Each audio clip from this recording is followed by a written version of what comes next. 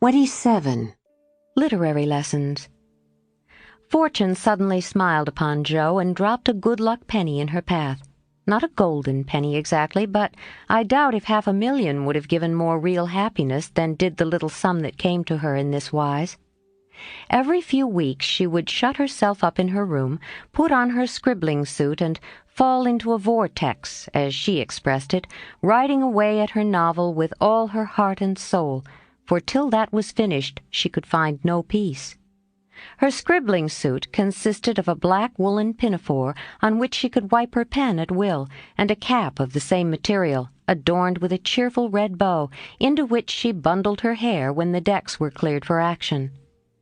This cap was a beacon to the inquiring eyes of her family, who during these periods kept their distance, merely popping in their heads semi-occasionally to ask with interest, "Does genius burn, Jo?" They did not always venture even to ask this question, but took an observation of the cap and judged accordingly. If this expressive article of dress was drawn low upon the forehead, it was a sign that hard work was going on. In exciting moments it was pushed rakishly askew, and when despair seized the author, it was plucked wholly off and cast upon the floor. At such times the intruder silently withdrew, and not until the red bow was seen gaily erect upon the gifted brow did anyone dare address Jo. She did not think herself a genius by any means, but when the writing fit came on, she gave herself up to it with entire abandon, and led a blissful life, unconscious of want, care, or bad weather, while she sat safe and happy in an imaginary world, full of friends almost as real and dear to her as any in the flesh. Sleep forsook her eyes, meals stood untasted, day and night were all too short to enjoy the happiness which blessed her only at such times, and made these hours worth living, even if they bore no other fruit. The divine afflatus usually lasted a week or two, and then she emerged from her vortex hungry, sleepy, cross, or despondent. She was just recovering from one of these attacks when she was prevailed upon to escort Miss Crocker to a lecture, and in return for her virtue was rewarded with a new idea. It was a people's course, the lecture on the pyramids, and Jo rather wondered at the choice of such a subject for such an audience, but took it for granted that some great social evil would be remedied, or some great want supplied by unfolding the glories of the Pharaohs to an audience whose thoughts were busy with the price of coal and flour, and whose lives were spent in trying to solve harder riddles than that of the Sphinx. They were early, and while Miss Crocker set the heel of her stocking, Jo amused herself by examining the faces of the people who occupied the seat with them. On her left were two matrons with massive foreheads and bonnets to match, discussing woman's rights and making tatting. Beyond sat a pair of humble lovers, artlessly holding each other by the hand, a sombre spinster eating peppermints out of a paper bag, and an old gentleman taking his preparatory nap behind a yellow bandana. On her right, her only neighbor was a studious-looking lad absorbed in a newspaper. It was a pictorial sheet, and Jo examined the work of art nearest her, idly wondering what unfortuitous concatenation of circumstances needed the melodramatic illustration of an Indian in full war costume, tumbling over a precipice with a wolf at his throat, while two infuriated young gentlemen, with unnaturally small feet and big eyes, were stabbing each other close by, and a disheveled female was flying away in the background with her mouth wide open. Pausing to turn a page, the lad saw her looking, and with boyish good nature offered half his paper, saying bluntly, "Want to read it? That's a first-rate story." Jo accepted it with a smile, for she had never outgrown her liking for lads, and soon found herself involved in the usual labyrinth of love, mystery, and murder. For the story belonged to that class of light literature in which the passions have a holiday, and when the author's invention fails, a grand catastrophe clears the stage of one half the dramatis personae, leaving the other half to exult over their downfall. "Prime, isn't it?" asked the boy, as her eye went down the last paragraph of her portion. "I think you and I could do as well as that if we tried," returned Jo, amused at his admiration of the trash. "I should think I was a pretty lucky chap if I could. She makes a good living out of such stories, they say." and he pointed to the name of Mrs. S.L.A.N.G. Northberry under the title of the tale. "Do you know her?" asked Joe with sudden interest. "No, but I read all her pieces, and I know a fellow who works in the office where this paper is printed." "Do you say she makes a good living out of stories like this?" And Joe looked more respectfully at the agitated group and thickly sprinkled exclamation points that adorned the page. "Yes, she does. She knows just what folks like and gets paid well for writing it." Here the lecture began, but Joe heard very little of it, for while Professor Sands was prosing away about Belzoni, Cheops, Scarabei, and hieroglyphics, she was covertly taking down the address of the paper and boldly resolving to try for the $100 prize offered in its columns for a sensational story. By the time the lecture ended and the audience awoke, she had built up a splendid fortune for herself, not the first founded upon paper, and was already deep in the concoction of her story, being unable to decide whether the duel should come before the elopement or after the murder. She said nothing of her plan at home, but fell to work next day, much to the disquiet of her mother, who always looked a little anxious when genius took to burning. Jo had never tried this style before, contenting herself with very mild romances for the Spread Eagle. Her theatrical experience and miscellaneous reading were of service now, for they gave her some idea of dramatic effect and supplied plot, language, and costumes.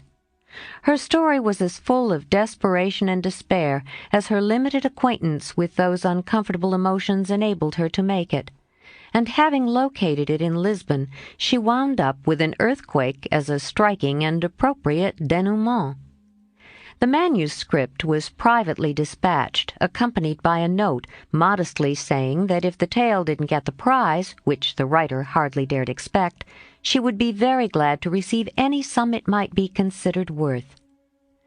6 weeks is a long time to wait, and a still longer time for a girl to keep a secret, but Jo did both, and was just beginning to give up all hope of ever seeing her manuscript again when a letter arrived which almost took her breath away.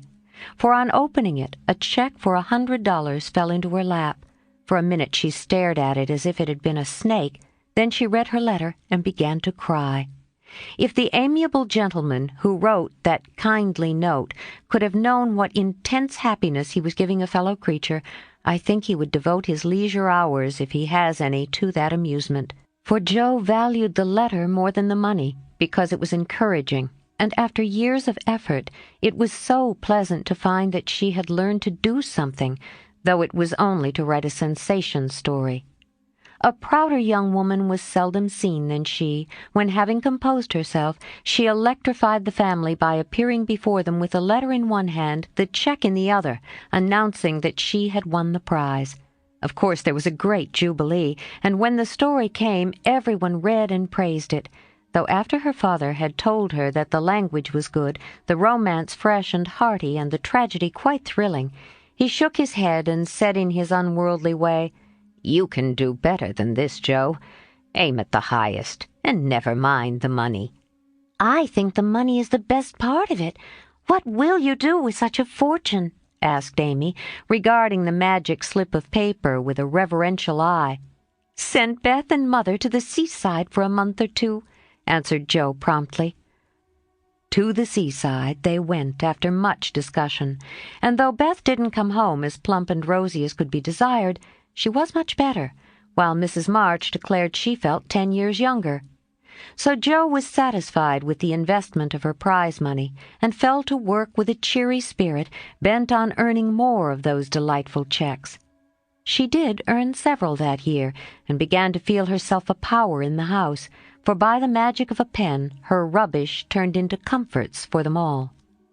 The Duke's daughter paid the butcher's bill, the phantom hand put down a new carpet, and the curse of the Coventrys proved the blessing of the Marches in the way of groceries and gowns. Wealth is certainly a most desirable thing, but poverty has its sunny side, and one of the sweet uses of adversity is the genuine satisfaction which comes from hearty work of head or hand, and to the inspiration of necessity we owe half the wise, beautiful, and useful blessings of the world.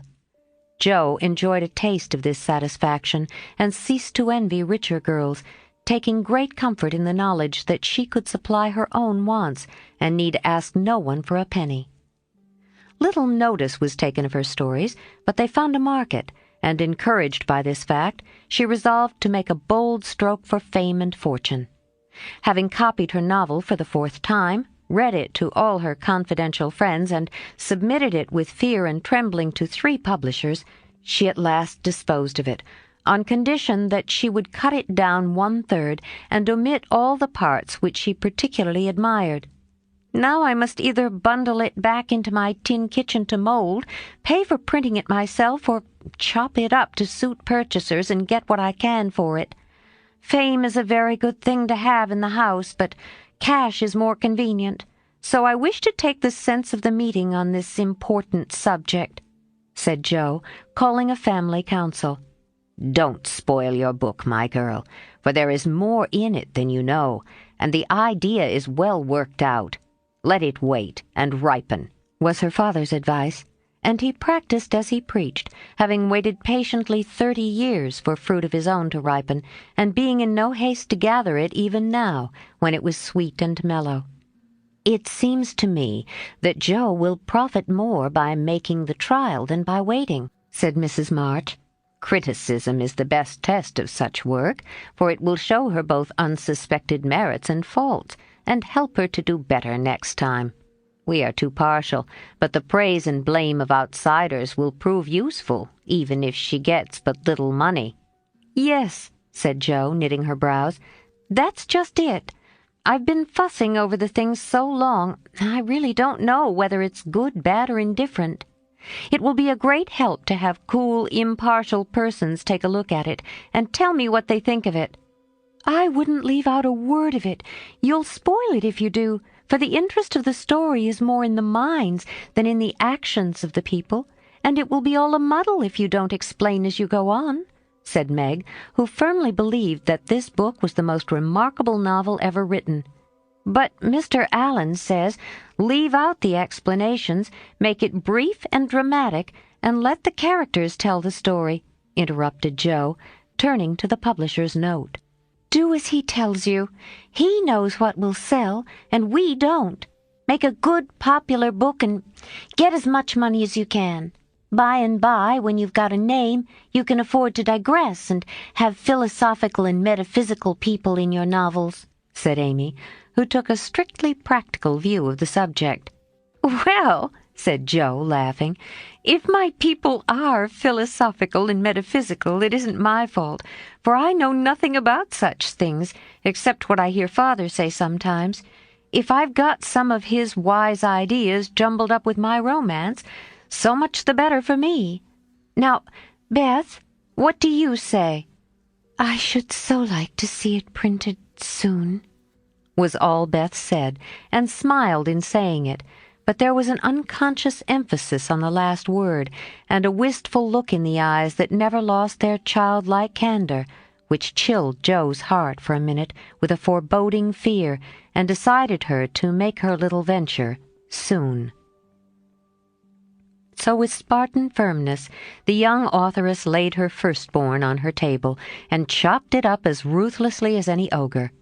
In the hope of pleasing everyone, she took everyone's advice, and like the old man and his donkey in the fable, suited nobody. Her father liked the metaphysical streak which had unconsciously got into it, so that was allowed to remain, though she had her doubts about it. Her mother thought that there was a trifle too much description. Out, therefore, it nearly all came, and with it many necessary links in the story. Meg admired the tragedy, so Jo piled up the agony to suit her, while Amy objected to the fun, and with the best intentions in life, Jo quenched the sprightly scenes which relieved the somber character of the story. Then, to complete the ruin, she cut it down 1/3 and confidingly sent the poor little romance, like a picked robin, out into the big busy world to try its fate. Well, it was printed, and she got $300 for it. Likewise plenty of praise and blame, both so much greater than she expected that she was thrown into a state of bewilderment, from which it took her some time to recover.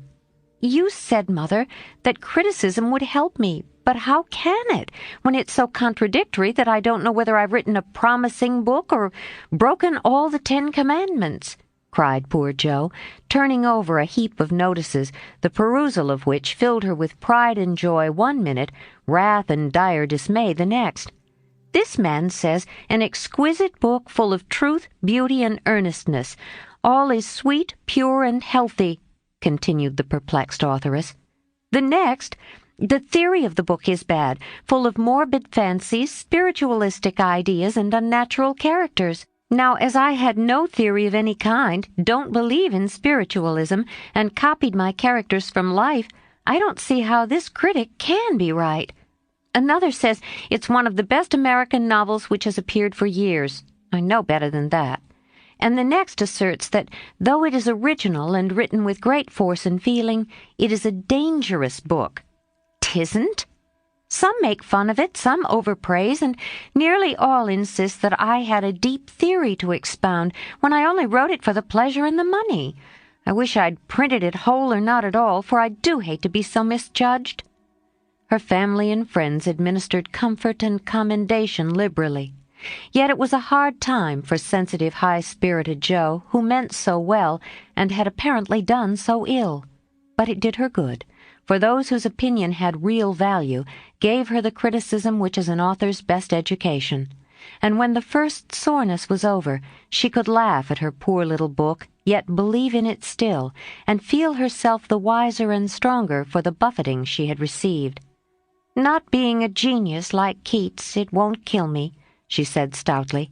"And I've got the joke on my side, after all, for the parts that were taken straight out of real life are denounced as impossible and absurd, and the scenes that I made up out of my own silly head are pronounced charmingly natural, tender, and true.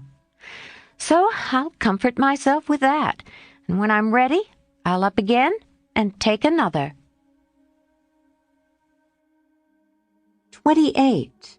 Domestic Experiences. Like most other young matrons, Meg began her married life with the determination to be a model housekeeper. John should find home a paradise. He should always see a smiling face, should fare sumptuously every day, and never know the loss of a button. She brought so much love, energy, and cheerfulness to the work that she could not but succeed in spite of some obstacles. Her paradise was not a tranquil one, for the little woman fussed, was over-anxious to please, and bustled about like a true Martha, cumbered with many cares. She was too tired sometimes even to smile. John grew dyspeptic after a course of dainty dishes, and ungratefully demanded plain fare. As for buttons, she soon learned to wonder where they went, to shake her head over the carelessness of men, and to threaten to make him sew them on himself, and then see if his work would stand impatient tugs and clumsy fingers any better than hers. They were very happy, even after they discovered that they couldn't live on love alone. John did not find Meg's beauty diminished, though she beamed at him from behind the familiar coffee-pot. Nor did Meg miss any of the romance from the daily parting, when her husband followed up his kiss with a tender inquiry, "Shall I send home veal or mutton for dinner, darling?" The little house ceased to be a glorified bower, but it became a home, and the young couple soon felt that it was a change for the better. At first they played keep-house and frolicked over it like children. Then John took steadily to business, feeling the cares of the head of a family upon his shoulders, and Meg laid by her cambric wrappers, put on a big apron, and fell to work, as before said, with more energy than discretion. While the cooking mania lasted, she went through Mrs. Cornelius's recipe book as if it were a mathematical exercise, working out the problems with patience and care. Sometimes her family were invited in to help eat up a too bounteous feast of successes, or Lottie would be privately dispatched with a batch of failures, which were to be concealed from all eyes in the convenient stomachs of the little Hummels. An evening with John over the account books usually produced a temporary lull in the culinary enthusiasm, and a frugal fit would ensue, during which the poor man was put through a course of bread pudding, hash, and warmed-over coffee, which tried his soul, although he bore it with praiseworthy fortitude. Before the golden mean was found, however, Meg added to her domestic possessions what young couples seldom get on long without, a family jar. Fired with a housewifely wish to see her storeroom stocked with homemade preserves, she undertook to put up her own currant jelly. John was requested to order home a dozen or so of little pots, and an extra quantity of sugar, for their own currants were ripe and were to be attended to at once. As John firmly believed that my wife was equal to anything, and took a natural pride in her skill, he resolved that she should be gratified, and their only crop of fruit laid by in a most pleasing form for winter use. Home came 4 dozen delightful little pots, half a barrel of sugar, and a small boy to pick the currants for her. With her pretty hair tucked into a little cap, arms bared to the elbow, and a checked apron which had a coquettish look in spite of the bib, the young housewife fell to work, feeling no doubts about her success, for hadn't she seen Hannah do it hundreds of times? The array of pots rather amazed her at first, but John was so fond of jelly, and the nice little jars would look so well on the top shelf, that Meg resolved to fill them all, and spent a long day picking, boiling, straining, and fussing over her jelly. She did her best. She asked advice of Mrs. Cornelius. She racked her brain to remember what Hannah did that she had left undone. She reboiled, resugared, and restrained, but that dreadful stuff wouldn't gel. She longed to run home, bib and all, and ask Mother to lend a hand, but John and she had agreed that they would never annoy anyone with their private worries, experiments, or quarrels. They had laughed over that last word as if the idea it suggested was a most preposterous one, but they had held to their resolve, and whenever they could get on without help, they did so, and no one interfered, for Mrs. March had advised the plan. So Meg wrestled alone with the refractory sweetmeats all that hot summer day, and at 5 o'clock sat down in her topsy-turvy kitchen, wrung her bedaubed hands, lifted up her voice, and wept. Now, in the first flush of the new life, she had often said, "My husband shall always feel free to bring a friend home whenever he likes. I shall always be prepared. There shall be no flurry, no scolding, no discomfort, but a neat house, a cheerful wife, and a good dinner. John, dear, never stop to ask my leave. Invite whom you please, and be sure of a welcome from me." How charming that was, to be sure! John quite glowed with pride to hear her say it, and felt what a blessed thing it was to have a superior wife. But although they had had company from time to time, it never happened to be unexpected, and Meg had never had an opportunity to distinguish herself till now. It always happens so in this vale of tears. There is an inevitability about such things which we can only wonder at, deplore, and bear as best we can. If John had not forgotten all about the jelly, it really would have been unpardonable in him to choose that day, of all the days in the year, to bring a friend home to dinner unexpectedly. Congratulating himself that a handsome repast had been ordered that morning, feeling sure that it would be ready to the minute, and indulging in pleasant anticipations of the charming effect it would produce when his pretty wife came running out to meet him, he escorted his friend to his mansion with the irrepressible satisfaction of a young host and husband. It is a world of disappointments, as John discovered when he reached the Dovecote. The front door usually stood hospitably open. Now it was not only shut, but locked, and yesterday's mud still adorned the steps. The parlor windows were closed and curtained, no picture of the pretty wife sewing on the piazza, in white, with a distracting little bow in her hair, or a bright-eyed hostess smiling a shy welcome as she greeted her guest. Nothing of the sort, for not a soul appeared but a sanguinary-looking boy asleep under the currant bushes. "I'm afraid something has happened. Step into the garden, Scott, while I look up Mrs. Brooke," said John, alarmed at the silence and solitude. Round the house he hurried, led by a pungent smell of burnt sugar, and Mr. Scott strolled after him with a queer look on his face. He paused discreetly at a distance when Brooke disappeared, but he could both see and hear, and, being a bachelor, enjoyed the prospect mightily. In the kitchen reigned confusion and despair. One edition of jelly was trickled from pot to pot, another lay upon the floor, and a third was burning gaily on the stove. Lottie, with Teutonic phlegm, was calmly eating bread and currant wine, for the jelly was still in a hopelessly liquid state, while Mrs. Brooke, with her apron over her head, sat sobbing dismally. "My dearest girl, what is the matter?" cried John, rushing in, with awful visions of scalded hands, sudden news of affliction, and secret consternation at the thought of the guest in the garden. "Oh, John, I am so tired and hot and cross and worried. I've been at it till I'm worn out. Do come and help me or I shall die." And the exhausted housewife cast herself upon his breast, giving him a sweet welcome in every sense of the word, for her pinafore had been baptized at the same time as the floor. "What worries you, dear? Has anything dreadful happened?" asked the anxious John, tenderly kissing the crown of the little cap, which was all askew. "Yes," sobbed Meg despairingly. "Tell me quick, then. Don't cry. I can bear anything better than that. Out with it, love." The jelly won't gel, and I don't know what to do."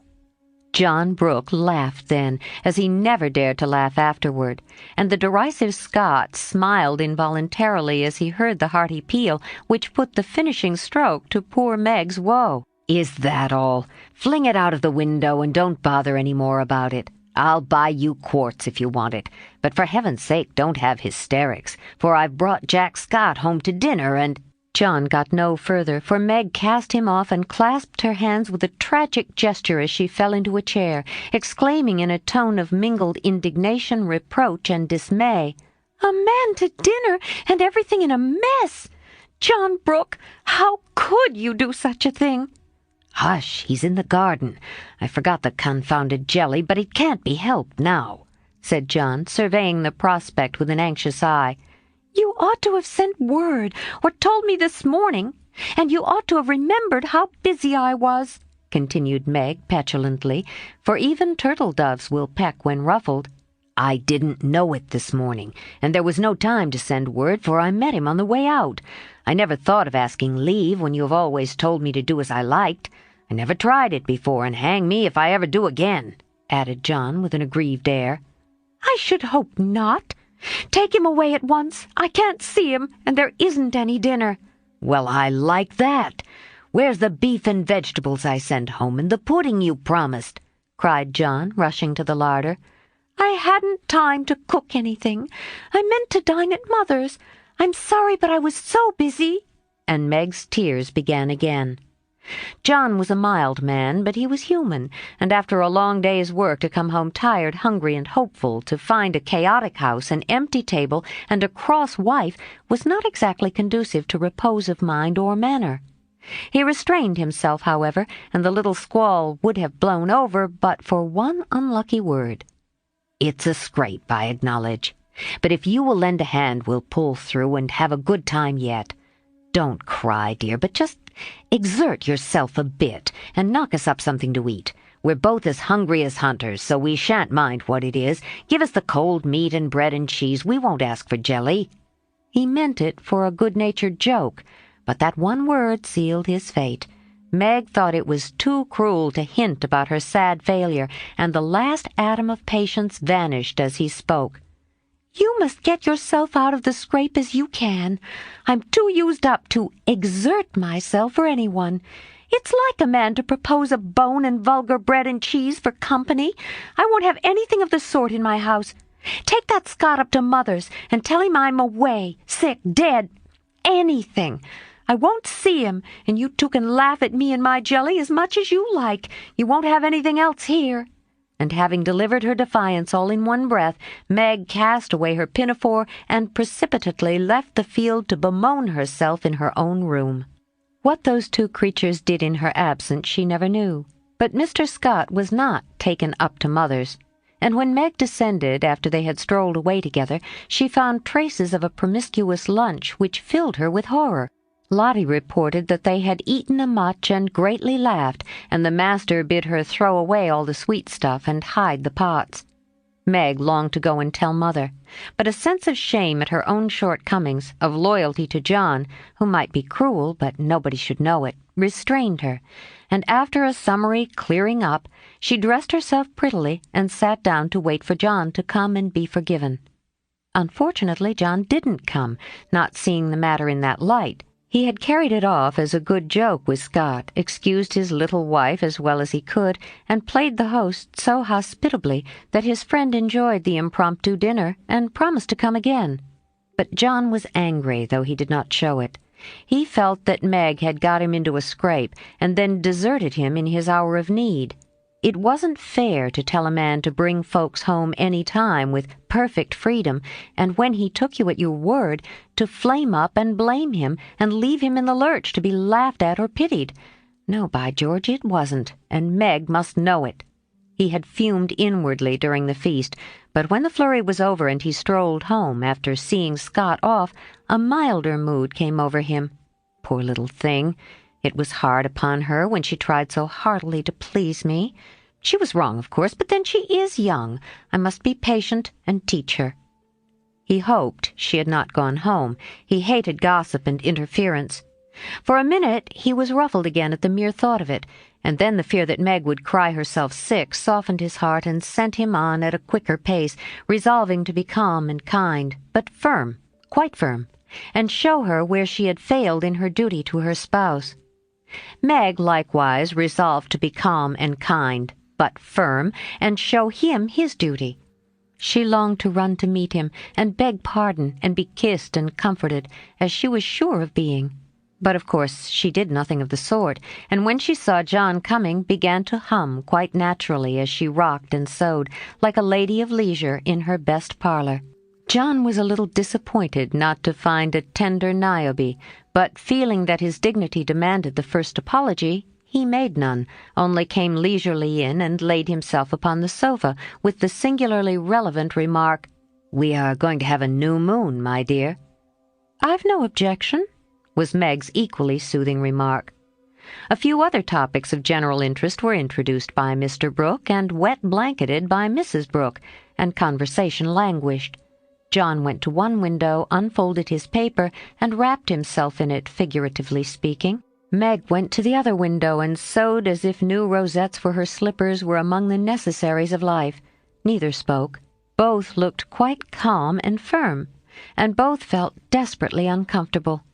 Oh dear, thought Meg, married life is very trying and does need infinite patience as well as love, as Mother says. The word mother suggested other maternal counsels given long ago and received with unbelieving protests. John is a good man, but he has his faults, and you must learn to see and bear with them, remembering your own. He is very decided, but never will be obstinate if you reason kindly, not oppose impatiently. He is very accurate and particular about the truth, a good trait, though you call him fussy. Never deceive him by look or word, Meg, and he will give you the confidence you deserve, the support you need. He has a temper, not like ours, one flash and then all over, but the white, still anger that is seldom stirred, but once kindled is hard to quench. Be careful, very careful, not to wake this anger against yourself, for peace and happiness depend on keeping his respect. Watch yourself. Be the first to ask pardon if you both err, and guard against the little piques, misunderstandings, and hasty words that often pave the way for bitter sorrow and regret. These words came back to Meg as she sat sewing in the sunset, especially the last. This was the first serious disagreement. Her own hasty speeches sounded both silly and unkind as she recalled them. Her own anger looked childish now, and thoughts of poor John coming home to such a scene quite melted her heart. She glanced at him with tears in her eyes, but he did not see them. She put down her work and got up, thinking, "I will be the first to say forgive me," but he did not seem to hear her. She went very slowly across the room, for pride was hard to swallow, and stood by him, but he did not turn his head. For a minute she felt as if she really couldn't do it. Then came the thought, "This is the beginning. I'll do my part, and have nothing to reproach myself with." And stooping down, she softly kissed her husband on the forehead. Of course that settled it. The penitent kiss was better than a world of words, and John had her on his knee in a minute, saying tenderly, "It was too bad to laugh at the poor little jelly pots. Forgive me, dear. I never will again." But he did. Oh, bless you, yes, hundreds of times, and so did Meg, both declaring that it was the sweetest jelly they ever made, for family peace was preserved in that little family jar. After this, Meg had Mr. Scott to dinner by special invitation, and served him up a pleasant feast without a cooked wife for the first course, on which occasion she was so gay and gracious, and made everything go off so charmingly, that Mr. Scott told John he was a happy fellow, and shook his head over the hardships of bachelorhood all the way home. In the autumn, new trials and experiences came to Meg. Sally Moffat renewed her friendship, was always running out for a dish of gossip at the little house, or inviting that poor dear to come in and spend the day at the big house. It was pleasant, for in dull weather Meg often felt lonely. All were busy at home, John absent till night, and nothing to do but sew or read or potter about. So it naturally fell out that Meg got into the way of gadding and gossiping with her friend. Seeing Sally's pretty things made her long for such, and pity herself because she had not got them. Sally was very kind, and often offered her the coveted trifles, but Meg declined them, knowing that John wouldn't like it. And then this foolish little woman went and did what John disliked infinitely worse. She knew her husband's income, and she loved to feel that he trusted her, not only with his happiness, but what some men seem to value more, his money. She knew where it was free to take what she liked, and all he asked was that she should keep account of every penny, pay bills once a month, and remember that she was a poor man's wife. Till now she had done well, been prudent and exact, kept her little account books neatly, and showed them to him monthly without fear. But that autumn the serpent got into Meg's paradise and tempted her, like many a modern Eve, not with apples, but with dress. Meg didn't like to be pitied and made to feel poor. It irritated her, but she was ashamed to confess it, and now and then she tried to console herself by buying something pretty, so that Sally needn't think she had to economize. She always felt wicked after it, for the pretty things were seldom necessaries, but then they cost so little it wasn't worth worrying about. So the trifles increased unconsciously, and in the shopping excursions she was no longer a passive looker-on. But the trifles cost more than one would imagine, and when she cast up her accounts at the end of the month, the sum total rather scared her. John was busy that month, and left the bills to her. The next month he was absent, but the third he had a grand quarterly settling up, and Meg never forgot it. A few days before she had done a dreadful thing, and it weighed upon her conscience. Sally had been buying silks, and Meg longed for a new one, just a handsome light one for parties. Her black silk was so common, and thin things for evening wear were only proper for girls. Aunt March usually gave the sisters a present of $25 apiece at New Year. That was only a month to wait, and here was a lovely violet silk going at a bargain, and she had the money, if she only dared to take it. John always said what was his was hers, but would he think it right to spend not only the prospective 25, but another 25 out of the household fund? That was the question. Sally had urged her to do it, had offered to loan the money, and with the best intentions in life had tempted Meg beyond her strength. In an evil moment the shopman held up the lovely shimmering folds and said, "A bargain, I assure you, ma'am." She answered, "I'll take it." And it was cut off and paid for, and Sally had exulted, and she had laughed as if it were a thing of no consequence, and driven away, feeling as if she had stolen something and the police were after her. When she got home, she tried to assuage the pangs of remorse by spreading forth the lovely silk, but it looked less silvery now, didn't become her after all, and the words $50 seemed stamped like a pattern down each breadth. She put it away, but it haunted her, not delightfully as a new dress should, but dreadfully, like the ghost of a folly that was not easily laid. When John got out his books that night, Meg's heart sank, and for the first time in her married life she was afraid of her husband. The kind brown eyes looked as if they could be stern, and though he was unusually merry, she fancied he had found her out, but didn't mean to let her know it. The house bills were all paid, the books all in order. John had praised her, and was undoing the old pocket-book which they called the bank, when Meg, knowing that it was quite empty, stopped his hand, saying nervously, "You haven't seen my private expense book yet." John never asked to see it, but she always insisted on his doing so, and used to enjoy his masculine amazement at the queer things women wanted, and made him guess what piping was, demand fiercely the meaning of a hug-me-tight, or wonder how a little thing composed of 3 rosebuds, a bit of velvet, and a pair of strings could possibly be a bonnet and cost $5 or $6. That night he looked as if he would like the fun of quizzing her figures and pretending to be horrified at her extravagance, as he often did, being particularly proud of his prudent wife. The little book was brought slowly out and laid down before him. Meg got behind his chair under pretense of smoothing the wrinkles out of his tired forehead, and standing there she said, with her panic increasing with every word, "John, dear, I'm ashamed to show you my book, for I've really been dreadfully extravagant lately. I go about so much I must have things, you know, and Sally advised my getting it, so I did, and my New Year's money will partly pay for it, but I was sorry after I'd done it, for I knew you'd think it wrong in me." John laughed and drew her round beside him, saying good-humoredly, "Don't go and hide. I won't beat you if you have got a pair of killing boots. I'm rather proud of my wife's feet, and don't mind if she does pay $8 or $9 for her boots, if they are good ones." That had been one of her last trifles, and John's eye had fallen on it as he spoke. "Oh, what will he say when he comes to that awful $50, thought Meg with a shiver. "It's worse than boots. It's a silk dress," she said, with the calmness of desperation, for she wanted the worst over. "Well, dear, what is the dem de total, as Mr. Mantalini says?"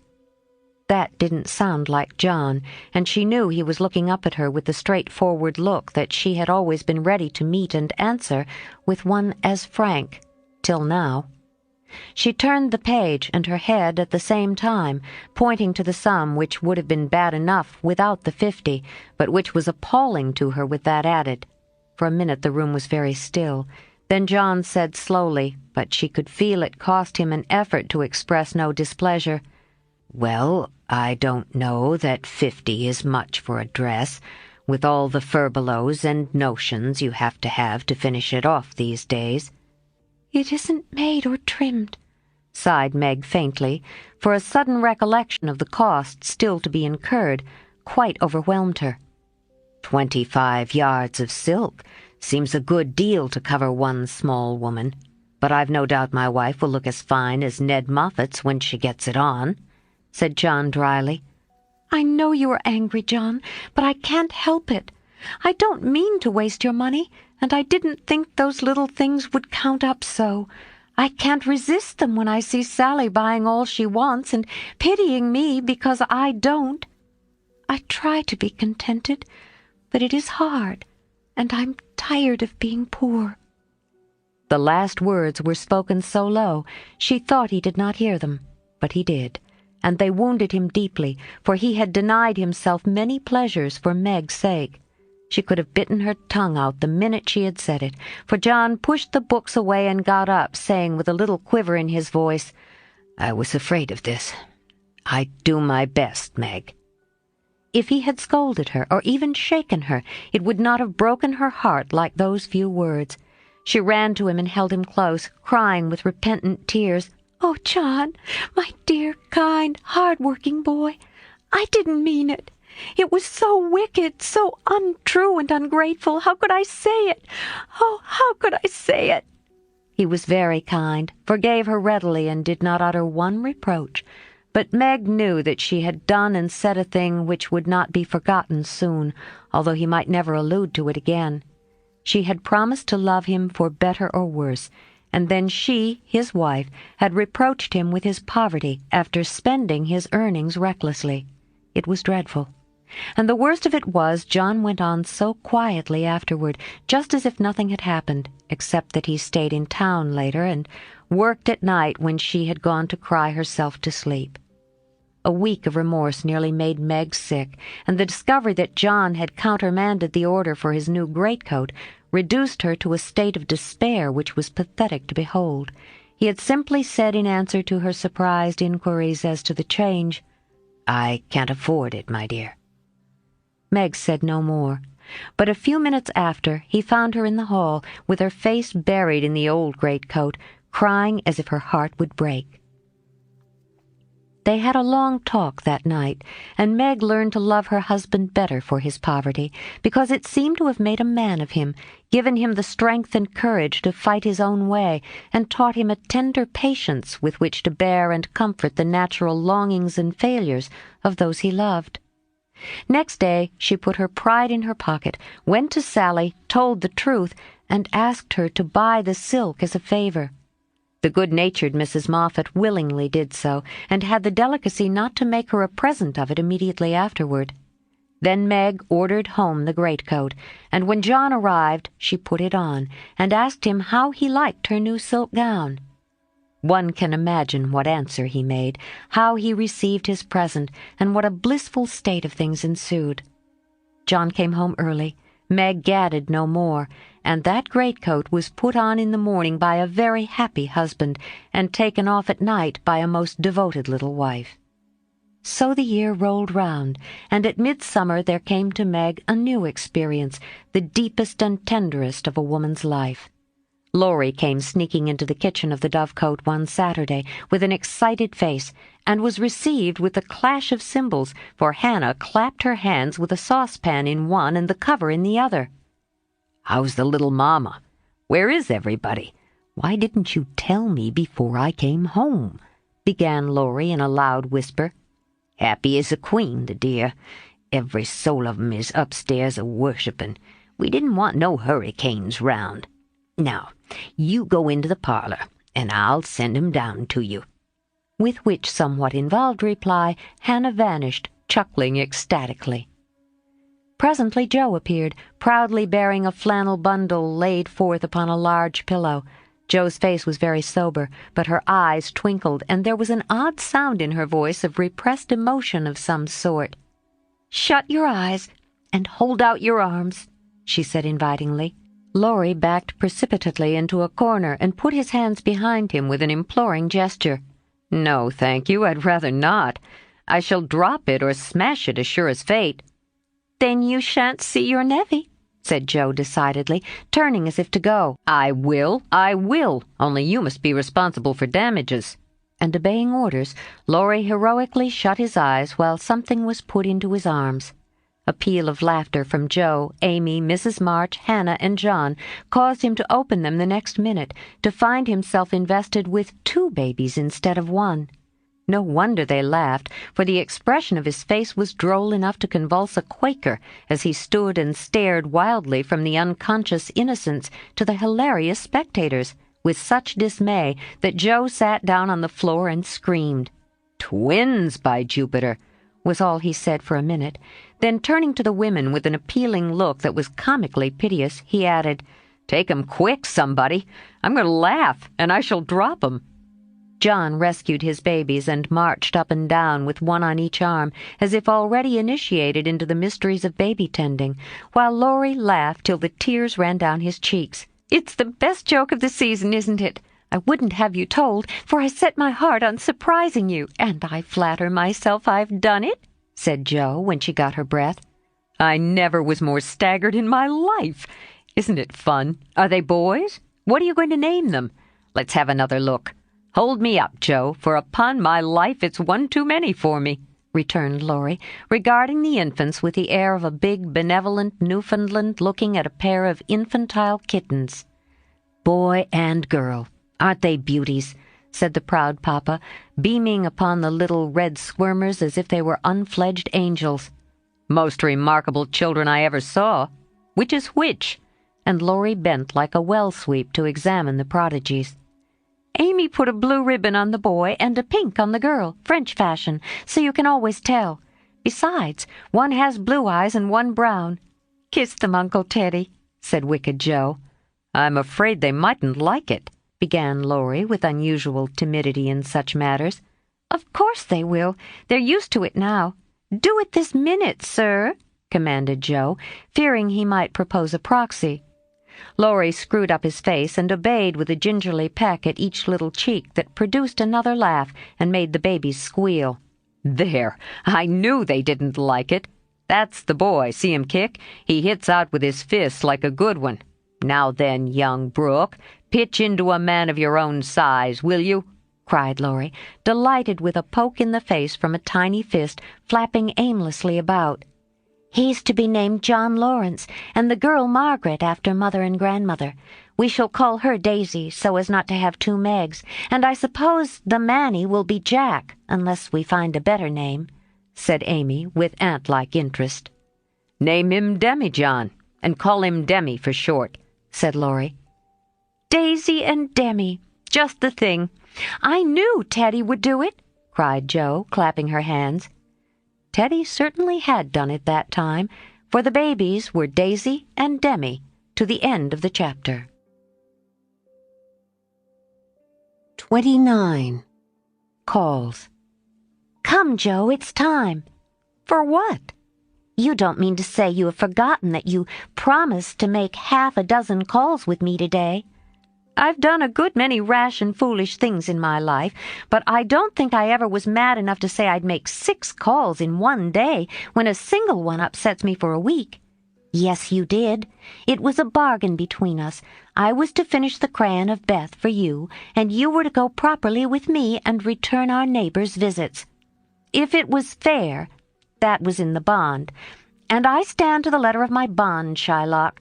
There is a pile of clouds in the east. It's not fair, and I don't go. Now that's shirking. It's a lovely day, no prospect of rain, and you pride yourself on keeping promises. So be honorable. Come and do your duty, and then be at peace for another 6 months." At that minute Jo was particularly absorbed in dressmaking, for she was the mantua-maker to the family, and took especial credit to herself because she could use a needle as well as a pen. It was very provoking to be arrested in the act of a first trying on and ordered out to make calls in her best array on a warm July day. She hated calls of the formal sort, and never made any till Amy compelled her with a bargain, bribe, or promise.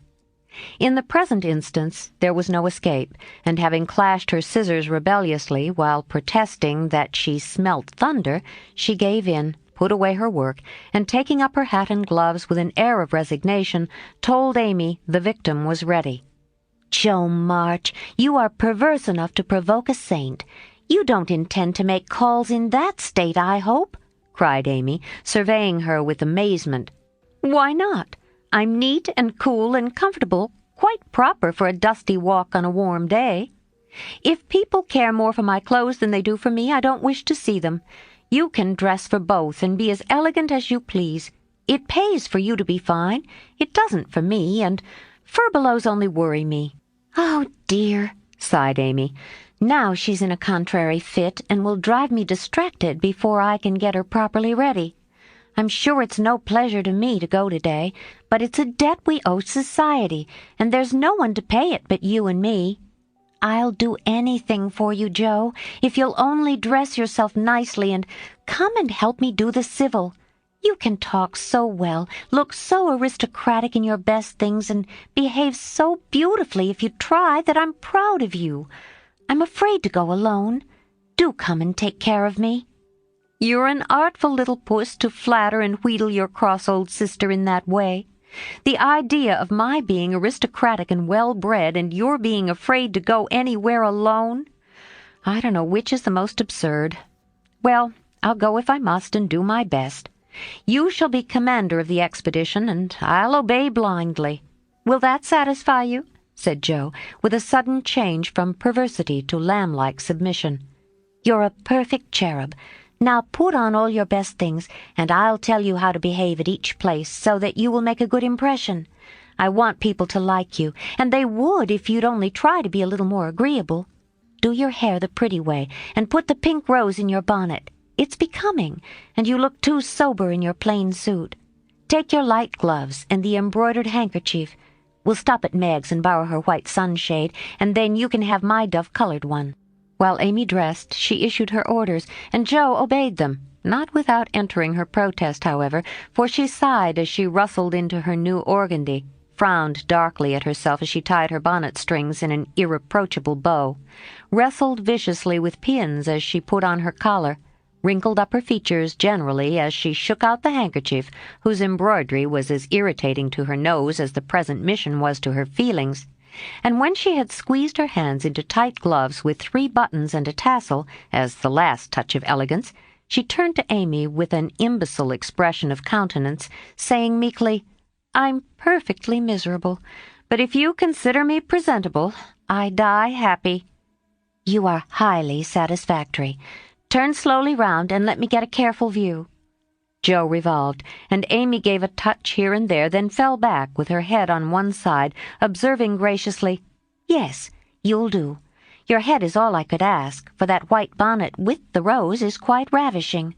Hold back your shoulders and carry your hands easily, no matter if your gloves do pinch. There's one thing you can do well, Jo, that is, wear a shawl. I can't, but it's very nice to see you, and I'm so glad Aunt March gave you that lovely one. It's simple but handsome, and those folds over the arm are really artistic. Is the point of my mantle in the middle? And have I looped my dress evenly? I like to show my boots, for my feet are pretty, though my nose isn't." "You are a thing of beauty and a joy forever," said Jo, looking through her hand with the air of a connoisseur at the blue feather against the gold hair. "Am I to drag my best dress through the dust, or loop it up, please, ma'am?" "Hold it up when you walk, but drop it in the house. The sweeping style suits you best, and you must learn to trail your skirts gracefully. You haven't half-buttoned one cuff. Do it at once. You'll never look finished if you are not careful about the little details, for they make up the pleasing whole." Jo sighed, and proceeded to burst the buttons off her glove, in doing up her cuff. But at last both were ready and sailed away, looking as pretty as pictures, Hannah said, as she hung out of the upper window to watch them. "Now, Jo dear, the Chesters consider themselves very elegant people, so I want you to put on your best deportment. Don't make any of your abrupt remarks or do anything odd, will you? Just be calm, cool, and quiet. That's safe and ladylike, and you can easily do it for 15 minutes. said Amy as they approached the first place, having borrowed the white parasol and been inspected by Meg with a baby on each arm. "Let me see. Calm, cool, and quiet. Yes, I think I can promise that. I've played the part of a prim young lady on the stage, and I'll try it off. My powers are great, as you shall see, so be easy in your mind, my child."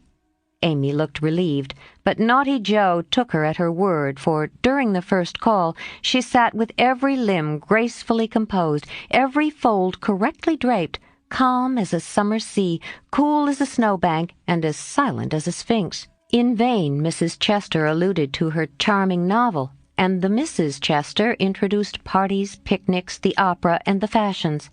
Each and all were answered by a smile, a bow, and a demure yes or no with the chill on. In vain Amy telegraphed the word talk, tried to draw her out, and administered covert pokes with her foot. Jo sat as if blandly unconscious of it all, with deportment like Maud's face, icily regular, splendidly null. "What a haughty, uninteresting creature that oldest Miss March is," was the unfortunately audible remark of one of the ladies as the door closed upon their guests. Jo laughed noiselessly all through the hall, but Amy looked disgusted at the failure of her instructions, and very naturally laid the blame upon Jo. "How could you mistake me so? I merely meant you to be properly dignified and composed, and you made yourself a perfect stock and stone. Try to be sociable at the Lambs, gossip as other girls do, and be interested in clothes and flirtations and whatever nonsense comes up. They move in the best society, are valuable persons for us to know, and I wouldn't fail to make a good impression there for anything." "I'll be agreeable. I'll gossip and giggle and have horrors and raptures over any trifle you like. I rather enjoy this, and now I'll imitate what is called a charming girl. I can do it, for I have May Chester as a model, and I'll improve upon her. See if the lambs don't say, 'What a lively, nice creature that Jo March is.'" Amy felt anxious, as well she might, for when Jo turned freakish there was no knowing where she would stop. Amy's face was a study when she saw her sister skim into the next drawing-room, kiss all the young ladies with effusion, beam graciously upon the young gentlemen, and join in the chat with a spirit which amazed the beholder. Amy was taken possession of by Mrs. Lamb, with whom she was a favorite, and forced to hear a long account of Lucretia's last attack, while 3 delightful young gentlemen hovered near, waiting for a pause when they might rush in and rescue her. So situated, she was powerless to check Jo, who seemed possessed by a spirit of mischief, and talked away as volubly as the old lady. A knot of heads gathered about her, and Amy strained her ears to hear what was going on, for broken sentences filled her with curiosity, and frequent peals of laughter made her wild to share the fun. One may imagine her suffering on overhearing fragments of this sort of conversation. "She rides splendidly. Who taught her?" "No one. She used to practice mounting, holding the reins, and sitting straight on an old saddle in a tree. Now she rides anything, for she doesn't know what fear is, and the stable-man lets her have horses cheap because she trains them to carry ladies so well. She has such a passion for it. I often tell her if everything else fails she can be a horsebreaker and get her living so." At this awful speech, Amy contained herself with difficulty, for the impression was being given that she was rather a fast young lady, which was her especial aversion. But what could she do? For the old lady was in the middle of her story, and long before it was done Jo was off again, making more droll revelations and committing still more fearful blunders. Yes, Amy was in despair that day, for all the good beasts were gone, and of 3 left, 1 was lame, 1 blind, and the other so balky that you had to put dirt in his mouth before he would start. Nice animal for a pleasure party, wasn't it? "Which did she choose?" asked one of the laughing gentlemen, who enjoyed the subject. "None of them. She heard of a young horse at the farmhouse over the river, and though a lady had never ridden him, she resolved to try, because he was handsome and spirited. Her struggles were really pathetic. There was no one to bring the horse to the saddle, so she took the saddle to the horse. My dear creature, she actually rode it over the river, put it on her head, and marched up to the barn to the utter amazement of the old man." "Did she ride the horse?" "Of course she did, and had a capital time. I expected to see her brought home in fragments, but she managed him perfectly and was the life of the party." "Well, I call that plucky." And young Mr. Lamb turned an approving glance upon Amy, wondering what his mother could be saying to make the girl look so red and uncomfortable. She was still redder and more uncomfortable a moment after, when a sudden turn in the conversation introduced the subject of dress.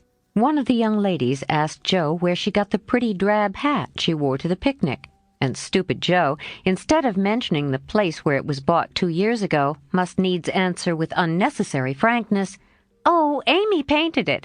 You can't buy those soft shades, so we paint ours any color we like. It's a great comfort to have an artistic sister." "Isn't that an original idea?" cried Miss Lamb, who found Jo great fun.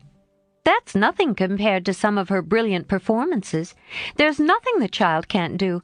Why, she wanted a pair of blue boots for Sally's party, so she just painted her soiled white ones the loveliest shade of sky blue you ever saw, and they looked exactly like satin," added Jo, with an air of pride in her sister's accomplishments that exasperated Amy till she felt that it would be a relief to throw her card case at her. "We read a story of yours the other day and enjoyed it very much," observed the elder Miss Lamb, wishing to compliment the literary lady, who did not look the character just then, it must be confessed. Any mention of her works always had a bad effect upon Jo, who either grew rigid and looked offended, or changed the subject with a brusque remark, as now. "Sorry you could find nothing better to read. I write that rubbish because it sells and ordinary people like it. Are you going to New York this winter?" As Miss Lamb had enjoyed the story, this speech was not exactly grateful or complimentary. The minute it was made, Jo saw her mistake, but fearing to make the matter worse, suddenly remembered that it was for her to make the first move toward departure, and did so with an abruptness that left 3 people with half-finished sentences in their mouths. "Amy, we must go. Goodbye, dear. Do come and see us. We are pining for a visit. I don't dare to ask you, Mr. Lamb, but if you should come, I don't think I shall have the heart to send you away." Jo said this with such a droll imitation of May Chester's gushing style that Amy got out of the room as rapidly as possible, feeling a strong desire to laugh and cry at the same time. "Didn't I do that well?" asked Jo with a satisfied air as they walked away.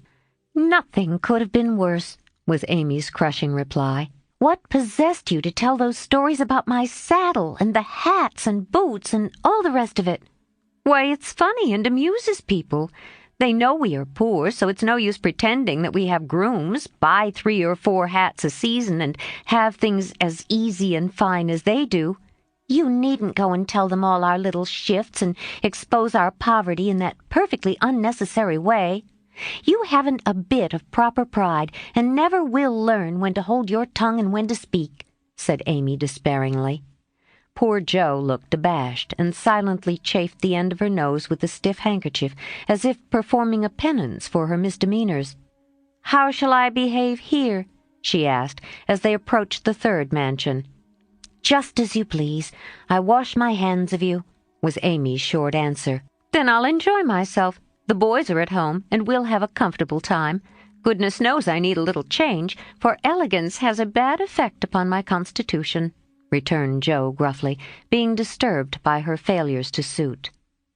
An enthusiastic welcome from 3 big boys and several pretty children speedily soothed her ruffled feelings, and leaving Amy to entertain the hostess and Mr. Tudor, who happened to be calling likewise, Jo devoted herself to the young folks and found the change refreshing.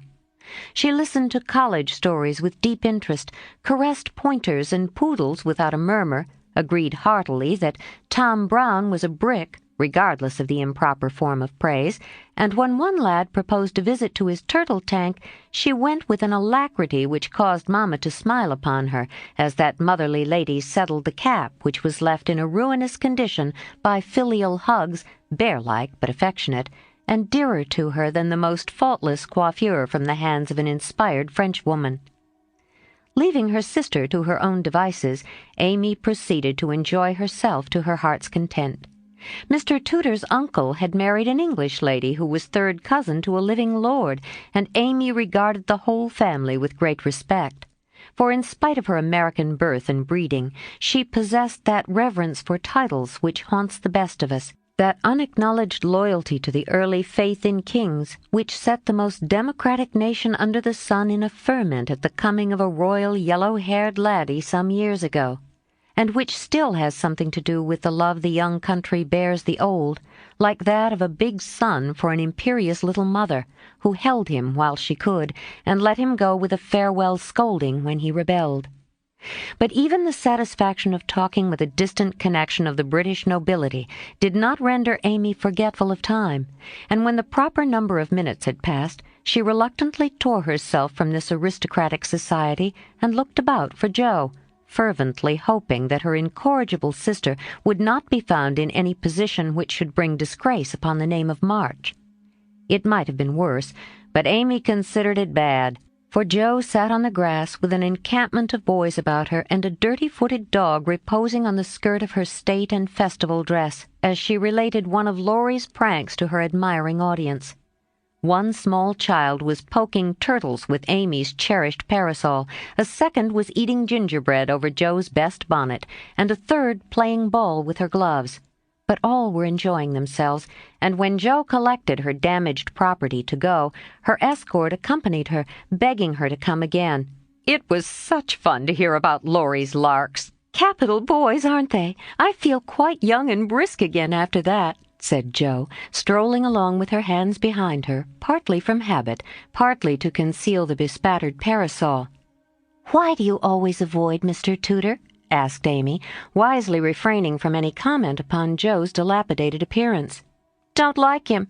He puts on airs, snubs his sisters, worries his father, and doesn't speak respectfully of his mother. Laurie says he is fast, and I don't consider him a desirable acquaintance, so I let him alone."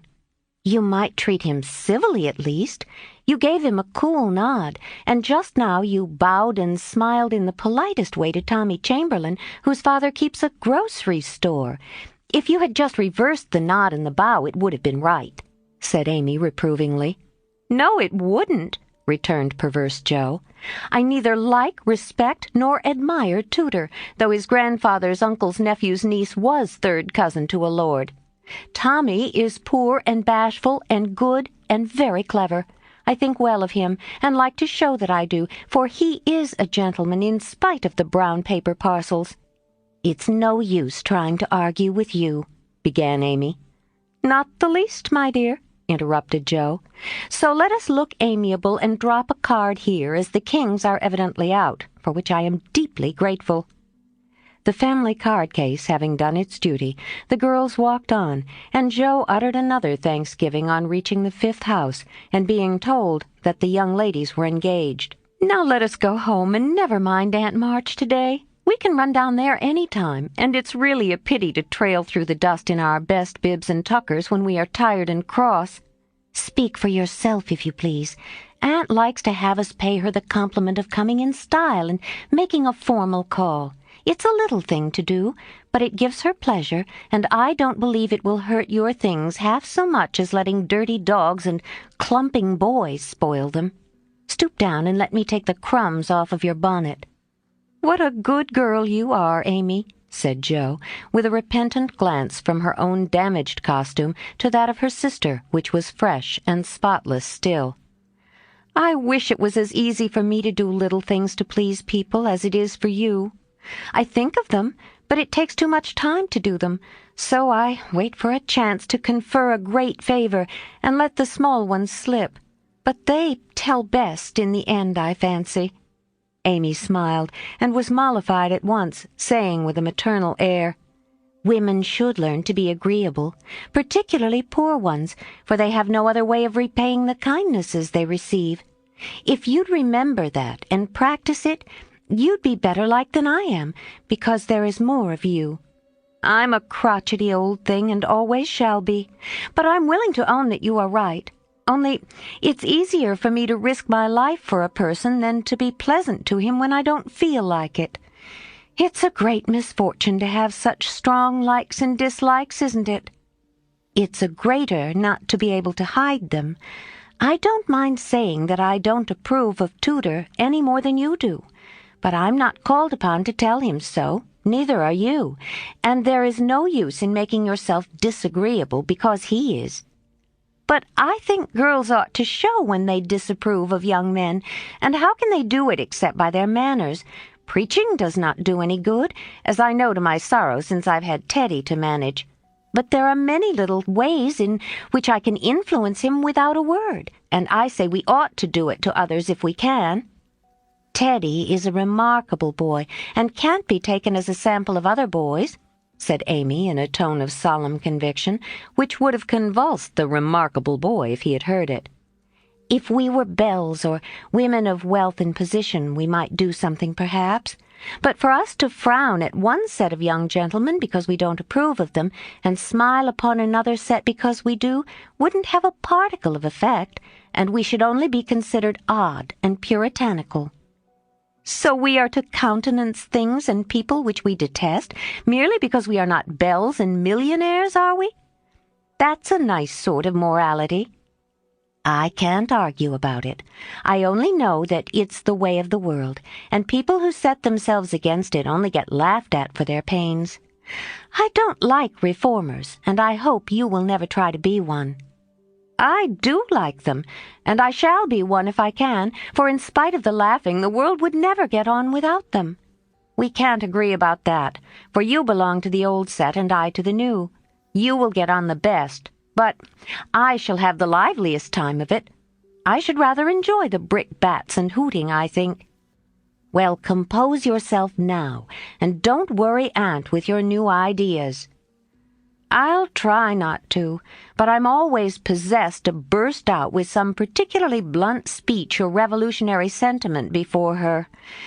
It's my doom, and I can't help it." They found Aunt Carol with the old lady, both absorbed in some very interesting subject, but they dropped it as the girls came in, with a conscious look which betrayed that they had been talking about their nieces. Joe was not in a good humor, and the perverse fit returned. But Amy, who had virtuously done her duty, kept her temper, and pleased everybody, was in a most angelic frame of mind. This amiable spirit was felt at once, and both the aunts my-deared her affectionately, looking what they afterwards said emphatically, "That child improves every day." "Are you going to help about the fair, dear?" asked Mrs. Carroll, as Amy sat down beside her with the confiding air elderly people like so well in the young. "Yes, Aunt. Mrs. Chester asked me if I would, and I offered to tend a table, as I have nothing but my time to give." "I'm not," put in Joe decidedly. "I hate to be patronized, and the Chesters think it's a great favor to allow us to help with their highly connected fair. I wonder you consented, Amy. They only want you to work."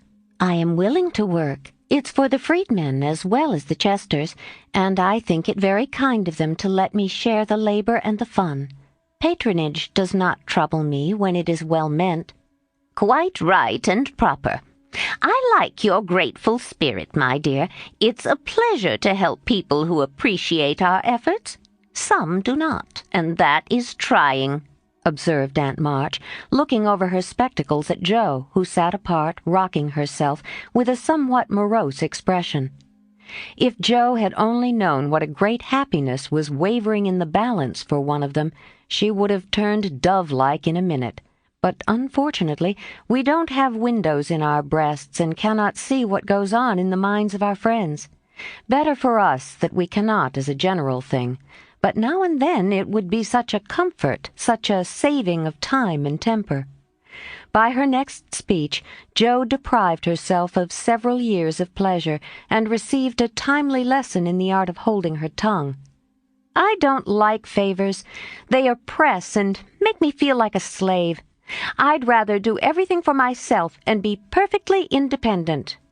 "Ahem," coughed Aunt Carol softly, with a look at Aunt March. "I told you so," said Aunt March, with a decided nod to Aunt Carol.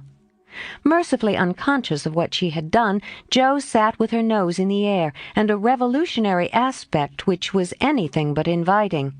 "Do you speak French, dear?" asked Mrs. Carroll, laying her hand on Amy's. "Pretty well, thanks to Aunt March, who lets Esther talk to me as often as I like," replied Amy, with a grateful look which caused the old lady to smile affably. "How are you about languages?" asked Mrs. Carroll of Jo. "Don't know a word. I'm very stupid about studying anything. Can't bear French. It's such a slippery, silly sort of language," was the brusque reply. Another look passed between the ladies, and Aunt March said to Amy, "You are quite strong and well now, dear, I believe. Eyes don't trouble you any more, do they?" "Not at all, thank you, ma'am. I'm very well, and mean to do great things next winter, so that I may be ready for Rome whenever that joyful time arrives." "Good girl. You deserve to go, and I'm sure you will some day," said Aunt March, with an approving pat on the head as Amy picked up her ball for her. "Crosspatch, draw the latch, sit by the fire and spin," squalled Polly, bending down from his perch on the back of her chair to peep into Jo's face with such a comical air of impertinent inquiry that it was impossible to help laughing. "Most observing bird," said the old lady. "Come and take a walk, my dear," cried Polly, hopping towards the china closet with a look suggestive of lump sugar. "Thank you, I will. Come, Amy." And Jo brought the visit to an end, feeling more strongly than ever that calls did have a bad effect upon her constitution. She shook hands in a gentlemanly manner, but Amy kissed both the aunts, and the girls departed, leaving behind them the impression of shadow and sunshine, which impression caused Aunt March to say as they vanished, "You'd better do it, Mary. I'll supply the money." And Aunt Carol to reply decidedly, "I certainly will, if her father and mother consent." 30. Consequences. Mrs. Chester's fare was so very elegant and select that it was considered a great honor by the young ladies of the neighborhood to be invited to take a table, and everyone was much interested in the matter. Amy was asked, but Jo was not, which was fortunate for all parties, as her elbows were decidedly akimbo at this period of her life, and it took a good many hard knocks to teach her how to get on easily. The haughty, uninteresting creature was let severely alone, but Amy's talent and taste were duly complimented by the offer of the art table, and she exerted herself to prepare and secure appropriate and valuable contributions to it. Everything went on smoothly till the day before the fair opened. Then there occurred one of the little skirmishes which it is almost impossible to avoid, when some 25 women, old and young, with all their private piques and prejudices, try to work together.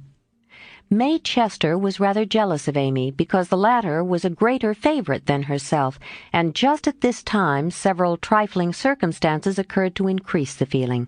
Amy's dainty pen and ink work entirely eclipsed May's painted vases. That was one thorn. Then the all-conquering tutor had danced 4 times with Amy at a late party, and only once with May. That was thorn number 2. But the chief grievance that rankled in her soul and gave her an excuse for her unfriendly conduct was a rumor which some obliging gossip had whispered to her that the March girls had made fun of her at the Lambs. All the blame of this should have fallen upon Jo, for her naughty imitation had been too lifelike to escape detection, and the frolicsome Lambs had permitted the joke to escape.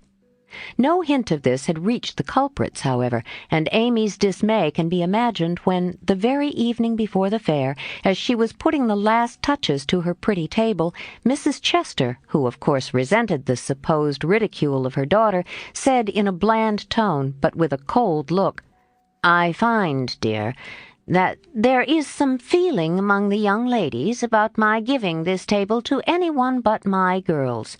As this is the most prominent, and some say the most attractive table of all, and they are the chief getters-up of the fair, it is thought best for them to take this place. I'm sorry, but I know you are too sincerely interested in the cause to mind a little personal disappointment, and you shall have another table, if you like." Mrs. Chester had fancied beforehand that it would be easy to deliver this little speech, but when the time came she found it rather difficult to utter it naturally, with Amy's unsuspicious eyes looking straight at her, full of surprise and trouble.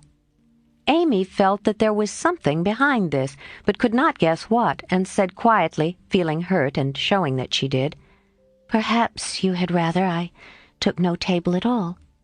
"Now, my dear, don't have any ill feeling, I beg. It's merely a matter of expediency, you see. My girls will naturally take the lead, and this table is considered their proper place. I think it very appropriate to you and feel very grateful for your efforts to make it so pretty. But we must give up our private wishes, of course, and I will see that you have a good place elsewhere.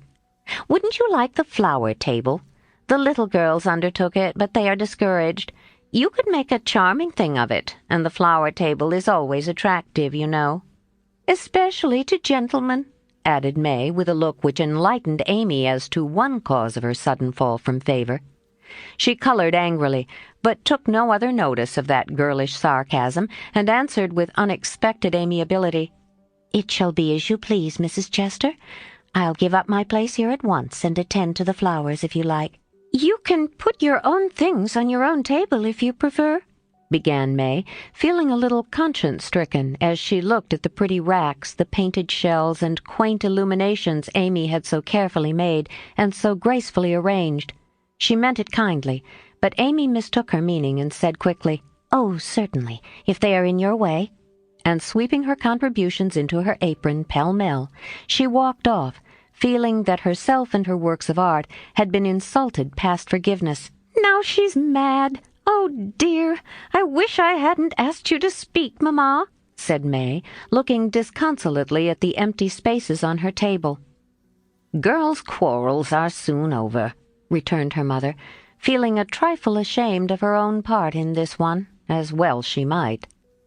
The little girls hailed Amy and her treasures with delight, which cordial reception somewhat soothed her perturbed spirit, and she fell to work, determined to succeed florally, if she could not artistically. But everything seemed against her. It was late, and she was tired. Everyone was too busy with their own affairs to help her, and the little girls were only hindrances, for the dears fussed and chattered like so many magpies, making a great deal of confusion in their artless efforts to preserve the most perfect order. The evergreen arch wouldn't stay firm after she got it up, but wiggled and threatened to tumble down on her head when the hanging baskets were filled. Her best tile got a splash of water, which left a sepia tear on the Cupid's cheek. She bruised her hands with hammering, and got cold working in a draught, which last affliction filled her with apprehensions for the morrow. Any girl reader who has suffered like afflictions will sympathize with poor Amy, and wish her well through with her task. There was great indignation at home when she told her story that evening. Her mother said it was a shame, but told her she had done right. Beth declared she wouldn't go to the fair at all, and Joe demanded why she didn't take all her pretty things and leave those mean people to get on without her. "Because they are mean is no reason why I should be. I hate such things, and though I think I've a right to be hurt, I don't intend to show it.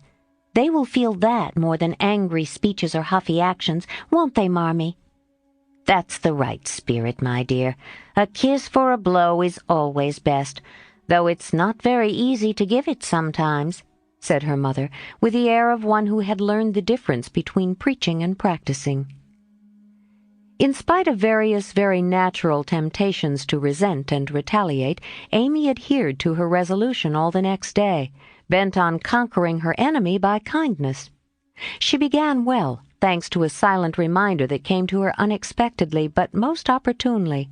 As she arranged her table that morning, while the little girls were in an anteroom filling the baskets, she took up her pet production, a little book, the antique cover of which her father had found among his treasures, and in which, on leaves of vellum, she had beautifully illuminated different texts. As she turned the pages, rich in dainty devices, with very pardonable pride, her eye fell upon one verse that made her stop and think. Framed in a brilliant scroll work of scarlet, blue, and gold, with little spirits of goodwill helping one another up and down among the thorns and flowers, were the words, "Thou shalt love thy neighbor as thyself." "I ought, but I don't," thought Amy, as her eye went from the bright page to May's discontented face behind the big vases, that could not hide the vacancies her pretty work had once filled.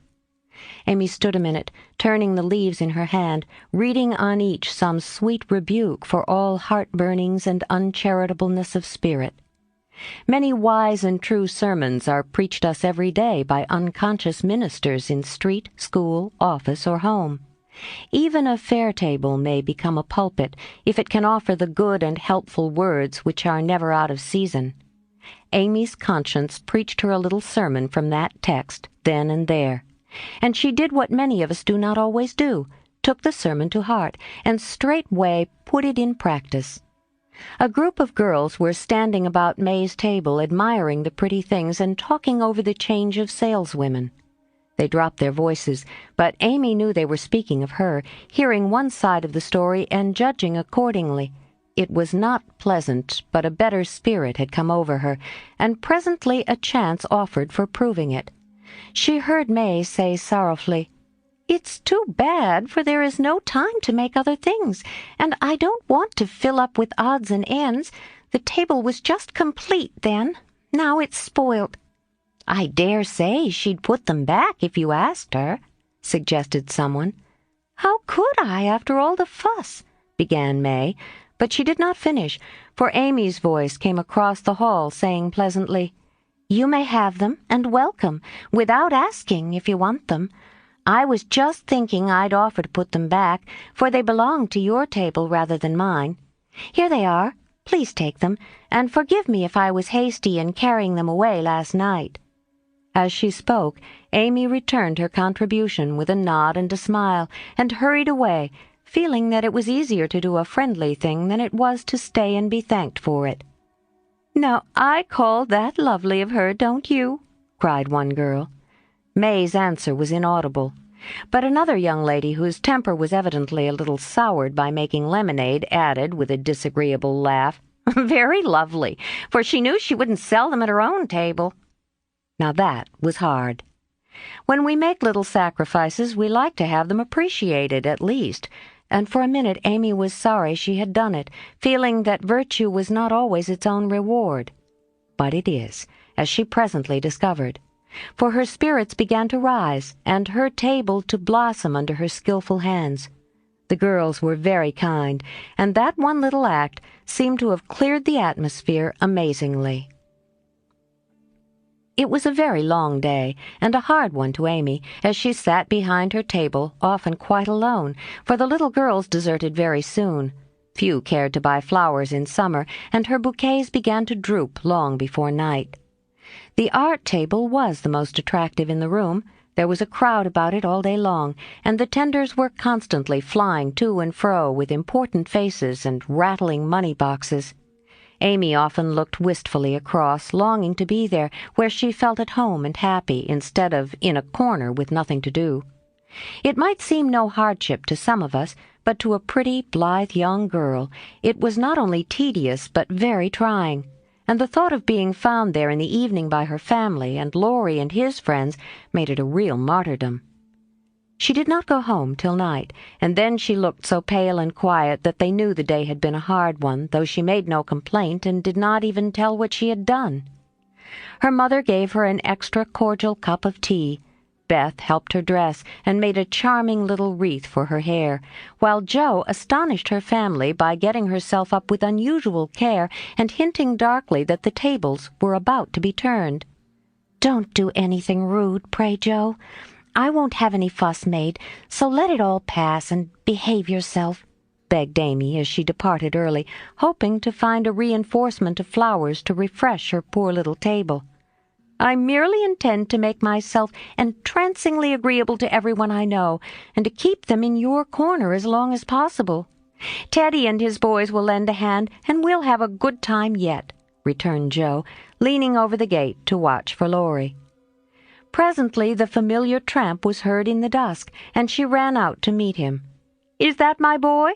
"As sure as this is my girl." And Laurie tucked her hand under his arm with the air of a man whose every wish was gratified. "Oh, Teddy, such goings!"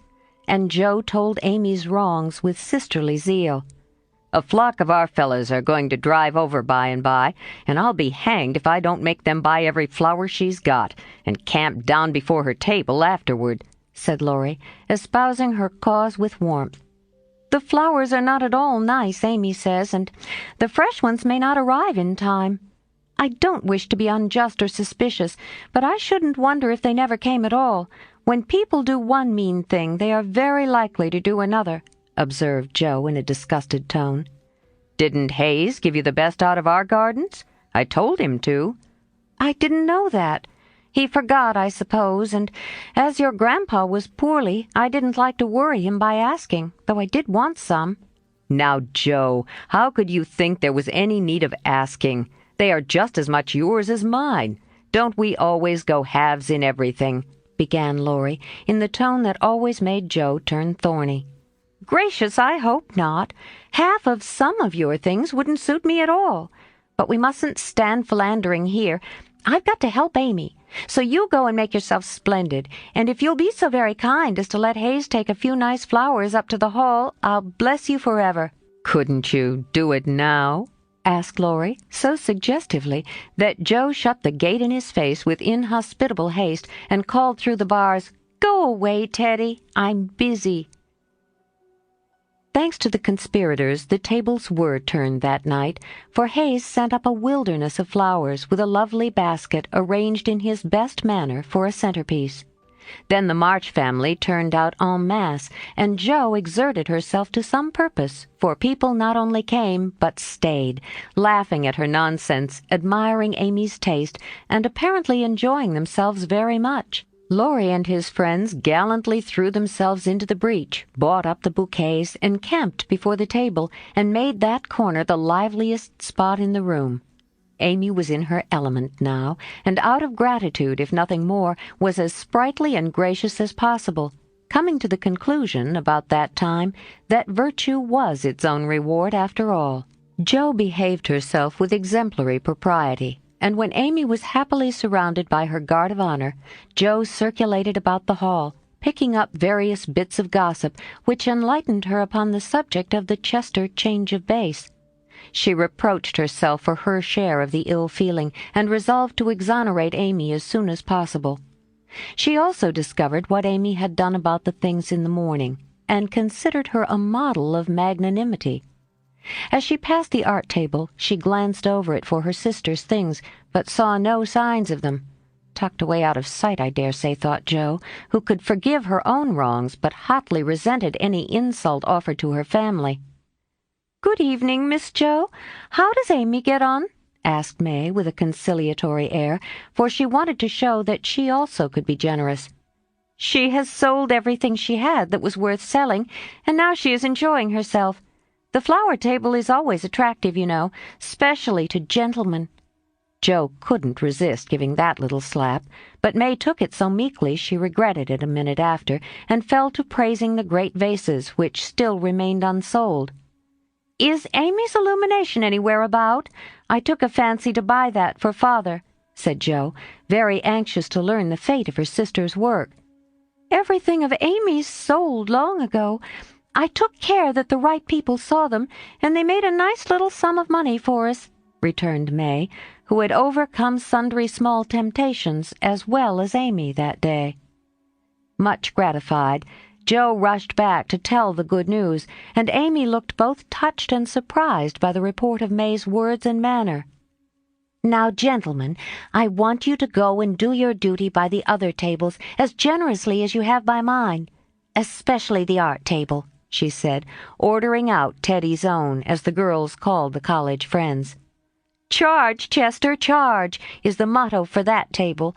But do your duty like men, and you'll get your money's worth of art, in every sense of the word," said the irrepressible Jo, as the devoted Phalanx prepared to take the field. "To hear is to obey, but March is fairer far than May," said little Parker, making a frantic effort to be both witty and tender, and getting promptly quenched by Laurie, who said, "Very well, my son, for a small boy," and walked him off with a paternal pat on the head. "Buy the vases," whispered Amy to Laurie, as a final heaping of coals of fire on her enemy's head. To May's great delight, Mr. Lawrence not only bought the vases, but pervaded the hall with one under each arm. The other gentlemen speculated with equal rashness in all sorts of frail trifles, and wandered helplessly about afterward, burdened with wax flowers, painted fans, filigree portfolios, and other useful and appropriate purchases. Aunt Carol was there, heard the story, looked pleased, and said something to Mrs. March in a corner, which made the latter lady beam with satisfaction, and watch Amy with a face full of mingled pride and anxiety, though she did not betray the cause of her pleasure till several days later. The fair was pronounced a success, and when May bade Amy good night, she did not gush as usual, but gave her an affectionate kiss, and a look which said forgive and forget. That satisfied Amy, and when she got home she found the vases paraded on the parlor chimney-piece with a great bouquet in each. "The reward of merit for a magnanimous march," as Laurie announced with a flourish. "You've a deal more principle and generosity and nobleness of character than I ever gave you credit for, Amy.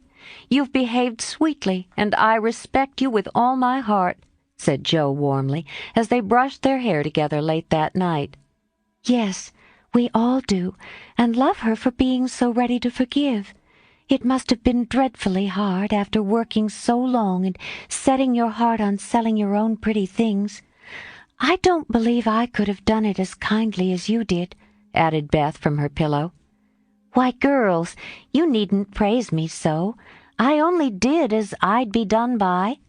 You laugh at me when I say I want to be a lady, but I mean a true gentlewoman in mind and manners, and I try to do it as far as I know how.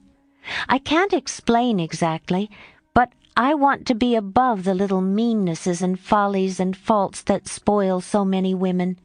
I'm far from it now, but I do my best and hope in time to be what Mother is." Amy spoke earnestly, and Jo said with a cordial hug, "I understand now what you mean, and I'll never laugh at you again.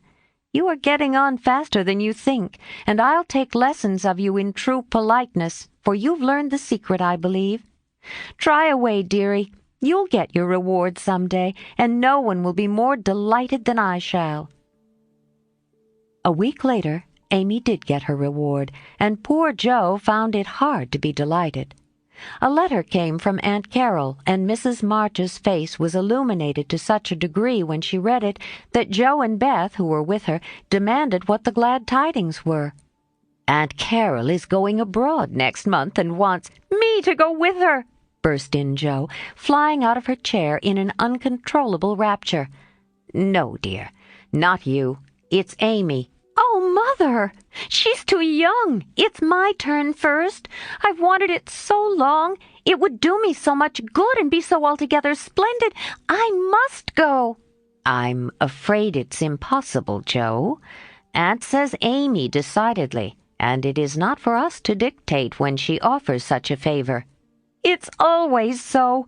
Amy has all the fun and I have all the work. It isn't fair. Oh, it isn't fair," cried Jo passionately. "I'm afraid it is partly your own fault, dear. When Aunt spoke to me the other day, she regretted your blunt manners and too independent spirit. And here she writes as if quoting something you had said, 'I planned at first to ask Jo, but as favors burden her and she hates French, I think I won't venture to invite her. Amy is more docile and will make a good companion for Flo and receive gratefully any help the trip may give her.'" "Oh, my tongue, my abominable tongue! Why can't I learn to keep it quiet?" groaned Jo, remembering words which had been her undoing. When she had heard the explanation of the quoted phrases, Mrs. March said sorrowfully, "I wish you could have gone, but there is no hope of it this time. So try to bear it cheerfully, and don't sadden Amy's pleasure by reproaches or regrets." "I'll try," said Jo, winking hard as she knelt down to pick up the basket she had joyfully upset. "I'll take a leaf out of her book, and try not only to seem glad, but to be so, and not grudge her 1 minute of happiness. But it won't be easy, for it is a dreadful disappointment." And poor Jo bedewed the little fat pincushion she held with several very bitter tears. "Jo, dear, I'm very selfish, but I couldn't spare you, and I'm glad you are not going quite yet," whispered Beth, embracing her, basket and all, with such a clinging touch and loving face that Jo felt comforted in spite of the sharp regret that made her want to box her own ears and humbly beg Aunt Carol to burden her with this favor and see how gratefully she would bear it. By the time Amy came in, Jo was able to take her part in the family jubilation, not quite as heartily as usual, perhaps, but without repinings at Amy's good fortune. The young lady herself received the news as tidings of great joy, went about in a solemn sort of rapture, and began to sort her colors and pack her pencils that evening, leaving such trifles as clothes, money, and passports to those less absorbed in visions of art than herself. "It isn't a mere pleasure trip to me, girls," she said impressively, as she scraped her best palette. "It will decide my career, for if I have any genius, I shall find it out in Rome, and will do something to prove it." "Suppose you haven't," said Jo, sewing away with red eyes at the new collars which were to be handed over to Amy. "Then I shall come home and teach drawing for my living," replied the aspirant for fame with philosophic composure. But she made a wry face at the prospect, and scratched away at her palette as if bent on vigorous measures before she gave up her hopes. "No, you won't. You hate hard work, and you'll marry some rich man and come home to sit in the lap of luxury all your days," said Jo. "Your predictions sometimes come to pass, but I don't believe that one will. I'm sure I wish it would, for if I can't be an artist myself, I should like to be able to help those who are," said Amy, smiling as if the part of Lady Bountiful would suit her better than that of a poor drawing teacher. said Jo with a sigh. "If you wish it, you'll have it, for your wishes are always granted. Mine never." "Would you like to go?" asked Amy, thoughtfully patting her nose with her knife. "Rather." "Well, in a year or two I'll send for you, and we'll dig in the Forum for relics and carry out all the plans we've made so many times." "Thank you. I'll remind you of your promise when that joyful day comes, if it ever does," returned Jo, accepting the vague but magnificent offer as gratefully as she could.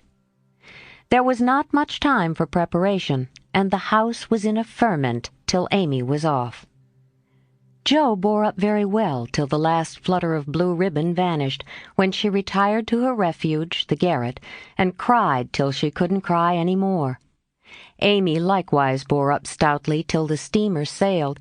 Then, just as the gangway was about to be withdrawn, it suddenly came over her that a whole ocean was soon to roll between her and those who loved her best, and she clung to Laurie, the last lingerer, saying with a sob, "Oh, take care of them for me, and if anything should happen—" "I will, dear, I will, and if anything happens, I'll come and comfort you," whispered Laurie, little dreaming that he would be called upon to keep his word. So Amy sailed away to find the old world, which is always new and beautiful to young eyes, while her father and friend watched her from the shore, fervently hoping that none but gentle fortunes would befall the happy-hearted girl, who waved her hand to them till they could see nothing but the summer sunshine dazzling on the sea. 31. Our Foreign Correspondent, London. Dearest people, here I really sit at a front window of the Bath Hotel, Piccadilly. It's not a fashionable place, but Uncle stopped here years ago and won't go anywhere else. However, we don't mean to stay long, so it's no great matter. Oh, I can't begin to tell you how I enjoy it all. I never can, so I'll only give you bits out of my notebook, for I've done nothing but sketch and scribble since I started. I sent a line from Halifax when I felt pretty miserable, but after that I got on delightfully, seldom ill, on deck all day, with plenty of pleasant people to amuse me. Everyone was very kind to me, especially the officers. Don't laugh, Jo. Gentlemen really are very necessary aboard ship to hold on to or to wait upon one. And as they have nothing to do, it's a mercy to make them useful. Otherwise they would smoke themselves to death, I'm afraid. Aunt and Flo were poorly all the way and liked to be let alone, so when I had done what I could for them, I went and enjoyed myself. Such walks on deck, such sunsets, such splendid air and waves. It was almost as exciting as riding a fast horse when we went rushing on so grandly. I wish Beth could have come. It would have done her so much good. As for Jo, she would have gone up and sat on the main-top jib, or whatever the high thing is called, and made friends with the engineers and tooted on the captain's speaking trumpet.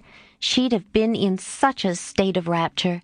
It was all heavenly, but I was glad to see the Irish coast and found it very lovely, so green and sunny, with brown cabins here and there, ruins on some of the hills, and gentlemen's country seats in the valleys, with deer feeding in the parks. It was early in the morning, but I didn't regret getting up to see it, for the bay was full of little boats, the shore so picturesque, and a rosy sky overhead. I never shall forget it. At Queenstown, one of my new acquaintances left us, Mr. Lennox, and when I said something about the lakes of Killarney, he sighed and sung with a look at me, "Oh, have you e'er heard of Kate Kearney? She lives on the banks of Killarney. From the glance of your eye, shun danger and fly, for fatal's the glance of Kate Kearney." Wasn't that nonsensical? We only stopped at Liverpool a few hours. It's a dirty, noisy place, and I was glad to leave it. Uncle rushed out and bought a pair of dogskin gloves, some ugly, thick shoes, and an umbrella, and got shaved a la mutton chop the first thing. Then he flattered himself that he looked like a true Briton, but the first time he had the mud cleaned off his shoes, the little bootblack knew that an American stood in them and said with a grin, "There you are, sir. I've give 'em the latest Yankee shine." It amused Uncle immensely. Oh, I must tell you what that absurd Lennox did. He got his friend Ward, who came on with us, to order a bouquet for me, and the first thing I saw in my room was a lovely one with Robert Lennox's compliments on the card. Wasn't that fun, girls? I like traveling. I never shall get to London if I don't hurry. The trip was like riding through a long picture gallery full of lovely landscapes. The farmhouses were my delight, with thatched roofs, ivy up to the eaves, latticed windows, and stout women with rosy children at the doors. The very cattle looked more tranquil than ours as they stood knee-deep in clover, and the hens had a contented cluck, as if they never got nervous like Yankee biddies. Such perfect color I never saw, the grass so green, sky so blue, grain so yellow, wood so dark. I was in a rapture all the way. So was Flo, and we kept bounding from one side to the other, trying to see everything while we were whisking along at the rate of 60 miles an hour. Aunt was tired and went to sleep, but Uncle read his guidebook and wouldn't be astonished at anything. This is the way he went on. Amy flying up. Oh, that must be Kenilworth, that gray place among the trees. Flo darting to my window. How sweet! We must go there sometime, won't we, Papa? Uncle calmly admiring his boots. No, my dear, not unless you want beer. That's a brewery. A pause, then Flo cried out, Bless me, there's a gallows and a man going up. Where, shrieks Amy, staring out at 2 tall posts with a crossbeam and some dangling chains. A colliery, remarks Uncle, with a twinkle of the eye. Here's a lovely flock of lambs all lying down, says Amy. See, Papa, aren't they pretty? Added Flo sentimentally. Geese, young ladies, returns Uncle, in a tone that keeps us quiet till Flo settles down to enjoy the flirtations of Captain Cavendish, and I have the scenery all to myself. Of course it rained when we got to London, and there was nothing to be seen but fog and umbrellas. We rested, unpacked, and shopped a little between the showers. Aunt Mary got me some new things, for I came off in such a hurry I wasn't half ready. A white hat and blue feather, a muslin dress to match, and the loveliest mantle you ever saw. Shopping in Regent Street is perfectly splendid. Things seem so cheap. Nice ribbons, only 6 pence a yard. I laid in a stock, but shall get my gloves in Paris. Doesn't that sound sort of elegant and rich? Flo and I, for the fun of it, ordered a hansom cab while Aunt and Uncle were out, and went for a drive, though we learned afterward that it wasn't the thing for young ladies to ride in them alone. It was so droll, for when we were shut in by the wooden apron, the man drove so fast that Flo was frightened and told me to stop him. But he was up outside behind somewhere, and I couldn't get at him. He didn't hear me call, nor see me flap my parasol in front, and there we were, quite helpless, rattling away and whirling around corners at a breakneck pace. At last, in my despair, I saw a little door in the roof, and on poking it open, a red eye appeared, and a beery voice said, "Now then, Mum?" I gave my order as soberly as I could, and slamming down the door with an "Aye, aye, Mum," the man made his horse walk as if going to a funeral. I poked again and said, "A little faster." Then off he went, helter-skelter as before, and we resigned ourselves to our fate. Today was fair, and we went to Hyde Park, close by, for we are more aristocratic than we look. The Duke of Devonshire lives near. I often see his footman lounging at the back gate, and the Duke of Wellington's house is not far off. Such sights as I saw, my dear! It was as good as punch, for there were fat dowagers rolling about in their red and yellow coaches, with gorgeous Jameses in silk stockings and velvet coats up behind, and powdered coachmen in front. Smart maids with the rosiest children I ever saw. Handsome girls looking half asleep. Dandies in queer English hats and lavender kids lounging about, and tall soldiers in short red jackets and muffin caps stuck on one side, looking so funny I longed to sketch them. Rotten Row means Route du Roi, or the King's Way, but now it's more like a riding school than anything else. The horses are splendid, and the men, especially the grooms, ride well. But the women are stiff and bounce, which isn't according to our rules. I longed to show them a tearing American gallop, for they trotted solemnly up and down in their scant habits and high hats, looking like the women in a toy Noah's Ark. Everyone rides, old men, stout ladies, little children, and the young folks do a deal of flirting here. I saw a pair exchange rosebuds, for it's the thing to wear one in the buttonhole, and I thought it rather a nice little idea. In the p.m. to Westminster Abbey. But don't expect me to describe it. That's impossible. So I'll only say it was sublime. This evening we are going to see Fector, which will be an appropriate end to the happiest day of my life. Midnight. It's very late, but I can't let my letter go in the morning without telling you what happened last evening. Who do you think came in as we were at tea? Laurie's English friends, Fred and Frank Vaughan. I was so surprised, for I shouldn't have known them but for the cards. Both are tall fellows with whiskers. Fred handsome in the English style, and Frank much better, for he only limps slightly and uses no crutches. They had heard from Laurie where we were to be, and came to ask us to their house. But Uncle won't go, so we shall return the call and see them as we can. They went to the theatre with us, and we did have such a good time, for Frank devoted himself to Flo, and Fred and I talked over past, present, and future fun as if we had known each other all our days. Tell Beth Frank asked for her, and was sorry to hear of her ill health. Fred laughed when I spoke of Joe, and sent his respectful compliments to the big hat. Neither of them had forgotten Camp Lawrence, or the fun we had there. What ages ago it seems, doesn't it? Aunt is tapping on the wall for the third time, so I must stop.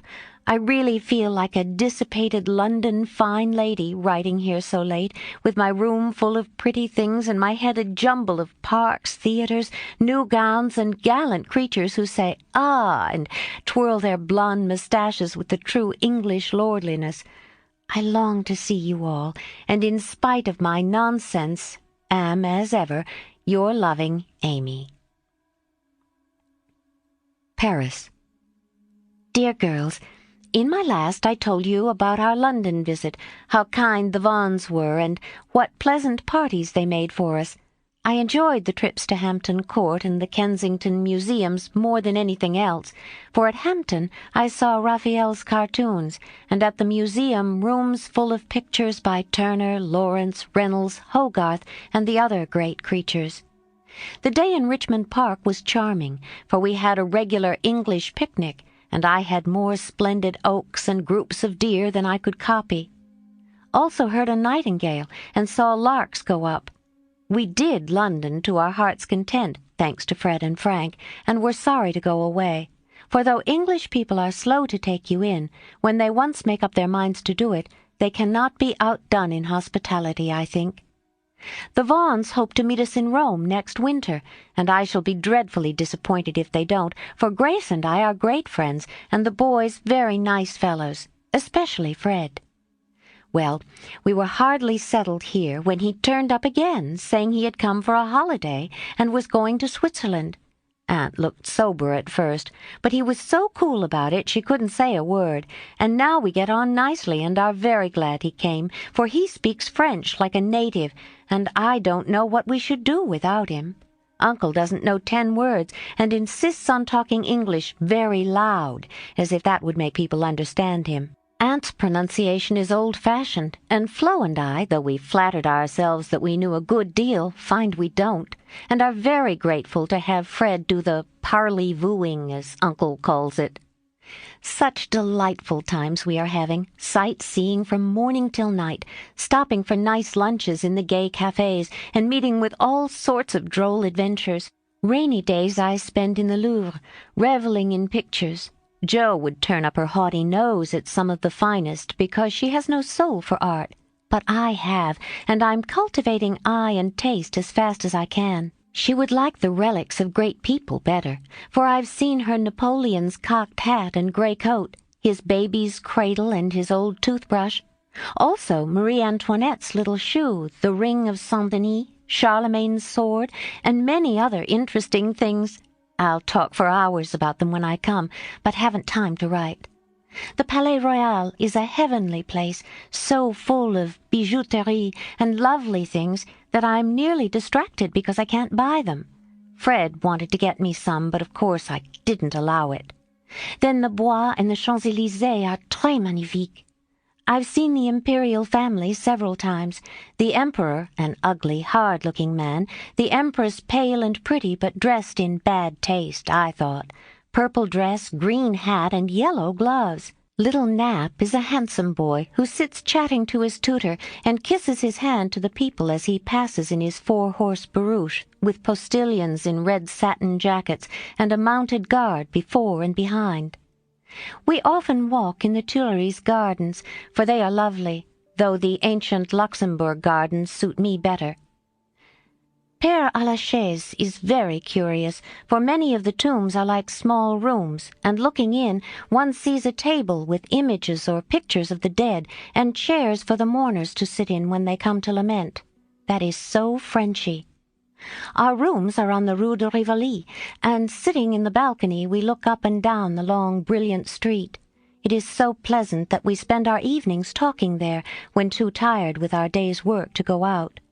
Fred is very entertaining, and is altogether the most agreeable young man I ever knew, except Laurie, whose manners are more charming.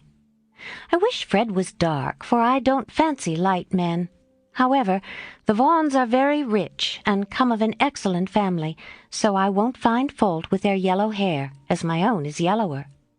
Next week we are off to Germany and Switzerland, and as we shall travel fast, I shall only be able to give you hasty letters. I keep my diary, and try to remember correctly and describe clearly all that I see and admire, as Father advised. It is good practice for me, and with my sketch-book will give you a better idea of my tour than these scribbles. Adieu. I embrace you tenderly. Votre amie. Heidelberg. My dear Mamma, having a quiet hour before we leave for Bern, I'll try to tell you what has happened, for some of it is very important, as you will see. The sail up the Rhine was perfect, and I just sat and enjoyed it with all my might. Get Father's old guidebooks and read about it. I haven't words beautiful enough to describe it. At Koblenz we had a lovely time, for some students from Bonn, with whom Fred got acquainted on the boat, gave us a serenade. It was a moonlight night, and about 1 o'clock Flo and I were waked by the most delicious music under our windows. We flew up and hid behind the curtains, but sly peeps showed us Fred and the students singing away down below. It was the most romantic thing I ever saw. The river, the bridge of boats, the great fortress opposite, moonlight everywhere, and music fit to melt a heart of stone. When they were done, we threw down some flowers and saw them scramble for them, kiss their hands to the invisible ladies, and go laughing away. To smoke and drink beer, I suppose. Next morning, Fred showed me one of the crumpled flowers in his vest pocket, and looked very sentimental. I laughed at him and said I didn't throw it, but Flo, which seemed to disgust him, for he tossed it out of the window and turned sensible again. I'm afraid I'm going to have trouble with that boy. It begins to look like it. The baths at Nassau were very gay. So was Baden-Baden, where Fred lost some money and I scolded him. He needs someone to look after him when Frank is not with him. Kate said once she hoped he'd marry soon, and I quite agree with her. That would be well for him. Frankfurt was delightful. I saw Goethe's house, Schiller's statue, and Danneker's famous Ariadne. It was very lovely, but I should have enjoyed it more if I had known the story better. I didn't like to ask, as everyone knew it, or pretended they did. I wish Joe would tell me all about it. I ought to have read more, for I find I don't know anything, and it mortifies me. Now comes the serious part, for it happened here, and Fred is just gone. He has been so kind and jolly that we all got quite fond of him. I never thought of anything but a traveling friendship, till the serenade night. Since then I've begun to feel that the moonlight walks, balcony talks, and daily adventures were something more to him than fun. I haven't flirted, Mother, truly, but remembered what you said to me and have done my very best. I can't help it if people like me. I don't try to make them, and it worries me if I don't care for them, though Joe says I haven't got any heart. Now, I know Mother will shake her head and the girls say, "Oh, the mercenary little wretch," but I've made up my mind, and if Fred asks me I shall accept him, though I'm not madly in love. I like him, and we get on comfortably together. He is handsome, young, clever enough, and very rich, ever so much richer than the Lawrences. I don't think his family would object, and I should be very happy, for they are all kind, well-bred, generous people, and they like me. Fred, as the eldest twin, will have the estate, I suppose, and such a splendid one as it is. A city house in a fashionable street, not so showy as our big houses, but twice as comfortable, and full of solid luxury, such as English people believe in. I like it, for it's genuine. I've seen the plate, the family jewels, the old servants, and pictures of the country place, with its park, great house, lovely grounds, and fine horses. Oh, it would be all I should ask, and I'd rather have it than any title such as girls snap up so readily and find nothing behind. I may be mercenary, but I hate poverty, and don't mean to bear it a minute longer than I can help. One of us must marry well. Meg didn't, Joe won't, Beth can't yet, so I shall, and make everything cozy all round. I wouldn't marry a man I hated or despised, you may be sure of that, and though Fred is not my model hero, he does very well, and in time I should get fond enough of him if he was very fond of me, and let me do just as I liked. So I've been turning the matter over in my mind the last week, for it was impossible to help seeing that Fred liked me. He said nothing, but little things showed it. He never goes with Flo, always gets on my side of the carriage, table, or promenade, looks sentimental when we are alone, and frowns at anyone else who ventures to speak to me. Yesterday at dinner, when an Austrian officer stared at us and then said something to his friend, a rakish-looking baron, about ein wunderschönes Blondchen, Fred looked as fierce as a lion and cut his meat so savagely it nearly flew off his plate. He isn't one of the cool, stiff Englishmen, but is rather peppery, for he has Scotch blood in him, as one might guess from his bonny blue eyes. Well, last evening we went up to the castle about sunset, at least all of us but Fred, who was to meet us there after going to the poste restante for letters. We had a charming time poking about the ruins, the vaults where the monster tun is, and the beautiful gardens made by the Elector long ago for his English wife. I liked the great terrace best, for the view was divine, so while the rest went to see the rooms inside, I sat there trying to sketch the grey stone lion's head on the wall, with scarlet woodbine sprays hanging round it. I felt as if I'd got into a romance, sitting there, watching the Neckar rolling through the valley, listening to the music of the Austrian band below, and waiting for my lover, like a real storybook girl. I had a feeling that something was going to happen, and I was ready for it. I didn't feel blushy or quaky, but quite cool and only a little excited. By and by, I heard Fred's voice, and then he came hurrying through the great arch to find me. He looked so troubled that I forgot all about myself and asked what the matter was. He said he'd just got a letter begging him to come home, for Frank was very ill, so he was going at once in the night train, and only had time to say good-bye. I was very sorry for him and disappointed for myself, but only for a minute, because he said as he shook hands, and said it in a way that I could not mistake, "I shall soon come back. You won't forget me, Amy." I didn't promise, but I looked at him, and he seemed satisfied, and there was no time for anything but messages and goodbyes, for he was off in an hour, and we all miss him very much. I know he wanted to speak, but I think from something he once hinted that he had promised his father not to do anything of the sort yet a while, for he is a rash boy, and the old gentleman dreads a foreign daughter-in-law. We shall soon meet in Rome, and then, if I don't change my mind, I'll say, "Yes, thank you," when he says, "Will you please?" Of course, this is all very private, but I wished you to know what was going on. Don't be anxious about me. Remember I am your prudent Amy, and be sure I will do nothing rashly. Send me as much advice as you like. I'll use it if I can. I wish I could see you for a good talk, Marmee. Love and trust me. Ever your Amy. 32. Tender Troubles.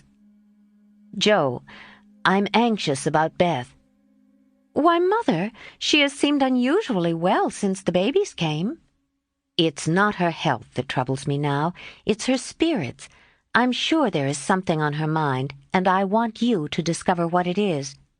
What makes you think so, Mother? She sits alone a good deal, and doesn't talk to her father as much as she used. I found her crying over the babies the other day. When she sings, the songs are always sad ones, and now and then I see a look in her face that I don't understand. This isn't like Beth, and it worries me. Have you asked her about it? I have tried once or twice, but she either evaded my questions or looked so distressed that I stopped. I never force my children's confidence, and I seldom have to wait for it long. Mrs. March glanced at Joe as she spoke, but the face opposite seemed quite unconscious of any secret disquietude but Beth's, and after sewing thoughtfully for a minute, Joe said, "I think she is growing up, and so begins to dream dreams and have hopes and fears and fidgets without knowing why, or being able to explain them. Why, Mother, Beth's 18, but we don't realize it and treat her like a child, forgetting she's a woman." So she is. Dear heart, how fast you do grow up, returned her mother with a sigh and a smile. Can't be helped, Marmee, so you must resign yourself to all sorts of worries and let your birds hop out of the nest one by one. I promise never to hop very far, if that is any comfort to you. It's a great comfort, Joe. I always feel strong when you are at home, now Meg is gone. Beth is too feeble and Amy too young to depend upon, but when the tug comes, you are always ready. Why, you know, I don't mind hard jobs much, and there must always be one scrub in a family. Amy is splendid in fine works, and I'm not, but I feel in my element when all the carpets are to be taken up or half the family fall sick at once. Amy is distinguishing herself abroad, but if anything is amiss at home, I'm your man. I leave Beth to your hands, then, for she will open her tender little heart to her Joe sooner than to anyone else. Be very kind, and don't let her think anyone watches or talks about her. If she only would get quite strong and cheerful again, I shouldn't have a wish in the world. Happy woman, I've got heaps. My dear, what are they? I'll settle Bethy's troubles, and then I'll tell you mine. They're not very wearing, so they'll keep." And Joe stitched away with a wise nod which set her mother's heart at rest about her, for the present at least. While apparently absorbed in her own affairs, Joe watched Beth, and after many conflicting conjectures finally settled upon one which seemed to explain the change in her. A slight incident gave Joe the clue to the mystery, she thought, and lively fancy, loving heart did the rest. She was affecting to write busily one Saturday afternoon when she and Beth were alone together, yet as she scribbled, she kept her eye on her sister, who seemed unusually quiet. Sitting at the window, Beth's work often dropped into her lap, and she leaned her head upon her hand in a dejected attitude, while her eyes rested on the dull autumnal landscape. Suddenly someone passed below, whistling like an operatic blackbird, and a voice called out, "All serene, coming in tonight." Beth started, leaned forward, smiled and nodded, watched the passer-by till his quick tramp died away, then said softly, as if to herself, "How strong and well and happy that dear boy looks." Said Joe, still intent upon her sister's face, for the bright color faded as quickly as it came, the smile vanished, and presently a tear lay shining on the window-ledge. Beth whisked it off, and in her half-averted face read a tender sorrow that made her own eyes fill. Fearing to betray herself, she slipped away, murmuring something about needing more paper. "Mercy on me, Beth loves Laurie," she said, sitting down in her own room, pale with the shock of the discovery which she believed she had just made. "I never dreamt of such a thing. What will Mother say? I wonder if he—" There Joe stopped and turned scarlet with a sudden thought. If he shouldn't love back again, how dreadful it would be. He must. I'll make him. And she shook her head threateningly at the picture of the mischievous-looking boy laughing at her from the wall. Oh, dear, we are growing up with a vengeance. Here's Meg married and a mamma, Amy flourishing away at Paris, and Beth in love. I'm the only one that has sense enough to keep out of mischief. Jo thought intently for a minute, with her eyes fixed on the picture. Then she smoothed out her wrinkled forehead and said with a decided nod at the face opposite, "No, thank you, sir. You're very charming, but you've no more stability than a weathercock, so you needn't write touching notes and smile in that insinuating way, for it won't do a bit of good, and I won't have it." Then she sighed and fell into a reverie from which she did not wake till the early twilight sent her down to take new observations, which only confirmed her suspicion. Though Laurie flirted with Amy and joked with Jo, his manner to Beth had always been peculiarly kind and gentle, but so was everybody's. Therefore, no one thought of imagining that he cared more for her than for the others. Indeed, a general impression had prevailed in the family of late that our boy was getting fonder than ever of Jo, who, however, wouldn't hear a word upon the subject and scolded violently if anyone dared to suggest it. If they had known the various tender passages of the past year, or rather attempts at tender passages which had been nipped in the bud, they would have had the immense satisfaction of saying, "I told you so." But Jo hated philandering and wouldn't allow it, always having a joke or a smile ready at the least sign of impending danger. When Laurie first went to college, he fell in love about once a month, but these small flames were as brief as ardent, did no damage, and much amused Jo, who took great interest in the alternations of hope, despair, and resignation, which were confided to her in their weekly conferences. But there came a time when Laurie ceased to worship at many shrines, hinted darkly at one all-absorbing passion, and indulged occasionally in Byronic fits of gloom. Then he avoided the tender subject altogether, wrote philosophical notes to Jo, turned studious, and gave out that he was going to dig, intending to graduate in a blaze of glory.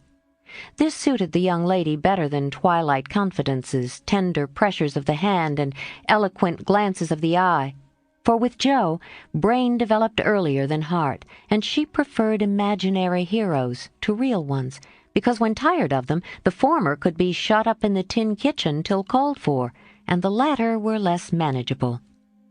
Things were in this state when the grand discovery was made, and Jo watched Laurie that night as she had never done before. If she had not got the new idea into her head, she would have seen nothing unusual in the fact that Beth was very quiet and Laurie very kind to her. But having given the rein to her lively fancy, it galloped away with her at a great pace, and common sense, being rather weakened by a long course of romance writing, did not come to the rescue. As usual, Beth lay on the sofa, and Laurie sat in a low chair close by, amusing her with all sorts of gossip, for she depended on her weekly spin, and he never disappointed her. But that evening Jo fancied that Beth's eyes rested on the lively, dark face beside her with peculiar pleasure, and that she listened with intense interest to an account of some exciting cricket match, though the phrases "caught off a tice," "stumped off his ground," and "the leg hit for 3" were as intelligible to her as Sanskrit. She also fancied, having set her heart upon seeing it, that she saw a certain increase of gentleness in Laurie's manner, that he dropped his voice now and then, laughed less than usual, was a little absent-minded, and settled the Afghan over Beth's feet with an assiduity that was really almost tender. Who knows? Stranger things have happened, thought Jo as she fussed about the room. She will make quite an angel of him, and he will make life delightfully easy and pleasant for the dear, if they only love each other. I don't see how he can help it, and I do believe he would if the rest of us were out of the way. As everyone was out of the way but herself, Jo began to feel that she ought to dispose of herself with all speed. But where should she go? And burning to lay herself upon the shrine of sisterly devotion, she sat down to settle that point. Now the old sofa was a regular patriarch of a sofa. long, broad, well-cushioned and low. A trifle shabby, as well it might be, for the girls had slept and sprawled on it as babies, fished over the back, rode on the arms, and had menageries under it as children, and rested tired heads, dreamed dreams, and listened to tender talk on it as young women. They all loved it, for it was a family refuge, and one corner had always been Joe's favorite lounging place. Among the many pillows that adorned the venerable couch was one, hard, round, covered with prickly horsehair and furnished with a knobby button at each end. This repulsive pillow was her especial property, being used as a weapon of defense, a barricade, or a stern preventive of too much slumber. Laurie knew this pillow well, and had cause to regard it with deep aversion, having been unmercifully pummeled with it in former days when romping was allowed, and now frequently debarred by it from taking the seat he most coveted, next to Joe in the sofa corner. If the sausage, as they called it, stood on end, it was a sign that he might approach and repose. But if it lay flat across the sofa, woe to the man, woman, or child who dared disturb it. That evening Joe forgot to barricade her corner, and had not been in her seat 5 minutes before a massive form appeared beside her, and with both arms spread over the sofa back, both long legs stretched out before him, Laurie exclaimed with a sigh of satisfaction, "Now this is filling at the price." "No slang," snapped Joe, slamming down the pillow. But it was too late. There was no room for it, and coasting onto the floor, it disappeared in a most mysterious manner. "Come, Joe, don't be thorny. After studying himself to a skeleton all the week, a fellow deserves petting, and ought to get it." "Beth will pet you. I'm busy." "No, she's not to be bothered with me. But you like that sort of thing, unless you've suddenly lost your taste for it. Have you? Do you hate your boy and want to fire pillows at him?" Anything more wheedlesome than that touching appeal was seldom heard, but Joe quenched her boy by turning on him with a stern query. "How many bouquets have you sent Miss Rendell this week?" "Not one, upon my word. She's engaged. Now then." "I'm glad of it. That's one of your foolish extravagances, sending flowers and things to girls for whom you don't care 2 pins," continued Joe reprovingly.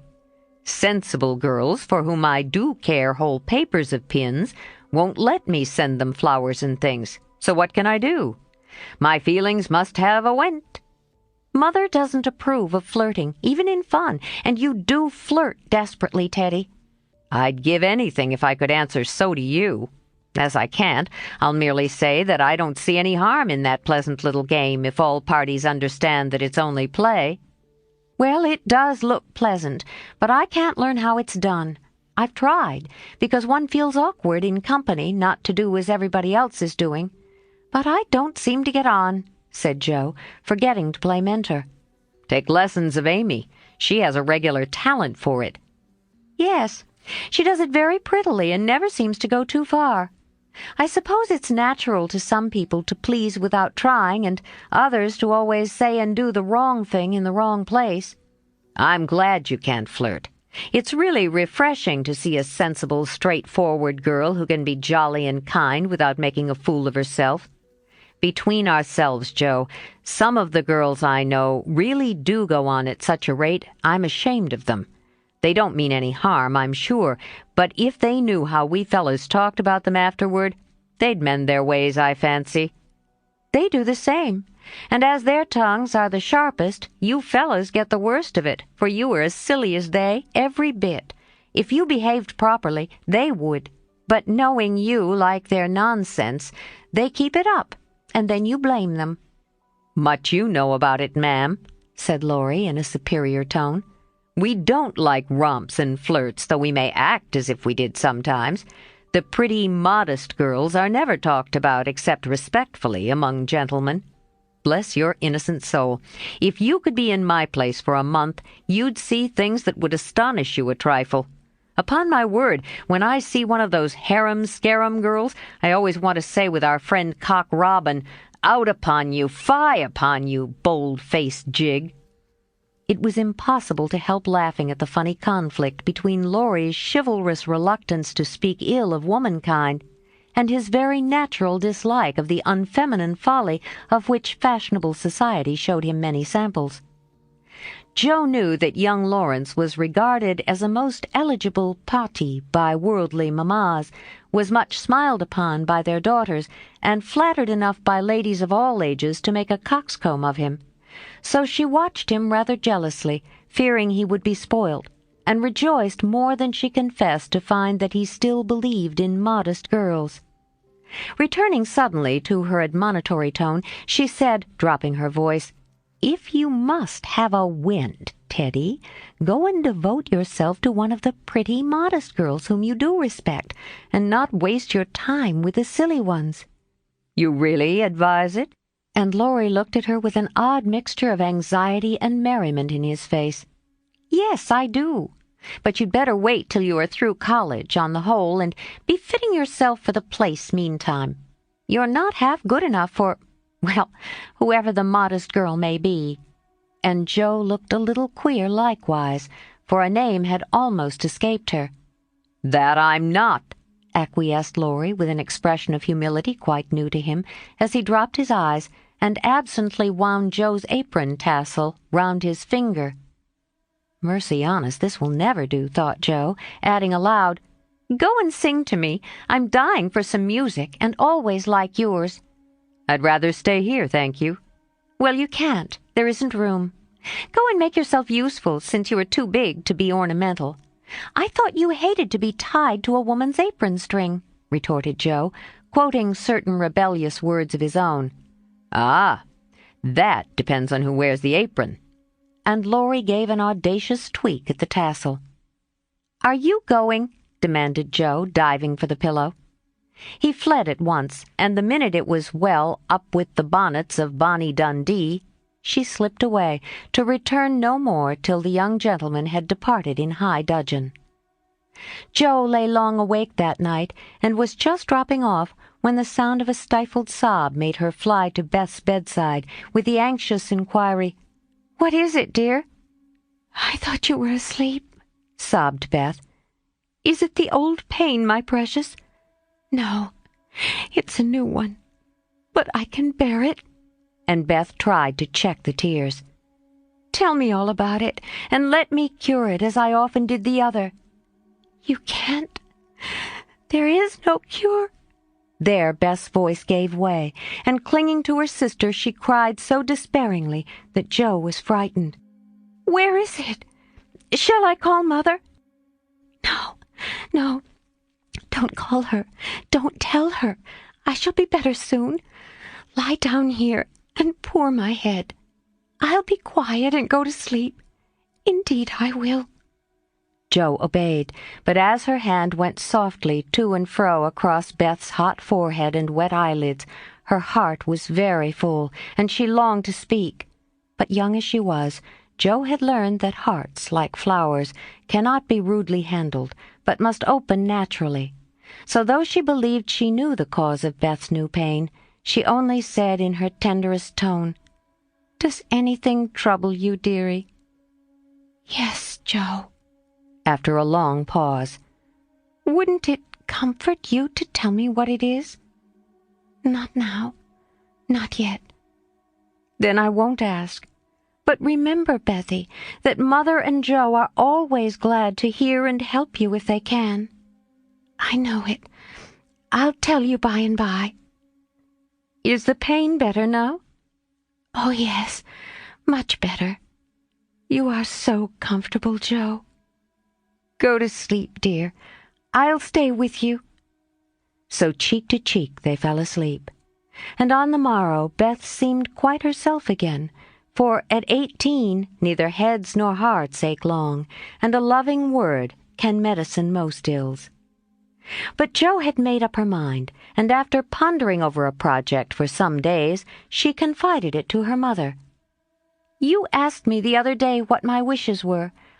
I'll tell you one of them, Marmee," she began as they sat alone together. "I want to go away somewhere this winter for a change." "Why, Joe?" and her mother looked up quickly, as if the words suggested a double meaning. With her eyes on her work, Jo answered soberly, "I want something new. I feel restless and anxious to be seeing, doing, and learning more than I am. I brood too much over my own small affairs and need stirring up, so, as I can be spared this winter, I'd like to hop a little way and try my wings." "Where will you hop?" "To New York. I had a bright idea yesterday, and this is it. You know Mrs. Kirk wrote to you for some respectable young person to teach her children and sew. It's rather hard to find just the thing, but I think I should suit if I tried." "My dear, go out to service in that great boarding house?" And Mrs. March looked surprised, but not displeased. "It's not exactly going out to service, for Mrs. Kirk is your friend, the kindest soul that ever lived, and would make things pleasant for me, I know. Her family is separate from the rest, and no one knows me there. Don't care if they do. It's honest work, and I'm not ashamed of it." "Nor I. But you're writing." "All the better for the change. I shall see and hear new things, get new ideas, and even if I haven't much time there, I shall bring home quantities of material from my rubbish." "I have no doubt of it. But are these your only reasons for this sudden fancy?" "No, Mother." "May I know the others?" Jo looked up, and Jo looked down, then said slowly with sudden color in her cheeks, "It may be vain and wrong to say it, but I'm afraid Laurie is getting too fond of me." "Then you don't care for him in the way it is evident he begins to care for you?" And Mrs. March looked anxious as she put the question. "Mercy, no. I love the dear boy, as I always have, and am immensely proud of him. But as for anything more, it's out of the question." "I'm glad of that, Jo." "Why, please?" "Because, dear, I don't think you are suited to one another. As friends you are very happy, and your frequent quarrels soon blow over. But I fear you would both rebel if you were mated for life. You are too much alike, and too fond of freedom, not to mention hot tempers and strong wills, to get on happily together in a relation which needs infinite patience and forbearance as well as love." "That's just the feeling I had, though I couldn't express it. I'm glad you think he is only beginning to care for me. It would trouble me sadly to make him unhappy, for I couldn't fall in love with the dear old fellow merely out of gratitude, could I?" "You are sure of his feeling for you?" The color deepened in Jo's cheeks as she answered, with the look of mingled pleasure, pride, and pain which young girls wear when speaking of first lovers. "I'm afraid it is so, Mother. He hasn't said anything, but he looks a great deal. I think I had better go away before it comes to anything." "I agree with you, and if it can be managed, you shall go."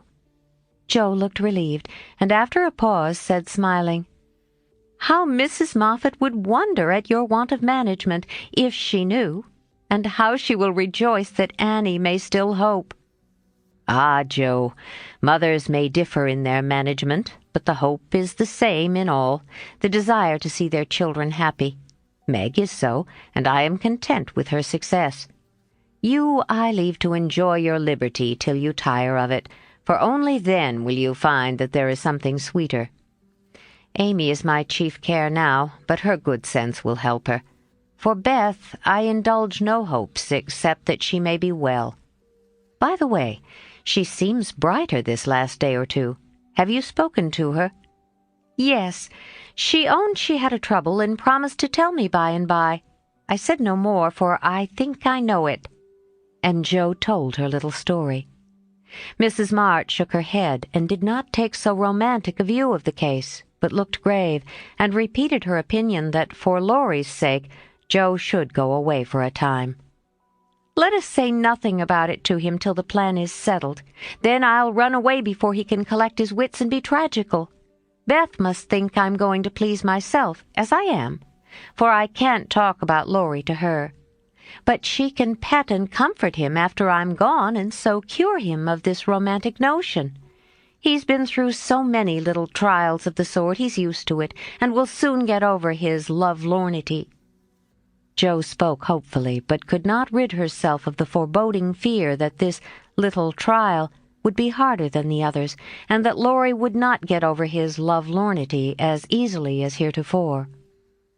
The plan was talked over in a family council and agreed upon, for Mrs. Kirk gladly accepted Jo and promised to make a pleasant home for her.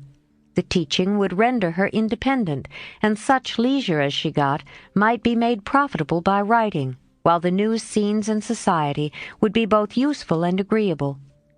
Jo liked the prospect and was eager to be gone, for the home nest was growing too narrow for her restless nature and adventurous spirit. When all was settled, with fear and trembling she told Laurie, but to her surprise he took it very quietly. He had been graver than usual of late, but very pleasant, and when jokingly accused of turning over a new leaf, he answered soberly, "So I am, and I mean this one shall stay turned." Jo was very much relieved that one of his virtuous fits should come on just then, and made her preparations with a lightened heart. For Beth seemed more cheerful, and hoped she was doing the best for all. "One thing I leave to your especial care," she said the night before she left. "You mean your papers?" asked Beth. "No, my boy. Be very good to him, won't you?" "Of course I will. But I can't fill your place, and he'll miss you sadly." "It won't hurt him, so remember, I leave him in your charge, to plague, pet, and keep in order." "I'll do my best, for your sake," promised Beth, wondering why Jo looked at her so queerly. When Laurie said good-bye, he whispered significantly, "It won't do a bit of good, Jo. My eye is on you, so mind what you do, or I'll come and bring you home." 33. Jo's Journal. New York, November. Dear Mommy and Beth, I'm going to write you a regular volume, for I've heaps to tell, though I'm not a fine young lady traveling on the continent. When I lost sight of Father's dear old face, I felt a trifle blue, and might have shed a briny drop or two if an Irish lady with 4 small children, all crying more or less, hadn't diverted my mind. For I amused myself by dropping gingerbread nuts over the seat every time they opened their mouths to roar. Soon the sun came out, and taking it as a good omen, I cleared up likewise, and enjoyed my journey with all my heart. Mrs. Kirk welcomed me so kindly I felt at home at once, even in that big house full of strangers. She gave me a funny little sky parlor, all she had, but there is a stove in it, and a nice table in a sunny window, so I can sit here and write whenever I like. A fine view and a church tower opposite atone for the many stairs, and I took a fancy to my den on the spot. The nursery, where I'm to teach and sew, is a pleasant room next Mrs. Kirk's private parlor, and the 2 little girls are pretty children. Rather spoilt, I fancy, but they took to me after telling them the 7 bad pigs, and I've no doubt I shall make a model governess. I am to have my meals with the children, if I prefer it to the great table, and for present I do, for I am bashful, though no one will believe it. "Now, my dear, make yourself at home," said Mrs. K. in her motherly way. "I'm on the drive from morning to night, as you may suppose with such a family, but a great anxiety will be off my mind if I know the children are safe with you. My rooms are always open to you, and your own shall be as comfortable as I can make it. There are some pleasant people in the house if you feel sociable, and your evenings are always free. Come to me if anything goes wrong, and be as happy as you can. There's the tea bell. I must run and change my cap." And off she bustled, leaving me to settle myself in my new nest. As I went downstairs soon after, I saw something I liked. The flights are very long in this tall house, and as I stood waiting at the head of the 3rd one for a little servant girl to lumber up, I saw a gentleman come along behind her, take the heavy hod of coal out of her hand, carry it all the way up, put it down at a door near-by, and walk away, saying with a kind nod and a foreign accent, "It goes better so. The little back is too young to have such heaviness." Wasn't it good of him? I like such things, for, as Father says, trifles show character. When I mentioned it to Mrs. K. that evening, she laughed and said, That must have been Professor Bear. He's always doing things of that sort. Mrs. K told me he was from Berlin, very learned and good, but poor as a church mouse, and gives lessons to support himself and 2 little orphan nephews whom he is educating here, according to the wishes of his sister, who married an American. Not a very romantic story, but it interested me, and I was glad to hear that Mrs. K lends him her parlor for some of his scholars. There is a glass door between it and the nursery, and I mean to peep at him, and then I'll tell you how he looks. He's almost 40, so it's no harm, Marmee. After tea and a go-to-bed romp with the little girls, I attacked the big work-basket and had a quiet evening chatting with my new friend. I shall keep a journal letter and send it once a week. So good night, and more tomorrow.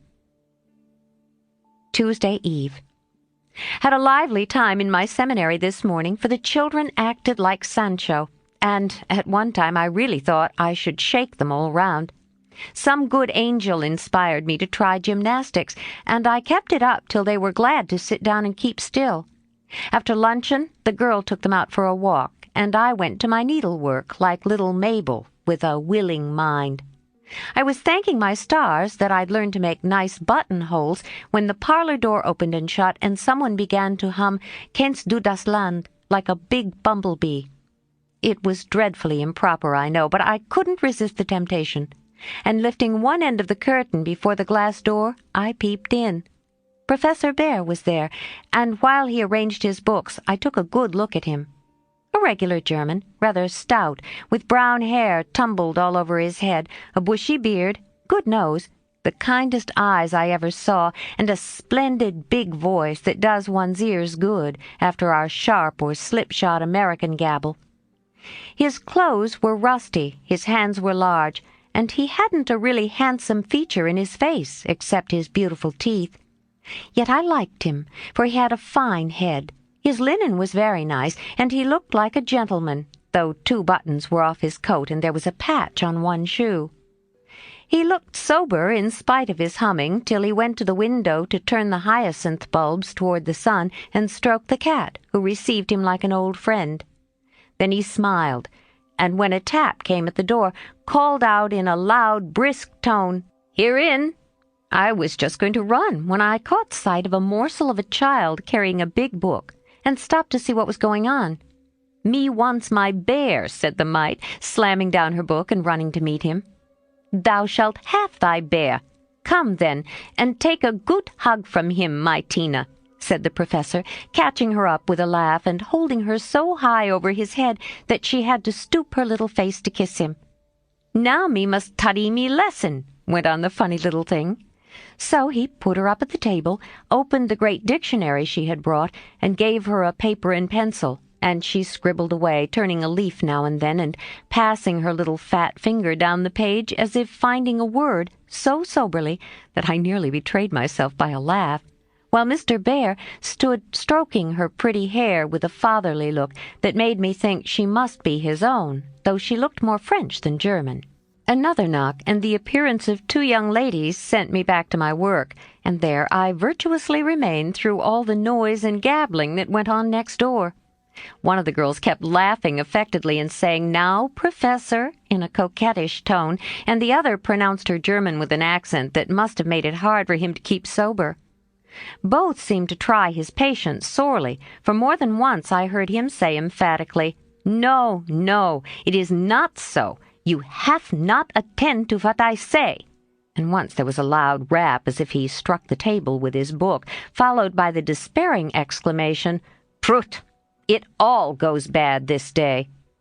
Poor man, I pitied him, and when the girls were gone, took just one more peep to see if he survived it. He seemed to have thrown himself back in his chair, tired out, and sat there with his eyes shut till the clock struck 2, when he jumped up, put his books in his pocket as if ready for another lesson, and taking little Tina, who had fallen asleep on the sofa, in his arms, he carried her quietly away. I fancy he has a hard life of it.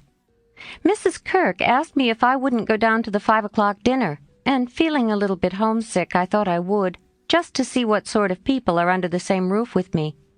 So I made myself respectable and tried to slip in behind Mrs. Kirk, but as she is short and I'm tall, my efforts at concealment were rather a failure. She gave me a seat by her, and after my face cooled off, I plucked up courage and looked about me. The long table was full, and everyone intent on getting their dinner, the gentlemen especially, who seemed to be eating on time, for they bolted in every sense of the word, vanishing as soon as they were done. There was the usual assortment of young men absorbed in themselves, young couples absorbed in each other, married ladies in their babies, and old gentlemen in politics. I don't think I shall care to have much to do with any of them, except one sweet-faced maiden lady who looks as if she had something in her. Cast away at the very bottom of the table was the professor, shouting answers to the questions of a very inquisitive deaf old gentleman on one side and talking philosophy with a Frenchman on the other.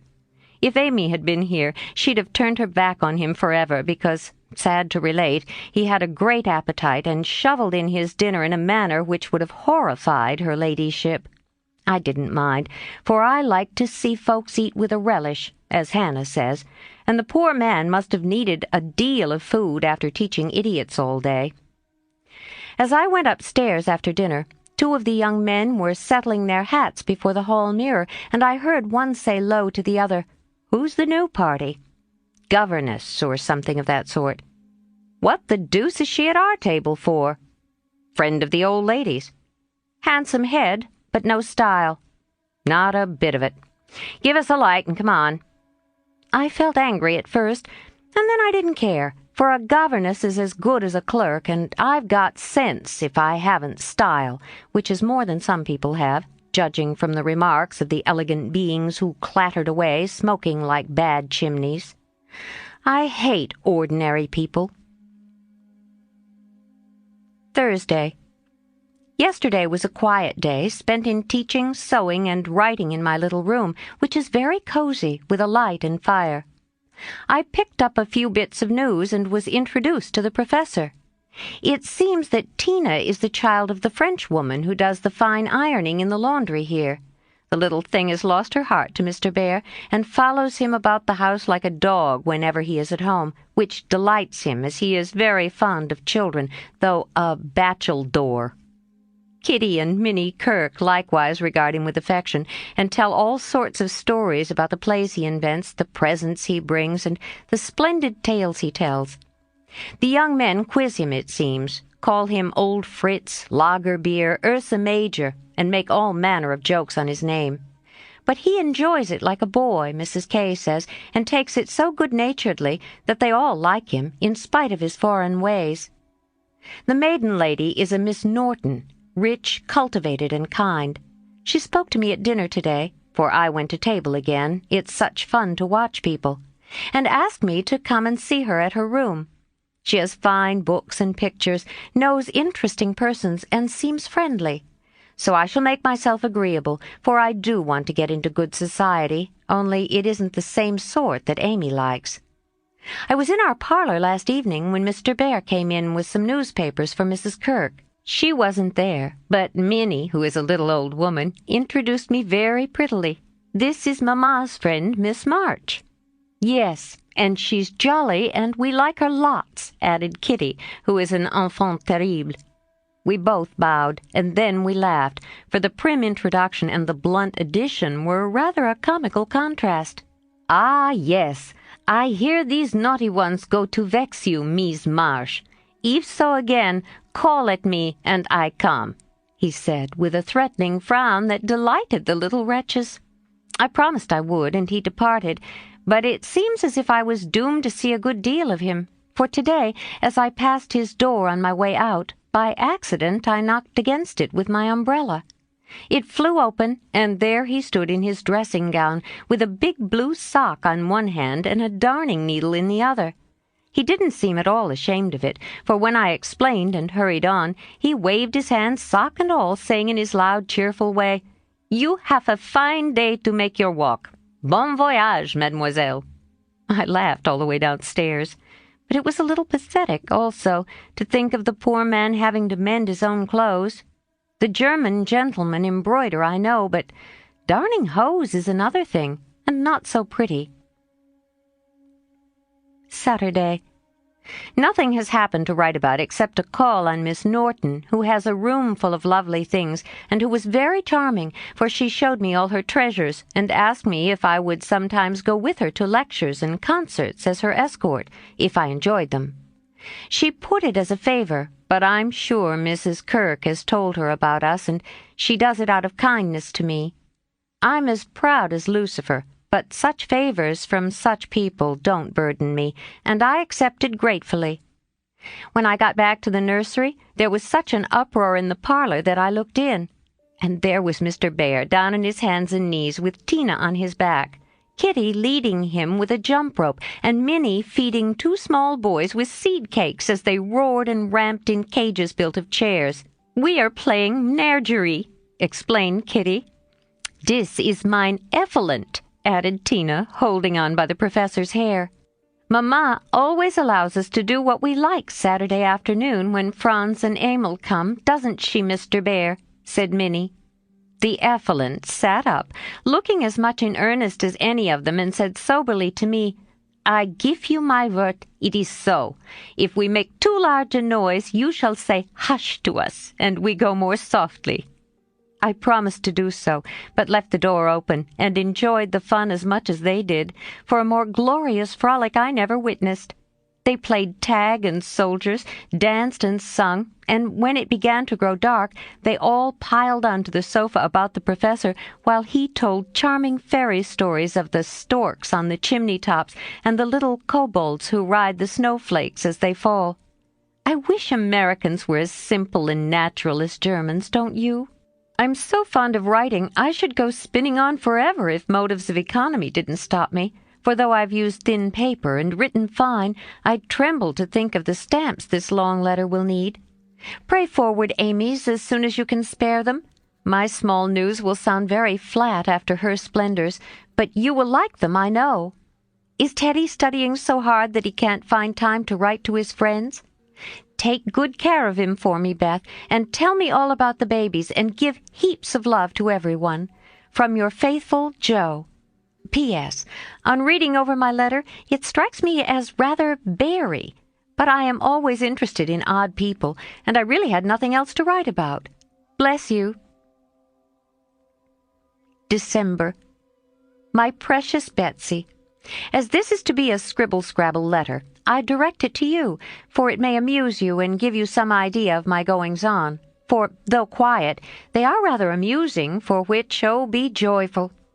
After what Amy would call Herculaneum efforts in the way of mental and moral agriculture, my young ideas begin to shoot and my little twigs to bend as I could wish. They are not so interesting to me as Tina and the boys, but I do my duty by them, and they are fond of me. Franz and Emil are jolly little lads, quite after my own heart, for the mixture of German and American spirit in them produces a constant state of effervescence. Saturday afternoons are riotous times, whether spent in the house or out, for on pleasant days they all go to walk like a seminary with the professor and myself to keep order, and then such fun. We are very good friends now, and I've begun to take lessons. I really couldn't help it, and it all came about in such a droll way that I must tell you. To begin at the beginning, Mrs. Kirk called to me one day as I passed Mr. Bear's room, where she was rummaging. "Did you ever see such a den, my dear? Just come and help me put these books to rights, for I've turned everything upside down trying to discover what he has done with the 6 new handkerchiefs I gave him not long ago." I went in, and while we worked I looked about me, for it was a den, to be sure. Books and papers everywhere, a broken meerschaum, and an old flute over the mantelpiece as if done with. A ragged bird without any tail chirped on one window-seat, and a box of white mice adorned the other. Half-finished boats and bits of string lay among the manuscripts. Dirty little boots stood drying before the fire, and traces of the dearly beloved boys, for whom he makes a slave of himself, were to be seen all over the room. After a grand rummage, 3 of the missing articles were found, 1 over the bird-cage, 1 covered with ink, and a 3rd burnt brown, having been used as a holder. "Such a man!" laughed good-natured Mrs. K. as she put the relics in the rag-bag. I suppose the others are torn up to rig ships, bandage cut fingers, or make kite tails. It's dreadful, but I can't scold him. He's so absent-minded and good-natured, he lets those boys ride over him roughshod. I agreed to do his washing and mending, but he forgets to give out his things, and I forget to look them over, so he comes to a sad pass sometimes. "Let me mend them," said I. "I don't mind it, and he needn't know. I'd like to. He's so kind to me about bringing my letters and lending books. So I have got his things in order, and knit heels into 2 pairs of the socks, for they were boggled out of shape with his queer darns.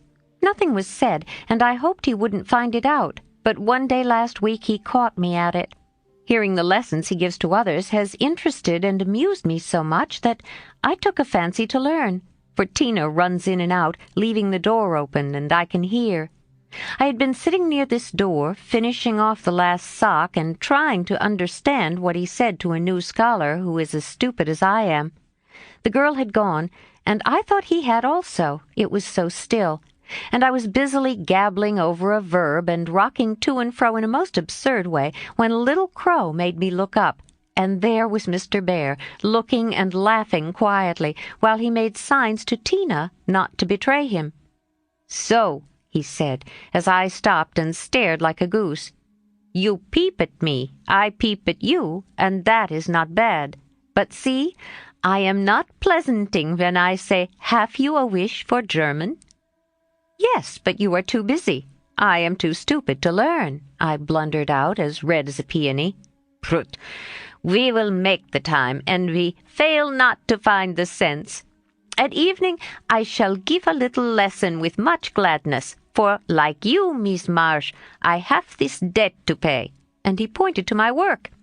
"Yes," they say to one another, these so kind ladies, "he is a stupid old fellow. He will see not what we do. He will never observe that his sock heels go not in holes any more. He will think his buttons grow out new when they fall, and believe that strings make theirselves.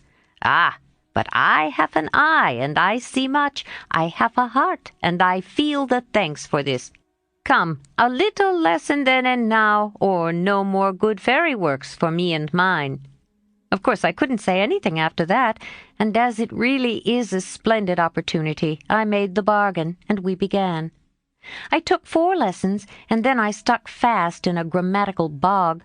The professor was very patient with me, but it must have been torment to him, and now and then he'd look at me with such an expression of mild despair that it was a toss-up with me whether to laugh or cry. I tried both ways, and when it came to a sniff of utter mortification and woe, he just threw the grammar onto the floor and marched out of the room. I felt myself disgraced and deserted forever, but didn't blame him a particle, and was scrambling my papers together, meaning to rush upstairs and shake myself hard, when in he came, as brisk and beaming as if I'd covered myself with glory. "Now we shall try a new way. You and I will read these pleasant little märchen together, and dig no more in that dry book that goes in the corner for making us trouble." He spoke so kindly and opened Hans Andersen's fairy tales so invitingly before me that I was more ashamed than ever, and went at my lesson in a neck-or-nothing style that seemed to amuse him immensely. I forgot my bashfulness and pegged away, no other word will express it, with all my might, tumbling over long words, pronouncing according to the inspiration of the minute, and doing my very best. When I finished reading my first page and stopped for breath, he clapped his hands and cried out in his hearty way, "Das ist gut! Now we go well! My turn. I do him in German. Give me your ear." And away he went, rumbling out the words with his strong voice and a relish which was good to see as well as hear. Fortunately, the story was The Constant Tin Soldier, which is droll, you know, so I could laugh, and I did, though I didn't understand half he read, for I couldn't help it. He was so earnest, I so excited, and the whole thing so comical. After that we got on better, and now I read my lessons pretty well, for this way of studying suits me, and I can see that the grammar gets tucked into the tales and poetry as one gives pills in jelly. I like it very much, and he doesn't seem tired of it yet, which is very good of him, isn't it? I mean to give him something on Christmas, for I dare not offer money. Tell me something nice, Mommy. I'm glad Laurie seems so happy and busy that he has given up smoking and lets his hair grow. You see, Beth manages him better than I did. I'm not jealous, dear. Do your best, only don't make a saint of him. I'm afraid I couldn't like him without a spice of human naughtiness. Read him bits of my letters. I haven't time to write much, and that will do just as well. Thank heaven Beth continues so comfortable. January. A Happy New Year to you all, my dearest family, which of course includes Mr. L. and a young man by the name of Teddy. I can't tell you how much I enjoyed your Christmas bundle, for I didn't get it till night and had given up hoping. Your letter came in the morning, but you said nothing about a parcel, meaning it for a surprise, so I was disappointed, for I'd had a kind of a feeling that you wouldn't forget me. I felt a little low in my mind as I sat up in my room after tea, and when the big, muddy, battered-looking bundle was brought to me, I just hugged it and pranced. It was so homey and refreshing that I sat down on the floor and read and looked and ate and laughed and cried in my usual absurd way. The things were just what I wanted, and all the better for being made instead of bought. Beth's new ink bib was capital, and Hannah's box of hard gingerbread will be a treasure. I'll be sure and wear the nice flannels you sent, Marmee, and read carefully the books Father has marked. Thank you all, heaps and heaps. Speaking of books reminds me that I'm getting rich in that line, for on New Year's Day, Mr. Bear gave me a fine Shakespeare.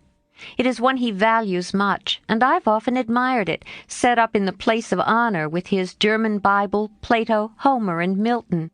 So you may imagine how I felt when he brought it down without its cover and showed me my name in it, from my friend Friedrich Bear.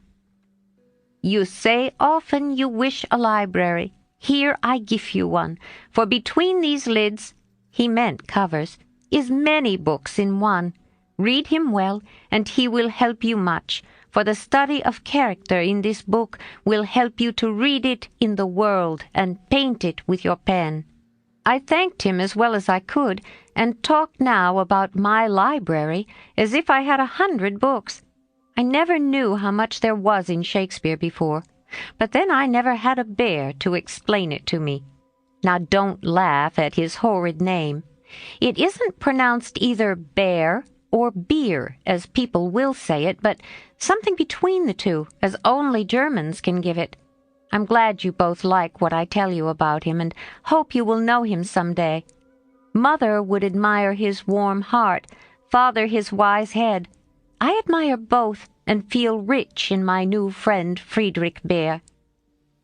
Not having much money or knowing what he'd like, I got several little things and put them about the room where he would find them unexpectedly. They were useful, pretty, or funny. A new standish on his table, a little vase for his flower, he always has one, or a bit of green in a glass to keep him fresh, he says, and a holder for his blower so that he needn't burn up what Amy calls mouchoirs. I made it like those Beth invented, a big butterfly with a fat body and black and yellow wings, worsted feelers and bead eyes. It took his fancy immensely, and he put it on his mantelpiece as an article of virtu, so it was rather a failure after all. Poor as he is, he didn't forget a servant or a child in the house, and not a soul here from the French laundry woman to Miss Norton forgot him. I was so glad of that. They got up a masquerade and had a gay time New Year's Eve. I didn't mean to go down, having no dress, but at the last minute Mrs. Kirk remembered some old brocades, and Miss Norton lent me lace and feathers, so I dressed up as Mrs. Malaprop and sailed in with a mask on. No one knew me, for I disguised my voice, and no one dreamed of the silent, haughty Miss March, for they think I am very stiff and cool, most of them, and so I am to whippersnappers. Could dance and dress, and burst out into a nice derangement of epitaphs like an allegory on the banks of the Nile. I enjoyed it very much, and when we unmasked it was fun to see them stare at me. I heard one of the young men tell another that he knew I'd been an actress. In fact, he thought he remembered seeing me at one of the minor theaters. Meg will relish that joke.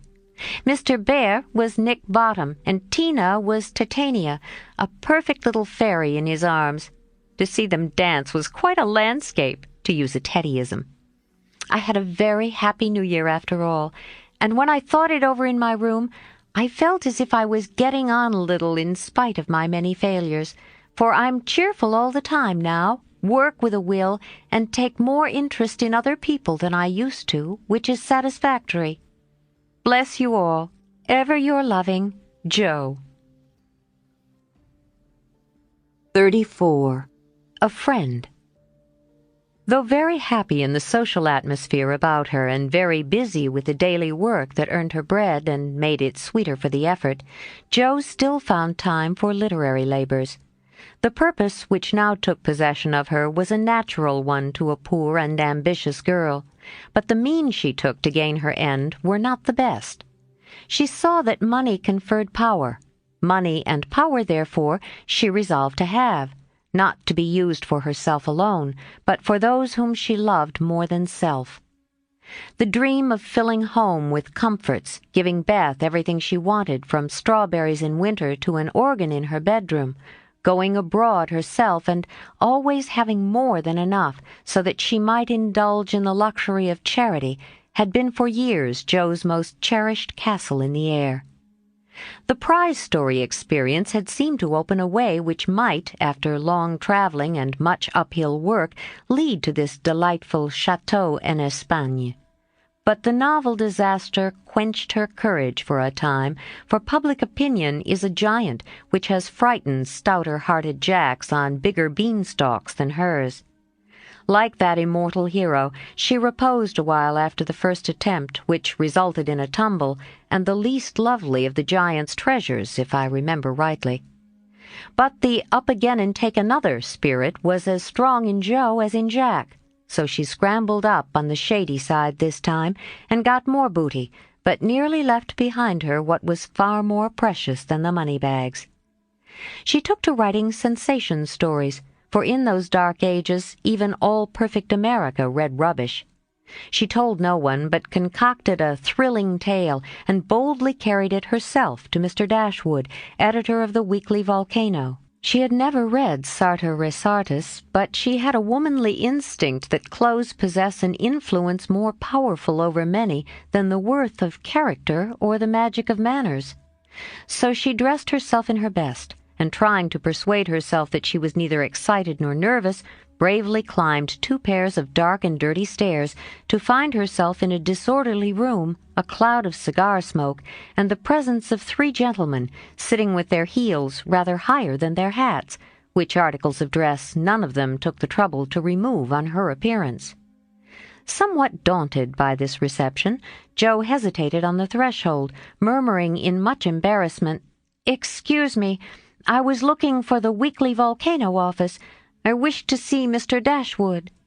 Down went the highest pair of heels, up rose the smokiest gentleman, and, carefully cherishing his cigar between his fingers, he advanced with a nod and a countenance expressive of nothing but sleep. Feeling that she must get through the matter somehow, Jo produced her manuscript and, blushing redder and redder with each sentence, blundered out fragments of the little speech carefully prepared for the occasion.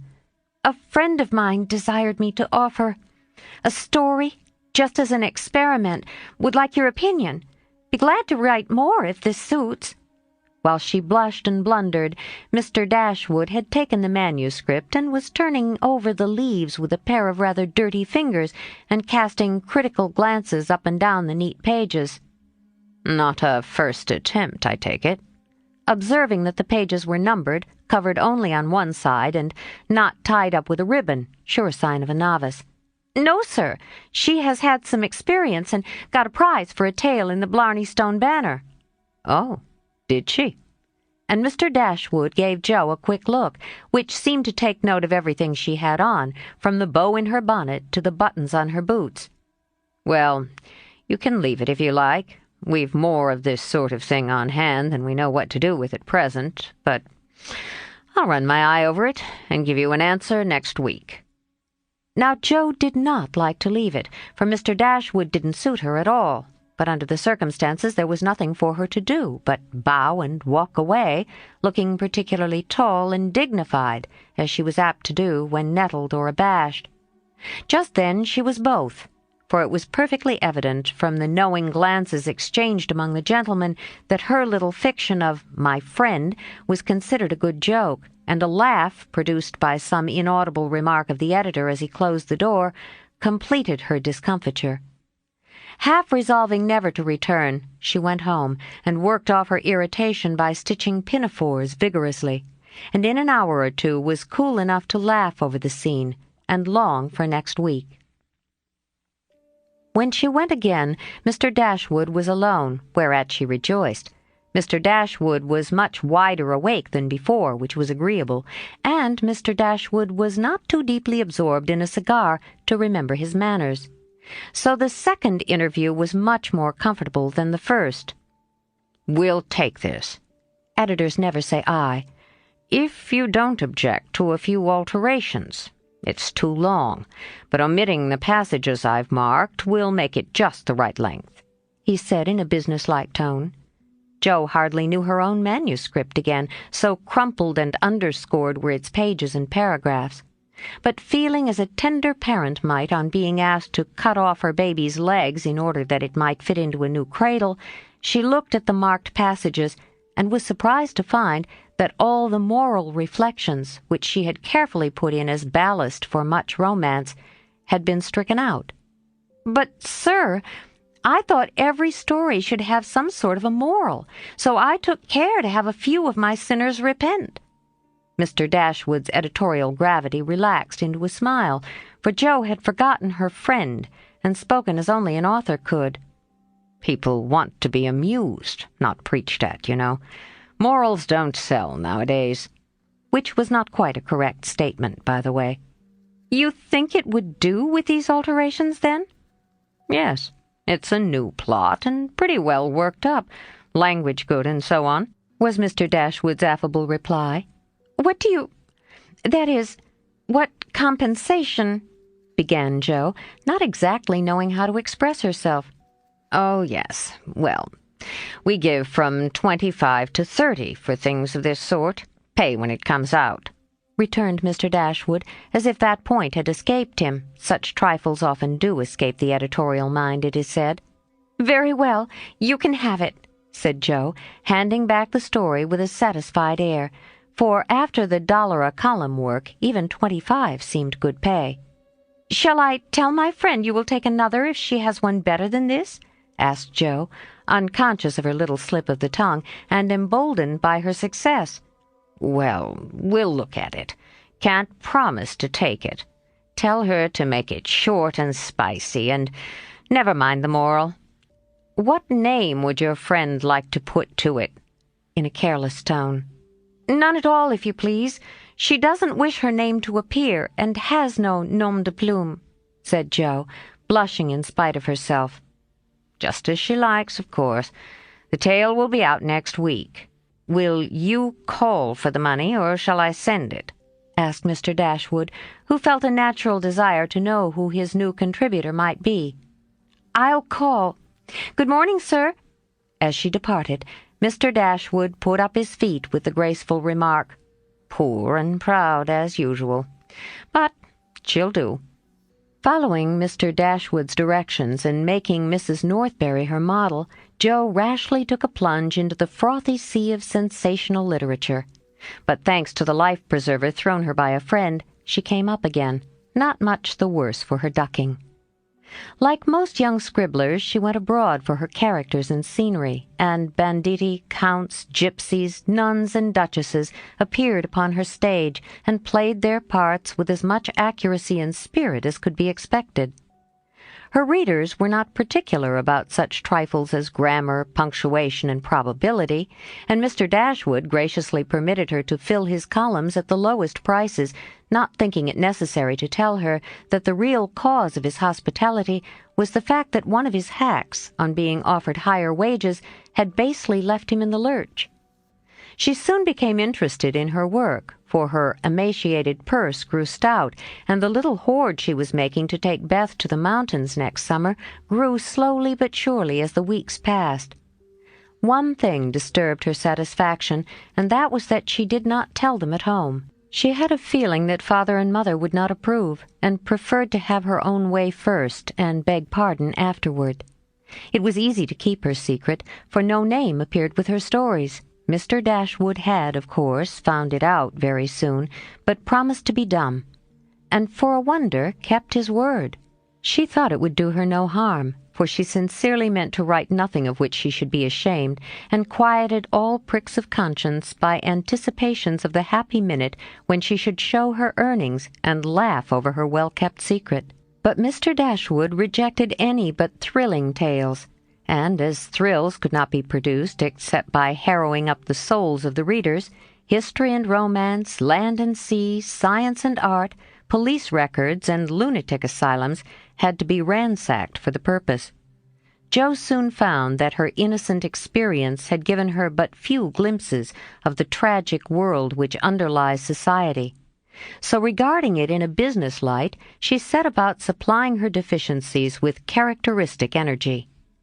Eager to find material for stories and bent on making them original in plot, if not masterly in execution, she searched newspapers for accidents, incidents, and crimes. She excited the suspicions of public librarians for asking for works on poisons.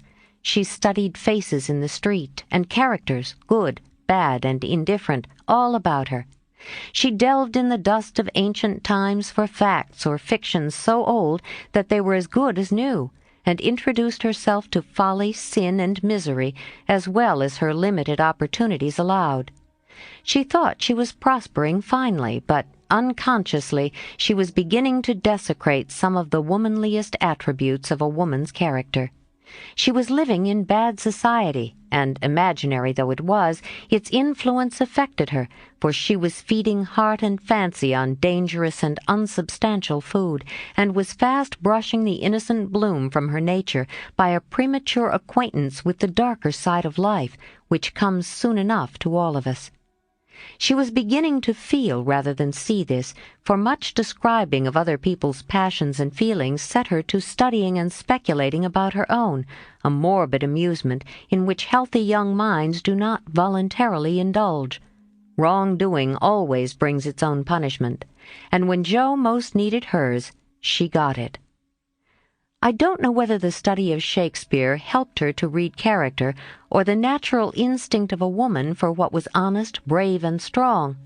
But while endowing her imaginary heroes with every perfection under the sun, Jo was discovering a live hero who interested her in spite of many human imperfections. Mr. Bear, in one of their conversations, had advised her to study simple, true, and lovely characters wherever she found them, as good training for a writer. Jo took him at his word, for she coolly turned round and studied him, a proceeding which would have much surprised him had he known it, for the worthy professor was very humble in his own conceit. Why everybody liked him was what puzzled Jo at first. He was neither rich nor great, young nor handsome, in no respect what is called fascinating, imposing, or brilliant. And yet he was as attractive as a genial fire, and people seemed to gather about him as naturally as about a warm hearth. He was poor, yet always appeared to be giving something away. A stranger, yet everyone was his friend. No longer young, but as happy-hearted as a boy. Plain and peculiar, yet his face looked beautiful to many, and his oddities were freely forgiven for his sake. Jo often watched him, trying to discover the charm, and at last decided that it was benevolence which worked the miracle. If he had any sorrow, it sat with its head under its wing, and he turned only his sunny side to the world. There were lines upon his forehead, but time seemed to have touched him gently, remembering how kind he was to others. The pleasant curves about his mouth were the memorials of many friendly words and cheery laughs. His eyes were never cold or hard, and his big hand had a warm, strong grasp that was more expressive than words. His very clothes seemed to partake of the hospitable nature of the wearer. They looked as if they were at ease, and liked to make him comfortable, His capacious waistcoat was suggestive of a large heart underneath. His rusty coat had a social air, and the baggy pockets plainly proved that little hands often went in empty and came out full. His very boots were benevolent, and his collars never stiff and raspy like other people's. "That's it," said Jo to herself when she at length discovered that genuine goodwill toward one's fellow men could beautify and dignify even a stout German teacher who shoveled in his dinner, darned his own socks, and was burdened with the name of Bear. Jo valued goodness highly, but she also possessed a most feminine respect for intellect, and a little discovery which she made about the professor added much to her regard for him. He never spoke of himself, and no one ever knew that in his native city he had been a man much honored and esteemed for learning and integrity, till a countryman came to see him, and in a conversation with Miss Norton divulged the pleasing fact. From her Jo learned it, and liked it all the better because Mr. Bear had never told it. She felt proud to know that he was an honored professor in Berlin, though only a poor language master in America, and his homely, hard-working life was much beautified by the spice of romance which this discovery gave it. Another and a better gift than intellect was shown her in a most unexpected manner. Miss Norton had the entree into literary society, which Jo would have had no chance of seeing but for her. The solitary woman felt an interest in the ambitious girl, and kindly conferred many favors of this sort both on Jo and the professor. She took them with her one night to a select symposium held in honor of several celebrities. Jo went prepared to bow down and adore the mighty ones whom she had worshipped with youthful enthusiasm afar off. But her reverence for genius received a severe shock that night, and it took her some time to recover from the discovery that the great creatures were only men and women after all. Imagine her dismay on stealing a glance of timid admiration at the poet whose lines suggested an ethereal being fed on spirit, fire, and dew, to behold him devouring his supper with an ardor which flushed his intellectual countenance. Turning as from a fallen idol, she made other discoveries which rapidly dispelled her romantic illusions. The great novelist vibrated between two decanters with the regularity of a pendulum. The famous divine flirted openly with one of the Madame de Staëls of the age, who looked daggers at another Corinne who was amiably satirizing her after outmaneuvering her in efforts to absorb the profound philosopher, who imbibed tea Johnsonianly and appeared to slumber, the loquacity of the lady rendering speech impossible. The scientific celebrities, forgetting their mollusks and glacial periods, gossiped about art, while devoting themselves to oysters and ices with characteristic energy. The young musician, who was charming the city like a second Orpheus, talked horses, and the specimen of the British nobility present happened to be the most ordinary man of the party. Before the evening was half over, Jo felt so completely désillusionnée that she sat down in a corner to recover herself. Mr. Bear soon joined her, looking rather out of his element, and presently several of the philosophers, each mounted on his hobby, came ambling up to hold an intellectual tournament in the recess.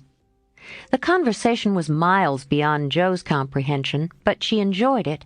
Though Kant and Hegel were unknown gods, the subjective and objective unintelligible terms, and the only thing evolved from her inner consciousness was a bad headache after it was all over. It dawned upon her gradually that the world was being picked to pieces and put together on new and, according to the talkers, on infinitely better principles than before, that religion was in a fair way to be reasoned into nothingness, and intellect was to be the only God. Jo knew nothing about philosophy or metaphysics of any sort, but a curious excitement, half pleasurable, half painful, came over her as she listened with a sense of being turned adrift into time and space, like a young balloon out on a holiday. She looked round to see how the professor liked it, and found him looking at her with the grimmest expression she had ever seen him wear. He shook his head and beckoned her to come away, but she was fascinated just then by the freedom of speculative philosophy, and kept her seat, trying to find out what the wise gentleman intended to rely upon after they had annihilated all the old beliefs. Now, Mr. Bear was a diffident man, and slow to offer his own opinions, not because they were unsettled, but too sincere and earnest to be lightly spoken. As he glanced from Joe to several other young people attracted by the brilliancy of the philosophic pyrotechnics, he knit his brows and longed to speak, fearing that some inflammable young soul would be led astray by the rockets, to find, when the display was over, that they had only an empty stick or a scorched hand. He bore it as long as he could, but when he was appealed to for an opinion, he blazed up with honest indignation, and defended religion with all the eloquence of truth, an eloquence which made his broken English musical, and his plain face beautiful. He had a hard fight, for the wise men argued well, but he didn't know when he was beaten, and stood to his colors like a man. Somehow, as he talked, the world got right again to Joe. The old beliefs that had lasted so long seemed better than the new. God was not a blind force, and immortality was not a pretty fable but a blessed fact. She felt as if she had solid ground under her feet again, and when Mr. Bear paused, out-talked but not one whit convinced, Joe wanted to clap her hands and thank him. She did neither, but she remembered this scene, and gave the professor her heartiest respect, for she knew it cost him an effort to speak out then and there, because his conscience would not let him be silent. She began to see that character is a better possession than money, rank, intellect, or beauty, and to feel that if greatness is what a wise man has defined it to be, truth, reverence, and goodwill, then her friend Friedrich Bear was not only good, but great. This belief strengthened daily. She valued his esteem, she coveted his respect, she wanted to be worthy of his friendship, and just when the wish was sincerest, she came near losing everything. It all grew out of a cocked hat. For one evening the professor came in to give Joe her lesson, with a paper soldier cap on his head, which Tina had put there, and he had forgotten to take off. It's evident he doesn't look in his glass before coming down, thought Joe with a smile, as he said, "Good evening," and sat soberly down, quite unconscious of the ludicrous contrast between his subject and his headgear, for he was going to read her The Death of Wallenstein. She said nothing at first, for she liked to hear him laugh out his big hearty laugh when anything funny happened, so she left him to discover it for himself, and presently forgot all about it, for to hear a German read Schiller is rather an absorbing occupation. After the reading came the lesson, which was a lively one, for Joe was in a gay mood that night, and the cocked hat kept her eyes dancing with merriment. The professor didn't know what to make of her, and stopped at last to ask with an air of mild surprise that was irrepressible, "Miss Marsh, for what do you laugh in your master's face? Have you no respect for me, that you go on so bad?" "How can I be respectful, sir, when you forget to take your hat off?" said Joe. Lifting his hand to his head, the absent-minded professor gravely felt and removed the little cocked hat, looked at it a minute, and then threw back his head and laughed like a merry bass viol. "Ah, I see him now. It is that imp Tina who makes me a fool with my cap. Well, it is nothing. But see you if this lesson goes not well. You too shall wear him." But the lesson did not go at all for a few minutes, because Mr. Bear caught sight of a picture on the hat, and unfolding it said with an air of great disgust, "I wish these papers did not come in the house. They are not for children to see, nor young people to read. It is not well, and I have no patience with those who make this harm." Joe glanced at the sheet, and saw a pleasing illustration composed of a lunatic, a corpse, a villain, and a viper. She did not like it, but the impulse that made her turn it over was not one of displeasure, but fear, because for a minute she fancied the paper was the volcano. It was not, however, and her panic subsided as she remembered that even if it had been, and one of her own tales in it, there would have been no name to betray her. She had betrayed herself, however, by a look and a blush. For though an absent man, the professor saw a good deal more than people fancied. He knew that Joe wrote, and had met her down among the newspaper offices more than once, but as she never spoke of it, He asked no questions, in spite of a strong desire to see her work. Now it occurred to him that she was doing what she was ashamed to own, and it troubled him. He did not say to himself, "It is none of my business, I've no right to say anything," as many people would have done. He only remembered that she was young and poor, a girl far away from mother's love and father's care, and he was moved to help her with an impulse as quick and natural as that which would prompt him to put out his hand to save a baby from a puddle. All this flashed through his mind in a minute, but not a trace of it appeared in his face, and by the time the paper was turned and Joe's needle threaded, he was ready to say quite naturally, but very gravely, "Yes, you are right to put it from you. I do not like to think that good girls should see such things. They are made pleasant to some, but I would more rather give my boys gunpowder to play with than this bad trash." "All may not be bad, only silly, you know, and if there is a demand for it, I don't see any harm in supplying it. Many very respectable people make an honest living out of what are called sensation stories," said Joe, scratching gathers so energetically that a row of little slits followed her pin. "There is a demand for whiskey, but I think you and I do not care to sell it. If the respectable people knew what harm they did, they would not feel that the living was honest. They have no right to put poison in the sugar plum and let the small ones eat it. No, they should think a little and sweep mud in the streets before they do this thing." Mr. Bear spoke warmly and walked to the fire, crumpling the paper in his hands. Joe sat still, looking as if the fire had come to her, for her cheeks burned long after the cocked hat had turned to smoke and gone harmlessly up the chimney.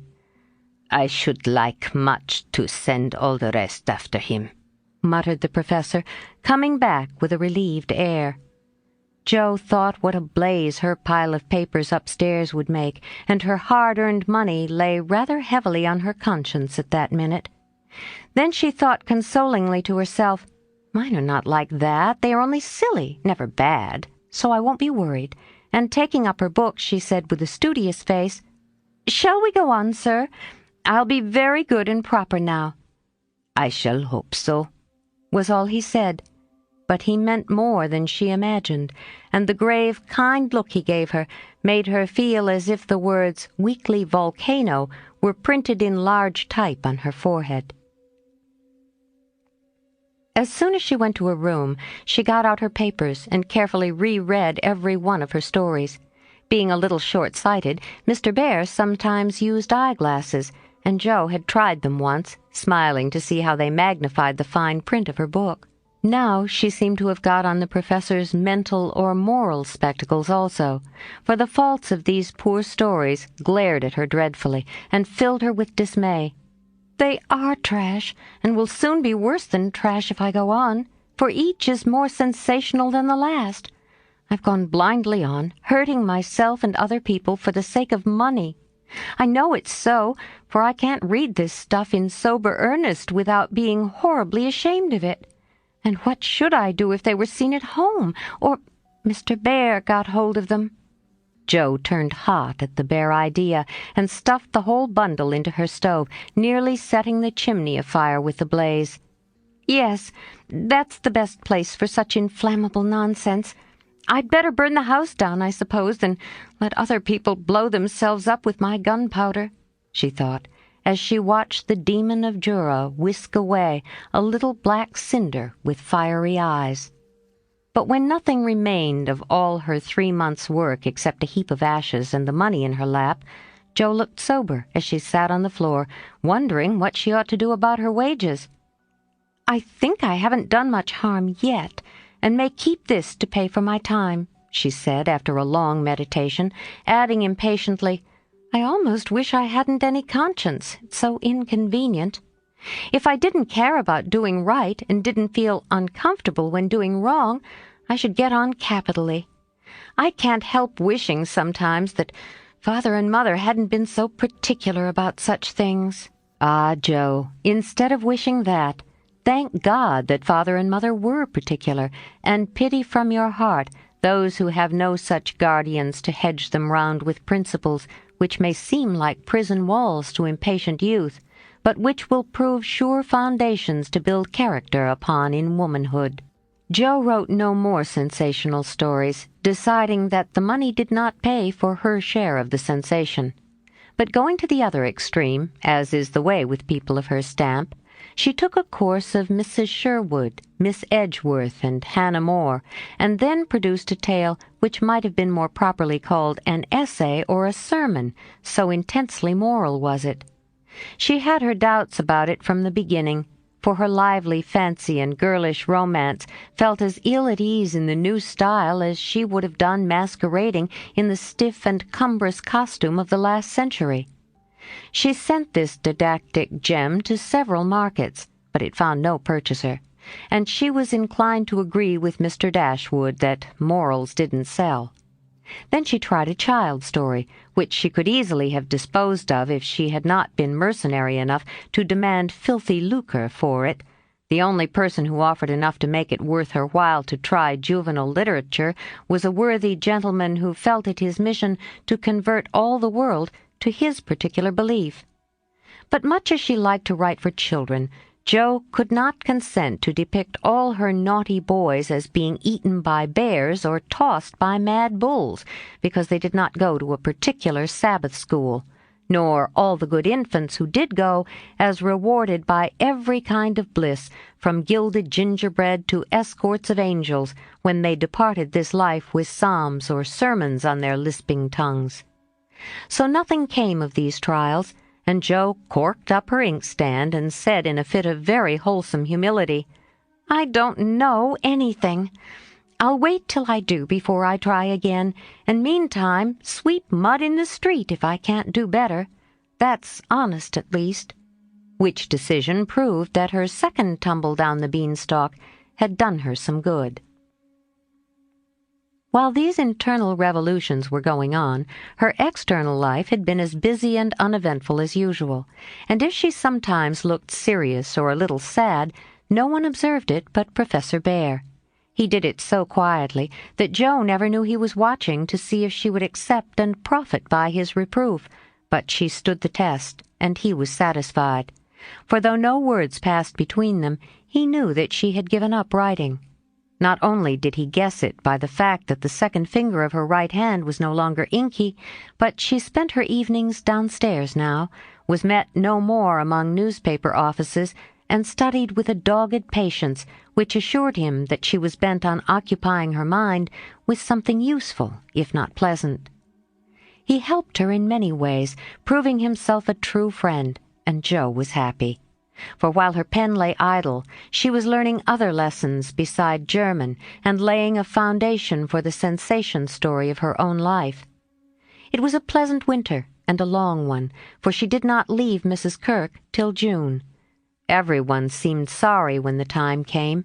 The children were inconsolable, and Mr. Bear's hair stuck straight up all over his head, for he always rumpled it wildly when disturbed in mind. "Going home. Ah, you are happy that you have a home to go in," he said when she told him, and sat silently pulling his beard in the corner while she held a little levee on that last evening.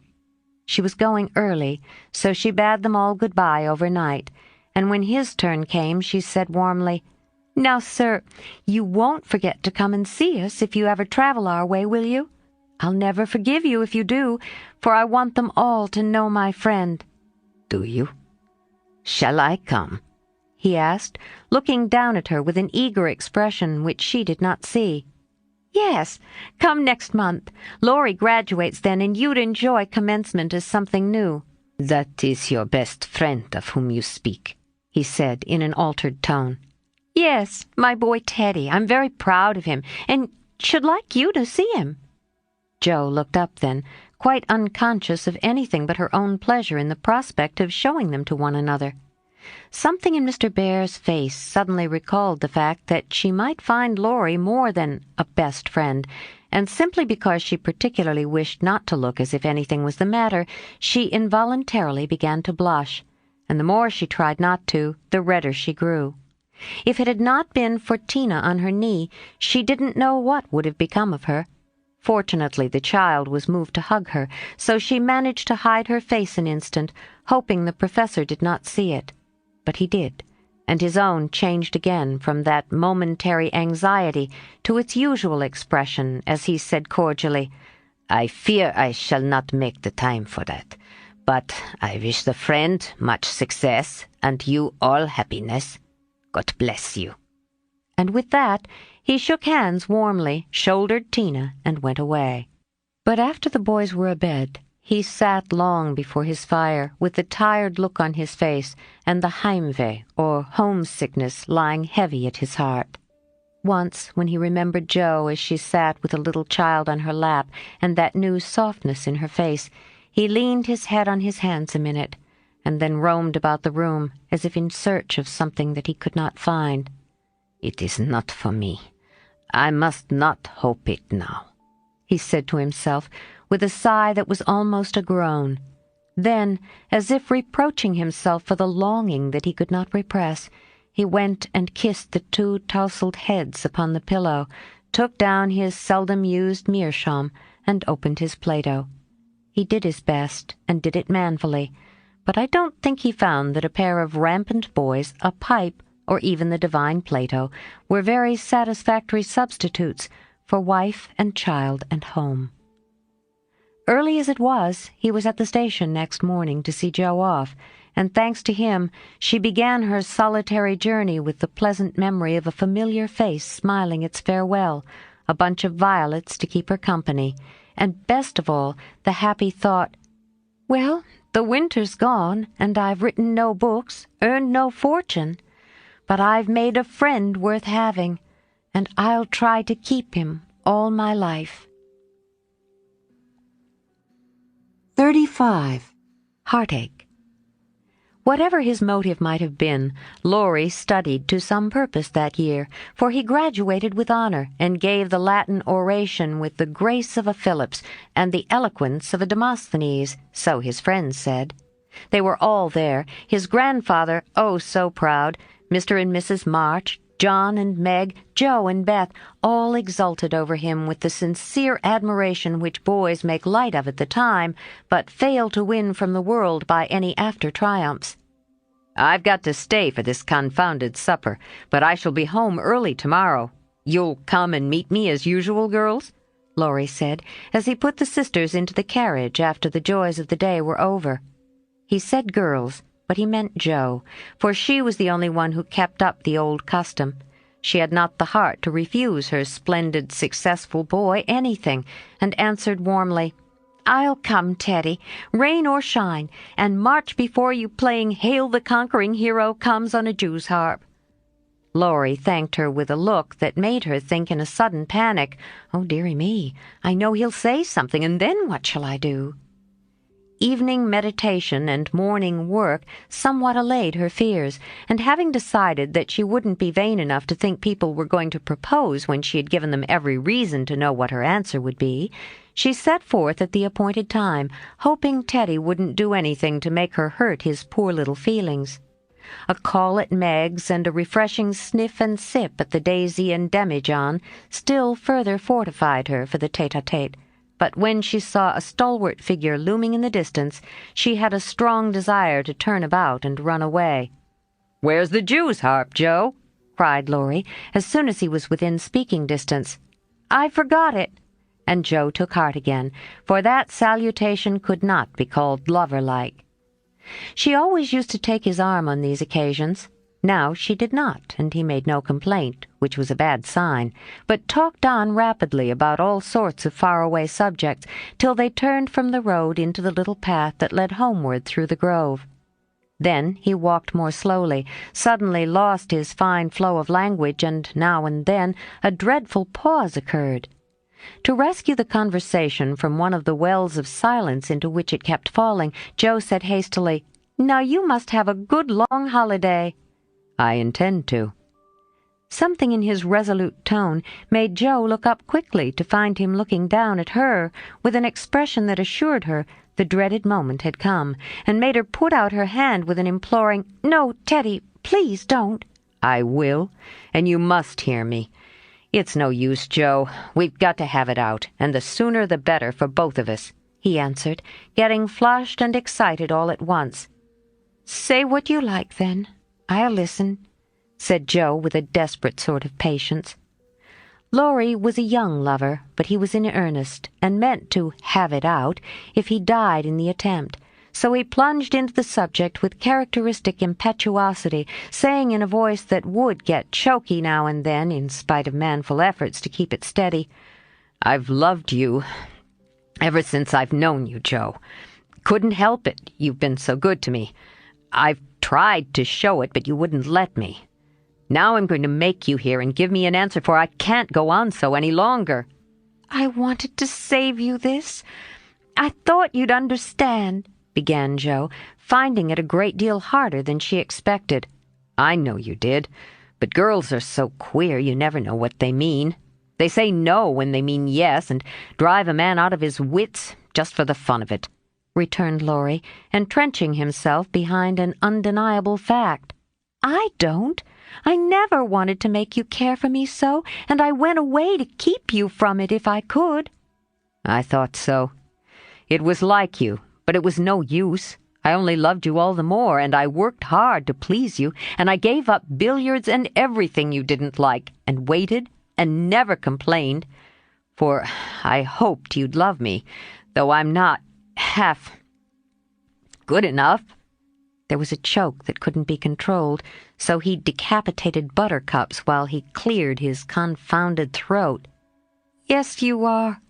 You're a great deal too good for me, and I'm so grateful to you, and so proud and fond of you. I don't see why I can't love you as you want me to. I've tried, but I can't change the feeling, and it would be a lie to say I do when I don't."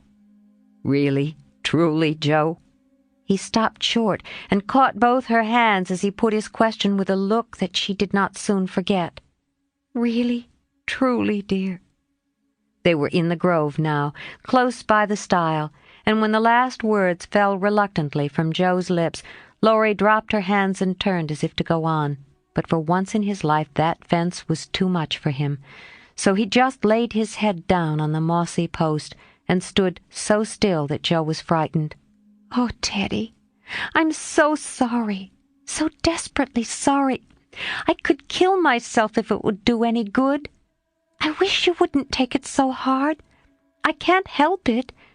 You know, it's impossible for people to make themselves love other people if they don't," cried Jo inelegantly but remorsefully as she softly patted his shoulder, remembering the time when he had comforted her so long ago. "They do sometimes," said a muffled voice from the post. "I don't believe it's the right sort of love, and I'd rather not try it," was the decided answer. There was a long pause while a blackbird sung blithely on the willow by the river, and the tall grass rustled in the wind. Presently Jo said very soberly as she sat down on the step of the stile, "Laurie, I want to tell you something." He started as if he had been shot, threw up his head and cried out in a fierce tone, "Don't tell me that, Jo. I can't bear it now." "Tell what?" she asked, wondering at his violence. "That you love that old man." "What old man?" demanded Jo, thinking he must mean his grandfather.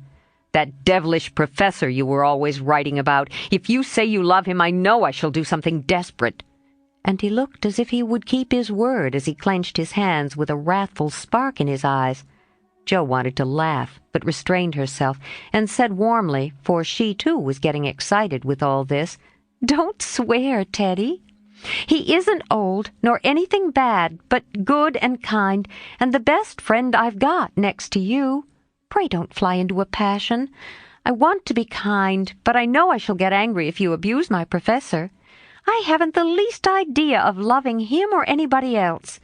"But you will, after a while. And then what will become of me?"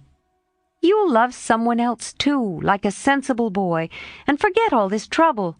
I can't love anyone else, and I'll never forget you, Joe. Never, never," with a stamp to emphasize his passionate words. "What shall I do with him?" sighed Joe, finding that emotions were more unmanageable than she expected.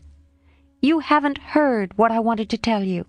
Sit down and listen, for indeed I want to do right and make you happy," she said, hoping to soothe him with a little reason, which proved that she knew nothing about love. Seeing a ray of hope in that last speech, Laurie threw himself down on the grass at her feet, leaned his arm on the lower step of the stile, and looked up at her with an expectant face. Now that arrangement was not conducive to calm speech or clear thought on Joe's part, for how could she say hard things to her boy while he watched her with eyes full of love and longing, and lashes still wet with the bitter drop or two her hardness of heart had wrung from him? She gently turned his head away, saying as she stroked the wavy hair which had been allowed to grow for her sake, how touching that was, to be sure, "I agree with Mother that you and I are not suited to each other, because our quick tempers and strong wills would probably make us very miserable if we were so foolish as to—" Joe paused a little over the last word, but Laurie uttered it with a rapturous expression. "Marry? No, we shouldn't. If you loved me, Joe, I should be a perfect saint, for you could make me anything you like." "No, I can't. I've tried it and failed, and I won't risk our happiness by such a serious experiment. We don't agree, and we never shall. So we'll be good friends all our lives, but we won't go and do anything rash." "Yes, we will, if we get the chance," muttered Laurie rebelliously. "Now do be reasonable and take a sensible view of the case," implored Joe, almost at her wit's end. "I won't be reasonable. I don't want to take what you call a sensible view. It won't help me, and it only makes you harder. I don't believe you've got any heart." "I wish I hadn't." There was a little quiver in Joe's voice, and thinking it a good omen, Laurie turned round, bringing all his persuasive powers to bear as he said, in the wheedlesome tone that had never been so dangerously wheedlesome before, "Don't disappoint us, dear. Everyone expects it. Grandpa has set his heart upon it. Your people like it, and I can't get on without you. Say you will, and let's be happy. Do, do." Not until months afterward did Joe understand how she had the strength of mind to hold fast to the resolution she had made when she decided that she did not love her boy, and never could. It was very hard to do, but she did it, knowing that delay was both useless and cruel. "I can't say yes, truly, so I won't say it at all. You'll see that I'm right by and by, and thank me for it," she began solemnly. "I'll be hanged if I do." And Laurie bounded up off the grass, burning with indignation at the bare idea. "Yes, you will," persisted Joe. "You'll get over this after a while, and find some lovely, accomplished girl who will adore you, and make a fine mistress for your fine house. I shouldn't. I'm homely and awkward and odd and old, and you'd be ashamed of me, and we should quarrel. We can't help it even now, you see. And I shouldn't like elegant society, and you would, and you'd hate my scribbling, and I couldn't get on without it. And we should be unhappy, and wish we hadn't done it, and everything would be horrid." "Anything more?" asked Laurie, finding it hard to listen patiently to this prophetic burst. "Nothing more, except that I don't believe I shall ever marry. I'm happy as I am, and love my liberty too well to be in any hurry to give it up for any mortal man." "I know better," broke in Laurie. "You think so now, but there'll come a time when you will care for somebody, and you'll love him tremendously, and live and die for him. I know you will. It's your way, and I shall have to stand by and see it." And the despairing lover cast his hat upon the ground with a gesture that would have seemed comical if his face had not been so tragical. "Yes, I will live and die for him if he ever comes and makes me love him in spite of myself, and you must do the best you can," cried Joe, losing patience with poor Teddy. "I've done my best, but you won't be reasonable, and it's selfish of you to keep teasing for what I can't give. I shall always be fond of you, very fond indeed, as a friend, but I'll never marry you, and the sooner you believe it, the better for both of us. So now—" That speech was like fire to gunpowder. Laurie looked at her a minute as if he did not quite know what to do with himself, then turned sharply away, saying in a desperate sort of tone, "You'll be sorry some day, Joe." "Oh, where are you going?" she cried, for his face frightened her. "To the devil," was the consoling answer. For a minute Joe's heart stood still as he swung himself down the bank toward the river, but it takes much folly, sin, or misery to send a young man to a violent death, and Laurie was not one of the weak sort who are conquered by a single failure.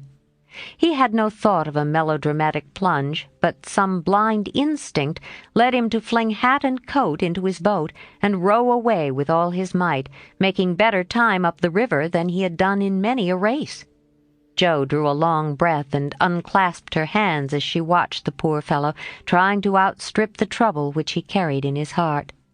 "That will do him good, and he'll come home in such a tender, penitent state of mind that I shan't dare to see him," she said, adding as she went slowly home, feeling as if she had murdered some innocent thing and buried it under the leaves, "Now I must go and prepare Mr. Lawrence to be very kind to my poor boy. I wish he'd love Beth. Perhaps he may in time, but I begin to think I was mistaken about her. Oh, dear, how can girls like to have lovers and refuse them? I think it's dreadful."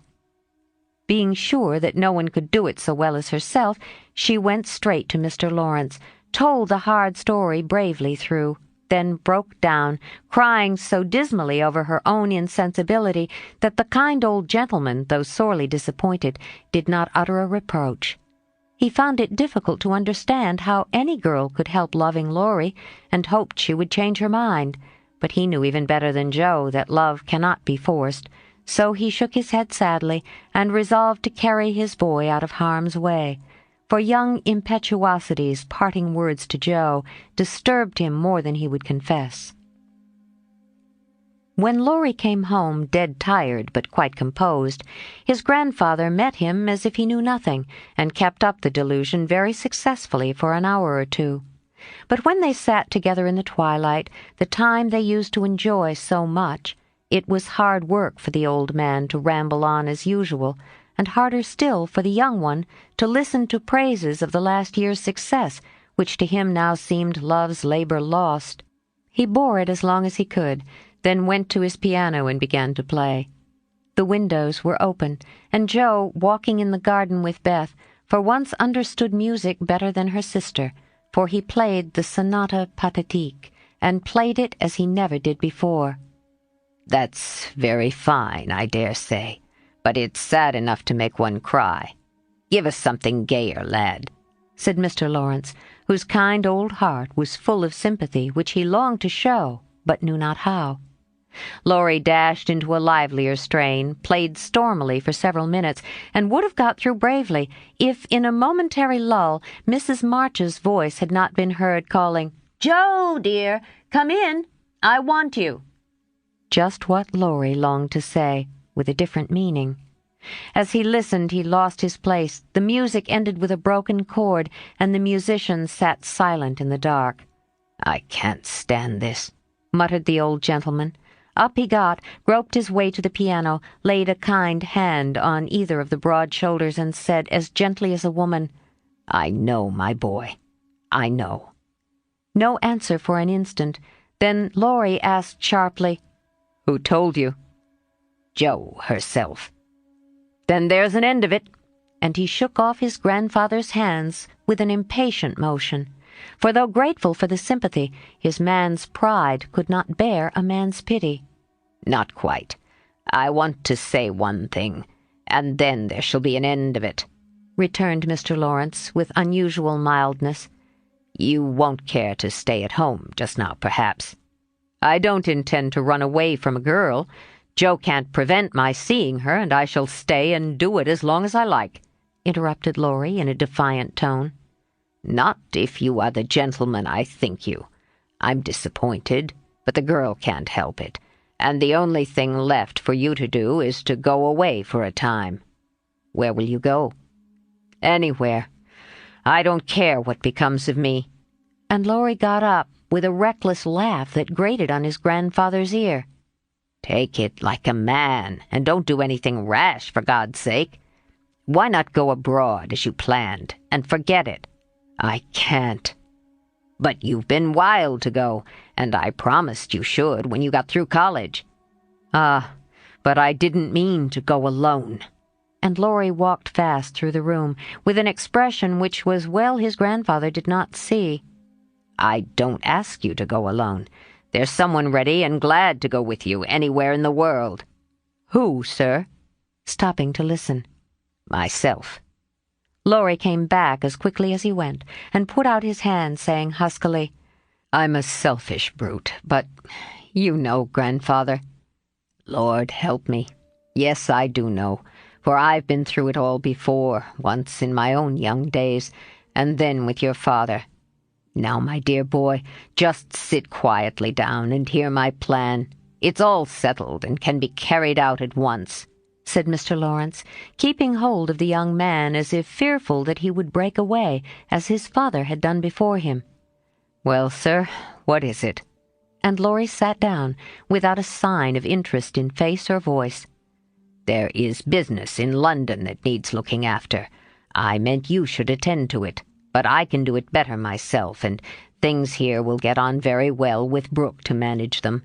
My partners do almost everything. I'm merely holding on till you take my place, and can be off at any time." "But you hate traveling, sir. I can't ask it of you at your age," began Laurie, who was grateful for the sacrifice, but much preferred to go alone, if he went at all. The old gentleman knew that perfectly well, and particularly desired to prevent it, for the mood in which he found his grandson assured him that it would not be wise to leave him to his own devices. So, stifling a natural regret at the thought of the home comforts he would leave behind him, he said stoutly, "Bless your soul, I'm not superannuated yet. I quite enjoy the idea. It will do me good, and my old bones won't suffer, for traveling nowadays is almost as easy as sitting in a chair." A restless movement from Laurie suggested that his chair was not easy, or that he did not like the plan, and made the old man add hastily, "I don't mean to be a marplot or a burden. I go because I think you'd feel happier than if I was left behind. I don't intend to gad about with you, but leave you free to go where you like, while I amuse myself in my own way. I've friends in London and Paris, and should like to visit them. Meantime, you can go to Italy, Germany, Switzerland, where you will, and enjoy pictures, music, scenery, and adventures to your heart's content." Now Laurie felt just then that his heart was entirely broken, and the world a howling wilderness. But at the sound of certain words which the old gentleman artfully introduced into his closing sentence, the broken heart gave an unexpected leap, and a green oasis or two suddenly appeared in the howling wilderness. He sighed, and then said in a spiritless tone, "Just as you like, sir. It doesn't matter where I go or what I do." "It does to me. Remember that, my lad. I give you entire liberty, but I trust you to make an honest use of it. Promise me that, Laurie." "Anything you like, sir." Good, thought the old gentleman. You don't care now, but there'll come a time when that promise will keep you out of mischief, or I'm much mistaken. Being an energetic individual, Mr. Lawrence struck while the iron was hot, and before the blighted being recovered spirit enough to rebel, they were off. During the time necessary for preparation, Laurie bore himself as young gentlemen usually do in such cases. He was moody, irritable, and pensive by turns, lost his appetite, neglected his dress, and devoted much time to playing tempestuously on his piano, avoided Jo, but consoled himself by staring at her from his window with a tragical face that haunted her dreams by night, and oppressed her with a heavy sense of guilt by day. Unlike some sufferers, he never spoke of his unrequited passion, and would allow no one, not even Mrs. March, to attempt consolation or offer sympathy. On some accounts this was a relief to his friends, but the weeks before his departure were very uncomfortable, and everyone rejoiced that the poor dear fellow was going away to forget his trouble and come home happy. Of course, he smiled darkly at their delusion, but passed it by with the sad superiority of one who knew that his fidelity, like his love, was unalterable. When the parting came, he affected high spirits to conceal certain inconvenient emotions which seemed inclined to assert themselves. This gaiety did not impose upon anybody, but they tried to look as if it did for his sake, and he got on very well till Mrs. March kissed him with a whisper full of motherly solicitude.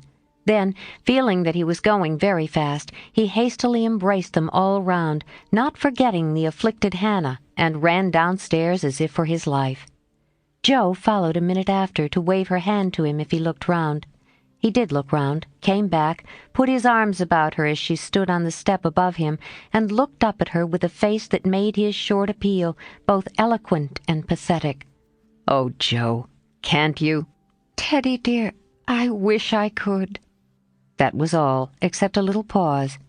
Then Laurie straightened himself up and said, "It's all right. Never mind," and went away without another word. Ah, but it wasn't all right, and Jo did mind. For while the curly head lay on her arm a minute after her hard answer, she felt as if she had stabbed her dearest friend.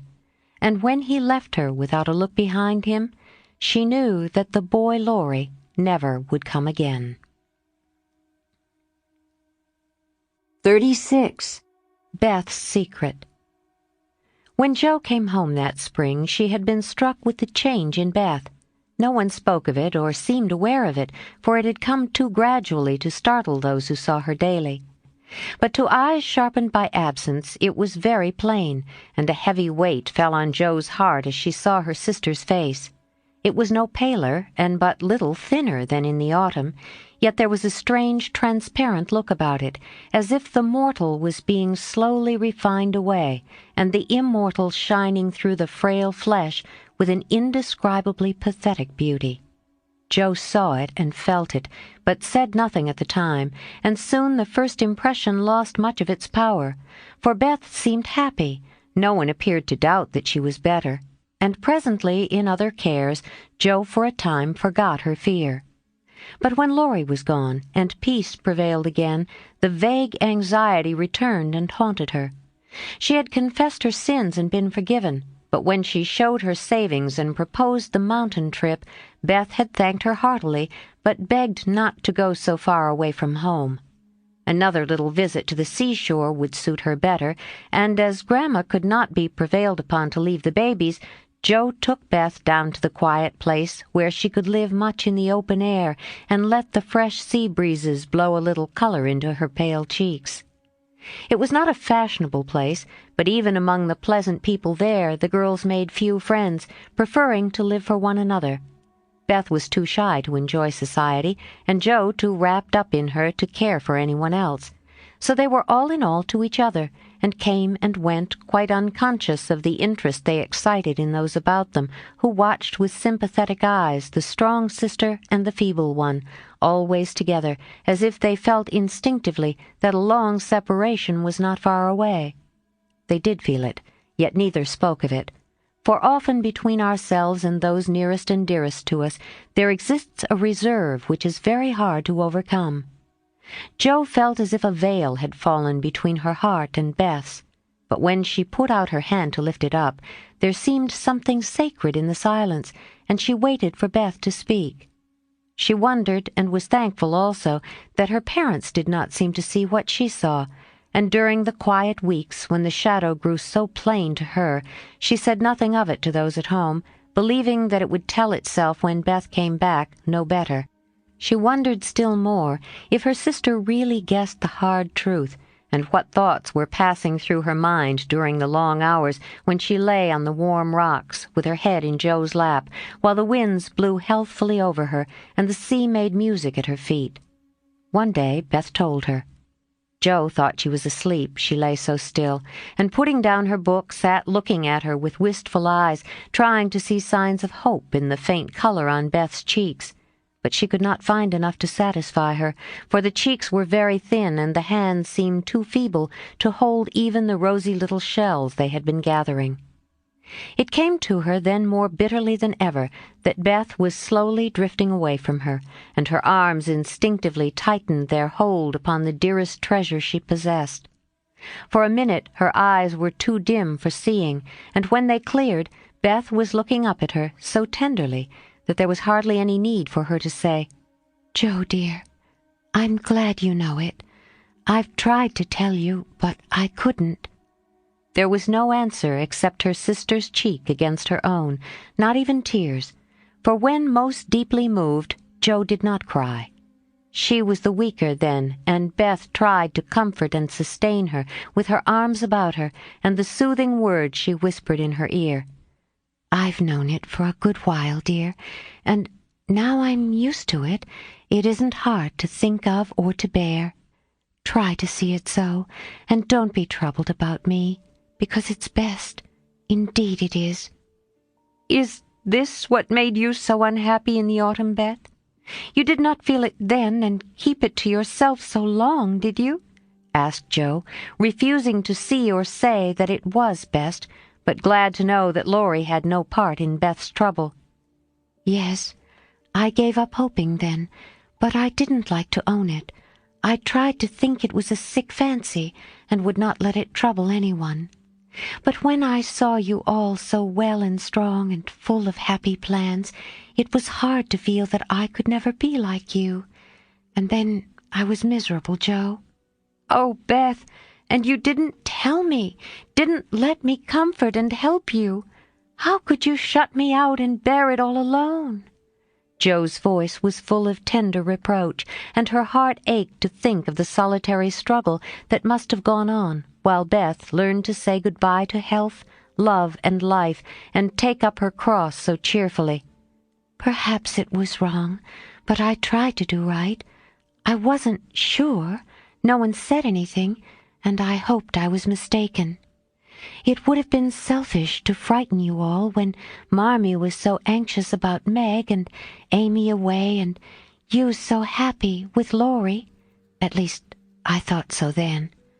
"And I thought that you loved him, Beth, and I went away because I couldn't," cried Joe, glad to say all the truth. Beth looked so amazed at the idea that Joe smiled in spite of her pain and added softly, "Then you didn't, dearie? I was afraid it was so, and imagined your poor little heart full of lovelornity all that while." "Why, Joe, how could I, when he was so fond of you?" asked Beth, as innocently as a child. "I do love him dearly. He is so good to me, how can I help it? But he could never be anything to me but my brother. I hope he truly will be sometime." "Not through me," said Joe decidedly. "Amy is left for him, and they would suit excellently, but I have no heart for such things now. I don't care what becomes of anybody but you, Beth. You must get well." "I want to, oh, so much. I try, but every day I lose a little and feel more sure that I shall never gain it back. It's like the tide, Joe. When it turns, it goes slowly, but it can't be stopped." "It shall be stopped. Your tide must not turn so soon. 19 is too young. Beth, I can't let you go. I'll work and pray and fight against it. I'll keep you in spite of everything. There must be ways. It can't be too late. God won't be so cruel as to take you from me," cried poor Joe rebelliously, for her spirit was far less piously submissive than Beth's. Simple, sincere people seldom speak much of their piety. It shows itself in acts rather than in words, and has more influence than homilies or protestations. Beth could not reason upon or explain the faith that gave her courage and patience to give up life and cheerfully wait for death. Like a confiding child, she asked no questions, but left everything to God and nature, Father and Mother of us all, feeling sure they, and they only, could teach and strengthen heart and spirit for this life and the life to come. She did not rebuke Jo with saintly speeches, only loved her better for her passionate affection, and clung more closely to the dear human love from which our Father never means us to be weaned, but through which he draws us closer to himself. She could not say, "I'm glad to go," for life was very sweet to her. She could only sob out, "I try to be willing," while she held fast to Jo as the first bitter wave of this great sorrow broke over them together.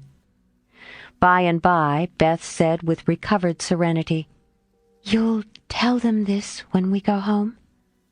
"I think they will see it without words," sighed Jo, for now it seemed to her that Beth changed every day. "Perhaps not. I've heard that the people who love best are often blindest to such things. If they don't see it, you will tell them for me. I don't want any secrets, and it's kinder to prepare them. Meg has John and the babies to comfort her, but you must stand by Father and Mother, won't you, Jo?" "If I can, but, Beth, don't give up yet. I'm going to believe that it is a sick fancy and not let you think it's true," said Jo, trying to speak cheerfully. Beth lay a minute thinking, and then said in her quiet way, "I don't know how to express myself, and shouldn't try to anyone but you, because I can't speak out except to my Jo. I only mean to say that I have a feeling that it never was intended I should live long. I'm not like the rest of you. I never made any plans about what I'd do when I grew up. I never thought of being married as you all did. I couldn't seem to imagine myself anything but stupid little Beth trotting about at home, of no use anywhere but there. I never wanted to go away, and the hard part now is the leaving you all. I'm not afraid, but it seems as if I should be homesick for you, even in heaven." Jo could not speak, and for several minutes there was no sound but the sigh of the wind and the lapping of the tide. A white-winged gull flew by with the flash of sunshine on its silvery breast. Beth watched it till it vanished, and her eyes were full of sadness. A little gray-coated sandbird came tripping over the beach, peeping softly to itself as if enjoying the sun and sea. It came quite close to Beth, looked at her with a friendly eye, and sat upon a warm stone, dressing its wet feathers, quite at home. Beth smiled and felt comforted, for the tiny thing seemed to offer its small friendship and remind her that a pleasant world was still to be enjoyed. "Dear little bird. See, Jo, how tame it is. I like Peeps better than the gulls. They are not so wild and handsome, but they seem happy, confiding little things. I used to call them my birds last summer, and Mother said they reminded her of me, busy Quaker-colored creatures, always near the shore, and always chirping that contented little song of theirs. You are the gull, Jo, strong and wild, fond of the storm and the wind, flying far out to sea, and happy all alone. Meg is the turtle dove, and Amy is like the lark she writes about, trying to get up among the clouds, but always dropping down into its nest again. Dear little girl, she's so ambitious, but her heart is good and tender, and no matter how high she flies, she never will forget home. I hope I shall see her again, but she seems so far away." "She is coming in the spring, and I mean that you shall be all ready to see and enjoy her. I'm going to have you well and rosy by that time," began Jo, feeling that of all the changes in Beth, the talking change was the greatest, for it seemed to cost no effort now, and she thought aloud in a way quite unlike bashful Beth. "Jo, dear, don't hope any more. It won't do any good, I'm sure of that. We won't be miserable, but enjoy being together while we wait.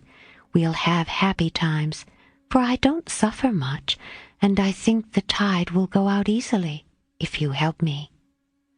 Jo leaned down to kiss the tranquil face, and with that silent kiss she dedicated herself, soul and body, to Beth. She was right. There was no need of any words when they got home, for Father and Mother saw plainly now what they had prayed to be saved from seeing. Tired with her short journey, Beth went at once to bed, saying how glad she was to be at home, and when Joe went down, she found that she would be spared the hard task of telling Beth's secret. Her father stood leaning his head on the mantelpiece, and did not turn as she came in, but her mother stretched out her arms as if for help, and Joe went to comfort her without a word. 37. New Impressions. At 3 o'clock in the afternoon, all the fashionable world at Nice may be seen on the Promenade des Anglais, a charming place, for the wide walk, bordered with palms, flowers, and tropical shrubs, is bounded on one side by the sea, on the other by the Grand Drive, lined with hotels and villas, while beyond lie orange orchards and the hills. Many nations are represented, many languages spoken, many costumes worn, and on a sunny day the spectacle is as gay and brilliant as a carnival. Haughty English, lively French, sober Germans, handsome Spaniards, ugly Russians, meek Jews, free and easy Americans, all drive, sit, or saunter here, chatting over the news and criticizing the latest celebrity who has arrived. Ristori, or Dickens, Victor Emmanuel, or the Queen of the Sandwich Islands.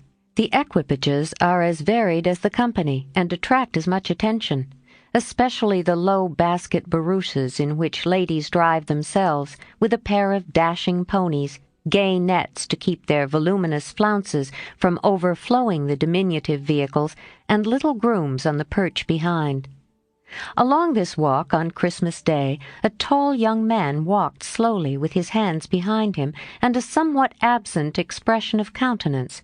He looked like an Italian, was dressed like an Englishman, and had the independent air of an American, a combination which caused sundry pairs of feminine eyes to look approvingly after him, and sundry dandies in black velvet suits with rose-colored neckties, buff gloves, and orange flowers in their buttonholes to shrug their shoulders and then envy him his inches. There were plenty of pretty faces to admire, but the young man took little notice of them, except to glance now and then at some blonde girl or lady in blue. Presently he strolled out of the promenade, and stood a moment at the crossing, as if undecided whether to go and listen to the band in the Jardin Public, or to wander along the beach toward Castle Hill. The quick trot of ponies' feet made him look up as one of the little carriages, containing a single lady, came rapidly down the street. The lady was young, blonde, and dressed in blue. He stared a minute, then his whole face woke up, and waving his hat like a boy, he hurried forward to meet her. "Oh, Laurie, is it really you? I thought you'd never come," cried Amy, dropping the reins and holding out both hands, to the great scandalization of a French mamma who hastened her daughter's steps, lest she should be demoralized by beholding the free manners of these mad English. "I was detained, by the way, but I promised to spend Christmas with you, and here I am." "How is your grandfather? When did you come? Where are you staying?" "Very well. Last night at the Chauvin. I called at your hotel, but you were all out." "I have so much to say, I don't know where to begin. Get in, and we can talk at our ease. I was going for a drive and longing for company. Flo's saving up for tonight." "What happens then? A ball?" "A Christmas party at our hotel. There are many Americans there, and they give it in honor of the day. You'll go with us, of course. Aunt will be charmed." "Thank you. Where now?" asked Laurie, leaning back and folding his arms, a proceeding which suited Amy, who preferred to drive, for her parasol whip and blue reins over the white ponies' backs afforded her infinite satisfaction. "I'm going to the banker's first, for letters, and then to Castle Hill. The view is so lovely, and I like to feed the peacocks. Have you ever been there?" "Often, years ago. But I don't mind having a look at it." "Now tell me all about yourself. The last I heard of you, your grandfather wrote that he expected you from Berlin." "Yes, I spent a month there, and then joined him in Paris, where he is settled for the winter. He has friends there, and finds plenty to amuse him, so I go and come, and we get on capitally." "That's a sociable arrangement." said Amy, missing something in Laurie's manner, though she couldn't tell what. Why, you see, he hates to travel, and I hate to keep still. So we each suit ourselves, and there's no trouble. I am often with him, and he enjoys my adventures, while I like to feel that someone is glad to see me when I get back from my wanderings. Dirty old hole, isn't it?" he added with a look of disgust as they drove along the boulevard to the Place Napoleon in the old city. "The dirt is picturesque, so I don't mind. The river and the hills are delicious, and these glimpses of the narrow cross streets are my delight. Now we shall have to wait for that procession to pass. It's going to the church of St. John."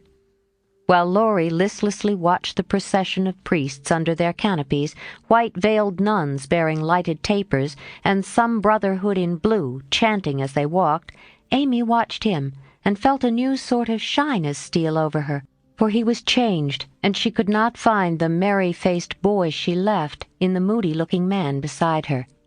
He was handsomer than ever, and greatly improved, she thought. But now that the flush of pleasure at meeting her was over, he looked tired and spiritless, not sick or exactly unhappy, but older and graver than a year or two of prosperous life should have made him.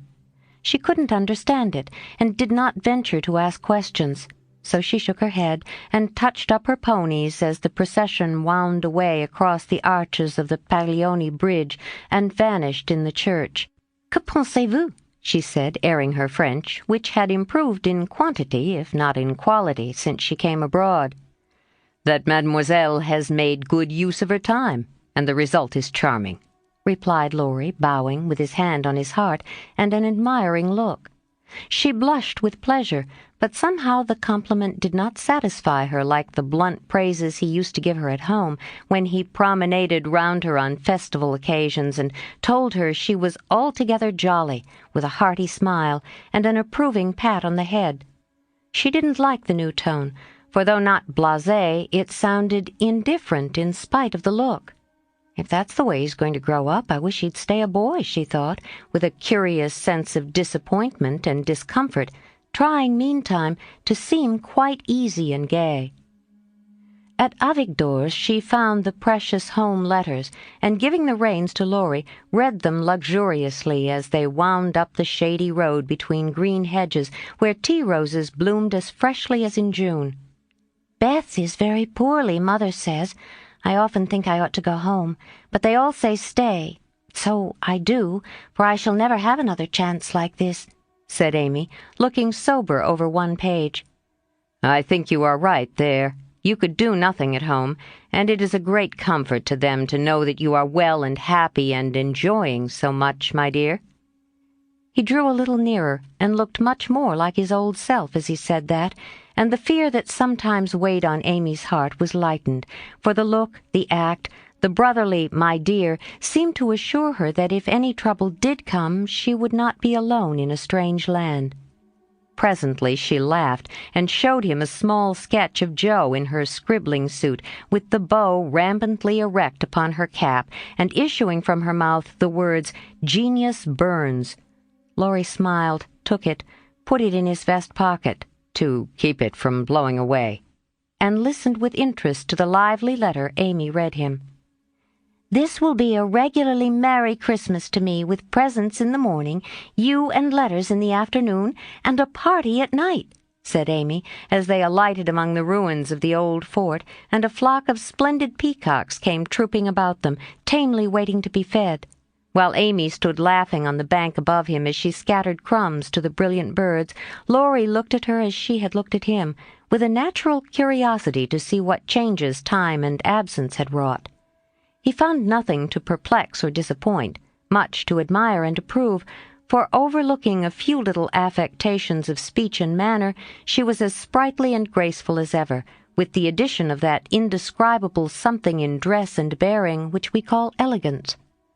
Always mature for her age, she had gained a certain aplomb in both carriage and conversation, which made her seem more of a woman of the world than she was, but her old petulance now and then showed itself, her strong will still held its own, and her native frankness was unspoiled by foreign polish. Laurie did not read all this while he watched her feed the peacocks, but he saw enough to satisfy and interest him, and carried away a pretty little picture of a bright-faced girl standing in the sunshine, which brought out the soft hue of her dress, the fresh color of her cheeks, the golden gloss of her hair, and made her a prominent figure in the pleasant scene.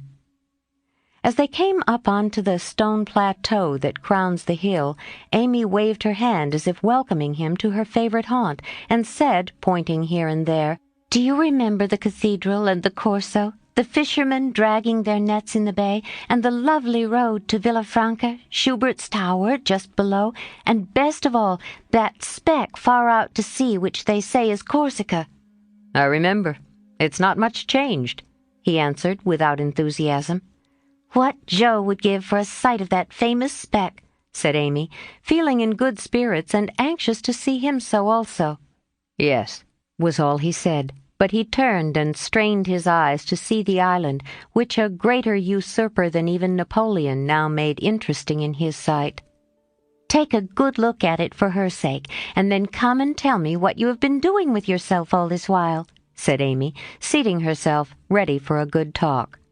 But she did not get it, for though he joined her and answered all her questions freely, she could only learn that he had roved about the continent and been to Greece. So after idling away an hour, they drove home again, and having paid his respects to Mrs. Carroll, Laurie left them, promising to return in the evening. It must be recorded of Amy that she deliberately prinked that night. Time and absence had done its work on both the young people. She had seen her old friend in a new light, not as our boy, but as a handsome and agreeable man, and she was conscious of a very natural desire to find favor in his sight. Amy knew her good points and made the most of them with the taste and skill which is a fortune to a poor and pretty woman. Tarleton and tulle were cheap at Nice, so she enveloped herself in them on such occasions, and following the sensible English fashion of simple dress for young girls, got up charming little toilets with fresh flowers and a few trinkets, and all manner of dainty devices, which were both inexpensive and effective. It must be confessed that the artist sometimes got possession of the woman, and indulged in antique coiffures, statuesque attitudes, and classic draperies. But, dear heart, we all have our little weaknesses, and find it easy to pardon such in the young, who satisfy our eyes with their comeliness, and keep our hearts merry with their artless vanities. "I do want him to think I look well, and tell them so at home," said Amy to herself, as she put on Flo's old white silk ball dress, and covered it with a cloud of fresh illusion, out of which her white shoulders and golden head emerged with a most artistic effect. Her hair she had the sense to let alone, after gathering up the thick waves and curls into a Hebe-like knot at the back of her head. "It's not the fashion, but it's becoming, and I can't afford to make a fright of myself," she used to say, when advised to frizzle, puff, or braid as the latest style commanded. Having no ornaments fine enough for this important occasion, Amy looped her fleecy skirts with rosy clusters of azalea, and framed the white shoulders in delicate green vines. Remembering the painted boots, she surveyed her white satin slippers with girlish satisfaction, and chassed down the room, admiring her aristocratic feet all by herself. "My new fan just matches my flowers. My gloves fit to a charm, and the real lace on Aunt's mouchoir gives an air to my whole dress. If I only had a classical nose and mouth, I should be perfectly happy," she said, surveying herself with a critical eye and a candle in each hand. In spite of this affliction, she looked unusually gay and graceful as she glided away. She seldom ran. It did not suit her style, she thought, for being tall, the stately and Juno-esque was more appropriate than the sportive or piquant. She walked up and down the long saloon while waiting for Laurie, and once arranged herself under the chandelier, which had a good effect upon her hair. Then she thought better of it, and went away to the other end of the room, as if ashamed of the girlish desire to have the first view a propitious one.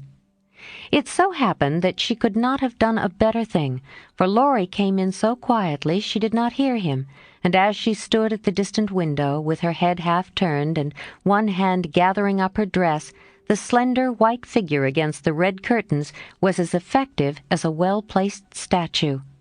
"Good evening, Diana," said Laurie, with the look of satisfaction she liked to see in his eyes when they rested on her. "Good evening, Apollo," she answered, smiling back at him, for he, too, looked unusually debonair, and the thought of entering the ballroom on the arm of such a personable man caused Amy to pity the poor plain Mrs. Davis from the bottom of her heart. "Here are your flowers. I arranged them myself, remembering that you didn't like what Hannah calls a sot bookie," said Laurie, handing her a delicate nosegay in a holder that she had long coveted as she daily passed it in Cardelia's window. "How kind you are!" she exclaimed gratefully. "If I'd known you were coming, I'd have had something ready for you today, though not as pretty as this, I'm afraid." "Thank you. It isn't what it should be, but you have improved it," he added as she snapped the silver bracelet on her wrist. "Please don't." "I thought you liked that sort of thing." "Not from you. It doesn't sound natural, and I like your old bluntness better." "I'm glad of it," he answered with a look of relief, then buttoned her gloves for her and asked if his tie was straight, just as he used to do when they went to parties together at home. The company assembled in the long salle à manger that evening was such as one sees nowhere but on the continent. The hospitable Americans had invited every acquaintance they had in Nice, and having no prejudice against titles, secured a few to add luster to their Christmas ball. A Russian prince condescended to sit in a corner for an hour and talk with a massive lady dressed like Hamlet's mother in black velvet with a pearl bridle under her chin. A Polish count, aged 18, devoted himself to the ladies, who pronounced him a fascinating dear. And a German serene something, having come for the supper alone, roamed vaguely about seeking what he might devour. Baron Rothschild's private secretary, a large-nosed Jew in tight boots, affably beamed upon the world as if his master's name crowned him with a golden halo. A stout Frenchman who knew the Emperor came to indulge his mania for dancing, and Lady de Jones, a British matron, adorned the scene with her little family of 8. Of course, there were many light-footed, shrill-voiced American girls, handsome, lifeless-looking English ditto, and a few plain but piquant French demoiselles. Likewise the usual set of traveling young gentlemen who disported themselves gaily, while mammas of all nations lined the walls and smiled upon them benignly when they danced with their daughters. Any young girl can imagine Amy's state of mind when she took the stage that night, leaning on Laurie's arm. She knew she looked well, she loved to dance, she felt that her foot was on her native heath in a ballroom, and enjoyed the delightful sense of power which comes when young girls first discover the new and lovely kingdom they are born to rule, by virtue of beauty, youth, and womanhood. She did pity the Davis girls, who were awkward, plain, and destitute of escort, except a grim papa and 3 grimmer maiden aunts, and she bowed to them in her friendliest manner as she passed, which was good of her, as it permitted them to see her dress and burn with curiosity to know who her distinguished-looking friend might be. With the first burst of the band, Amy's color rose, her eyes began to sparkle, and her feet to tap the floor impatiently, for she danced well and wanted Laurie to know it. Therefore, the shock she received can better be imagined than described when he said in a perfectly tranquil tone, "Do you care to dance?" "One usually does at a ball." Her amazed look and quick answer caused Laurie to repair his error as fast as possible. "I meant the first dance. May I have the honor?" "I can give you one, if I put off the count. He dances divinely, but he will excuse me, as you are an old friend," said Amy, hoping that the name would have a good effect and show Laurie that she was not to be trifled with. "Nice little boy, but rather a short pole to support a daughter of the gods, divinely tall and most divinely fair," was all the satisfaction she got, however. The set in which they found themselves was composed of English, and Amy was compelled to walk decorously through a cotillion, feeling all the while as if she could dance the tarantella with a relish. Laurie resigned her to the nice little boy and went to do his duty to Flo, without securing Amy for the joys to come, which reprehensible want of forethought was properly punished, for she immediately engaged herself till supper, meaning to relent if he then gave any signs of penitence. She showed him her ball book with demure satisfaction when he strolled instead of rushing up to claim her for the next, a glorious polka redowa, but his polite regrets didn't impose upon her, and when she gallopaded away with the Count, she saw Laurie sit down by her aunt with an actual expression of relief. That was unpardonable, and Amy took no more notice of him for a long while, except a word now and then when she came to her chaperone, between the dances, for a necessary pin or a moment's rest. Her anger had a good effect, however, for she hid it under a smiling face and seemed unusually blithe and brilliant. Laurie's eyes followed her with pleasure, for she neither romped nor sauntered, but danced with spirit and grace, making the delightsome pastime what it should be. He very naturally fell to studying her from this new point of view, and before the evening was half over had decided that little Amy was going to make a very charming woman. It was a lively scene, for soon the spirit of the social season took possession of everyone, and Christmas merriment made all faces shine, hearts happy, and heels light. The musicians fiddled, tooted, and banged as if they enjoyed it. Everybody danced who could, and those who couldn't admired their neighbors with uncommon warmth. The air was dark with Davises, and many Joneses gambolled like a flock of young giraffes. The golden secretary darted through the room like a meteor, with a dashing Frenchwoman who carpeted the floor with her pink and satin train. The serene Teuton found the supper table and was happy, eating steadily through the bill of fare, and dismayed the garçon by the ravages he committed. But the Emperor's friend covered himself with glory, for he danced everything, whether he knew it or not, and introduced impromptu pirouettes when the figures bewildered him. The boyish abandon of that stout man was charming to behold, for though he carried weight, he danced like an india-rubber ball. He ran, he flew, he pranced, his face glowed, his bald head shone. His coat-tails waved wildly, his pumps actually twinkled in the air, and when the music stopped, he wiped the drops from his brow and beamed upon his fellow-men like a French Pickwick without glasses. Amy and her Pole distinguished themselves by equal enthusiasm but more graceful agility, and Laurie found himself involuntarily keeping time to the rhythmic rise and fall of the white slippers as they flew by as indefatigably as if winged. When little Vladimir finally relinquished her, with assurances that he was desolated to leave so early, she was ready to rest, and see how her recreant knight had borne his punishment. It had been successful, for at 23 blighted affections find a balm in friendly society, and young nerves will thrill, young blood dance, and healthy young spirits rise when subjected to the enchantment of beauty, light, music, and motion. Laurie had a waked-up look as he rose to give her his seat, and when he hurried away to bring her some supper, she said to herself with a satisfied smile, "Ah, I thought that would do him good." "You look like Balzac's femme peinte par elle-même," he said as he fanned her with one hand and held her coffee-cup in the other. "My rouge won't come off," and Amy rubbed her brilliant cheek and showed him her white glove with a sober simplicity that made him laugh outright. "What do you call this stuff?" he asked, touching a fold of her dress that had blown over his knee. "Illusion." "Good name for it. It's very pretty. New thing, isn't it?" "It's as old as the hills. You have seen it on dozens of girls, and you never found out that it was pretty till now? Stupid!" "I never saw it on you before, which accounts for the mistake, you see." "None of that. It is forbidden. I'd rather take coffee than compliments just now. No, don't lounge. It makes me nervous."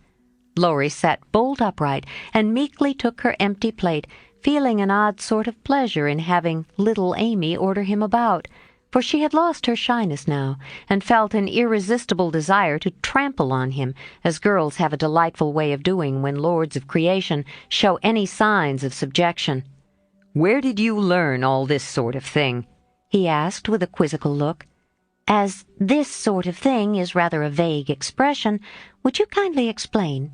returned Amy, knowing perfectly well what he meant, but wickedly leaving him to describe what is indescribable. "Well, the general air, the style, the self-possession, the illusion, you know," laughed Laurie, breaking down and helping himself out of his quandary with the new word. Amy was gratified, but of course didn't show it, and demurely answered, "Foreign life polishes one in spite of oneself. I study as well as play, and as for this," with a little gesture towards her dress, "why, tulle is cheap, posies to be had for nothing, and I am used to making the most of my poor little things." Amy rather regretted that last sentence, fearing it wasn't in good taste, but Laurie liked her the better for it, and found himself both admiring and respecting the brave patience that made the most of opportunity, and the cheerful spirit that covered poverty with flowers. Amy did not know why he looked at her so kindly, nor why he filled up her book with his own name and devoted himself to her for the rest of the evening in the most delightful manner. But the impulse that wrought this agreeable change was the result of one of the new impressions which both of them were unconsciously giving and receiving. 38. On the Shelf. In France, the young girls have a dull time of it till they are married, when "Vive la liberté" becomes their motto. In America, as everyone knows, girls early sign the Declaration of Independence and enjoy their freedom with Republican zest, but the young matrons usually abdicate with the first heir to the throne and go into a seclusion almost as close as a French nunnery, though by no means as quiet. Whether they like it or not, they are virtually put upon the shelf as soon as the wedding excitement is over, and most of them might exclaim, as did a very pretty woman the other day, "I'm as handsome as ever, but no one takes any notice of me because I'm married." Not being a belle, or even a fashionable lady, Meg did not experience this affliction till her babies were a year old, for in her little world primitive customs prevailed, and she found herself more admired and beloved than ever. As she was a womanly little woman, the maternal instinct was very strong, and she was entirely absorbed in her children to the utter exclusion of everything and everybody else. Day and night she brooded over them with tireless devotion and anxiety, leaving John to the tender mercies of the help, for an Irish lady now presided over the kitchen department. Being a domestic man, John decidedly missed the wifely attentions he had been accustomed to receive, but as he adored his babies, he cheerfully relinquished his comfort for a time, supposing, with masculine ignorance, that peace would soon be restored. But 3 months passed, and there was no return of repose. Meg looked worn and nervous. The babies absorbed every minute of her time. The house was neglected, and Kitty, the cook, who took life "aisy," kept him on short commons. When he went out in the morning, he was bewildered by small commissions for the captive mamma. If he came gaily in at night, eager to embrace his family, he was quenched by a "Hush! They are just asleep after worrying all day." If he proposed a little amusement at home, "No, it would disturb the babies." If he hinted at a lecture or concert, he was answered with a reproachful look and a decided, "Leave my children for pleasure? Never!" His sleep was broken by infant wails and visions of a phantom figure pacing noiselessly to and fro in the watches of the night. His meals were interrupted by the frequent flight of the presiding genius, who deserted him, half-helped, if a muffled chirp sounded from the nest above. And when he read his paper of an evening, Demi's colic got into the shipping list, and Daisy's fall affected the price of stocks, for Mrs. Brooke was only interested in domestic news. The poor man was very uncomfortable, for the children had bereft him of his wife. Home was merely a nursery, and the perpetual hushing made him feel like a brutal intruder whenever he entered the secret precincts of Babyland. He bore it very patiently for 6 months, and when no signs of amendment appeared, he did what other paternal exiles do, tried to get a little comfort elsewhere. Scott had married and gone to housekeeping not far off, and John fell into the way of running over for an hour or two of an evening when his own parlor was empty and his own wife singing lullabies that seemed to have no end.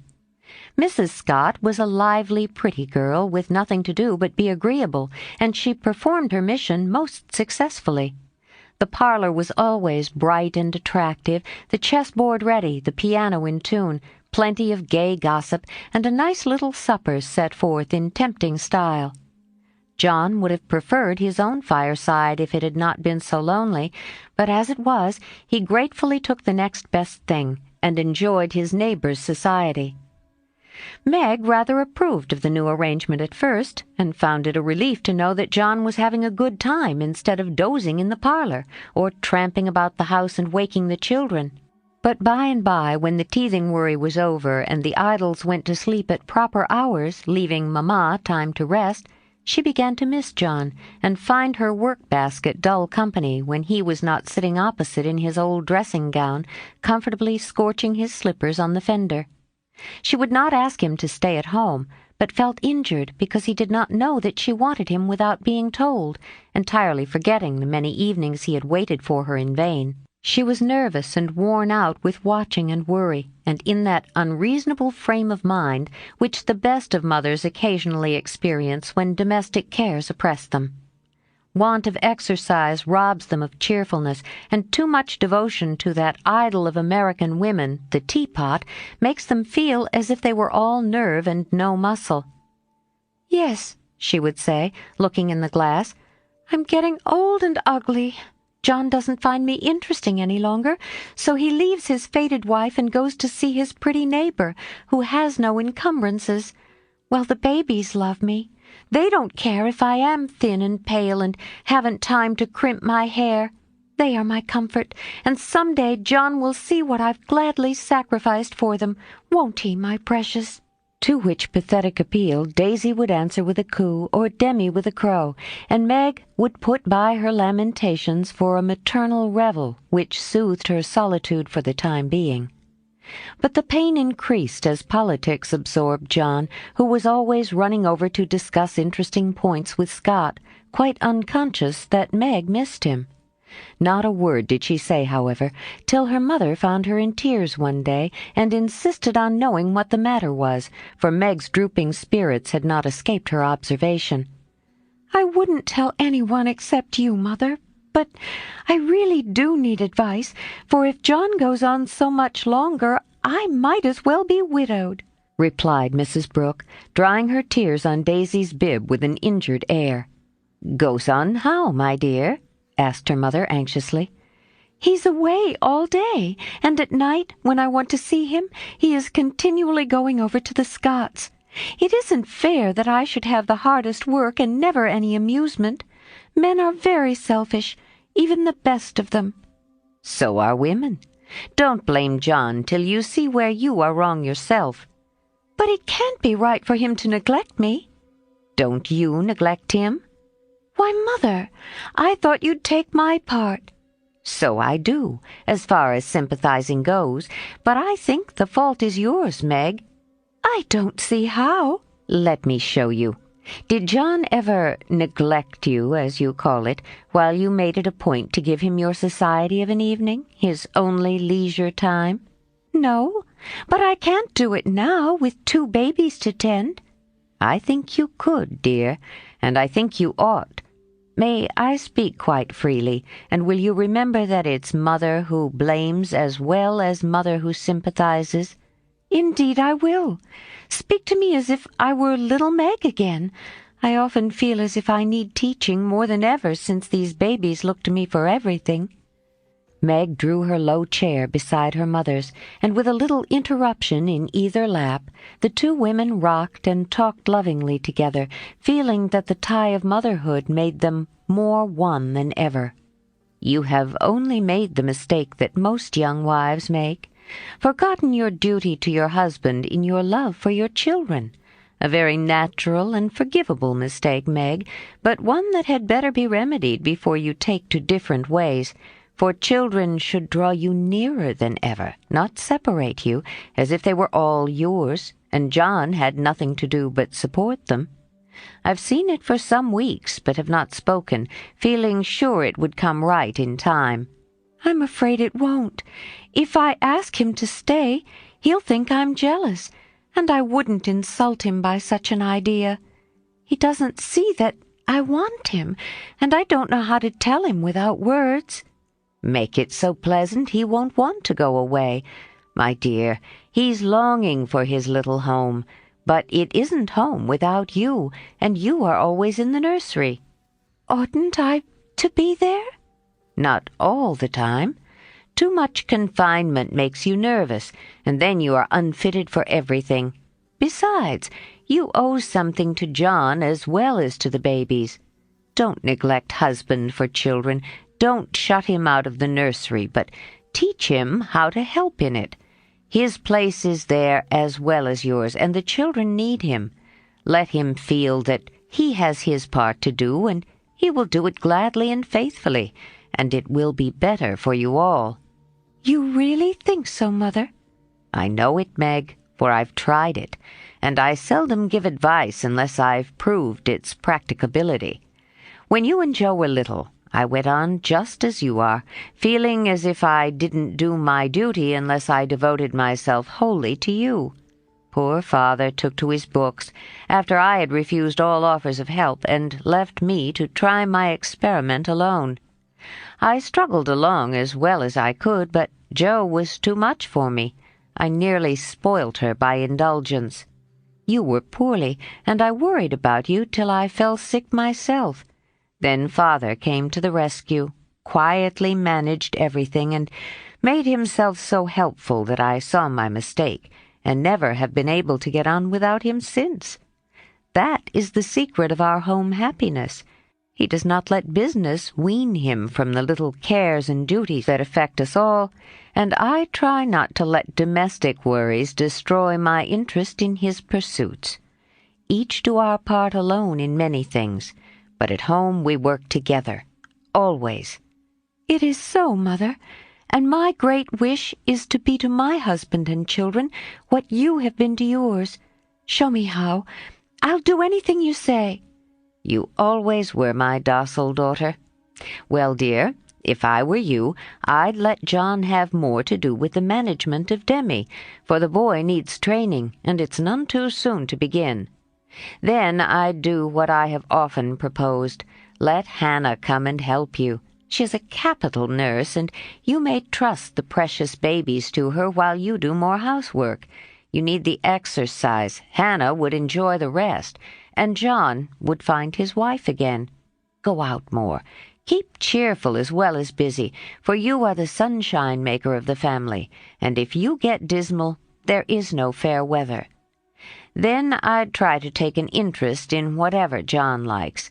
Talk with him, let him read to you, exchange ideas, and help each other in that way. Don't shut yourself up in a bandbox because you are a woman, but understand what is going on and educate yourself to take your part in the world's work, for it all affects you and yours.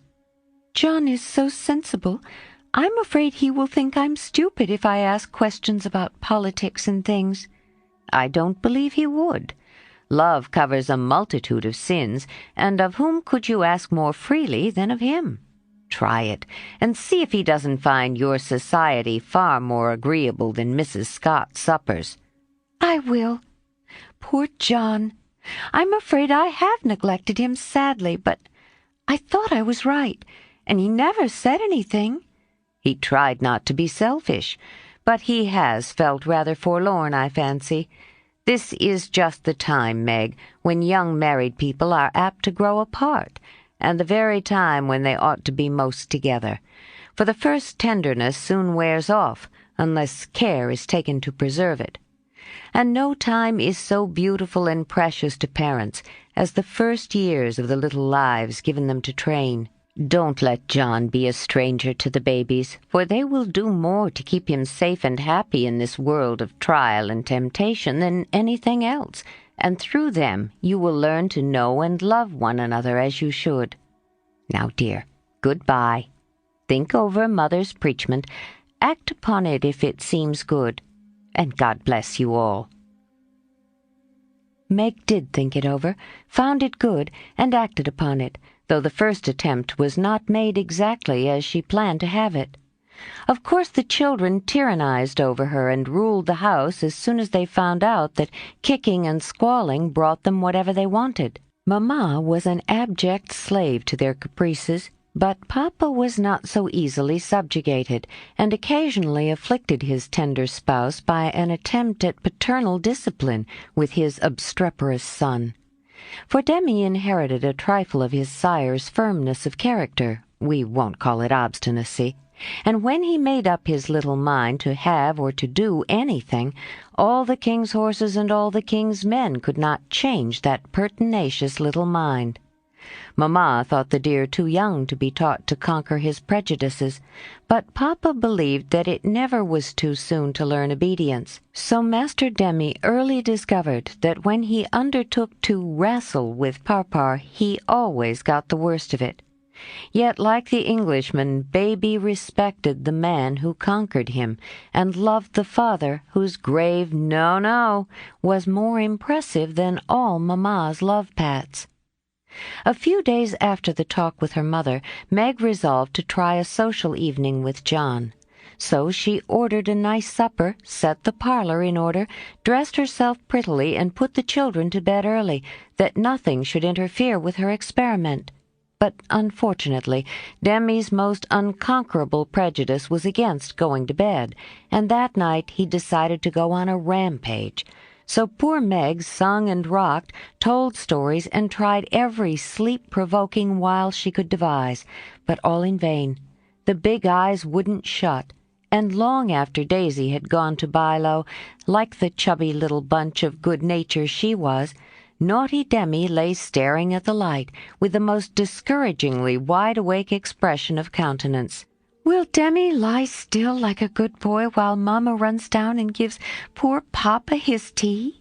asked Meg, as the hall door softly closed, and the well-known step went tiptoeing into the dining-room. "Me has tea," said Demi, preparing to join in the revel.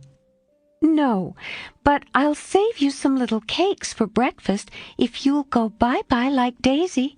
Will you, lovey?" "Yes." And Demi shut his eyes tight, as if to catch sleep and hurry the desired day.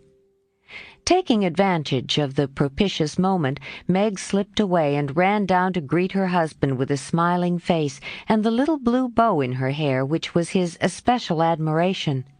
He saw it at once, and said with pleased surprise, "Why, little mother, how gay we are tonight! Do you expect company?" "Only you, dear." "Is it a birthday, anniversary, or anything?" "No. I'm tired of being a dowdy, so I dressed up as a change. You always make yourself nice for table, no matter how tired you are, so why shouldn't I when I have the time?" "I do it out of respect to you, my dear," said old-fashioned John. "Ditto, ditto, Mr. Brooke," laughed Meg, looking young and pretty again as she nodded to him over the teapot. "Well, it's altogether delightful, and like old times. This tastes right. I drink your health, dear." And John sipped his tea with an air of reposeful rapture, which was of very short duration, however, for as he put down his cup, the door-handle rattled mysteriously, and a little voice was heard saying impatiently, "Oh, be joy! Me's tumming!" "It's that naughty boy. I told him to go to sleep alone, and here he is downstairs getting his death-a-cold pattering over that canvas," said Meg, answering the call. "Morning now," announced Demi in a joyful tone as he entered, with his long nightgown gracefully festooned over his arm, and every curl bobbing gaily as he pranced about the table, eyeing the cakeys with loving glances. "No, it isn't morning yet. You must go to bed and not trouble poor Mamma. Then you can have the little cake with the sugar on it." "Me loves Parpar," said the artful one, preparing to climb the paternal knee and revel in forbidden joys, but John shook his head and said to Meg, "If you told him to stay up there and go to sleep alone, Make him do it, or he will never learn to mind you." "Yes, of course. Come, Demi." And Meg led her son away, feeling a strong desire to spank the little marplot who hopped beside her, laboring under the delusion that the bribe was to be administered as soon as they reached the nursery. Nor was he disappointed, for that short-sighted woman actually gave him a lump of sugar, tucked him into his bed, and forbade any more promenades till morning. "Yes," said Demi the perjured, blissfully sucking his sugar and regarding his first attempt as eminently successful. Meg returned to her place, and supper was progressing pleasantly when the little ghost walked again and exposed the maternal delinquencies by boldly demanding, "More sugar, Marmar." "Now this won't do," said John, hardening his heart against the engaging little sinner. "We shall never know any peace till that child learns to go to bed properly. You have made a slave of yourself long enough. Give him one lesson, and then there will be an end of it. Put him in his bed and leave him, Meg." "He won't stay there. He never does, unless I sit by him." "I'll manage him. Demi, go upstairs and get into your bed as Mamma bids you." "Sin," replied the young rebel, helping himself to the coveted cakey and beginning to eat the same with calm audacity. "You must never say that to Papa. I shall carry you if you don't go yourself." "Go away. Me don't love Papa." And Demi retired to his mother's skirts for protection. But even that refuge proved unavailing, for he was delivered over to the enemy with a "Be gentle with him, John," which struck the culprit with dismay, for when Mamma deserted him, then the judgment day was at hand. Bereft of his cake, defrauded of his frolic, and borne away by a strong hand to that detested bed, poor Demi could not restrain his wrath, but openly defied Papa, and kicked and screamed lustily all the way upstairs. The minute he was put into bed on one side, he rolled out on the other and made for the door, only to be ignominiously caught up by the tail of his little toga and put back again, which lively performance was kept up till the young man's strength gave out, when he devoted himself to roaring at the top of his voice. This vocal exercise usually conquered Meg, but John sat as unmoved as the post which is popularly believed to be deaf. No coaxing, no sugar, no lullaby, no story. Even the light was put out, and only the red glow of the fire enlivened the big dark, which Demi regarded with curiosity rather than fear. This new order of things disgusted him, and he howled dismally for Marmar, as his angry passions subsided and recollections of his tender bondwoman returned to the captive autocrat. The plaintive wail which succeeded the passionate roar went to Meg's heart, and she ran up to say beseechingly, "Let me stay with him. He'll be good now, John." "No, my dear. I've told him he must go to sleep, as you bid him, and he must if I stay here all night." "But he'll cry himself sick," pleaded Meg, reproaching herself for deserting her boy. "No, he won't. He's so tired he will soon drop off, and then the matter is settled, for he will understand that he has got to mind. Don't interfere. I'll manage him." "He's my child, and I can't have his spirit broken by harshness." "He's my child, and I won't have his temper spoilt by indulgence. Go down, my dear, and leave the boy to me." When John spoke in that masterful tone, Meg always obeyed, and never regretted her docility. "Please let me kiss him once, John." "Certainly. Demi, say good night to Mamma, and let her go and rest, for she is very tired with taking care of you all day." Meg always insisted upon it that the kiss won the victory, for after it was given Demi sobbed more quietly, and lay quite still at the bottom of the bed, whither he had wriggled in his anguish of mind. "Poor little man, he's worn out with sleep and crying. I'll cover him up, and then go and set Meg's heart at rest," thought John, creeping to the bedside, hoping to find his rebellious heir asleep. But he wasn't. For the moment his father peeped at him, Demi's eyes opened, his little chin began to quiver, and he put up his arms, saying with a penitent hiccup, "Me stood now." Sitting on the stairs outside, Meg wondered at the long silence which followed the uproar, and after imagining all sorts of impossible accidents, she slipped into the room to set her fears at rest.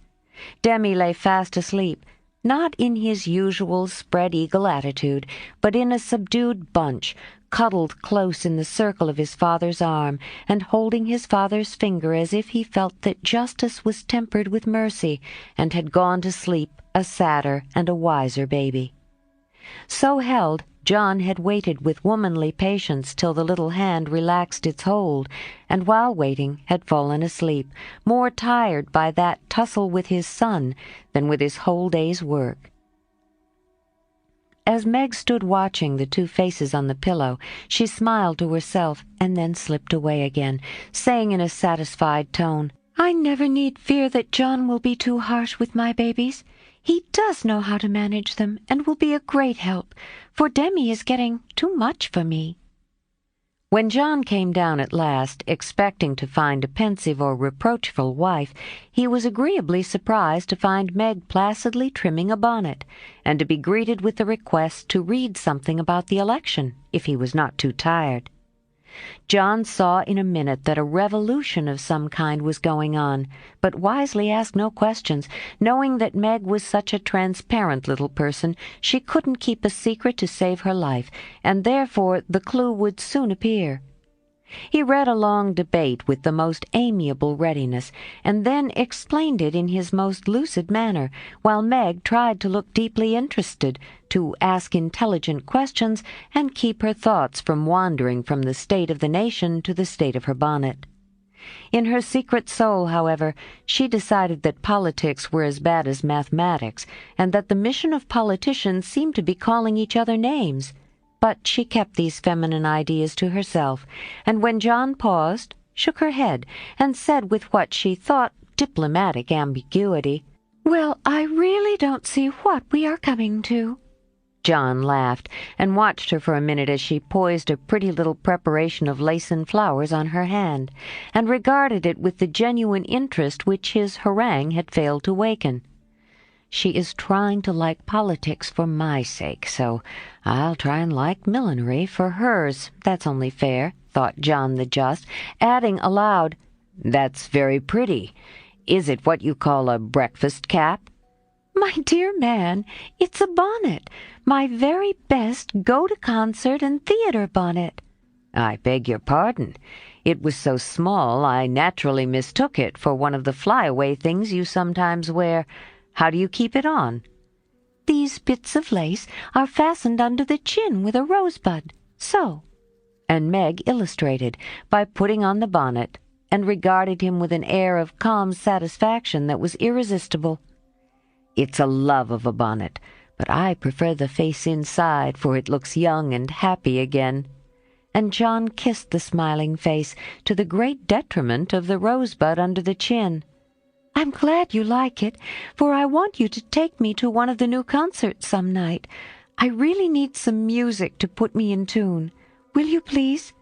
"Of course I will, with all my heart, or anywhere else you like. You've been shut up so long it will do you no end of good, and I shall enjoy it of all things. What put it into your head, little mother?" "Well, I had a talk with Marmee the other day, and I told her how nervous and cross and out of sorts I felt, and she said I needed change and less care. So Hannah is to help me with the children, and I'm to see to things about the house more, and now and then have a little fun, just to keep me from getting to be a fidgety, broken-down old woman before my time. It's only an experiment, John, and I want to try it for your sake as much as for mine, because I've neglected you shamefully lately, and I'm going to make home what it used to be if I can. You don't object, I hope?" Never mind what John said, or what a very narrow escape the little bonnet had from utter ruin. All that we have any business to know is that John did not appear to object, judging from the changes which gradually took place in the house and its inmates.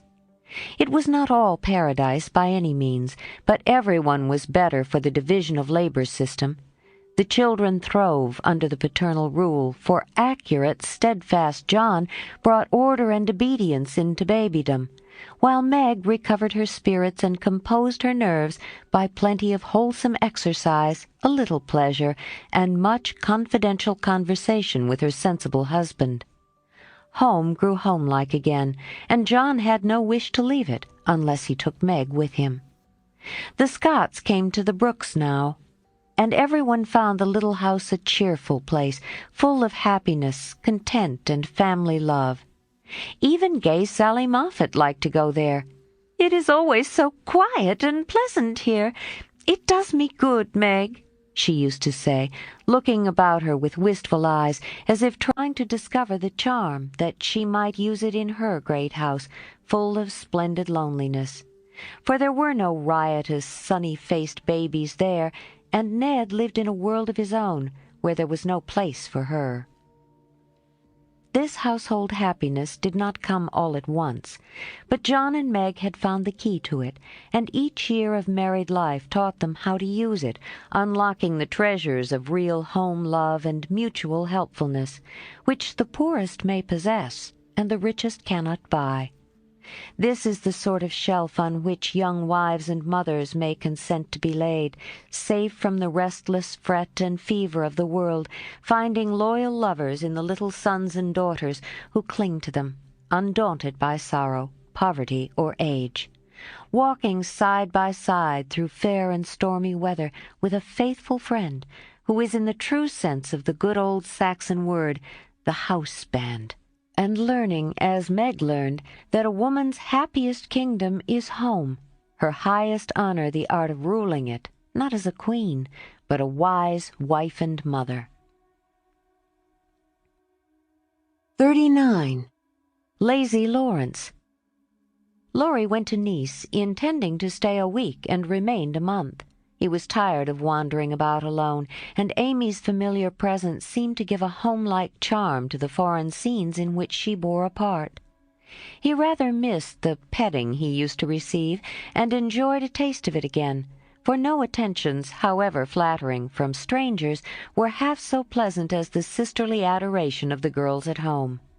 Amy would never pet him like the others, but she was very glad to see him now, and quite clung to him, feeling that he was the representative of the dear family for whom she longed more than she would confess. They naturally took comfort in each other's society, and were much together, riding, walking, dancing, or dawdling, for at Nice no one can be very industrious during the gay season. But while apparently amusing themselves in the most careless fashion, they were half-consciously making discoveries and forming opinions about each other. Amy rose daily in the estimation of her friend, but he sunk in hers, and each felt the truth before a word was spoken. Amy tried to please and succeeded, for she was grateful for the many pleasures he gave her, and repaid him with the little services to which womanly women know how to lend an indescribable charm. Laurie made no effort of any kind, but just let himself drift along as comfortably as possible, trying to forget, and feeling that all women owed him a kind word because one had been cold to him. It cost him no effort to be generous, and he would have given Amy all the trinkets in Nice if she would have taken them. But at the same time he felt that he could not change the opinion she was forming of him, and he rather dreaded the keen blue eyes that seemed to watch him with such half-sorrowful, half-scornful surprise. "All the rest have gone to Monaco for the day. I preferred to stay at home and write letters. They are done now, and I am going to Valrosa to sketch. Will you come?" said Amy, as she joined Laurie one lovely day when he lounged in as usual about noon. "Well, yes, but isn't it rather warm for such a long walk?" he answered slowly, for the shaded salon looked inviting after the glare without. "I'm going to have the little carriage, and Baptiste can drive, so you'll have nothing to do but hold your umbrella and keep your gloves nice," returned Amy, with a sarcastic glance at the immaculate kids, which were a weak point with Laurie. "Then I'll go with pleasure." And he put out his hand for her sketch-book, but she tucked it under her arm with a sharp, "Don't trouble yourself. It's no exertion to me, but you don't look equal to it." Laurie lifted his eyebrows and followed at a leisurely pace as she ran downstairs. But when they got into the carriage, he took the reins himself and left little Baptiste nothing to do but fold his arms and fall asleep on his perch. The two never quarreled. Amy was too well-bred, and just now Laurie was too lazy. So in a minute he peeped under her hat-brim with an inquiring air. She answered with a smile, and they went on together in the most amicable manner. It was a lovely drive, along winding roads rich in the picturesque scenes that delight beauty-loving eyes. Here an ancient monastery, whence the solemn chanting of the monks came down to them. There a bare-legged shepherd in wooden shoes, pointed hat, and rough jacket over one shoulder, sat piping on a stone, while his goats skipped among the rocks or lay at his feet. Meek, mouse-colored donkeys, laden with panniers of freshly cut grass, passed by, with a pretty girl in a capellina sitting between the green piles, or an old woman spinning with a distaff as she went. Brown, soft-eyed children ran out from the quaint stone hovels to offer nosegays or bunches of oranges still on the bough. Gnarled olive trees covered the hills with their dusky foliage. Fruit hung golden in the orchard, and great scarlet anemones fringed the roadside. While beyond green slopes and craggy heights, the maritime Alps rose sharp and white against the blue Italian sky. Valrosa well deserved its name, for in that climate of perpetual summer roses blossomed everywhere. They overhung the archway, thrust themselves between the bars of the great gate with a sweet welcome to passers-by, and lined the avenue, winding through lemon trees and feathery palms up to the villa on the hill. Every shadowy nook where seats invited one to stop and rest was a mass of bloom. Every cool grotto had its marble nymph smiling from a veil of flowers, and every fountain reflected crimson, white, or pale pink roses, leaning down to smile at their own beauty. Roses covered the walls of the house, draped the cornices, climbed the pillars, and ran riot over the balustrade of the wide terrace, whence one looked down on the sunny Mediterranean and the white-walled city on its shore. "This is a regular honeymoon paradise, isn't it? Did you ever see such roses?" asked Amy, pausing on the terrace to enjoy the view and a luxurious whiff of perfume that came wandering by. "No, nor felt such thorns," returned Laurie, with his thumb in his mouth, after a vain attempt to capture a solitary scarlet flower that grew just beyond his reach. "Try lower down, and pick those that have no thorns," said Amy, gathering 3 of the tiny cream-colored ones that starred the wall behind her. She put them in his buttonhole as a peace-offering, and he stood a minute looking down at them with a curious expression. For in the Italian part of his nature there was a touch of superstition, and he was just then in that state of half-sweet, half-bitter melancholy, when imaginative young men find significance in trifles and food for romance everywhere. He had thought of Jo in reaching after the thorny red rose, for vivid flowers became her, and she had often worn ones like that from the greenhouse at home. The pale roses Amy gave him were the sort that the Italians lay in dead hands, never in bridal wreaths, and for a moment he wondered if the omen was for Jo or for himself. But the next instant his American common sense got the better of sentimentality, and he laughed a heartier laugh than Amy had heard since he came. "It's good advice. You'd better take it and save your fingers," she said, thinking her speech amused him. "Thank you, I will," he answered in jest, and a few months later he did it in earnest. "Laurie, when are you going to your grandfather?" she asked presently, as she settled herself on a rustic seat. "Very soon." "You have said that a dozen times within the last 3 weeks." "I dare say. Short answers save trouble." "He expects you, and you really ought to go." "Hospitable creature. I know it." "Then why don't you do it?" "Natural depravity, I suppose." "Natural indolence, you mean. It's really dreadful." and Amy looked severe. "Not as bad as it seems, for I should only plague him if I went, so I might as well stay and plague you a little longer. You can bear it better. In fact, I think it agrees with you excellently." And Laurie composed himself for a lounge on the broad ledge of the balustrade. Amy shook her head and opened her sketch-book with an air of resignation, but she had made up her mind to lecture that boy, and in a minute she began again. "What are you doing just now?" "Watching lizards." No, I mean, what do you intend and wish to do?" "Smoke a cigarette if you'll allow me." "How provoking you are! I don't approve of cigars, and I will only allow it on condition that you let me put you into my sketch. I need a figure." "With all the pleasure in life. How will you have me? Full length or 3/4? On my head or my heels? I should respectfully suggest a recumbent posture, then put yourself in also and call it dolce far niente." "Stay as you are and go to sleep if you like. I intend to work hard," said Amy in her most energetic tone. "What delightful enthusiasm!" And he leaned against a tall urn with an air of entire satisfaction. "What would Jo say if she saw you now?" asked Amy impatiently, hoping to stir him up by the mention of her still more energetic sister's name. "As usual. Go away, Teddy, I'm busy." He laughed as he spoke, but the laugh was not natural, and a shade passed over his face, for the utterance of the familiar name touched the wound that was not healed yet.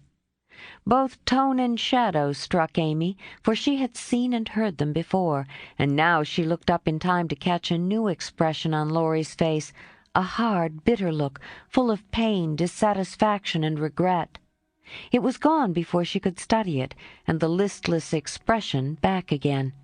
She watched him for a moment with artistic pleasure, thinking how like an Italian he looked as he lay basking in the sun with uncovered head and eyes full of southern dreaminess, for he seemed to have forgotten her and fallen into a reverie.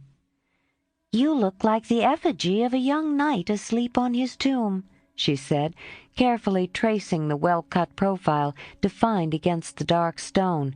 "Wish I was." "That's a foolish wish, unless you have spoilt your life. You are so changed, I sometimes think—" There Amy stopped, with a half-timid, half-wistful look more significant than her unfinished speech. Laurie saw and understood the affectionate anxiety which she hesitated to express, and looking straight into her eyes, said just as he used to say it to her mother, "It's all right, ma'am." That satisfied her, and set at rest the doubts that had begun to worry her lately. It also touched her, and she showed that it did by the cordial tone in which she said, "I'm glad of that. I didn't think you'd been a very bad boy, but I fancied you might have wasted money at that wicked Baden-Baden, lost your heart to some charming Frenchwoman with a husband, or got into some of the scrapes that young men seem to consider a necessary part of a foreign tour. Don't stay out there in the sun. Come and lie on the grass here, and let us be friendly, as Jo used to say when we got in the sofa corner and told secrets." Laurie obediently threw himself down on the turf and began to amuse himself by sticking daisies into the ribbons of Amy's hat that lay there. "I'm all ready for the secrets," and he glanced up with a decided expression of interest in his eyes. "I've none to tell. You may begin." "Haven't one to bless myself with. I thought perhaps you'd had some news from home." "You have heard all that has come lately. Don't you hear often? I fancied Jo would send you volumes." "She's very busy. I'm roving about so it's impossible to be regular, you know. When do you begin your great work of art, Raffaella?" he asked, changing the subject abruptly after another pause in which he had been wondering if Amy knew his secret and wanted to talk about it. "Never," she answered, with a despondent but decided air. "Rome took all the vanity out of me, for after seeing the wonders there I felt too insignificant to live, and gave up all my foolish hopes in despair." "Why should you, with so much energy and talent?" "That's just why, because talent isn't genius, and no amount of energy can make it so.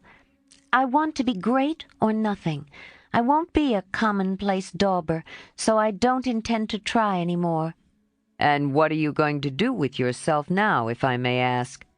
"Polish up my other talents, and be an ornament to society if I get the chance." It was a characteristic speech and sounded daring, but audacity becomes young people, and Amy's ambition had a good foundation.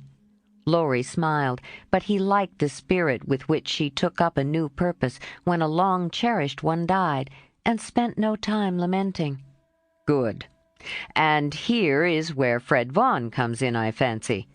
Amy preserved a discreet silence, but there was a conscious look in her downcast face, and made Laurie sit up and say gravely, "Now I'm going to play brother and ask questions. May I?"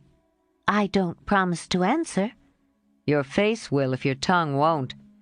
You aren't woman of the world enough yet to hide your feelings, my dear. I heard rumors about Fred and you last year, and it's my private opinion that if he had not been called home so suddenly and detained so long, something would have come of it, eh?"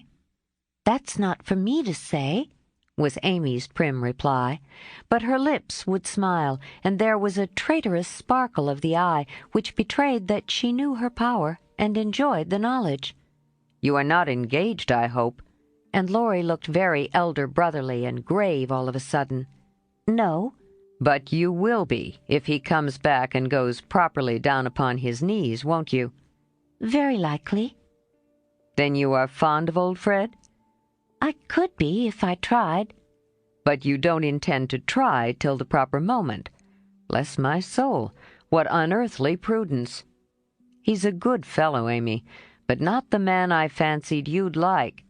"He is rich, a gentleman, and has delightful manners," began Amy, trying to be quite cool and dignified, but feeling a little ashamed of herself in spite of the sincerity of her intentions. "I understand. Queens of society can't get on without money, so you mean to make a good match and start in that way. Quite right and proper, as the world goes, but it sounds odd from the lips of one of your mother's girls." "True, nevertheless." A short speech, but the quiet decision with which it was uttered contrasted curiously with the young speaker. Laurie felt this instinctively and laid himself down again with a sense of disappointment which he could not explain. His look and silence, as well as a certain inward self-disapproval, ruffled Amy and made her resolve to deliver her lecture without delay. "I wish you'd do me the favor to rouse yourself a little," she said sharply. "Do it for me. There's a dear girl." "I could if I tried." And she looked as if she would like doing it in the most summary style. "Try, then. I give you leave," returned Laurie, who enjoyed having someone to tease after his long abstinence from his favorite pastime. "You'd be angry in 5 minutes." "I'm never angry with you. It takes 2 flints to make a fire. You are as cool and soft as snow." "You don't know what I can do. Snow produces a glow and a tingle, if applied rightly. Your indifference is half affectation, and a good stirring up would prove it." "Stir away. It won't hurt me, and it may amuse you, as the big man said when his little wife beat him. Regard me in the light of a husband or a carpet, and beat till you are tired, if that sort of exercise agrees with you." Being decidedly nettled herself, and longing to see him shake off the apathy that so altered him, Amy sharpened both tongue and pencil and began, "Flo and I have got a new name for you. It's Lazy Lawrence. How do you like it?" She thought it would annoy him, but he only folded his arms under his head with an imperturbable, "That's not bad. Thank you, ladies." "Do you want to know what I honestly think of you?" "Pining to be told." "Well, I despise you." If she had even said, "I hate you," in a petulant or coquettish tone, he would have laughed and rather liked it. But the grave, almost sad accent of her voice made him open his eyes and ask quickly, "Why, if you please?" "Because, with every chance for being good, useful, and happy, you are faulty, lazy, and miserable." "Strong language, mademoiselle." "If you like it, I'll go on." "Pray do. It's quite interesting." I thought you'd find it so. Selfish people always like to talk about themselves. Am I selfish? The question slipped out involuntarily and in a tone of surprise, for the one virtue on which he prided himself was generosity. Yes, very selfish, continued Amy, in a calm, cool voice twice as effective just then as an angry one. I'll show you how, for I've studied you while we have been frolicking, and I'm not at all satisfied with you. Here you have been abroad nearly 6 months, and done nothing but waste time and money and disappoint your friends. Isn't a fellow to have any pleasure after a 4 years' grind? You don't look as if you'd had much. At any rate, you are none the better for it, as far as I can see. I said when we first met that you had improved. Now I take it all back, for I don't think you half so nice as when I left you at home. You have grown abominably lazy. You like gossip and waste time on frivolous things. You are contented to be petted and admired by silly people, instead of being loved and respected by wise ones. With money, talent, position, health, and beauty. You like that, old vanity, but it's the truth, so I can't help saying it. With all these splendid things to use and enjoy, you can find nothing to do but dawdle. And instead of being the man you might and ought to be, you are only—" There she stopped, with a look that had both pain and pity in it. "St. Lawrence on a gridiron," added Laurie, blandly finishing the sentence. But the lecture began to take effect, for there was a wide-awake sparkle in his eyes now, and a half-angry, half-injured expression replaced the former indifference. I supposed you'd take it so. You men tell us we are angels and say we can make you what we will. But the instant we honestly try to do you good, you laugh at us and won't listen, which proves how much your flattery is worth. Amy spoke bitterly and turned her back on the exasperating martyr at her feet. In a minute a hand came down over the page so that she could not draw, and Laurie's voice said with a droll imitation of a penitent child, "I will be good. Oh, I will be good." But Amy did not laugh, for she was in earnest, and tapping on the outspread hand with her pencil said soberly, Aren't you ashamed of a hand like that? It's as soft and white as a woman's, and looks as if it never did anything but wear Jauvin's best gloves and pick flowers for ladies. You are not a dandy, thank heavens, so I'm glad to see there are no diamonds or big seal rings on it, only the little old one Joe gave you so long ago. Dear soul, I wish she was here to help me." "So do I." The hand vanished as suddenly as it came, and there was energy enough in the echo of her wish to suit even Amy. She glanced down at him with a new thought in her mind, but he was lying with his hat half over his face as if for shade, and his mustache hid his mouth. She only saw his chest rise and fall with a long breath that might have been a sigh, and the hand that wore the ring nestled down into the grass as if to hide something too precious or too tender to be spoken of. All in a minute, various hints and trifles assumed shape and significance in Amy's mind, and told her what her sister never had confided to her. She remembered that Laurie never spoke voluntarily of Joe. She recalled the shadow on his face just now, the change in his character, and the wearing of the little old ring, which was no ornament to a handsome hand. Girls are quick to read such signs and feel their eloquence. Amy had fancied that perhaps a love trouble was at the bottom of the alteration, and now she was sure of it. Her keen eyes filled, and when she spoke again, it was in a voice that could be beautifully soft and kind when she chose to make it so. "I know I have no right to talk so to you, Laurie, and if you weren't the sweetest-tempered fellow in the world, you'd be very angry with me. But we are all so fond and proud of you. I couldn't bear to think they should be disappointed in you at home as I have been, though perhaps they would understand the change better than I do." "I think they would," came from under the hat, in a grim tone quite as touching as a broken one. "They ought to have told me, and not let me go blundering and scolding when I should have been more kind and patient than ever.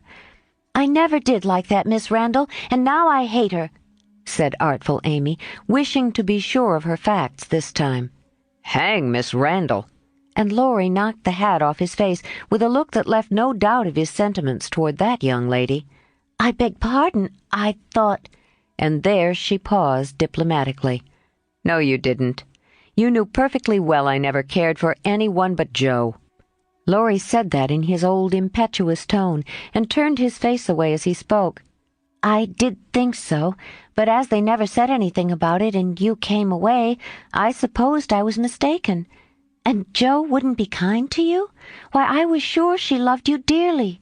"She was kind, but not in the right way, and it's lucky for her she didn't love me if I'm the good-for-nothing fellow you think me. It's her fault, though, and you may tell her so." The hard, bitter look came back again as he said that, and it troubled Amy, for she did not know what balm to apply. "I was wrong.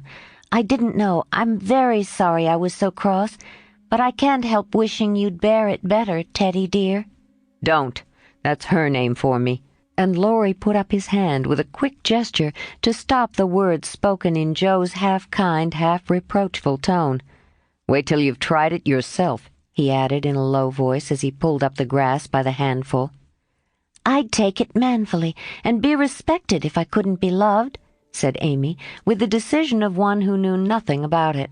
Now Laurie flattered himself that he had borne it remarkably well, making no moan, asking no sympathy, and taking his trouble away to live it down alone.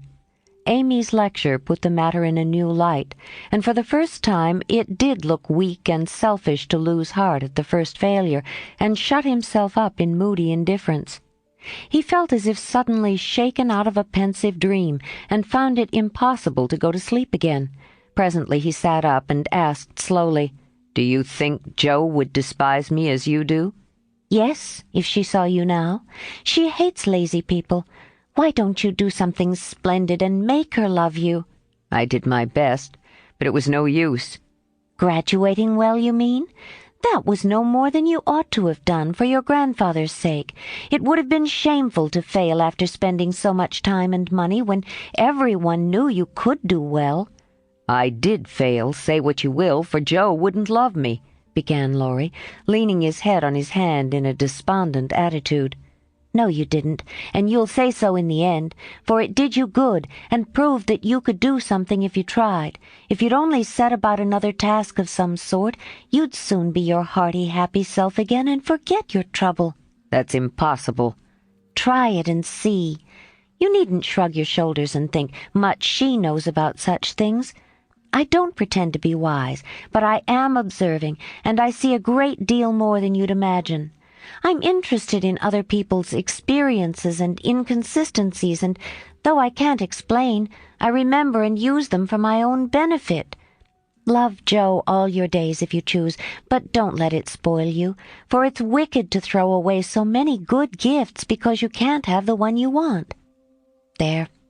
I won't lecture any more, for I know you'll wake up and be a man in spite of that hard-hearted girl."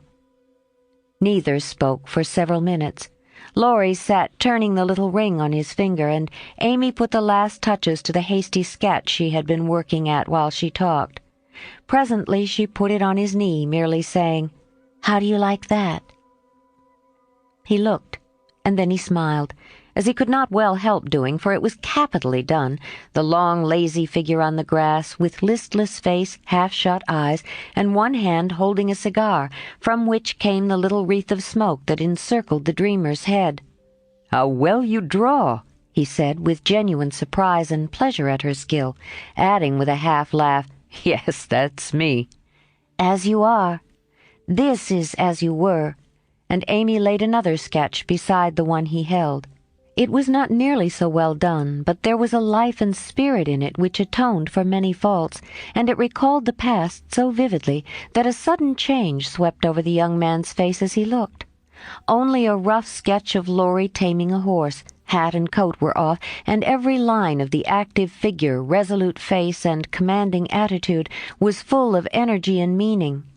The handsome brute, just subdued, stood arching his neck under the tightly drawn rein, with one foot impatiently pawing the ground, and ears pricked up as if listening for the voice that had mastered him. In the ruffled mane, the rider's breezy hair, and erect attitude, there was a suggestion of suddenly arrested motion, of strength, courage, and youthful buoyancy that contrasted sharply with the supine grace of the dolce far niente sketch. Laurie said nothing, but as his eye went from one to the other, Amy saw him flush up and fold his lips together as if he read and accepted the little lesson she had given him. That satisfied her, and without waiting for him to speak, she said in her sprightly way, "Don't you remember the day you played rari with Puck, and we all looked on? Meg and Beth were frightened, but Joe clapped and pranced, and I sat on the fence and drew you. I found that sketch in my portfolio the other day, touched it up, and kept it to show you." "Much obliged. You've improved immensely since then, and I congratulate you. May I venture to suggest in a honeymoon paradise that 5 o'clock is the dinner hour at your hotel?" Laurie rose as he spoke, returned the pictures with a smile and a bow, and looked at his watch as if to remind her that even moral lectures should have an end.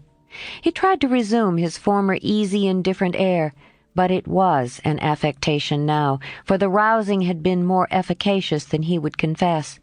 Amy felt the shade of coldness in his manner, and said to herself, "Now I've offended him. Well, if it does him good, I'm glad. If it makes him hate me, I'm sorry. But it's true, and I can't take back a word of it." They laughed and chatted all the way home, and little Baptiste, up behind, thought that Monsieur and Mademoiselle were in charming spirits, but both felt ill at ease. The friendly frankness was disturbed, the sunshine had a shadow over it, and despite their apparent gaiety, there was a secret discontent in the heart of each. "Shall we see you this evening, mon frère?" asked Amy as they parted at her aunt's door. "Unfortunately, I have an engagement. Au revoir, mademoiselle." And Laurie bent as if to kiss her hand in the foreign fashion, which became him better than many men. Something in his face made Amy say quickly and warmly, "No, be yourself with me, Laurie, and part in the good old way. I'd rather have a hearty English handshake than all the sentimental salutations in France." "Goodbye, dear." And with these words, uttered in the tone she liked, Laurie left her, after a handshake almost painful in its heartiness. Next morning, instead of the usual call, Amy received a note which made her smile at the beginning and sigh at the end. "My dear mentor, please make my adieu to your aunt, and exult within yourself, for lazy Lawrence has gone to his grandpa like the best of boys. A pleasant winter to you, and may the gods grant you a blissful honeymoon at Valrosa. I think Fred would be benefited by a rouser. Tell him so, with my congratulations. Yours gratefully, Telemachus." "Good boy. I'm glad he's gone," said Amy, with an approving smile. The next minute her face fell as she glanced about the empty room, adding with an involuntary sigh, "Yes, I am glad, but how I shall miss him." 40. The Valley of the Shadow. When the first bitterness was over, the family accepted the inevitable and tried to bear it cheerfully, helping one another by the increased affection which comes to bind households tenderly together in times of trouble. They put away their grief, and each did his or her part toward making that last year a happy one. The pleasantest room in the house was set apart for Beth, and in it was gathered everything that she most loved, flowers, pictures, her piano, the little work-table, and the beloved pussies. Father's best books found their way there, Mother's easy-chair, Joe's desk, Amy's finest sketches, and every day Meg brought her babies on a loving pilgrimage to make sunshine for Auntie Beth. John quietly set apart a little sum that he might enjoy the pleasure of keeping the invalid supplied with the fruit she loved and longed for. Old Hannah never wearied of concocting dainty dishes to tempt a capricious appetite, dropping tears as she worked. And from across the sea came little gifts and cheerful letters, seeming to bring breaths of warmth and fragrance from lands that know no winter. Here, cherished like a household saint in its shrine, sat Beth, tranquil and busy as ever, for nothing could change the sweet, unselfish nature, and even while preparing to leave life, she tried to make it happier for those who should remain behind. The feeble fingers were never idle, and one of her pleasures was to make little things for the school children daily passing to and fro. To drop a pair of mittens from her window for a pair of purple hands, a needle-book for some small mother of many dolls, pen-wipers for young penmen toiling through forests of pothooks, scrapbooks for picture-loving eyes, and all manner of pleasant devices, till the reluctant climbers up the ladder of learning found their ways strewn with flowers, as it were, and came to regard the gentle giver as a sort of fairy godmother who sat above there and showered down gifts miraculously suited to their tastes and needs. If Beth had wanted any reward, she found it in the bright little faces always turned up to her window with nods and smiles, and the droll little letters which came to her full of blots and gratitude.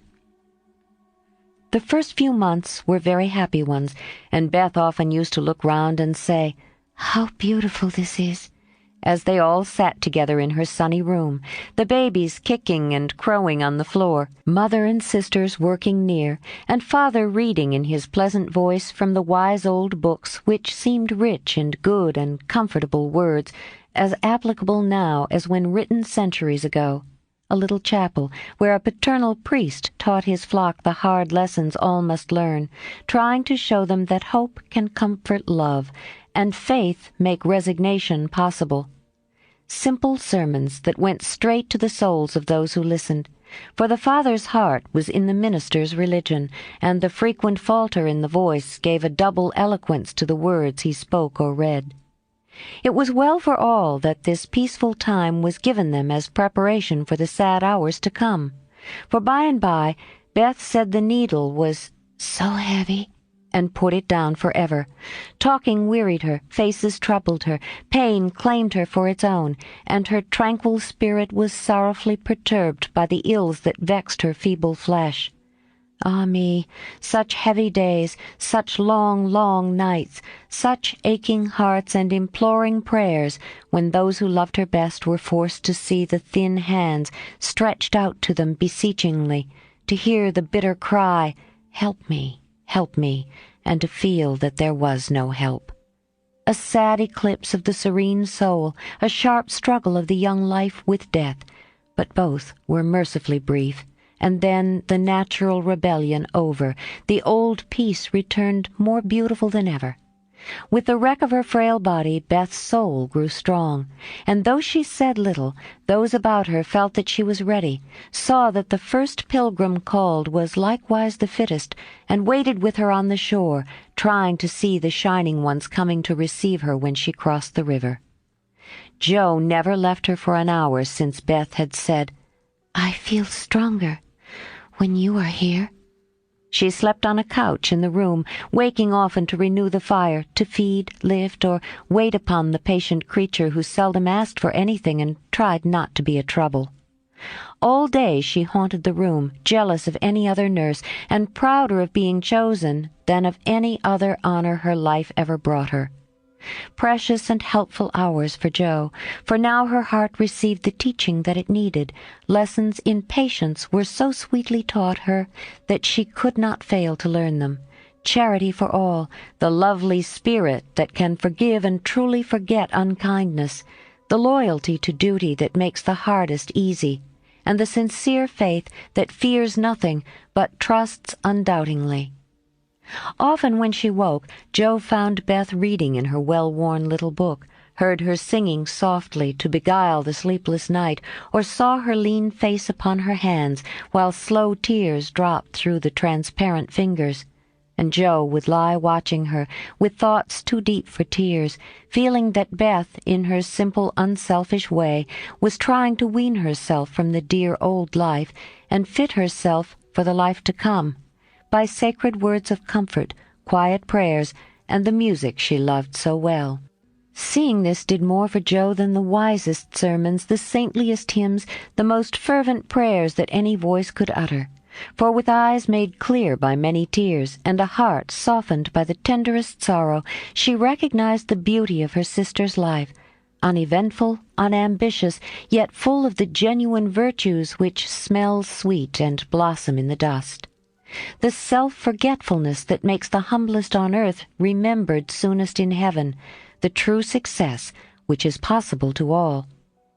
One night when Beth looked among the books upon her table to find something to make her forget the mortal weariness that was almost as hard to bear as pain, as she turned the leaves of her old favorite Pilgrim's Progress, she found a little paper scribbled over in Joe's hand. The name caught her eye, and the blurred look of the lines made her sure that tears had fallen on it. Poor Joe. She's fast asleep, so I won't wake her to ask leave. She shows me all her things, and I don't think she'll mind if I look at this, thought Beth with a glance at her sister, who lay on the rug with the tongs beside her, ready to wake up the minute the log fell apart. My Beth, sitting patient in the shadow till the blessed light shall come, a serene and saintly presence sanctifies our troubled home. Earthly joys and hopes and sorrows break like ripples on the strand of the deep and solemn river, where her willing feet now stand. O my sister passing from me, out of human care and strife, leave me as a gift those virtues which have beautified your life. Dear, bequeath me that great patience which has power to sustain a cheerful, uncomplaining spirit in its prison house of pain. Give me, for I need it sorely, of that courage wise and sweet which has made the path of duty green beneath your willing feet. Give me that unselfish nature that with charity divine can pardon wrong for love's dear sake. Meek heart, forgive me mine. Thus our parting daily loseth something of its bitter pain, and while learning this hard lesson, my great loss becomes my gain. For the touch of grief will render my wild nature more serene, give to life new aspirations, a new trust in the unseen. Henceforth, safe across the river, I shall see forevermore a beloved household spirit waiting for me on the shore. Hope and faith born of my sorrow, guardian angels shall become, and the sister gone before me, by their hands shall lead me home. Blurred and blotted, faulty and feeble as the lines were, they brought a look of inexpressible comfort to Beth's face, for her one regret had been that she had done so little, and this seemed to assure her that her life had not been useless, that her death would not bring the despair she feared. As she sat with the paper folded between her hands, the charred log fell asunder. Joe started up, revived the blaze, and crept to the bedside, hoping Beth slept. Not asleep, but so happy, dear. See, I found this and read it. I knew you wouldn't care. Have I been all that to you, Joe? She asked, with a wistful, humble earnestness. Oh, Beth, so much, so much. And Joe's head went down upon the pillow beside her sister's. Then I don't feel as if I'd wasted my life. I'm not so good as you make me, but I have tried to do right. And now, when it's too late to begin even to do better, it's such a comfort to know that someone loves me so much and feels as if I'd helped them. More than anyone in the world, Beth. I used to think I couldn't let you go, but I'm learning to feel that I don't lose you, that you'll be more to me than ever, and death can't part us, though it seems to. I know it cannot, and I don't fear it any longer, for I'm sure I shall be your Beth still, to love and help you more than ever. You must take my place, Joe, and be everything to Father and Mother when I'm gone. They will turn to you. Don't fail them. And if it's hard work alone, remember that I don't forget you, and that you'll be happier in doing that than writing splendid books or seeing all the world, for love is the only thing that we can carry with us when we go, and it makes the end so easy. I'll try, Beth. And then and there, Jo renounced her old ambition, pledged herself to a new and better one, acknowledging the poverty of other desires, and feeling the blessed solace of a belief in the immortality of love. So the spring days came and went. The sky grew clearer, the earth greener, the flowers were up fair and early, and the birds came back in time to say goodbye to Beth, who, like a tired but trustful child, clung to the hands that had led her all her life, as father and mother guided her tenderly through the valley of the shadow, and gave her up to God. Seldom, except in books, do the dying utter memorable words, see visions, or depart with beatified countenances. And those who have sped many parting souls know that to most the end comes as naturally and simply as sleep. As Beth had hoped, the tide went out easily, and in the dark hour before the dawn, on the bosom where she had drawn her first breath, she quietly drew her last, with no farewell, but one loving look, one little sigh.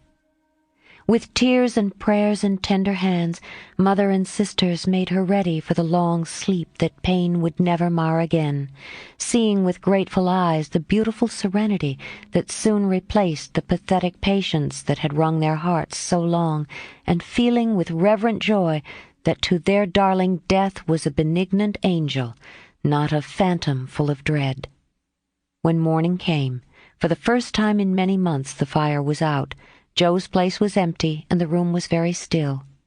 But a bird sang blithely on a budding bough close by, the snowdrops blossomed freshly at the window, and the spring sunshine streamed in like a benediction over the placid face upon the pillow, a face so full of painless peace that those who loved it best smiled through their tears and thanked God that Beth was well at last. 41. Learning to Forget. Amy's lecture did Laurie good, though of course he did not own it till long afterward. Men seldom do, for when women are the advisers, the lords of creation don't take the advice till they have persuaded themselves that it is just what they intended to do. Then they act upon it, and if it succeeds, they give the weaker vessel half the credit of it. If it fails, they generously give her the whole. Laurie went back to his grandfather and was so dutifully devoted for several weeks that the old gentleman declared the climate of Nice had improved him wonderfully, and he had better try it again. There was nothing the young gentleman would have liked better, but elephants could not have dragged him back after the scolding he had received. Pride forbid, and whenever the longing grew very strong, he fortified his resolution by repeating the words that had made the deepest impression. "I despise you. Go and do something splendid that will make her love you." Laurie turned the matter over in his mind so often that he soon brought himself to confess that he had been selfish and lazy. But then, when a man has a great sorrow, he should be indulged in all sorts of vagaries till he has lived it down. He felt that his blighted affections were quite dead now, and though he should never cease to be a faithful mourner, there was no occasion to wear his weeds ostentatiously.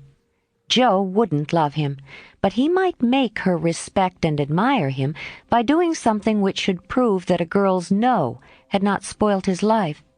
He had always meant to do something, and Amy's advice was quite unnecessary. He had only been waiting till the aforesaid blighted affections were decently interred.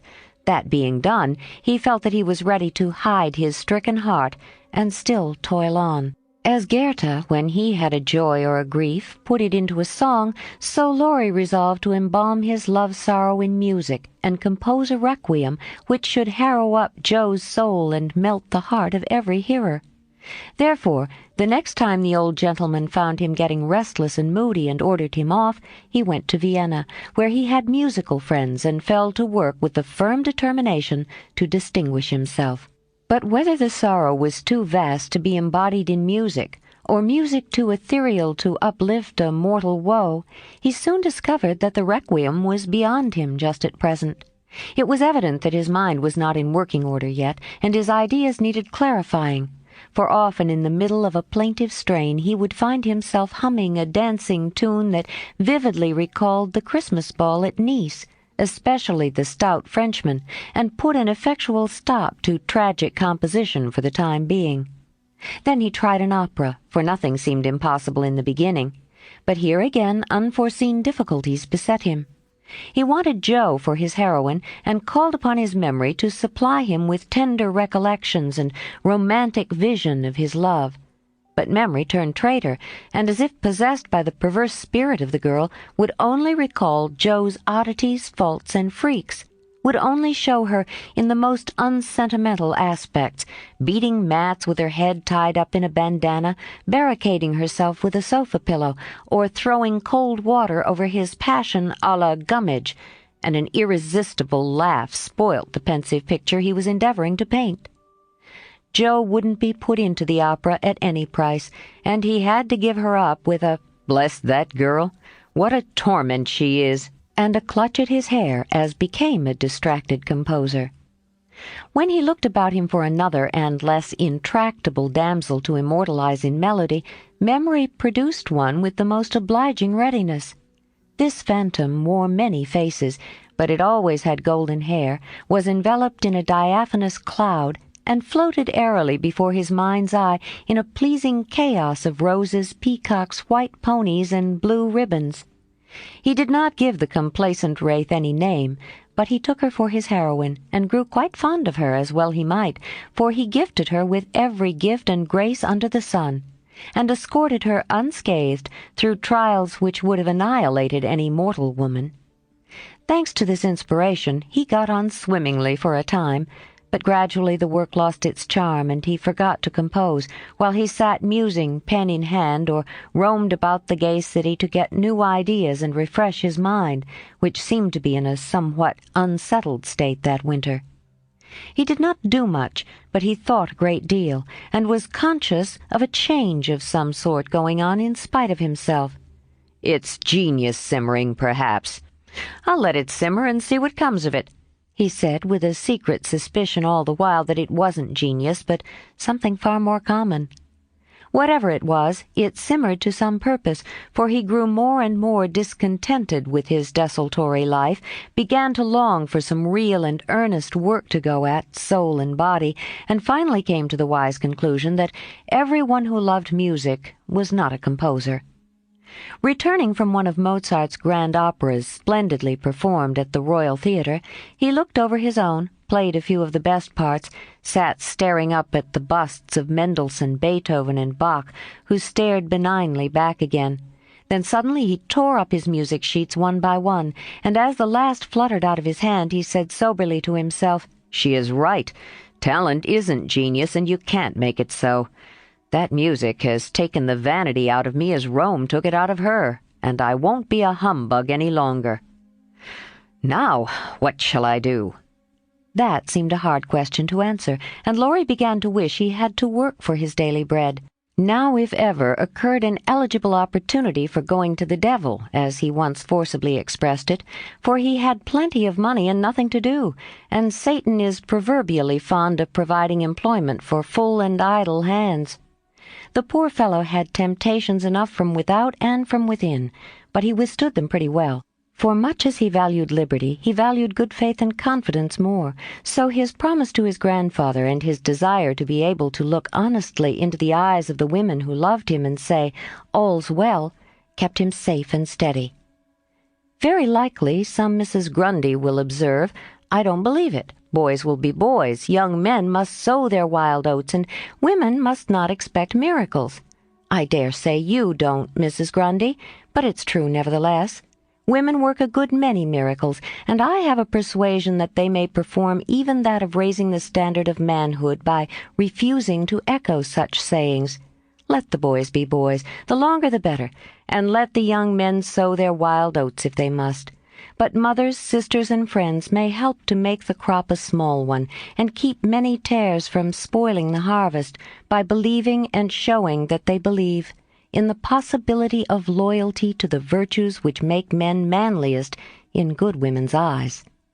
If it is a feminine delusion, leave us to enjoy it while we may, for without it half the beauty and the romance of life is lost, and sorrowful forebodings would embitter all our hopes of the brave, tender-hearted little lads who still love their mothers better than themselves, and are not ashamed to own it.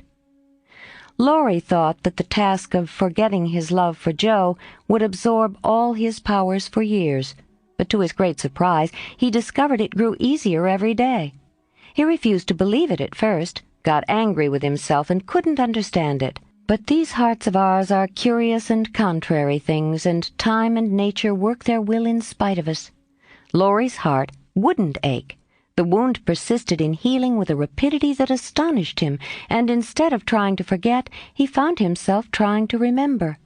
He had not foreseen this turn of affairs, and was not prepared for it.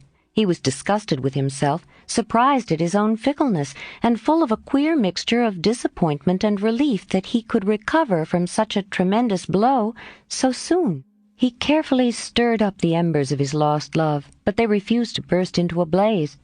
There was only a comfortable glow that warmed and did him good without putting him into a fever, and he was reluctantly obliged to confess that the boyish passion was slowly subsiding into a more tranquil sentiment, very tender, a little sad and resentful still, but that was sure to pass away in time, leaving a brotherly affection which would last unbroken to the end.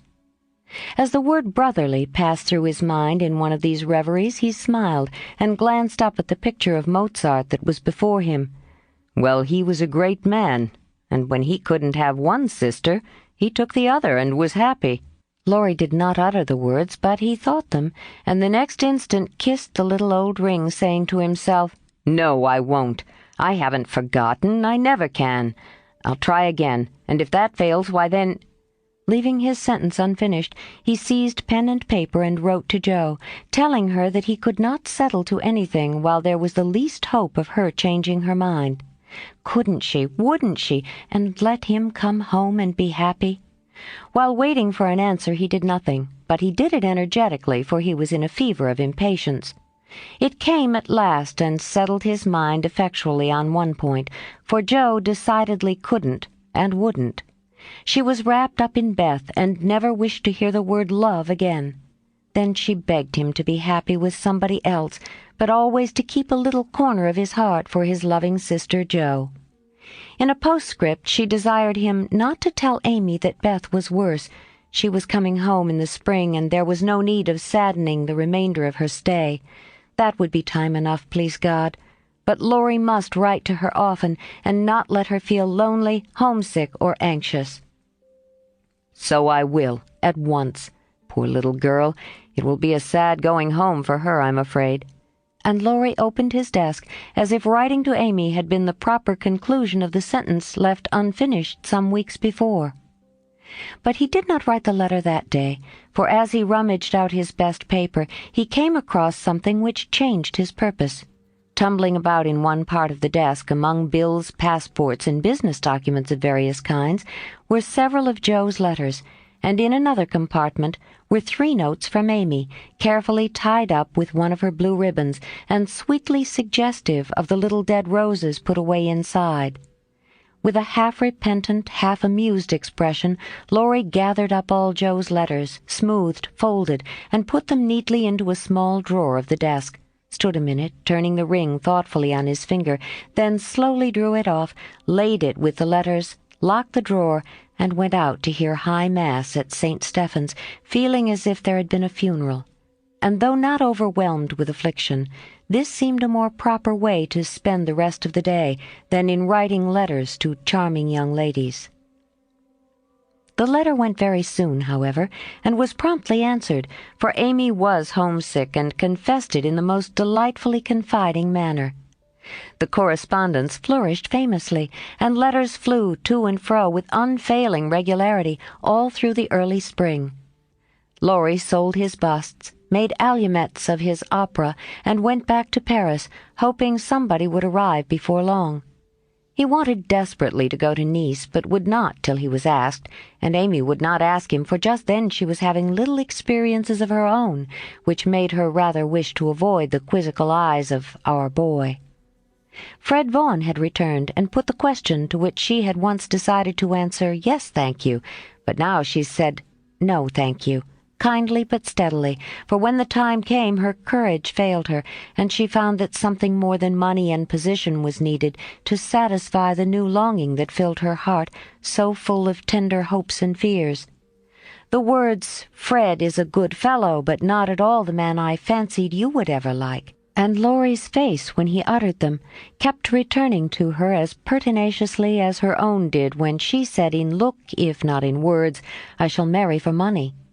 It troubled her to remember that now. She wished she could take it back. It sounded so unwomanly.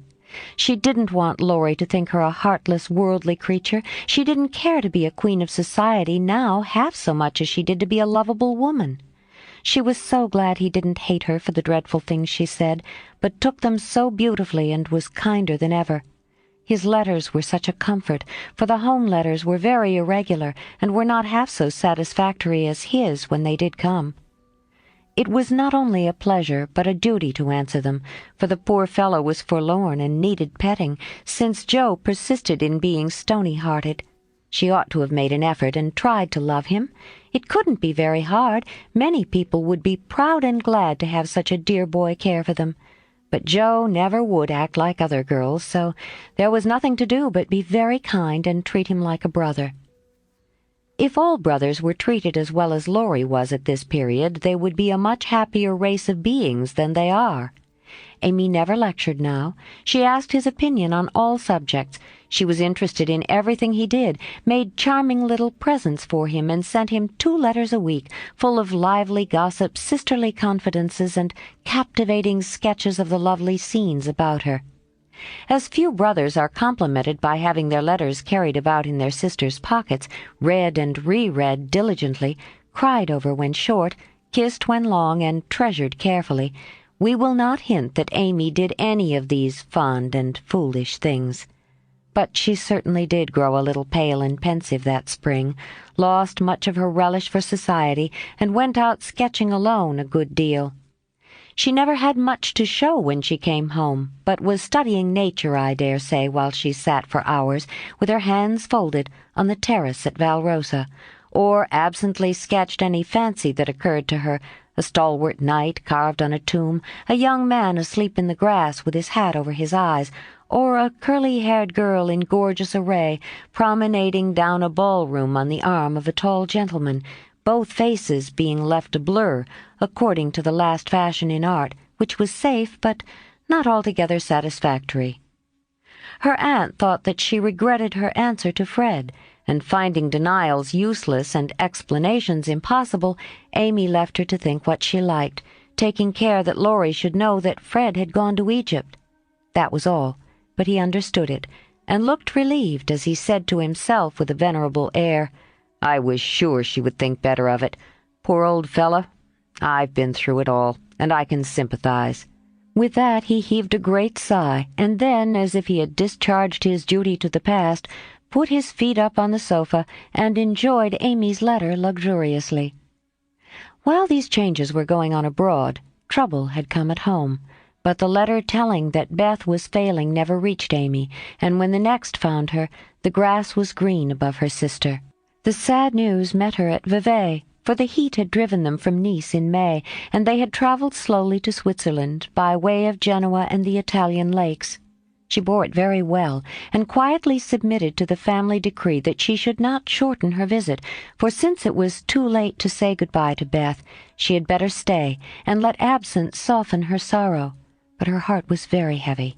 She longed to be at home, and every day looked wistfully across the lake, waiting for Laurie to come and comfort her.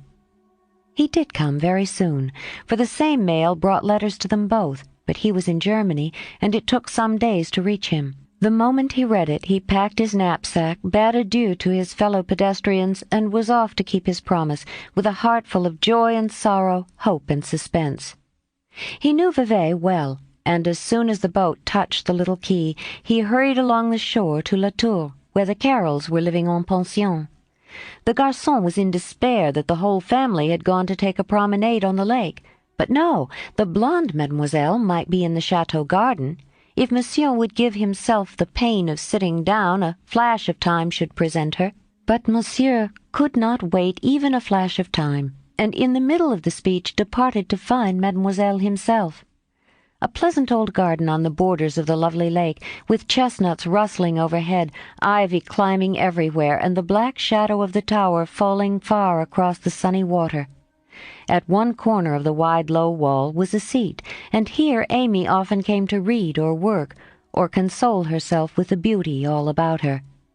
She was sitting here that day, leaning her head on her hand, with a homesick heart and heavy eyes, thinking of Beth, and wondering why Laurie did not come.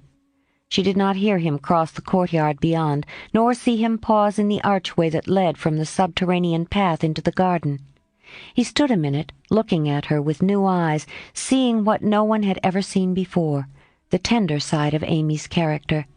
Everything about her mutely suggested love and sorrow. The blotted letters in her lap, the black ribbon that tied up her hair, the womanly pain and patience in her face, even the little ebony cross at her throat, seemed pathetic to Laurie, for he had given it to her, and she wore it as her only ornament. If he had any doubts about the reception she would give him, they were set at rest the minute she looked up and saw him, for dropping everything she ran to him, exclaiming in a tone of unmistakable love and longing, "Oh, Laurie, Laurie, I knew you'd come to me." I think everything was said and settled then, for as they stood together, quite silent for a moment, with the dark head bent down protectingly over the light one, Amy felt that no one could comfort and sustain her so well as Laurie, and Laurie decided that Amy was the only woman in the world who could fill Joe's place and make him happy. He did not tell her so, but she was not disappointed, for both felt the truth, were satisfied, and gladly left the rest to silence. In a minute, Amy went back to her place, and while she dried her tears, Laurie gathered up the scattered papers, finding in the sight of sundry well-worn letters and suggestive sketches good omens for the future. As he sat down beside her, Amy felt shy again, and turned rosy red at the recollection of her impulsive greeting. "I couldn't help it. I felt so lonely and sad, and was so very glad to see you.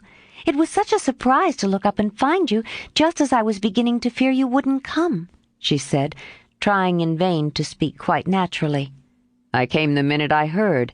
I wish I could say something to comfort you for the loss of dear little Beth, but I can only feel and—" He could not get any further, for he too turned bashful all of a sudden, and did not quite know what to say. He longed to lay Amy's head down on his shoulder and tell her to have a good cry, but he did not dare, so took her hand instead and gave it a sympathetic squeeze that was better than words. "You needn't say anything. This comforts me," she said softly. "Beth is well and happy, and I mustn't wish her back. But I dread the going home, much as I long to see them all. We won't talk about it now, for it makes me cry, and I want to enjoy you while you stay. You needn't go right back, need you?" "Not if you want me, dear." "I do, so much. Aunt and Flo are very kind, but you seem like one of the family, and it would be so comfortable to have you for a little while." Amy spoke and looked so like a homesick child whose heart was full that Laurie forgot his bashfulness all at once and gave her just what she wanted, the petting she was used to and the cheerful conversation she needed. "Poor little soul, you look as if you'd grieved yourself half sick. I'm going to take care of you, so don't cry any more, but come and walk about with me. The wind is too chilly for you to sit still," he said, in the half-caressing, half-commanding way that Amy liked, as he tied on her hat, drew her arm through his, and began to pace up and down the sunny walk under the new-leaved chestnuts. He felt more at ease upon his legs, and Amy found it very pleasant to have a strong arm to lean upon, a familiar face to smile at her, and a kind voice to talk delightfully for her alone. The quaint old garden had sheltered many pairs of lovers, and seemed expressly made for them, so sunny and secluded was it, with nothing but the tower to overlook them, and the wide lake to carry away the echo of their words as it rippled by below. For an hour this new pair walked and talked, or rested on the wall, enjoying the sweet influences which gave such charm to time and place. And when an unromantic dinner bell warned them away, Amy felt as if she left her burden of loneliness and sorrow behind her in the chateau garden. The moment Mrs. Carroll saw the girl's altered face, she was illuminated with a new idea, and exclaimed to herself, "Now I understand it all. The child has been pining for young Lawrence. Bless my heart, I never thought of such a thing. With praiseworthy discretion the good lady said nothing, and betrayed no sign of enlightenment, but cordially urged Laurie to stay, and begged Amy to enjoy his society, for it would do her more good than so much solitude.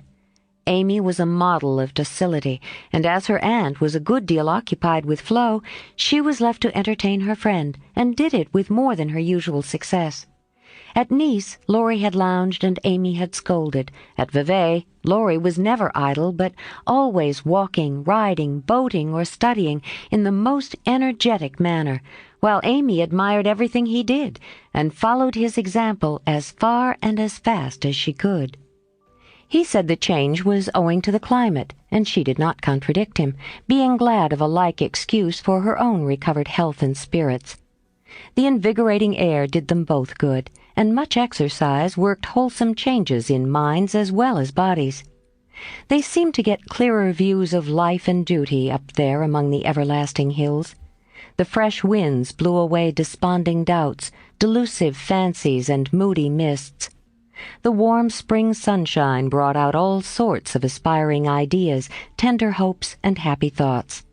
The lake seemed to wash away the troubles of the past, and the grand old mountains to look benignly down upon them, saying, "Little children, love one another." In spite of the new sorrow, it was a very happy time, so happy that Laurie could not bear to disturb it by a word. It took him a little while to recover from his surprise at the rapid cure of his first and, as he had firmly believed, his last and only love. He consoled himself for the seeming disloyalty by the thought that Joe's sister was almost the same as Joe's self, and the conviction that it would have been impossible to love any other woman but Amy so soon and so well. His first wooing had been of the tempestuous order, and he looked back upon it as if through a long vista of years, with a feeling of compassion blended with regret. He was not ashamed of it, but put it away as one of the bitter-sweet experiences of his life, for which he could be grateful when the pain was over. His second wooing he resolved should be as calm and simple as possible.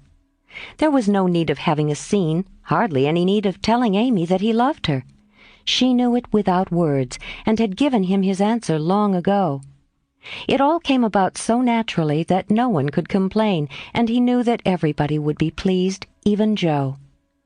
But when our first little passion has been crushed, we are apt to be wary and slow in making a second trial. So Laurie let the days pass, enjoying every hour, and leaving to chance the utterance of the word that would put an end to the first and sweetest part of his new romance.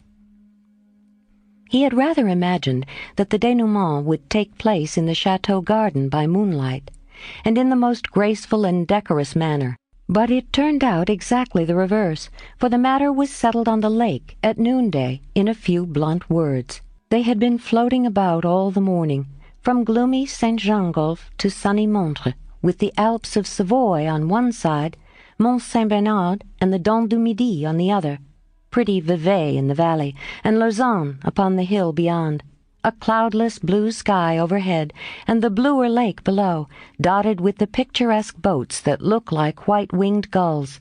They had been talking of Bonneval as they glided past Chalons, and of Rousseau as they looked up at Clarens, where he wrote his Héloïse. Neither had read it, but they knew it was a love story, and each privately wondered if it was half as interesting as their own. Amy had been dabbling her hand in the water during the little pause that fell between them, and when she looked up, Laurie was leaning on his oars with an expression in his eyes that made her say hastily, merely for the sake of saying something, "You must be tired. Rest a little and let me row. It will do me good, for since you came I have been altogether lazy and luxurious." "I'm not tired, but you may take an oar if you like. There's room enough, though I have to sit nearly in the middle, else the boat won't trim," returned Laurie, as if he rather liked the arrangement. Feeling that she had not mended matters much, Amy took the offered third of a seat, shook her hair over her face, and accepted an oar. She rowed as well as she did many other things, and though she used both hands, and Laurie but one, the oars kept time, and the boat went smoothly through the water. "How well we pull together, don't we?" said Amy, who objected to silence just then. "So well that I wish we might always pull in the same boat. Will you, Amy?" Very tenderly. "Yes, Laurie." Very low. Then they both stopped rowing and unconsciously added a pretty little tableau of human love and happiness to the dissolving views reflected in the lake. 42. All alone. It was easy to promise self-abnegation when self was wrapped up in another and heart and soul were purified by a sweet example. But when the helpful voice was silent, the daily lesson over, the beloved presence gone, and nothing remained but loneliness and grief, then Jo found her promise very hard to keep. How could she comfort father and mother when her own heart ached with a ceaseless longing for her sister? How could she make the house cheerful when all its light and warmth and beauty seemed to have deserted it when Beth left the old home for the new? And where in all the world could she find some useful, happy work to do that would take the place of the loving service which had been its own reward? She tried in a blind, hopeless way to do her duty, secretly rebelling against it all the while, for it seemed unjust that her few joys should be lessened, her burdens made heavier, and life get harder and harder as she toiled along. Some people seemed to get all sunshine and some all shadow.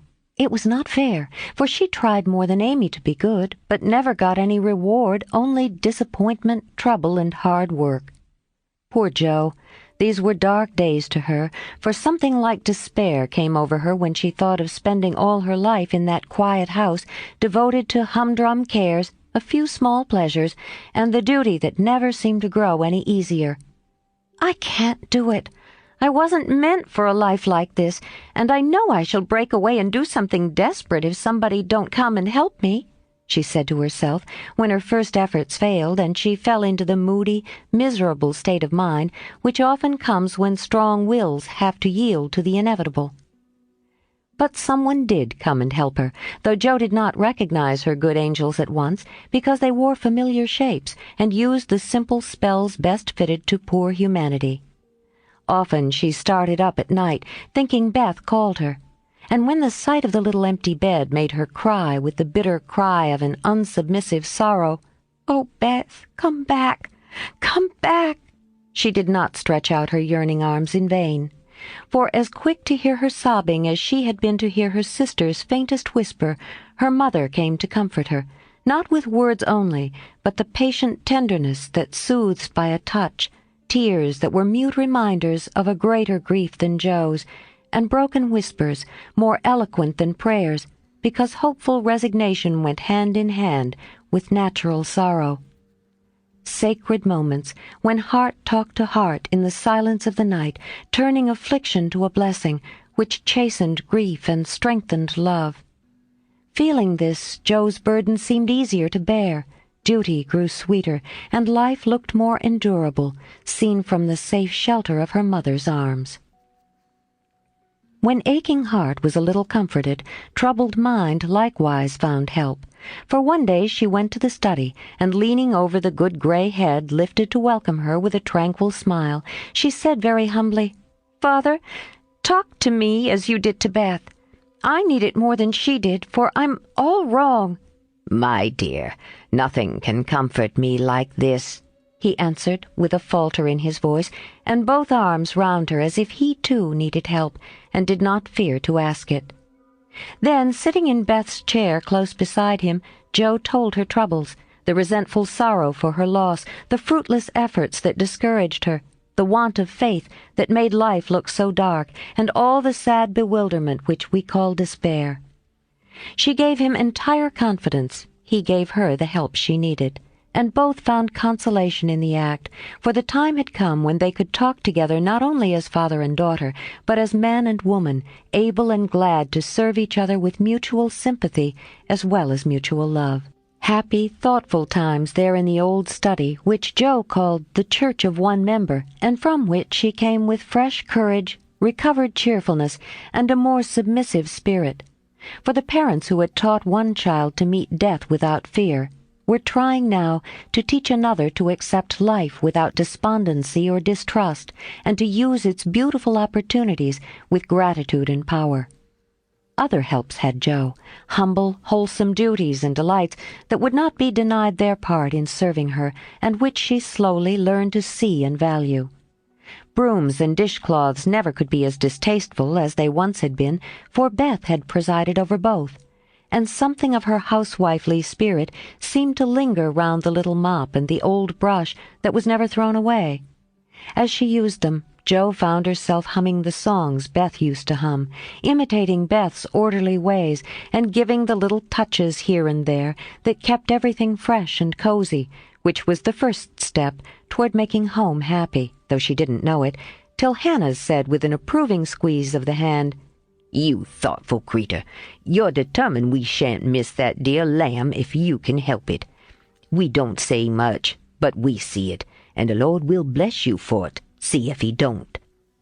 As they sat sewing together, Jo discovered how much improved her sister Meg was, how well she could talk, how much she knew about good, womanly impulses, thoughts, and feelings, how happy she was in husband and children, and how much they were all doing for each other.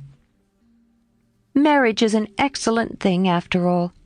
I wonder if I should blossom out half as well as you have if I tried it," said Jo, as she constructed a kite for Demi in the topsy-turvy nursery. "It's just what you need to bring out the tender, womanly half of your nature, Jo. You are like a chestnut burr, prickly outside, but silky soft within, and a sweet kernel if one can only get at it. Love will make you show your heart some day, and then the rough burr will fall off. Frost opens chestnut burrs, ma'am, and it takes a good shake to bring them down. Boys go nutting, and I don't care to be bagged by them," returned Jo, pasting away at the kite which no wind that blows would ever carry up, for Daisy had tied herself on as a bob. Meg laughed, for she was glad to see a glimmer of Jo's old spirit, but she felt it her duty to enforce her opinion by every argument in her power, and the sisterly chats were not wasted, especially as two of Meg's most effective arguments were the babies, whom Jo loved tenderly. Grief is the best opener for some hearts, and Jo's was nearly ready for the bag. A little more sunshine to ripen the nut, then not a boy's impatient shake, but a man's hand reached up to pick it gently from the burr and find the kernel sound and sweet. If she had suspected this, she would have shut up tight and been more prickly than ever. Fortunately, she wasn't thinking about herself, so when the time came, down she dropped. Now, if she had been the heroine of a moral storybook, she ought at this period of her life to have become quite saintly, renounced the world, and gone about doing good in a mortified bonnet with tracts in her pocket. But you see, Jo wasn't a heroine. She was only a struggling human girl, like hundreds of others, and she just acted out her nature, being sad, cross, listless, or energetic as the mood suggested.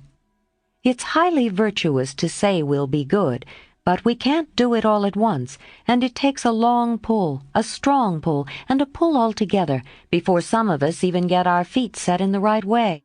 Jo had got so far she was learning to do her duty and to feel unhappy if she did not.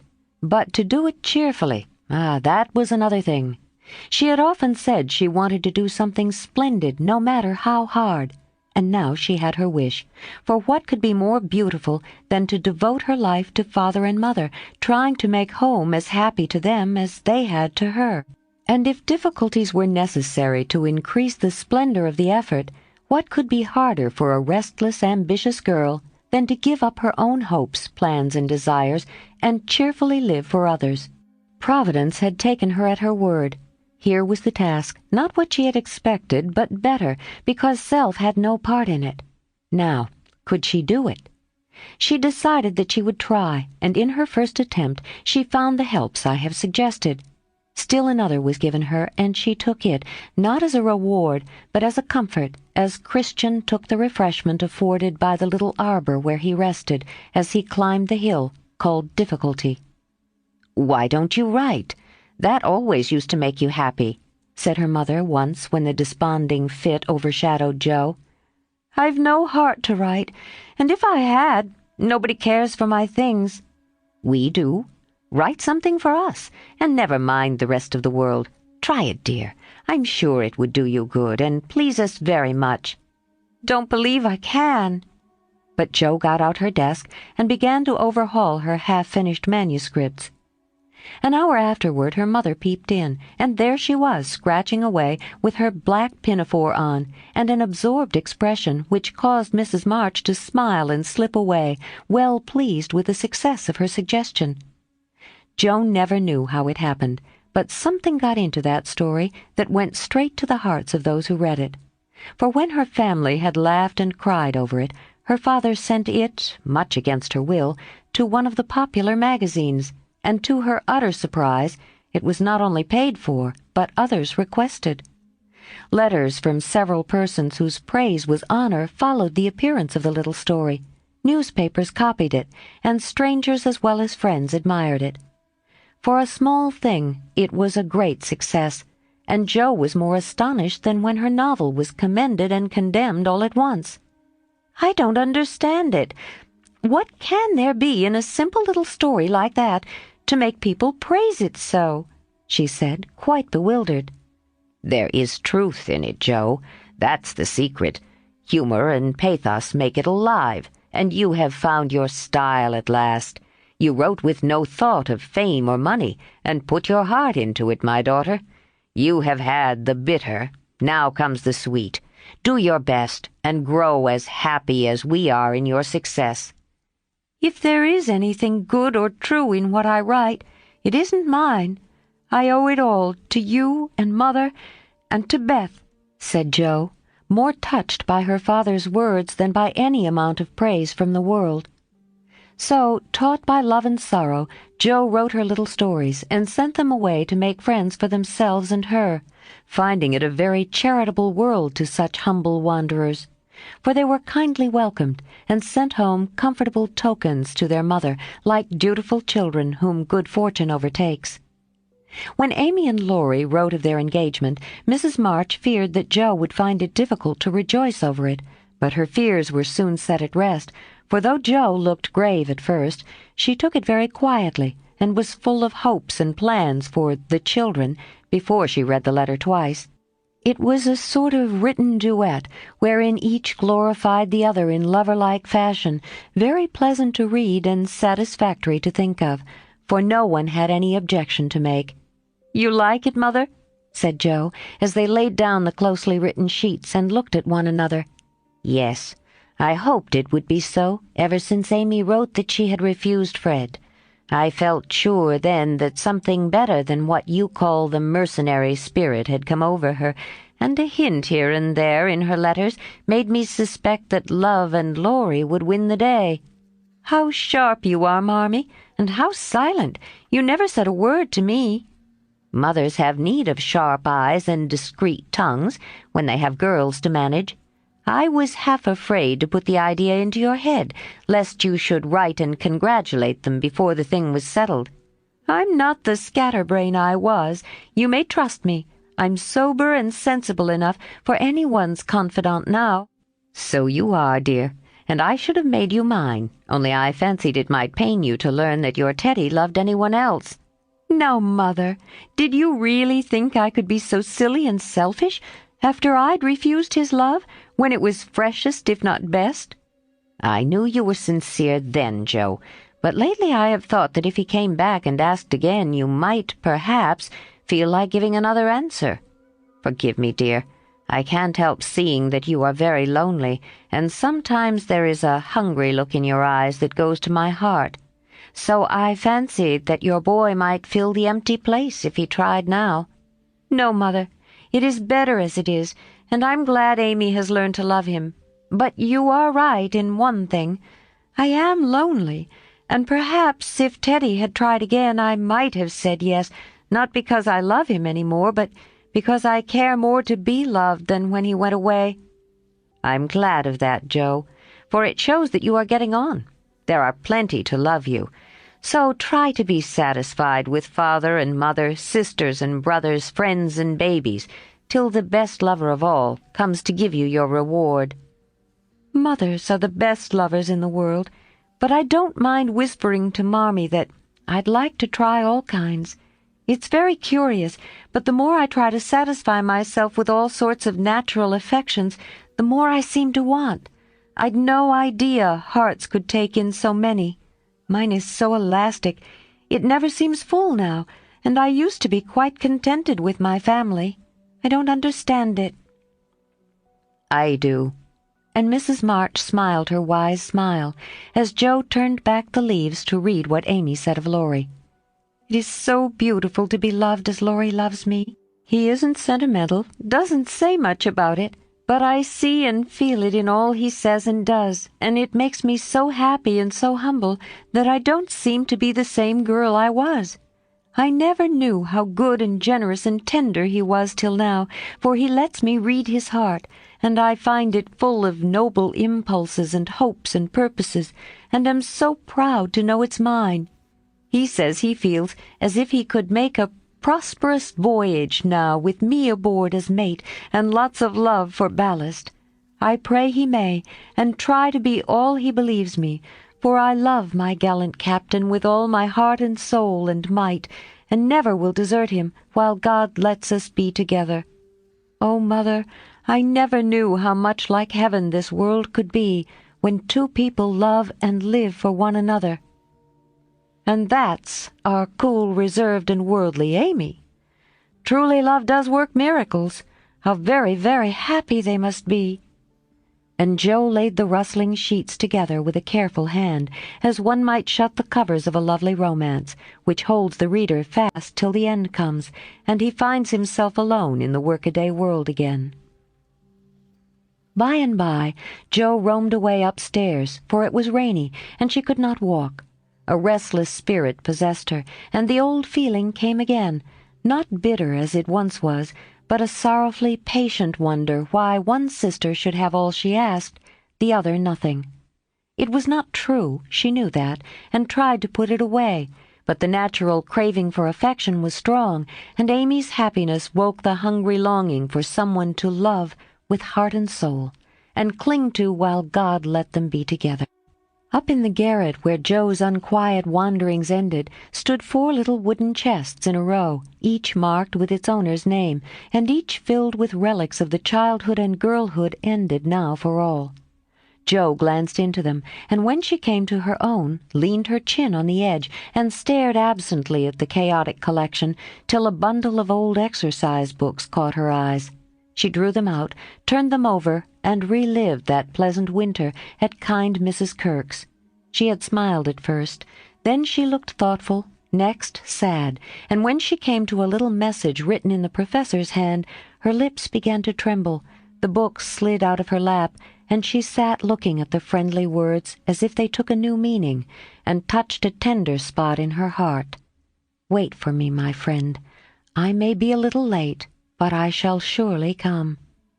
Oh, if he only would! So kind, so good, so patient with me always. My dear old Fritz! I didn't value him half enough when I had him, but now how I should love to see him, for everyone seems going away from me, and I'm all alone. And holding the little paper fast as if it were a promise yet to be fulfilled, Jo laid her head down on a comfortable rag bag and cried, as if in opposition to the rain pattering on the roof. Was it all self-pity, loneliness, or low spirits? Or was it the waking up of a sentiment which had bided its time as patiently as its inspirer? Who shall say? 43. Surprises. Jo was alone in the twilight, lying on the old sofa, looking at the fire and thinking. It was her favorite way of spending the hour of dusk. No one disturbed her, and she used to lie there on Beth's little red pillow, planning stories, dreaming dreams, or thinking tender thoughts of the sister who never seemed far away. Her face looked tired, grave, and rather sad, for tomorrow was her birthday, and she was thinking how fast the years went by, how old she was getting, and how little she seemed to have accomplished. Almost 25, and nothing to show for it. Jo was mistaken in that. There was a good deal to show, and by she saw and was grateful for it. An old maid, that's what I'm to be. A literary spinster with a pen for a spouse, a family of stories for children, and 20 years hence a morsel of fame, perhaps, when like poor Johnson I'm old and can't enjoy it, solitary and can't share it, independent and don't need it. Well, I needn't be a sour saint nor a selfish sinner, and I dare say old maids are very comfortable when they get used to it, but—" And there Joe sighed, as if the prospect was not inviting. It seldom is at first, and 30 seems the end of all things to 5 and 20. But it's not so bad as it looks, and one can get on quite happily if one has something in oneself to fall back upon. At 25, girls begin to talk about being old maids, but secretly resolve that they never will be. At 30 they say nothing about it, but quietly accept the fact, and, if sensible, console themselves by remembering that they have 20 more useful, happy years in which they may be learning to grow old gracefully. Don't laugh at the spinsters, dear girls, for often very tender, tragical romances are hidden away in the hearts that beat so quietly under the sober gowns. And many silent sacrifices of youth, health, ambition, love itself, make the faded faces beautiful in God's sight. Even the sad, sour sisters should be kindly dealt with, because they have missed the sweetest part of life, if for no other reason. And looking at them with compassion, not contempt, girls in their gloom should remember that they too may miss the blossom time, that rosy cheeks don't last forever, that silver threads will come in the bonny brown hair, and that by and by kindness and respect will be as sweet as love and admiration now. Gentlemen, which means boys, be courteous to the old maids, no matter how poor and plain and prim, for the only chivalry worth having is that which is the readiest to pay deference to the old, protect the feeble, and serve womankind regardless of rank, age, or color. Just recollect the good aunts who have not only lectured and fussed, but nursed and petted too often without thanks. The scrapes they have helped you out of, the tips they have given you from their small store, the stitches the patient old fingers have set for you, the steps the willing old feet have taken, and gratefully pay the dear old ladies the little attentions that women love to receive as long as they live. The bright-eyed girls are quick to see such traits, and will like you all the better for them. And if death, almost the only power that can part mother and son, should rob you of yours, you will be sure to find a tender welcome and maternal cherishing from some Aunt Priscilla who has kept the warmest corner of her lonely old heart for the best nevy in the world. Joe must have fallen asleep, as I dare say my reader has during this little homily, for suddenly Laurie's ghost seemed to stand before her, a substantial, lifelike ghost, leaning over her with the very look he used to wear when he felt a good deal and didn't like to show it. But, like Jenny in the ballad, she could not think it he, and lay staring up at him in startled silence till he stooped and kissed her. Then she knew him, and flew up, crying joyfully, "Oh, my Teddy! Oh, my Teddy!" "Dear Joe, are you glad to see me, then?" "Glad! My blessed boy! Words can't express my gladness. Where's Amy?" "Your mother has got her down at Meg's. We stopped there, by the way, and there was no getting my wife out of their clutches." "Your what?" cried Joe, for Laurie uttered those 2 words with an unconscious pride and satisfaction which betrayed him. "Oh, the dickens! Now I've done it." And he looked so guilty that Joe was down upon him like a flash. "You've gone and got married!" "Yes, please, but I never will again." And he went down upon his knees with a penitent clasping of hands and a face full of mischief, mirth, and triumph. "Actually married?" "Very much so, thank you." "Mercy on us! What dreadful thing will you do next?" And Joe fell into her seat with a gasp. "A characteristic, but not exactly complimentary congratulation," returned Laurie, still in an abject attitude, but beaming with satisfaction. "What can you expect when you take one's breath away, creeping in like a burglar and letting cats out of bags like that? Get up, you ridiculous boy, and tell me all about it." "Not a word, unless you let me come in my old place and promise not to barricade." Joe laughed at that, as she had not done for many a long day, and patted the sofa invitingly as she said in a cordial tone, "The old pillow is up garret, and we don't need it now. So come and fess, Teddy." "How good it sounds to hear you say Teddy. No one ever calls me that but you." And Laurie sat down with an air of great content. What does Amy call you? My lord. That's like her. Well, you look it. And Jo's eyes plainly betrayed that she found her boy comelier than ever. The pillow was gone, but there was a barricade nevertheless, a natural one raised by time, absence, and change of heart. Both felt it, and for a minute looked at one another as if that invisible barrier cast a shadow over them. It was gone directly, however, for Laurie said with a vain attempt at dignity, "Don't I look like a married man and the head of a family?" "Not a bit, and you never will. You've grown bigger and bonnier, but you are the same scapegrace as ever." "Now really, Jo, you ought to treat me with more respect," began Laurie, who enjoyed it all immensely. "How can I, when the mere idea of you married and settled is so irresistibly funny that I can't keep sober?" answered Jo, smiling all over her face so infectiously that they had another laugh and then settled down for a good talk, quite in the pleasant old fashion. "It's no use your going out in the cold to get Amy, for they're all coming up presently. I couldn't wait. I wanted to be the one to tell you the grand surprise and have first skim, as we used to say when we squabbled about the cream." "Of course you did, and spoilt your story by beginning at the wrong end. Now, start right and tell me how it all happened. I'm pining to know." "Well, I did it to please Amy," began Laurie with a twinkle that made Jo exclaim, "Fib number one. Amy did it to please you. Go on and tell the truth if you can, sir." "Now she's beginning to marmot." "Isn't it jolly to hear her?" said Laurie to the fire, and the fire glowed and sparkled as if it quite agreed. "It's all the same, you know, she and I being one. We planned to come home with the Carrolls a month or more ago, but they suddenly changed their minds and decided to pass another winter in Paris. But Grandpa wanted to come home. He went to please me, and I couldn't let him go alone. Neither could I leave Amy, and Mrs. Carroll had got English notions about chaperones and such nonsense, and wouldn't let Amy come with us. So I just settled the difficulty by saying, 'Let's be married, and then we can do as we like.'" "Of course you did. You always have things to suit you." "Not always." And something in Laurie's voice made Jo say hastily, "How did you ever get Aunt to agree?" "It was hard work, but between us we talked her over, for we had heaps of good reasons on our side. There wasn't time to write and ask leave, but you all liked it, had consented to it by and by, and it was only taking time by the fetlock, as my wife says." "Aren't we proud of those 2 words, and don't we like to say them?" interrupted Jo, addressing the fire in her turn and watching with delight the happy light it seemed to kindle in the eyes that had been so tragically gloomy when she saw them last. "A trifle, perhaps. She's such a captivating little woman, I can't help being proud of her.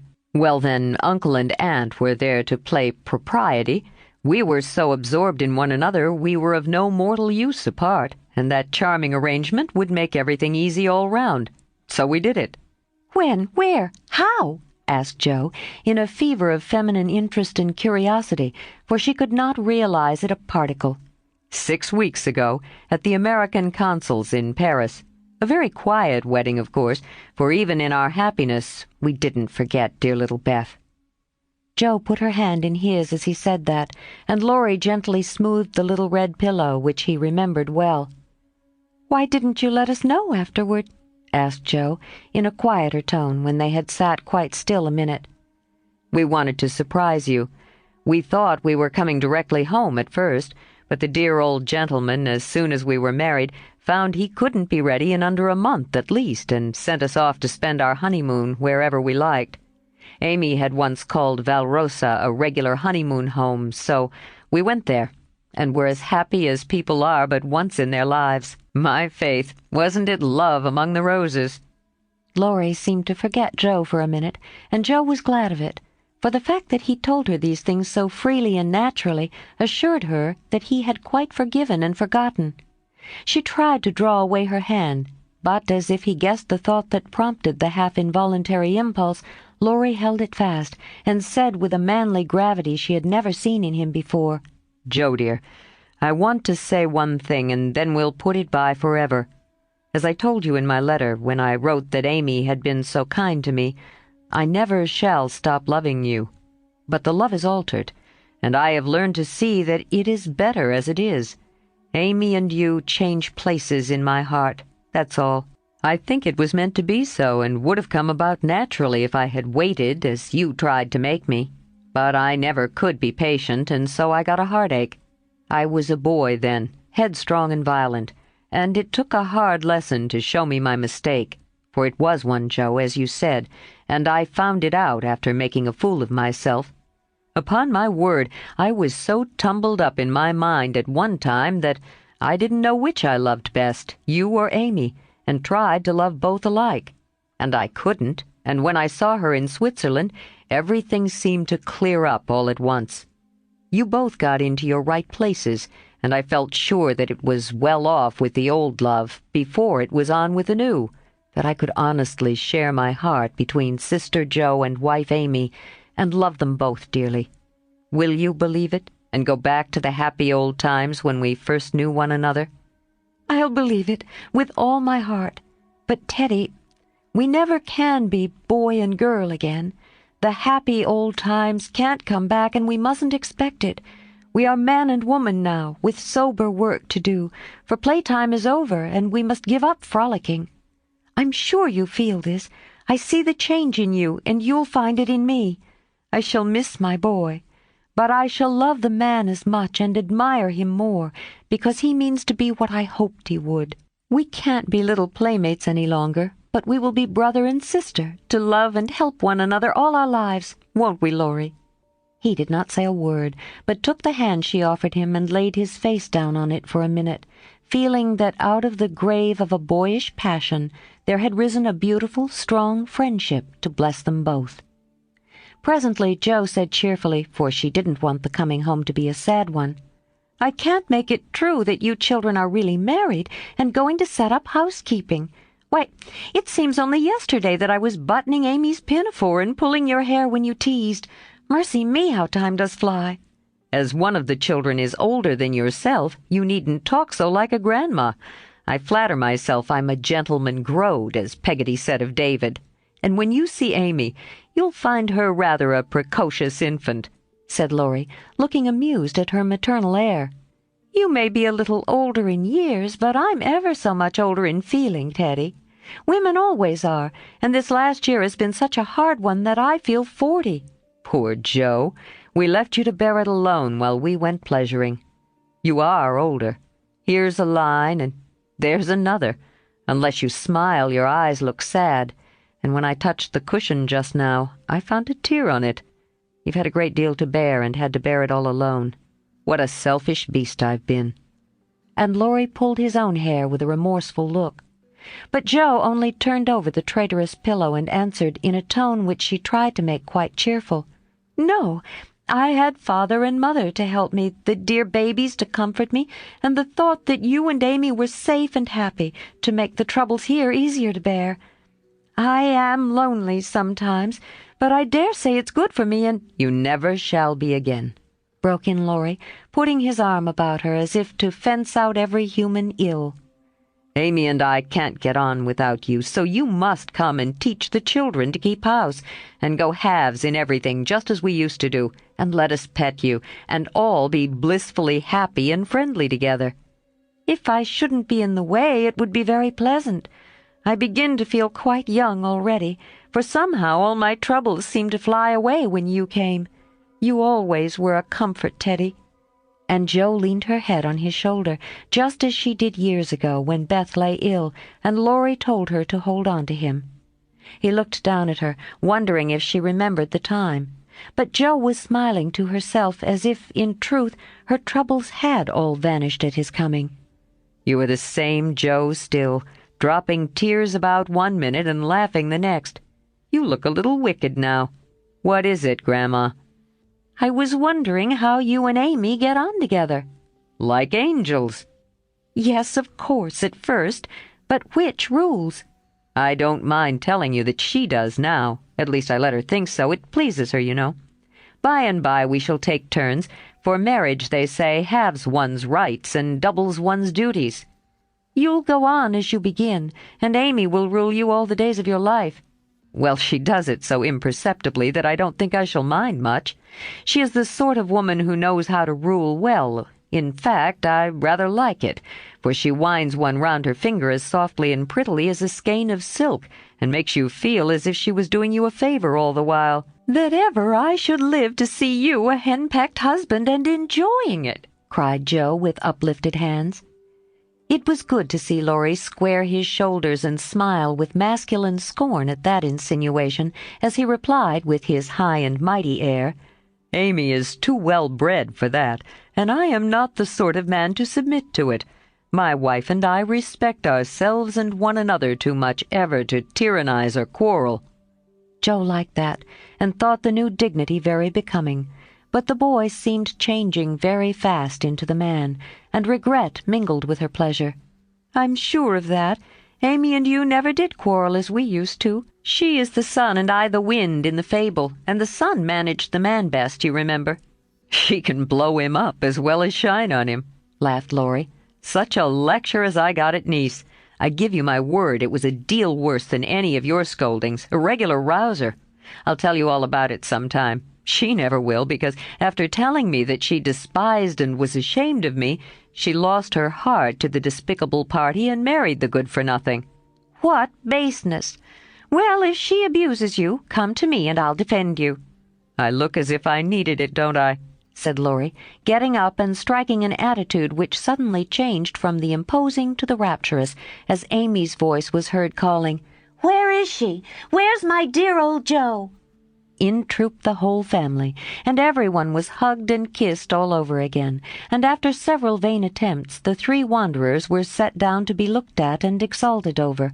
Mr. Lawrence, hale and hearty as ever, was quite as much improved as the others by his foreign tour, for the crustiness seemed to be nearly gone, and the old-fashioned courtliness had received a polish which made it kindlier than ever.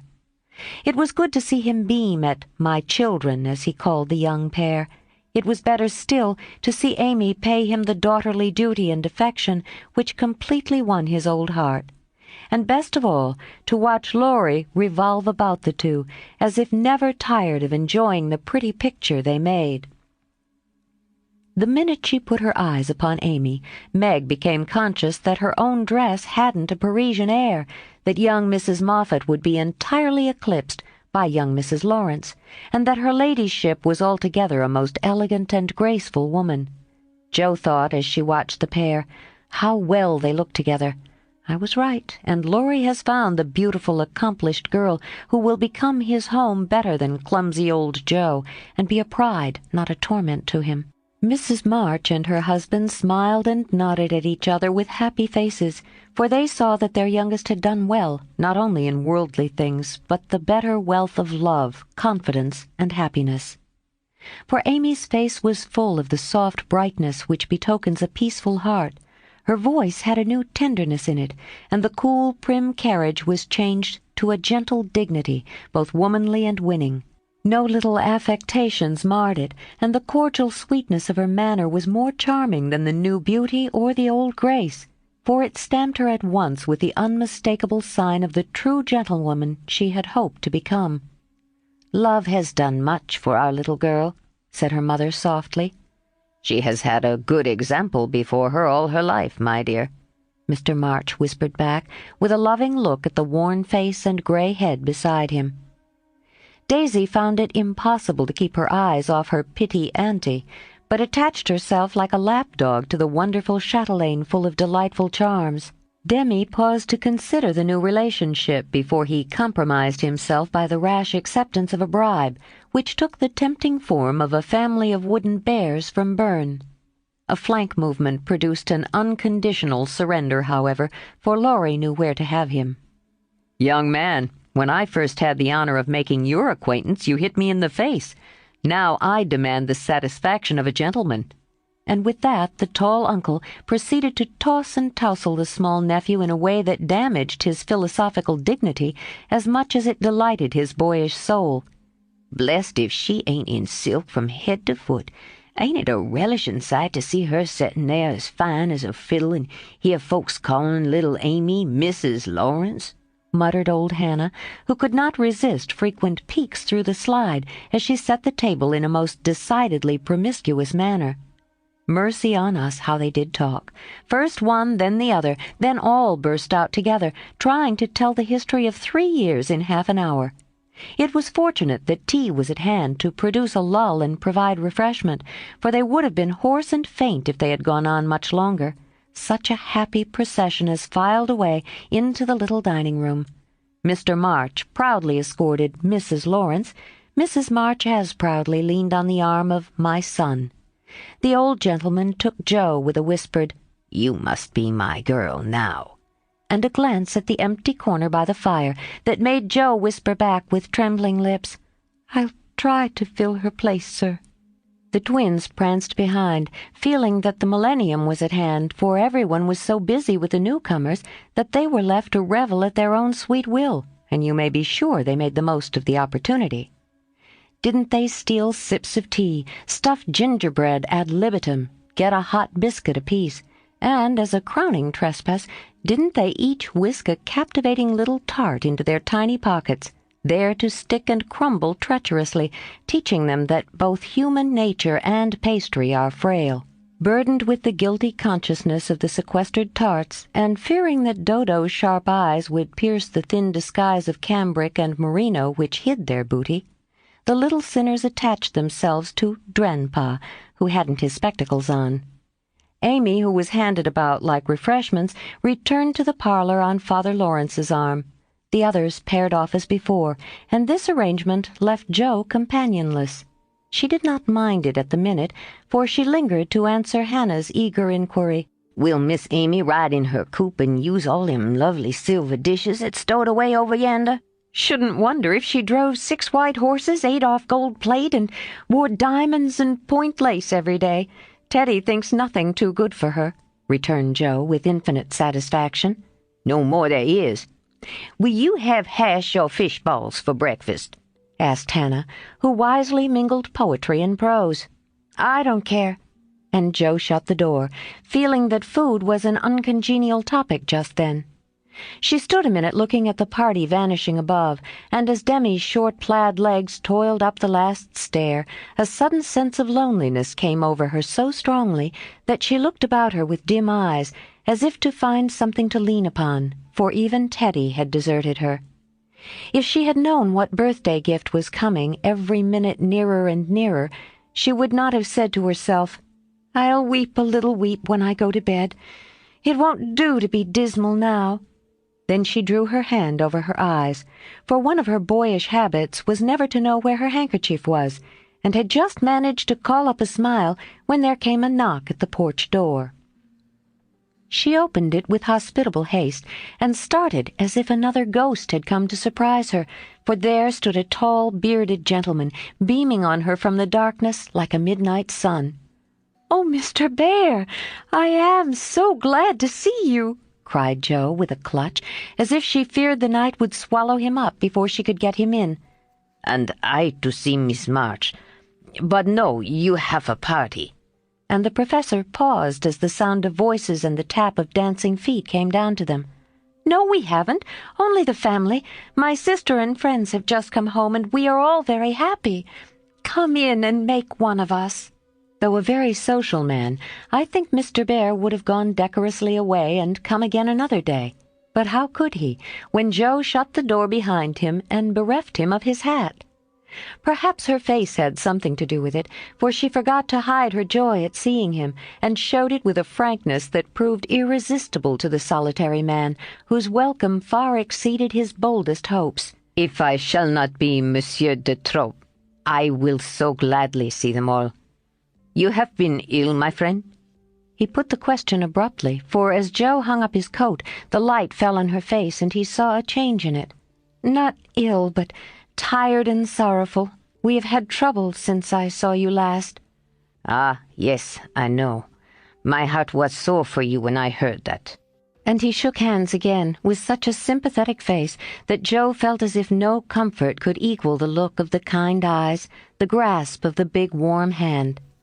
"Father, Mother, this is my friend Professor Bear," she said, with a face and tone of such irrepressible pride and pleasure that she might as well have blown a trumpet and opened the door with a flourish. If the stranger had any doubts about his reception, they were set at rest in a minute by the cordial welcome he received. Everyone greeted him kindly, for Joe's sake at first, but very soon they liked him for his own. They could not help it, for he carried the talisman that opens all hearts, and these simple people warmed to him at once, feeling even the more friendly because he was poor. For poverty enriches those who live above it, and is a sure passport to truly hospitable spirits. Mr. Bear sat looking about him with the air of a traveler who knocks at a strange door, and when it opens, finds himself at home. The children went to him like bees to a honey-pot, and establishing themselves on each knee, proceeded to captivate him by rifling his pockets, pulling his beard, and investigating his watch with juvenile audacity. The women telegraphed their approval to one another, and Mr. March, feeling that he had got a kindred spirit, opened his choicest stores for his guests' benefit, while Silent John listened and enjoyed the talk, but said not a word, and Mr. Lawrence found it impossible to go to sleep. If Joe had not been otherwise engaged, Laurie's behavior would have amused her, for a faint twinge, not of jealousy, but something like suspicion, caused that gentleman to stand aloof at first and observe the newcomer with brotherly circumspection. But it did not last long. He got interested in spite of himself, and before he knew it was drawn into the circle. For Mr. Bear talked well in this genial atmosphere and did himself justice. He seldom spoke to Laurie, but he looked at him often, and a shadow would pass across his face, as if regretting his own lost youth as he watched the young man in his prime. Then his eye would turn to Joe so wistfully that she would have surely answered the mute inquiry if she had seen it. But Joe had her own eyes to take care of, and feeling that they could not be trusted, she prudently kept them on the little sock she was knitting, like a model maiden aunt. A stealthy glance now and then refreshed her like sips of fresh water after a dusty walk, for the sidelong peeps showed her several propitious omens. Mr. Bear's face had lost the absent-minded expression and looked all alive with interest in the present moment, actually young and handsome, she thought, forgetting to compare him with Laurie as she usually did strange men, to their great detriment. Then he seemed quite inspired, though the burial customs of the ancients, to which the conversation had strayed, might not be considered an exhilarating topic. Joe quite glowed with triumph when Teddy got quenched in an argument, and thought to herself as she watched her father's absorbed face, how he would enjoy having such a man as my professor to talk with every day. Lastly, Mr. Bear was dressed in a new suit of black, which made him look more like a gentleman than ever. His bushy hair had been cut and smoothly brushed, but didn't stay in order long, for in exciting moments he rumpled it up in the droll way he used to do. And Joe liked it rampantly erect better than flat, because she thought it gave his fine forehead a Jove-like aspect. Poor Joe, how she did glorify that plain man as she sat knitting away so quietly, yet letting nothing escape her, not even the fact that Mr. Bear actually had gold sleeve buttons in his immaculate wristbands. Dear old fellow, he couldn't have got himself up with more care if he'd been going a-wooing, said Joe to herself. And then a sudden thought, born of the words, made her blush so dreadfully that she had to drop her ball and go down after it to hide her face. The maneuver did not succeed as well as she expected, however, for though just in the act of setting fire to a funeral pile, the professor dropped his torch, metaphorically speaking, and made a dive after the little ball. Of course they bumped their heads smartly together, saw stars, and both came up flushed and laughing, without the ball, to resume their seats, wishing they had not left them. Nobody knew where the evening went to, for Hannah skillfully abstracted the babies at an early hour, nodding like two rosy poppies, and Mr. Lawrence went home to rest. The others sat round the fire, talking away, utterly regardless of the lapse of time, till Meg, whose maternal mind was impressed with a firm conviction that Daisy had tumbled out of bed, and Demi set his nightgown afire, studying the structure of matches, made a move to go. "We must have our sing in the good old way, for we are all together again once more," said Joe, feeling that a good shout would be a safe and pleasant vent for the jubilant emotions of her soul.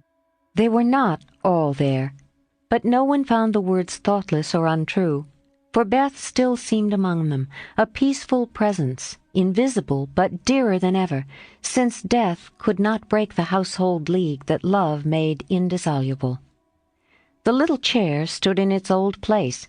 The tidy basket with the bit of work she left unfinished when the needle grew so heavy was still on its accustomed shelf.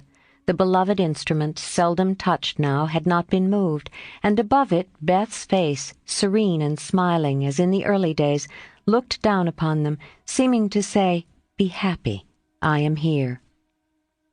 "Play something, Amy. Let them hear how much you have improved," said Laurie, with pardonable pride in his promising pupil. But Amy whispered with full eyes as she twirled the faded stool, "Not tonight, dear. I can't show off tonight." But she did show something better than brilliancy or skill, for she sung Beth's songs with a tender music in her voice which the best master could not have taught, and touched the listeners' hearts with a sweeter power than any other inspiration could have given her. The room was very still when the clear voice failed suddenly at the last line of Beth's favorite hymn. It was hard to say, "Earth hath no sorrow that heaven cannot heal." And Amy leaned against her husband, who stood behind her, feeling that her welcome home was not quite perfect without Beth's kiss. "Now we must finish with Mignon's song, for Mr. Bear sings that," said Jo, before the pause grew painful, and Mr. Bear cleared his throat with a gratified as he stepped into the corner where Jo stood, saying, "You will sing with me? We go excellently well together." A pleasing fiction, by the way, for Jo had no more idea of music than a grasshopper. But she would have consented if he had proposed to sing a whole opera and warbled away blissfully regardless of time and tune. It didn't much matter, for Mr. Bear sang like a true German, heartily and well, and Jo soon subsided into a subdued hum that she might listen to the mellow voice that seemed to sing for her alone. "Knowest thou the land where the citron blooms?" used to be the professor's favorite line, for das Land meant Germany to him. But now he seemed to dwell with peculiar warmth and melody upon the words, "There, oh there, might I with thee, O my beloved, go." And one listener was so thrilled by the tender invitation that she longed to say she did know the land, and would joyfully depart thither whenever he liked.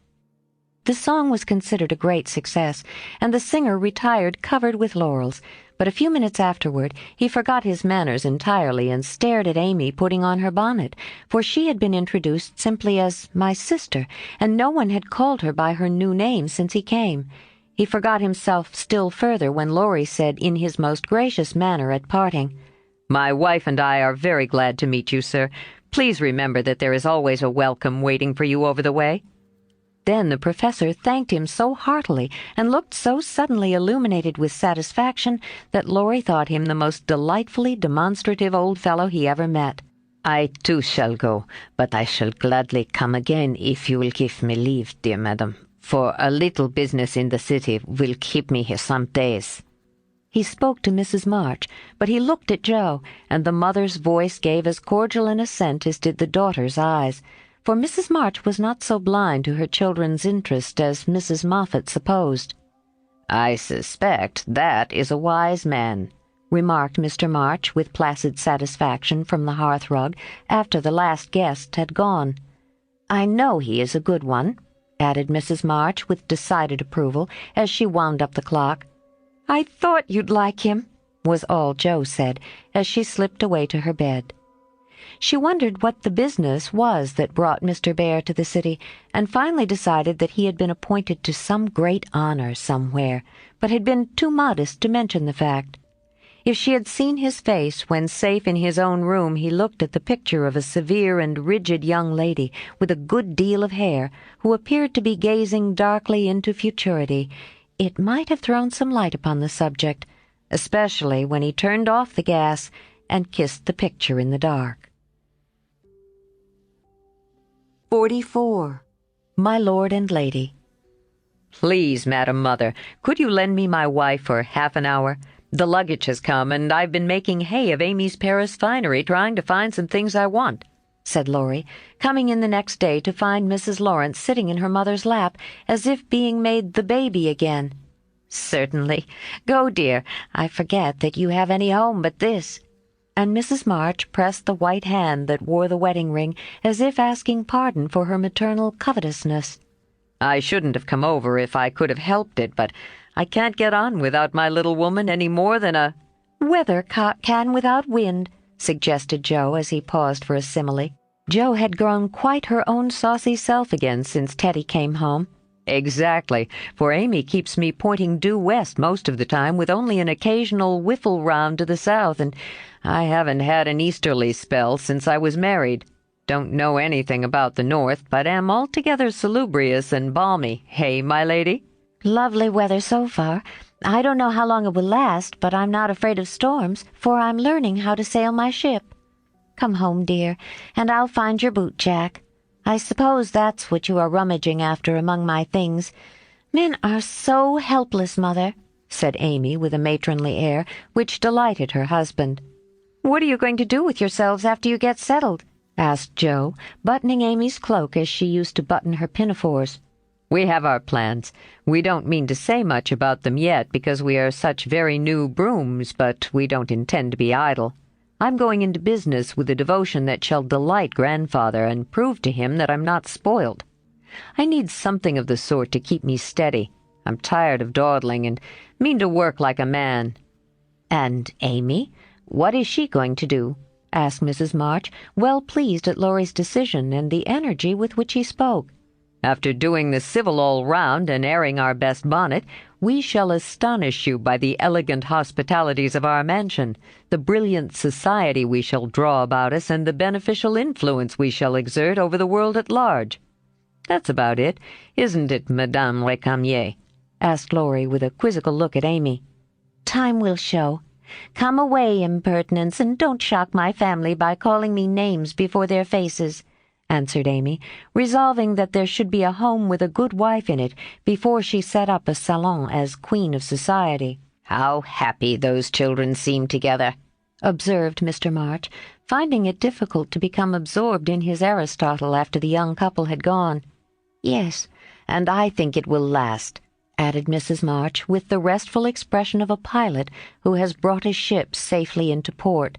"I know it will. Happy Amy." And Jo sighed, then smiled brightly as Professor Bear opened the gate with an impatient push. Later in the evening, when his mind had been set at rest about the bootjack, Laurie said suddenly to his wife, "Mrs. Lawrence?" "My lord?" "That man intends to marry our Jo." "I hope so. Don't you, dear?" "Well, my love, I consider him a trump in the fullest sense of that expressive word, but I do wish he was a little younger and a good deal richer." "Now, Laurie, don't be too fastidious and worldly-minded. If they love one another, it doesn't matter a particle how old they are nor how poor. Women never should marry for money." Amy caught herself up short as the words escaped her, and looked at her husband, who replied with malicious gravity, "Certainly not, though you do hear charming girls say that they intend to do it sometimes. If my memory serves me, you once thought it your duty to make a rich match. That accounts, perhaps, for your marrying a good-for-nothing like me." "Oh, my dearest boy, don't say that. I forgot you were rich when I said yes. I'd have married you if you hadn't a penny, and I sometimes wish you were poor, that I might show how much I love you." And Amy, who was very dignified in public and very fond in private, gave convincing proofs of the truth of her words. "You don't really think I am such a mercenary creature as I tried to be once, do you? It would break my heart if you didn't believe that I'd gladly pull in the same boat with you, even if you had to get your living by rowing on the lake." "Am I an idiot and a brute? How could I think so when you refused a richer man for me and won't let me give you half I want to now when I have the right? Girls do it every day, poor things, and are taught to think it is their only salvation. But you had better lessons, and though I trembled for you at one time, I was not disappointed, for the daughter was true to the mother's teaching. I told Mamma so yesterday, and she looked as glad and grateful as if I had given her a check for $1 million to be spent in charity. You are not listening to my moral remarks, Mrs. Lawrence." And Laurie paused, for Amy's eyes had an absent look, though fixed upon his face. "Yes, I am, and admiring the dimple in your chin at the same time. I don't wish to make you vain, but I must confess that I am prouder of my handsome husband than of all his money. Don't laugh, but your nose is such a comfort to me." And Amy softly caressed the well-cut feature with artistic satisfaction. Laurie had received many compliments in his life, but never one that suited him better, as he plainly showed, though he did laugh at his wife's peculiar taste, while she said slowly, "May I ask you a question, dear?" "Of course you may." "Shall you care if Joe does marry Mr. Bear?" "Oh, that's the trouble, is it? I thought there was something in the dimple that didn't suit you. Not being a dog in the manger, but the happiest fellow alive, I assure you I can dance at Joe's wedding with a heart as light as my heels. Do you doubt it, my darling?" Amy looked up at him and was satisfied. Her last little jealous fear vanished forever, and she thanked him with a face full of love and confidence. "I wish we could do something for that capital old professor. Couldn't we invent a rich relation who shall obligingly die out there in Germany and leave him a tidy little fortune?" said Laurie, when they began to pace up and down the long drawing-room, arm in arm, as they were fond of doing, in memory of the chateau garden. "Joe would find us out and spoil it all. She is very proud of him just as he is, and said yesterday that she thought poverty was a beautiful thing." "Bless her dear heart. She won't think so when she has a literary husband and a dozen little professors and professorins to support. We won't interfere now, but watch our chance, and do them a good turn in spite of themselves. I owe Joe for a part in my education, and she believes in people's paying their honest debts, so I'll get round her in that way." "How delightful it is to be able to help others, isn't it? That was always one of my dreams, to have the power of giving freely. And thanks to you, the dream has come true." "Ah, we'll do quantities of good, won't we? There's one sort of poverty that I particularly like to help. Out-and-out beggars get taken care of, but poor gentlefolks fare badly because they won't ask, and people don't dare to offer charity. Yet there are 1,000 ways of helping them if one only knows how to do it so delicately that it does not offend. I must say I like to serve a decayed gentleman better than a blarneying beggar. I suppose it's wrong, but I do, though it is harder." "Because it takes a gentleman to do it," added the other member of the Domestic Admiration Society. "Thank you. I'm afraid I don't deserve that pretty compliment. But I was going to say that while I was dawdling about abroad, I saw a good many talented young fellows making all sorts of sacrifices and enduring real hardships that they might realize their dreams. Splendid fellows, some of them, working like heroes, poor and friendless, but so full of courage, patience, and ambition that I was ashamed of myself and longed to give them a right good lift. Those are people whom it's a satisfaction to help, for if they've got genius, it's an honor to be allowed to serve them and not let it be lost or delayed for want of fuel to keep the pot boiling. If they haven't, it's a pleasure to comfort the poor souls and keep them from despair when they find it out." "Yes, indeed. And there's another class who can't ask and who suffer in silence. I know something of it, for I belonged to it before you made a princess of me, as the king does the beggar maid in the old story. Ambitious girls have a hard time, Laurie, and often have to see youth, health, and precious opportunities go by just for want of a little help at the right minute. People have been very kind to me, and whenever I see girls struggling along, as we used to do, I want to put out my hand and help them as I was helped." "And so you shall, like an angel as you are," cried Laurie, resolving, with a glow of philanthropic zeal, to found and endow an institution for the express benefit of young women with artistic tendencies. "Rich people have no right to sit down and enjoy themselves or let their money accumulate for others to waste. It's not half so sensible to leave legacies when one dies as it is to use the money wisely while alive and enjoy making one's fellow creatures happy with it.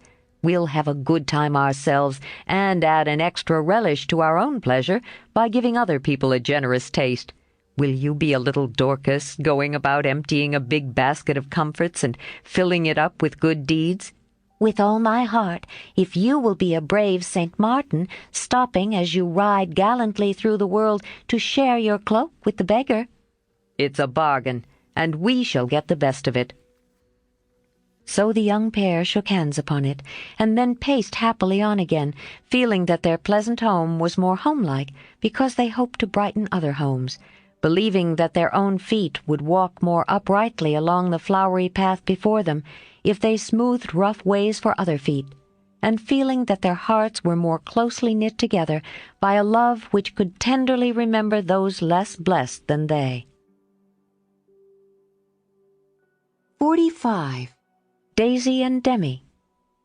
I cannot feel that I have done my duty as humble historian of the March family without devoting at least one chapter to the two most precious and important members of it. Daisy and Demi had now arrived at years of discretion, for in this fast age babies of 3 or 4 assert their rights, and get them too, which is more than many of their elders do. If there ever were a pair of twins in danger of being utterly spoilt by adoration, it was these prattling brooks. Of course, they were the most remarkable children ever born, as will be shown when I mention that they walked at 8 months, talked fluently at 12 months, and at 2 years they took their places at table and behaved with a propriety which charmed all beholders. At 3, Daisy demanded a needler, and actually made a bag with 4 stitches in it. She likewise set up housekeeping in the sideboard, and managed a microscopic cooking stove with a skill that brought tears of pride to Hannah's eyes, while Demi learned his letters with his grandfather, who invented a new mode of teaching the alphabet by forming the letters with his arms and legs, thus uniting gymnastics for head and heels. The boy early developed a mechanical genius which delighted his father and distracted his mother, for he tried to imitate every machine he saw, and kept the nursery in a chaotic condition with his sew-in-sheen, a mysterious structure of string, chairs, clothespins, and spools for wheels to go wound and wound. Also a basket hung over the back of a big chair, in which he vainly tried to hoist his too confiding sister, who with feminine devotion allowed her little head to be bumped till rescued, when the young inventor indignantly remarked, "Why, Marmar, that's my lily-waiter, and me's trying to pull her up." Though utterly unlike in character, the twins got on remarkably well together, and seldom quarreled more than thrice a day. Of course, Demi tyrannized over Daisy, and gallantly defended her from every other aggressor, while Daisy made a galley slave of herself, and adored her brother as the one perfect being in the world. A rosy, chubby, sunshiny little soul was Daisy, who found her way to everybody's heart and nestled there.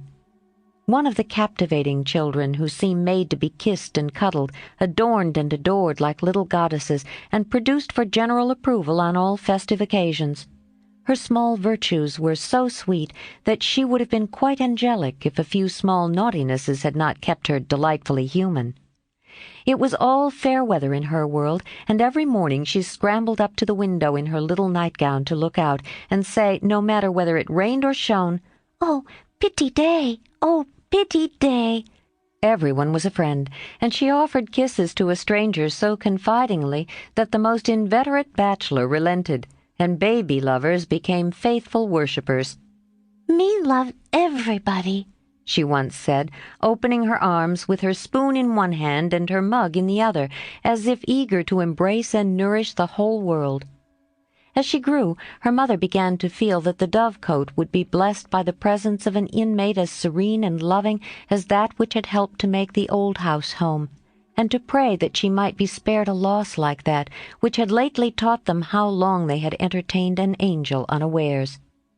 Her grandfather often called her Beth, and her grandmother watched over her with untiring devotion, as if trying to atone for some past mistake which no eye but her own could see. Demi, like a true Yankee, was of an inquiring turn, wanting to know everything, and often getting much disturbed because he could not get satisfactory answers to his perpetual, "What for?"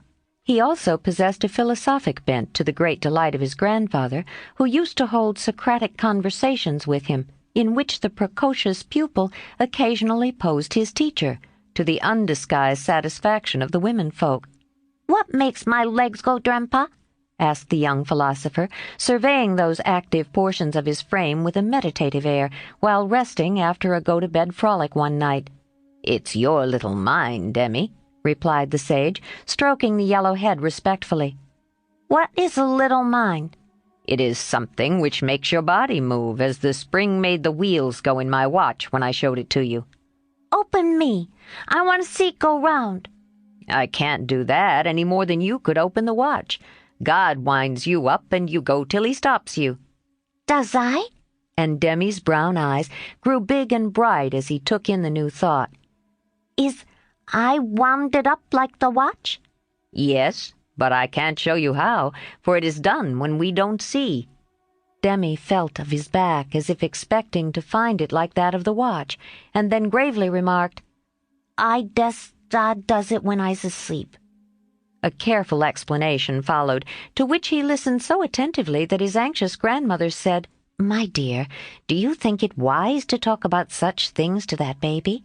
He is getting great bumps over his eyes and learning to ask the most unanswerable questions." "If he is old enough to ask the questions, he is old enough to receive true answers. I am not putting the thoughts into his head, but helping him unfold those already there. These children are wiser than we are, and I have no doubt the boy understands every word I have said to him. Now, Demi, tell me where you keep your mind." If the boy had replied like Alcibiades, "By the gods, Socrates, I cannot tell," his grandfather would not have been surprised.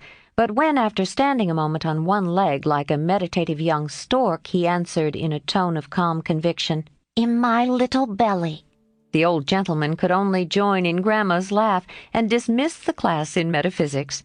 There might have been cause for maternal anxiety if Demi had not given convincing proofs that he was a true boy as well as a budding philosopher. For often, after a discussion which caused Hannah to prophesy with ominous nods, "That child ain't long for this world," he would turn about and set her fears at rest by some of the pranks with which dear, dirty, naughty little rascals distract and delight their parents' souls. Meg made many moral rules and tried to keep them. But what mother was ever proof against the winning wiles, the ingenious evasions, or the tranquil audacity of the miniature men and women who so early show themselves accomplished artful dodgers? "No more raisins, Demi. They'll make you sick," says Mamma to the young person who offers his services in the kitchen with unfailing regularity on plum pudding day. Me likes to be sick. "I don't want to have you, so run away and help Daisy make patty cakes." He reluctantly departs, but his wrongs weigh upon his spirit, and by, when an opportunity comes to redress them, he outwits Mamma by a shrewd bargain. "Now you have been good children, and I'll play anything you like," says Meg, as she leads her assistant cook upstairs when the pudding is safely bouncing in the pot. Truly, Mamma? Says Demi, with a brilliant idea in his well-powdered head.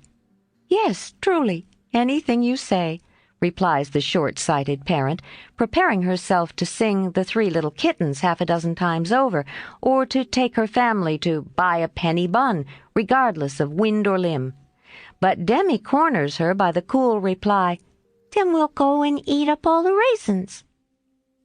Aunt Dodo was chief playmate and confidant of both children, and the trio turned the little house topsy-turvy. Aunt Amy was as yet only a name to them. Aunt Beth soon faded into a pleasantly vague memory, but Aunt Dodo was a living reality, and they made the most of her, for which compliment she was deeply grateful. But when Mr. Bear came, Jo neglected her playfellows, and dismay and desolation fell upon their little souls. Daisy, who was fond of going about peddling kisses, lost her best customer and became bankrupt. Demi, with infantile penetration, soon discovered that Dodo liked to play with the bear man better than she did with him. But though hurt, he concealed his anguish, for he hadn't the heart to insult a rival who kept a mine of chocolate drops in his waistcoat pocket, and a watch that could be taken out of its case and freely shaken by ardent admirers. Some persons might have considered these pleasing liberties as bribes, but Demi didn't see it in that light, and continued to patronize the bear man with pensive affability, while Daisy bestowed her small affections upon him at the third call, and considered his shoulder her throne, his arm her refuge, his gifts treasures of surpassing wealth. Gentlemen are sometimes seized with sudden fits of admiration for the young relatives of ladies whom they honor with their regard. But this counterfeit philoprogenitiveness sits uneasily upon them and does not deceive anybody a particle. Mr. Bear's devotion was sincere, however likewise effective, for honesty is the best policy in love as in law. He was one of the men who were at home with children, and looked particularly well when little faces made a pleasant contrast with his manly one. His business, whatever it was, detained him from day to day, but evening seldom failed to bring him out to see. Well, he always asked for Mr. March, so I suppose he was the attraction. The excellent papa labored under the delusion that he was, and reveled in long discussions with the kindred spirit, till a chance remark of his more observing grandson suddenly enlightened him. Mr. Bear came in one evening to pause on the threshold of the study, astonished by the spectacle that met his eye. Prone upon the floor lay Mr. March, with his respectable legs in the air, and beside him, likewise prone, was Demi, trying to imitate the attitude with his own short, scarlet-stockinged legs, both grovellers so seriously absorbed that they were unconscious of spectators, till Mr. Bear laughed his sonorous laugh, and Joe cried out with a scandalized face, "Father! Father, here's the professor!" Down went the black legs, and up came the gray head, as the preceptor said with undisturbed dignity, "Good evening, Mr. Bear. Excuse me for a moment. We are just finishing our lesson. Now, Demi, make the letter and tell its name." "I knows him." And after a few convulsive efforts, the red legs took the shape of a pair of compasses, and the intelligent pupil triumphantly shouted, "It's a wee, Grandpa! It's a wee!" "He's a born Weller," laughed Joe, as her parent gathered himself up, and her nephew tried to stand on his head, as the only mode of expressing his satisfaction that school was over. "What have you been at today, Bubchen?" asked Mr. Bear, picking up the gymnast. "Me went to see little Mary." "And what did you there?" "I kissed her," began Demi with artless frankness. "Prut, thou beginnest early. What did the little Mary say to that?" asked Mr. Bear, continuing to confess the young sinner who stood upon his knee exploring the waistcoat pocket. "Oh, she liked it, and she kissed me, and I liked it. Don't little boys like little girls?" added Demi, with his mouth full and an air of bland satisfaction. "You precocious chick! Who put that into your head?" said Joe, enjoying the innocent revelations as much as the professor. "'Tisn't in mine head, it's in my mouth," answered literal Demi, putting out his tongue with a chocolate drop on it, thinking she alluded to confectionery, not ideas. "Thou shouldst save some for the little friend. Sweets to the sweet, manling." And Mr. Bear offered Joe some, with a look that made her wonder if chocolate was not the nectar drunk by the gods. Demi also saw the smile, and was impressed by it, and artlessly inquired, "Do great boys like great girls too, Fessor?" Like young Washington, Mr. Bear couldn't tell a lie, so he gave the somewhat vague reply that he believed they did sometimes, in a tone that made Mr. March put down his clothes-brush, glance at Joe's retiring face, and then sink into his chair looking as if the precocious chick had put an idea into his head that was both sweet and sour. Why Dodo, when she caught him in the china closet half an hour afterward, nearly squeezed the breath out of his little body with a tender embrace instead of shaking him for being there, and why she followed up this novel performance by the unexpected gift of a big slice of bread and jelly, remained one of the problems over which Demi puzzled his small wits, and was forced to leave unsolved forever. 46. Under the Umbrella. While Laurie and Amy were taking conjugal strolls over velvet carpets as they set their house in order and planned a blissful future, Mr. Bear and Joe were enjoying promenades of a different sort along muddy roads and sodden fields. "I always do take a walk toward evening, and I don't know why I should give it up just because I often happen to meet the professor on his way out," said Joe to herself, after 2 or 3 encounters. For though there were 2 paths to Meg's, whichever one she took she was sure to meet him, either going or returning. He was always walking rapidly, and never seemed to see her till quite close, when he would look as if his short-sighted eyes had failed to recognize the approaching lady till that moment. Then, if she was going to Meg's, he always had something for the babies. If her face was turned homeward, he had merely strolled down to see the river and was just about returning, unless they were tired of his frequent calls. Under the circumstances, what could Jo do but greet him civilly and invite him in? If she was tired of his visits, she concealed her weariness with perfect skill, and took care that there should be coffee for supper, as Mr. Bear, doesn't like tea. By the second week, everyone knew perfectly well what was going on, yet everyone tried to look as if they were stone blind to the changes in Jo's face. They never asked why she sang about her work, did up her hair 3 times a day, and got so blooming with her evening exercise. And no one seemed to have the slightest suspicion that Professor Bear, while talking philosophy with the father, was giving the daughter lessons in love.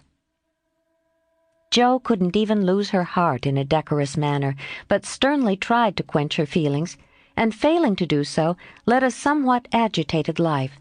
She was mortally afraid of being laughed at for surrendering, after her many and vehement declarations of independence. Laurie was her especial dread, but thanks to the new manager, he behaved with praiseworthy propriety, never called Mr. Bear a capital old fellow in public, never alluded in the remotest manner to Jo's improved appearance, or expressed the least surprise at seeing the professor's hat on the Marches Hall table nearly every evening. But he exulted in private, and longed for the time to come when he could give Jo a piece of plate with a bear and a ragged staff on it as an appropriate coat of arms. For a fortnight the professor came and went with lover-like regularity. Then he stayed away for 3 whole days, and made no sign, a proceeding which caused everybody to look sober, and Jo to become pensive at first, and then, alas for romance, very cross. Disgusted, I dare say, and gone home as suddenly as he came. It's nothing to me, of course, but I should think he would have come and bid us good-bye like a gentleman, she said to herself, with a despairing look at the gate, as she put on her things for the customary walk one dull afternoon. "You'd better take the little umbrella, dear. It looks like rain," said her mother, observing that she had on her new bonnet, but not alluding to the fact. "Yes, Marmee. Do you want anything in town? I've got to run in and get some paper," returned Jo, pulling out the bow under her chin before the glass as an excuse for not looking at her mother. "Yes, I want some twilled silesia, a paper of No. 9 needles, and 2 yards of narrow lavender ribbon. Have you got your thick boots on and something warm under your cloak?" "I believe so," answered Jo absently. "If you happen to meet Mr. Bear, bring him home to tea. I quite long to see the dear man," added Mrs. March. Jo heard that, but made no answer, except to kiss her mother and walk rapidly away, thinking with a glow of gratitude in spite of her heartache, "How good she is to me! What do girls do who haven't any mothers to help them through their troubles?" The dry goods stores were not done among the counting-houses, banks, and wholesale warerooms where gentlemen most do congregate. But Jo found herself in that part of the city before she did a single errand, loitering along as if waiting for someone, examining engineering instruments in one window and samples of wool in another, with most unfeminine interest, tumbling over barrels, being half smothered by descending bales, and hustled unceremoniously by busy men who looked as if they wondered how the deuce she got there. A drop of rain on her cheek recalled her thoughts from baffled hopes to ruined ribbons, for the drops continued to fall, and being a woman as well as a lover, she felt that, though it was too late to save her heart, she might her bonnet. Now she remembered the little umbrella which she had forgotten to take in her hurry to be off, but regret was unavailing, and nothing could be done but borrow one or submit to a drenching. She looked up at the lowering sky, down at the crimson bow already flecked with black, forward along the muddy street, then one long lingering look behind at a certain grimy warehouse with Hoffman, Schwartz and Company over the door, and said to herself with a sternly reproachful air, "It serves me right. What business had I to put on all my best things and come philandering down here hoping to see the professor? Jo, I'm ashamed of you." No, you shall not go there to borrow an umbrella or find out where he is from his friends. You shall trudge away and do your errands in the rain, and if you catch your death and ruin your bonnet, it's no more than you deserve. Now then." With that, she rushed across the street so impetuously that she narrowly escaped annihilation from a passing truck, and precipitated herself into the arms of a stately old gentleman who said, "I beg pardon, ma'am," and looked mortally offended. Somewhat daunted, Jo righted herself, spread her handkerchief over the devoted ribbons, and, putting temptation behind her, hurried on, with increasing dampness about the ankles and much clashing of umbrellas overhead. The fact that a somewhat dilapidated blue one remained stationary above the unprotected bonnet attracted her attention, and looking up, she saw Mr. Bear looking down. "I feel to know the strong-minded lady who goes so bravely under many horse-noses and so fast through much mud. What do you down here, my friend?" "I'm shopping." Mr. Bear smiled as he glanced from the pickle factory on one side to the wholesale hide and leather concern on the other, but he only said politely, "You have no umbrella. May I go also and take for you the bundles?" "Yes, thank you." Jo's cheeks were as red as her ribbon, and she wondered what he thought of her, but she didn't care, for in a minute she found herself walking away arm in arm with her professor, feeling as if the sun had suddenly burst out with uncommon brilliancy, that the world was all right again, and that one thoroughly happy woman was paddling through the wet that day. "We thought you had gone," said Jo hastily, for she knew he was looking at her. Her bonnet wasn't big enough to hide her face, and she feared he might think the joy it betrayed unmaidenly. "Did you believe that I should go with no farewell to those who have been so heavenly kind to me?" he asked, so reproachfully that she felt as if she had insulted him by the suggestion, and answered heartily, "No, I didn't. I knew you were busy about your own affairs, but we rather missed you, Father and Mother especially." "And you?" "I'm always glad to see you, sir." In her anxiety to keep her voice quite calm, Jo made it rather cool, and the frosty little monosyllable at the end seemed to chill the professor, for his smile vanished as he said gravely, "I thank you, and come one time more before I go." "You are going, then?" "I have no longer any business here. It is done." "Successfully, I hope," said Jo, for the bitterness of disappointment was in that short reply of his. "I ought to think so, for I have a way open to me by which I can make my bread and give my younglings much help." "Tell me, please. I like to know all about the boys," said Jo eagerly. "That is so kind. I gladly tell you. My friends find for me a place in a college where I teach as at home and earn enough to make the way smooth for Franz and Emil. For this I should be grateful, should I not?" "Indeed you should. How splendid it will be to have you doing what you like and be able to see you often, and the boys," cried Jo, clinging to the lads as an excuse for the satisfaction she could not help betraying. "Ah, but we shall not meet often, I fear. This place is at the west." "So far away?" And Jo left her skirts to their fate, as if it didn't matter now what became of her clothes or herself. Mr. Bear could read several languages, but he had not learned to read women yet. He flattered himself that he knew Jo pretty well, and was, therefore, much amazed by the contradictions of voice, face, and manner which she showed him in rapid succession that day, for she was in half a dozen different moods in the course of half an hour. When she met him she looked surprised, though it was impossible to help suspecting that she had come for that express purpose. When he offered her his arm, she took it with a look that filled him with delight, but when he asked if she missed him, she gave such a chilly, formal reply that despair fell upon him. On learning his good fortune, she almost clapped her hands. Was the joy all for the boys? Then, on hearing his destination, she said, "So far away," in a tone of despair that lifted him onto a pinnacle of hope.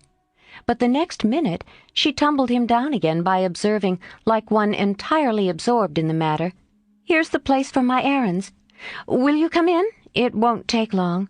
Jo rather prided herself upon her shopping capabilities, and particularly wished to impress her escort with the neatness and dispatch with which she would accomplish the business. But owing to the flutter she was in, everything went amiss. She upset the tray of needles, forgot the silesia was to be twilled till it was cut off, gave the wrong change, and covered herself with confusion by asking for lavender ribbon at the calico counter. Mr. Bear stood by, watching her blush and blunder, and as he watched, his own bewilderment seemed to subside, for he was beginning to see that on some occasions women like dreams go by contraries. When they came out, he put the parcel under his arm with a more cheerful aspect, and splashed through the puddles as if he rather enjoyed it on the whole. "Should we not do a little what you call shopping for the babies and have a farewell feast tonight, if I go for my last call at your so pleasant home?" he asked, stopping before a window full of fruit and flowers. "What will we buy?" said Jo, ignoring the latter part of his speech and sniffing the mingled odors with an affectation of delight as they went in. "May they have oranges and figs?" asked Mr. Bear with a paternal air. "They eat them when they can get them." "Do you care for nuts?" "Like a squirrel." "Hamburg grapes. Yes, we shall surely drink to the fatherland in those." Jo frowned upon that piece of extravagance, and asked why he didn't buy a frail of dates, a cask of raisins, and a bag of almonds, and done with it. Whereat Mr. Bear confiscated her purse, produced his own, and finished the marketing by buying several pounds of grapes, a pot of rosy daisies, and a pretty jar of honey, to be regarded in the light of a demijohn. Then, distorting his pockets with the knobby bundles and giving her the flowers to hold, he put up the old umbrella, and they travelled on again. "Miss Marsh, I have a great favor to ask of you," began the professor, after a moist promenade of half a block. "Yes, sir?" And Jo's heart began to beat so hard she was afraid he would hear it. "I am bold to say it in spite of the rain, because so short a time remains to me." "Yes, sir?" And Jo nearly crushed the small flower pot with a sudden squeeze she gave it. "I wish to get a little dress for my Tina, and I am too stupid to go alone. Will you kindly give me a word of taste and help?" "Yes, sir." And Jo felt as calm and cool all of a sudden as if she had stepped into a refrigerator. "Perhaps also a shawl for Tina's mother. She is so poor and sick, and the husband is such a care. Yes, a thick, warm shawl would be a friendly thing to take the little mother." "I'll do it with pleasure, Mr. Bear. I'm going very fast, and he's getting dearer every minute," added Jo to herself. Then, with a mental shake, she entered into the business with an energy which was pleasant to behold. Mr. Bear left it all to her, so she chose a pretty gown for Tina, and then ordered out the shawls. The clerk, being a married man, condescended to take an interest in the couple, who appeared to be shopping for their family. "Your lady may prefer this. It's a superior article, a most desirable color, quite chaste and genteel," he said, shaking out a comfortable gray shawl and throwing it over Jo's shoulders. "Does this suit you, Mr. Bear?" she asked, turning her back to him and feeling deeply grateful for the chance of hiding her face. "Excellently well. We will have it," answered the professor, smiling to himself as he paid for it, while Jo continued to rummage the counters like a confirmed bargain hunter. "Now, shall we go home?" he asked, as if the words were very pleasant to him. "Yes, it's late, and I'm so tired." Jo's voice was more pathetic than she knew, for now the sun seemed to have gone in as suddenly as it came out. The world grew muddy and miserable again, and for the first time she discovered that her feet were cold, her head ached, and that her heart was colder than the former, fuller of pain than the latter. Mr. Bear was going away. He only cared for her as a friend. It was all a mistake, and the sooner it was over the better. With this idea in her head, she hailed an approaching omnibus with such a hasty gesture that the daisies flew out of the pot and were badly damaged. "This is not our omnibus," said the professor, waving the loaded vehicle away and stopping to pick up the poor little flowers. "I beg your pardon. I didn't see the name distinctly. Never mind, I can walk. I'm used to plodding in the mud," returned Jo, winking hard because she would have died rather than openly wipe her eyes. Mr. Bear saw the drops on her cheeks, though she turned her head away. The sight seemed to touch him very much, for suddenly, stooping down, he asked in a tone that meant a great deal, "Heart's dearest, why do you cry?" Now, if Jo had not been new to this sort of thing, she would have said she wasn't crying, had a cold in her head, or told any other feminine fib proper to the occasion, instead of which that undignified creature answered with an irrepressible sob, "Because you are going away." "Ach, mein Gott, that is so good!" cried Mr. Bear, managing to clasp his hands in spite of the umbrella and the bundles. "Jo, I have nothing but much love to give you. I came to see if you could care for it, and I waited to be sure that I was something more than a friend. Am I? Can you make a little place in your heart for old Fritz?" he added all in one breath. "Oh, yes," said Jo.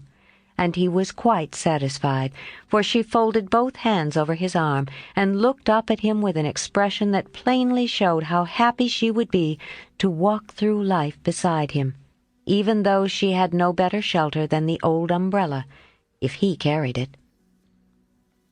It was certainly proposing under difficulties, for even if he had desired to do so, Mr. Bear could not go down upon his knees on account of the mud. Neither could he offer Jo his hand, except figuratively, for both were full. Much less could he indulge in tender demonstrations in the open street, though he was near it. So the only way in which he could express his rapture was to look at her, with an expression which glorified his face to such a degree that there actually seemed to be little rainbows in the drops that sparkled on his beard. If he had not loved Jo very much, I don't think he could have done it then, for she looked far from lovely, with her skirts in a deplorable state, her rubber boots splashed to the ankle, and her bonnet a ruin. Fortunately, Mr. Bear considered her the most beautiful woman living, and she found him more Jove-like than ever, though his hat brim was quite limp with the little rills trickling thence upon his shoulders, for he held the umbrella all over Jo, and every finger of his gloves needed mending. Passers-by probably thought them a pair of harmless lunatics, for they entirely forgot to hail a bus and strolled leisurely along, oblivious of deepening dusk and fog. Little they cared what anybody thought, for they were enjoying the happy hour that seldom comes but once in any life, the magical moment which bestows youth on the old, beauty on the plain, wealth on the poor, and gives human hearts a foretaste of heaven.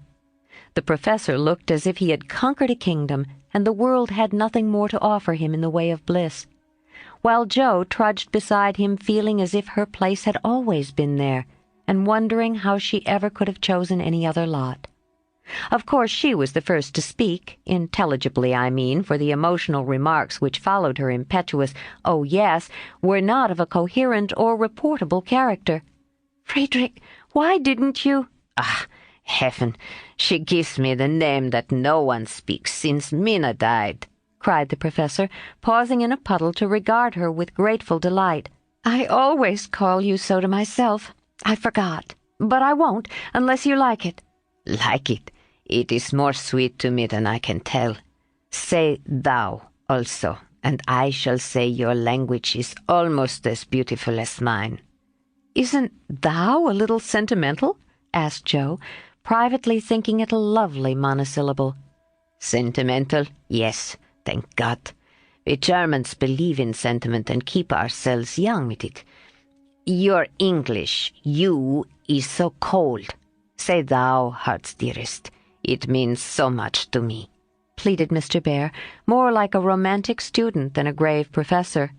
"Well, then, why didn't thou tell me all this sooner?" asked Jo bashfully. "Now I shall have to show thee all my heart, and I so gladly will, because thou must take care of it hereafter. See then, my Jo, the dear, funny little name. I had a wish to tell something the day I said goodbye in New York, but I thought the handsome friend was betrothed to thee, and so I spoke not. Wouldst thou have said yes then, if I had spoken?" "I don't know. I'm afraid not, for I didn't have any heart just then." "Prut, That I do not believe.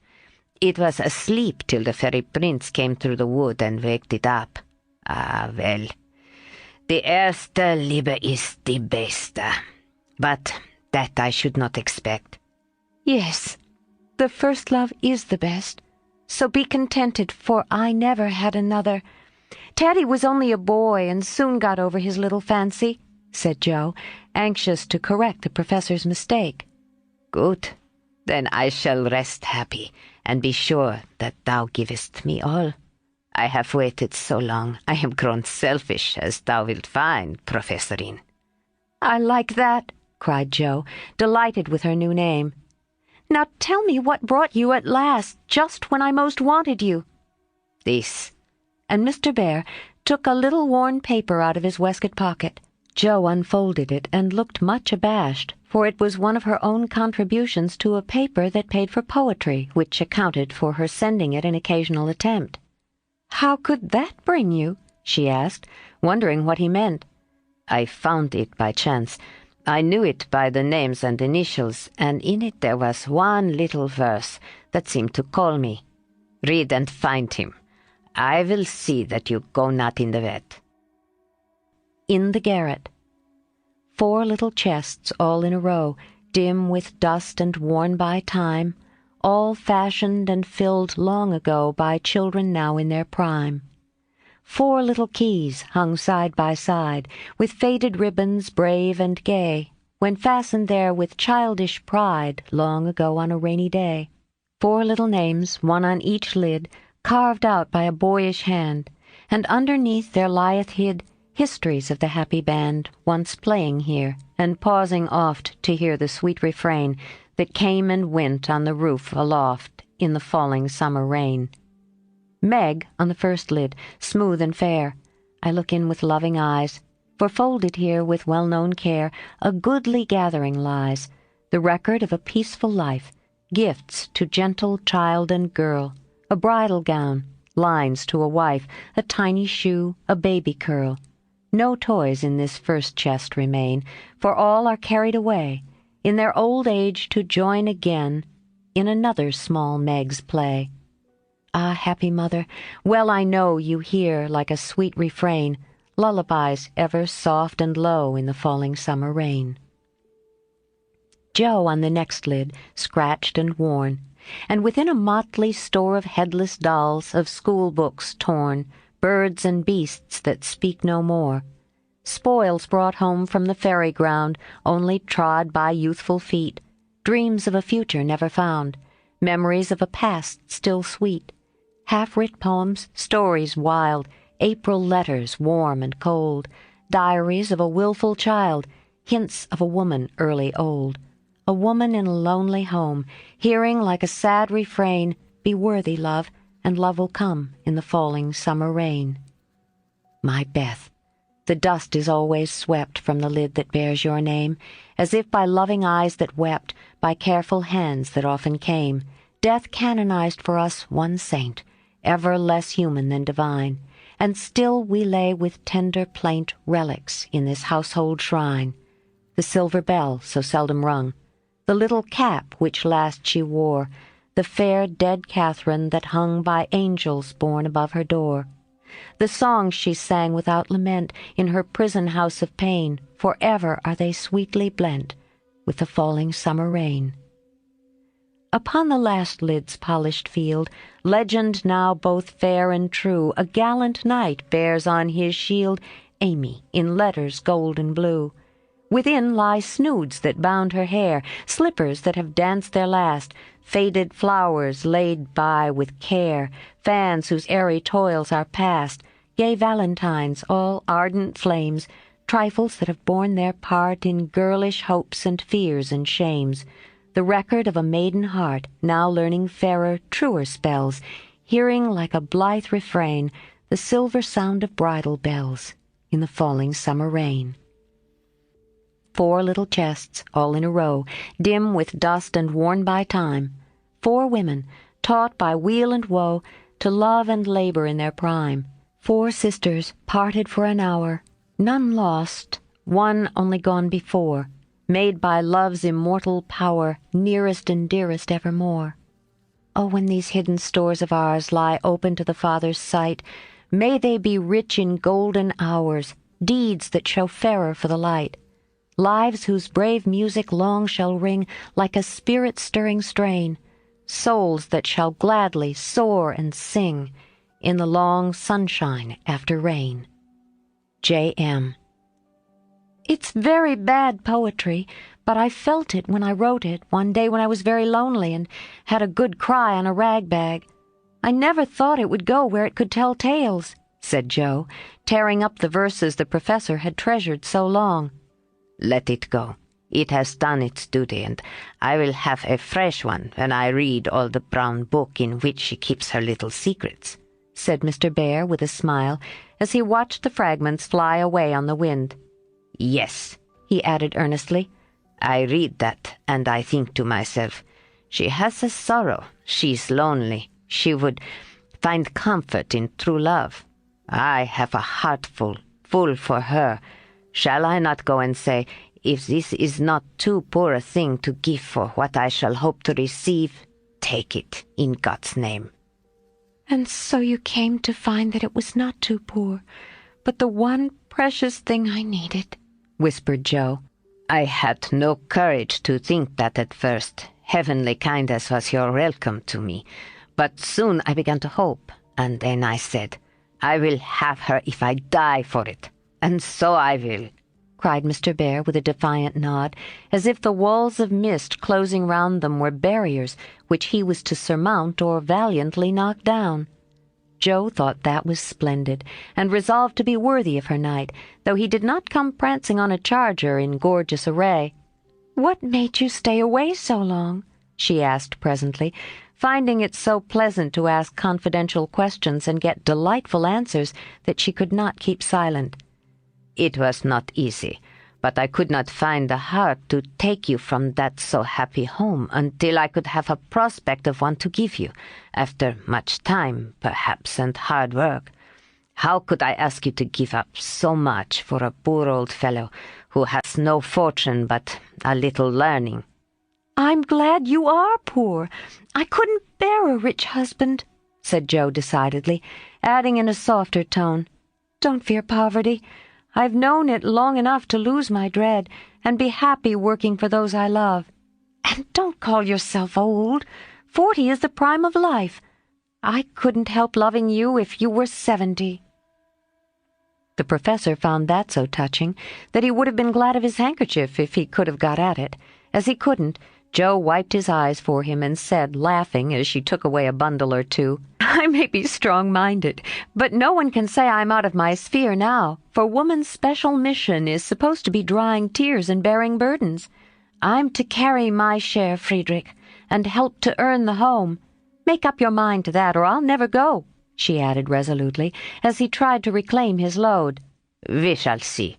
Have you patience to wait a long time, Jo? I must go away and do my work alone. I must help my boys first, because even for you I may not break my word to Minna. Can you forgive that, and be happy while we hope and wait?" "Yes, I know I can, for we love one another, and that makes all the rest easy to bear. I have my duty also, and my work. I couldn't enjoy myself if I neglected them even for you, so there's no need of hurry or impatience. You can do your part out west, I can do mine here, and both be happy hoping for the best and leaving the future to be as God wills." "Ah, thou givest me such hope and courage, and I have nothing to give back but a full heart and these empty hands," cried the professor, quite overcome. Jo never, never would learn to be proper. For when he said that as they stood upon the steps, she just put both hands into his, whispering tenderly, "Not empty now," and stooping down, kissed her Friedrich under the umbrella. It was dreadful, but she would have done it if the flock of draggle-tailed sparrows on the hedge had been human beings, for she was very far gone indeed, and quite regardless of everything but her own happiness. Though it came in such a very simple guise, that was the crowning moment of both their lives, when turning from the night and storm and loneliness to the household light and warmth and peace, waiting to receive them with a glad, "Welcome home," Jo led her lover in and shut the door. 47. Harvest time. For a year, Jo and her professor worked and waited, hoped and loved, met occasionally, and wrote such voluminous letters that the rise in the price of paper was accounted for, Laurie said. The second year began rather soberly, for their prospects did not brighten, and Aunt March died suddenly. But when their first sorrow was over, for they loved the old lady in spite of her sharp tongue, they found they had cause for rejoicing, for she had left Plumfield to Jo, which made all sorts of joyful things possible. "It's a fine old place and will bring a handsome sum, for of course you intend to sell it," said Laurie, as they were all talking the matter over some weeks later. "No, I don't," was Jo's decided answer, as she petted the fat poodle whom she had adopted out of respect to its former mistress. "You don't mean to live there?" "Yes, I do." "But, my dear girl, it's an immense house and will take a power of money to keep it in order. The garden and orchard alone need 2 or 3 men, and farming isn't in Bear's line, I take it." "He'll try his hand at it there if I propose it." "And you expect to live on the produce of the place? Well, that sounds paradisiacal, but you'll find it desperate hard work." "The crop we're going to raise is a profitable one," and Jo laughed. "Of what is this fine crop to consist, ma'am?" "Boys. I want to open a school for little lads, a good, happy, home-like school, with me to take care of them and Fritz to teach them." "There's a truly Joian plan for you. Isn't that just like her?" cried Laurie, appealing to the family, who looked as much surprised as he. "I like it," said Mrs. March decidedly. "So do I," added her husband, who welcomed the thought of a chance for trying the Socratic method of education on modern youth. "It will be an immense care for Jo," said Meg, stroking the head of her one all-absorbing son. Jo can do it, and be happy in it. It's a splendid idea. Tell us all about it," cried Mr. Lawrence, who had been longing to lend the lovers a hand, but knew that they would refuse his help. "I knew you'd stand by me, sir. Amy does, too. I see it in her eyes, though she prudently waits to turn it over in her mind before she speaks. Now, my dear people," continued Jo earnestly, "just understand that this isn't a new idea of mine, but a long-cherished plan.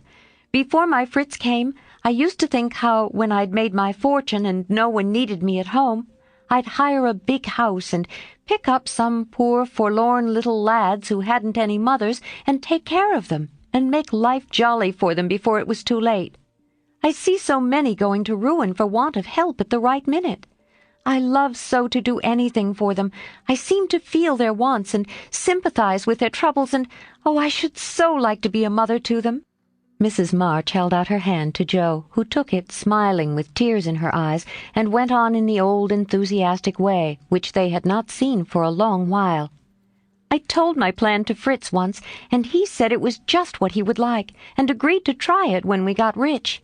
Bless his dear heart, he's been doing it all his life. Helping poor boys, I mean, not getting rich, and he'll never be. Money doesn't stay in his pocket long enough to lay up any. But now, thanks to my good old aunt, who loved me better than I ever deserved, I'm rich. At least I feel so, and we can live at Plumfield perfectly well if we have a flourishing school. It's just the place for boys. The house is big and the furniture strong and plain. There's plenty of room for dozens inside, and splendid grounds outside. They could help in the garden and orchard. Such work is healthy, isn't it, sir? Then Fritz can train and teach in his own way, and Father will help him. I can feed and nurse and pet and scold him, and Mother will be my standby. I've always longed for lots of boys and never had enough. Now I can fill the house full and revel in the little dears to my heart's content. Think what luxury! Plumfield my own, and a wilderness of boys to enjoy it with me." As Jo waved her hands and gave a sigh of rapture, the family went off into a gale of merriment, and Mr. Lawrence laughed till they thought he'd have an apoplectic fit. "I don't see anything funny," she said gravely when she could be heard. "Nothing could be more natural or proper than for my professor to open a school and for me to prefer to reside on my own estate." "She is putting on airs already," said Laurie, who regarded the idea in the light of a capital joke. "But may I inquire how you intend to support the establishment? If all the pupils are little ragamuffins, I'm afraid your crop won't be profitable in a worldly sense, Mrs. Bear." Now don't be a wet blanket, Teddy. Of course I shall have rich pupils also, perhaps begin with such altogether. Then when I've got a start, I can take a ragamuffin or two, just for a relish. Rich people's children often need care and comfort as well as poor. I've seen unfortunate little creatures left to servants or backward ones pushed forward when it's real cruelty. Some are naughty through mismanagement or neglect, and some lose their mothers. Besides, the best have to get through the hobbledehoy age, and that's the very time they need most patience and kindness. People laugh at them and hustle them about, try to keep them out of sight, and expect them to turn all at once from pretty children into fine young men. They don't complain much, plucky little souls, but they feel it. I've been through something of it, and I know all about it. I've a special interest in such young bears, and like to show them that I see the warm, honest, well-meaning boys' hearts, in spite of the clumsy arms and legs and the topsy-turvy heads. I've had experience, too, for haven't I brought up one boy to be a pride and honor to his family?" "I'll testify that you tried to do it," said Laurie with a grateful look. "And I've succeeded beyond my hopes, for here you are, a steady, sensible businessman, doing heaps of good with your money and laying up the blessings of the poor instead of dollars. But you are not merely a businessman. You love good and beautiful things, enjoy them yourself, and let others go halves, as you always did in the old times. I am proud of you, Teddy, for you get better every year, and everyone feels it, though you won't let them say so. Yes, and when I have my flock, I'll just point to you and say, 'There's your model, my lads.'" Poor Laurie didn't know where to look, for man though he was, something of the old bashfulness came over him as this burst of praise made all faces turn approvingly upon him. "I say, Joe, that's rather too much," he began, just in his old boyish way. "You have all done more for me than I can ever thank you for, except by doing my best not to disappoint you. You have rather cast me off lately, Joe, but I've had the best of help nevertheless, so if I've got on at all, you may thank these two for it." And he laid one hand gently on his grandfather's white head, the other on Amy's golden one, for the three were never far apart. "I do think that families are the most beautiful things in all the world," burst out Joe, who was in an unusually uplifted frame of mind just then. "When I have one of my own, I hope it will be as happy as the three I know and love the best." "If John and my Fritz were only here, it would be quite a little heaven on earth," she added more quietly. And that night, when she went to her room after a blissful evening of family councils, hopes, and plans, her heart was so full of happiness that she could only calm it by kneeling beside the empty bed always near her own, and thinking tender thoughts of Beth. It was a very astonishing year altogether, for things seemed to happen in an unusually rapid and delightful manner. Almost before she knew where she was, Jo found herself married and settled at Plumfield. Then a family of 6 or 7 boys sprung up like mushrooms and flourished surprisingly, poor boys as well as rich. For Mr. Lawrence was continually finding some touching case of destitution and begging the Bears to take pity on the child, and he would gladly pay a trifle for its support. In this way the sly old gentleman got round proud Jo, and furnished her with the style of boy in which she most delighted. Of course it was uphill work at first, and Jo made queer mistakes, but the wise professor steered her safely into calmer waters, and the most rampant ragamuffin was conquered in the end. How Jo did enjoy her wilderness of boys, and how poor dear Aunt March would have lamented had she been there to see the sacred precincts of prim, well-ordered Plumfield overrun with Toms, Dicks, and Harrys. There was a sort of poetic justice about it, after all, for the old lady had been the terror of the boys for miles around. And now the exiles feasted freely on forbidden plums, kicked up the gravel with profane boots unreproved, and played cricket in the big field where the irritable cow with a crumpled horn used to invite rash youths to come and be tossed. It became a sort of boys' paradise, and Laurie suggested that it should be called the Bear Garden, as a compliment to its master and appropriate to its inhabitants. It never was a fashionable school, and the professor did not lay up a fortune, but it was just what Joe intended it to be, a happy, homelike place for boys who needed teaching, care, and kindness. Every room in the big house was soon full. Every little plot in the garden soon had its owner. A regular menagerie appeared in barn and shed, for pet animals were allowed, and 3 times a day Jo smiled at her Fritz from the head of a long table lined on either side with rows of happy young faces, which all turned to her with affectionate eyes, confiding words, and grateful hearts, full of love for Mother Bear. She had boys enough now and did not tire of them, though they were not angels by any means, and some of them caused both professor and professorin much trouble and anxiety. But her faith in the good spot which exists in the heart of the naughtiest, sauciest, most tantalizing little ragamuffin gave her patience, skill, and in time success. For no mortal boy could hold out long with Father Bear shining on him as benevolently as the sun, and Mother Bear forgiving him 70 times 7. Very precious to Jo was the friendship of the lads, their penitent sniffs and whispers after wrongdoing, their droll or touching little confidences, their pleasant enthusiasms, hopes, and plans, even their misfortunes, for they only endeared them to her all the more.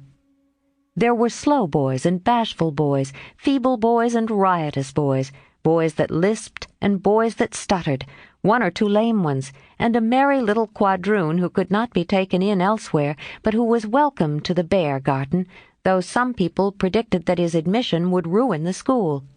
Yes, Jo was a very happy woman there, in spite of hard work, much anxiety, and a perpetual racket.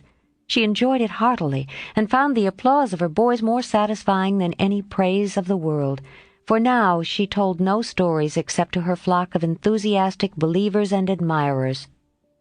As the years went on, 2 little lads of her own came to increase her happiness, Rob, named for Grandpa, and Teddy, a happy-go-lucky baby who seemed to have inherited his papa's sunshiny temper as well as his mother's lively spirit. How they ever grew up alive in that whirlpool of boys was a mystery to their grandma and aunts, but they flourished like dandelions in spring, and their rough nurses loved and served them well. There were a great many holidays at Plumfield, and one of the most delightful was the yearly apple-picking, for then the Marches, Lawrences, Brooks, and Bears turned out in full force and made a day of it. 5 years after Jo's wedding, one of these fruitful festivals occurred, a mellow October day when the air was full of an exhilarating freshness which made the spirits rise and the blood dance healthily in the veins. The old orchard wore its holiday attire. Goldenrod and asters fringed the mossy walls, grasshoppers skipped briskly in the sere grass, and crickets chirped like fairy pipes at a feast. Squirrels were busy with their small harvesting, birds twittered their adieu from the alders in the lane, and every tree stood ready to send down its shower of red or yellow apples at the first shake. Everybody was there, everybody laughed and sang, climbed up and tumbled down. Everybody declared that there never had been such a perfect day or such a jolly set to enjoy it, and everyone gave themselves up to the simple pleasures of the hour as freely as if there were no such things as care or sorrow in the world. Mr. March strolled placidly about, quoting Tusser, Cowley, and Columella to Mr. Lawrence, while enjoying the gentle apple's winy juice. The professor charged up and down the green aisles like a stout Teutonic knight with a pole for a lance, leading on the boys, who made a hook and ladder company of themselves and performed wonders in the way of ground and lofty tumbling.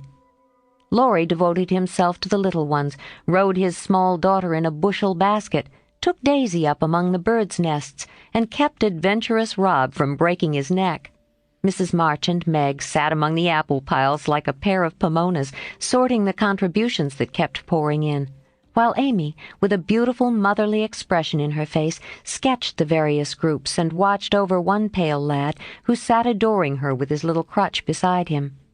Jo was in her element that day, and rushed about with her gown pinned up, her hat anywhere but on her head, and her baby tucked under her arm, ready for any lively adventure which might turn up.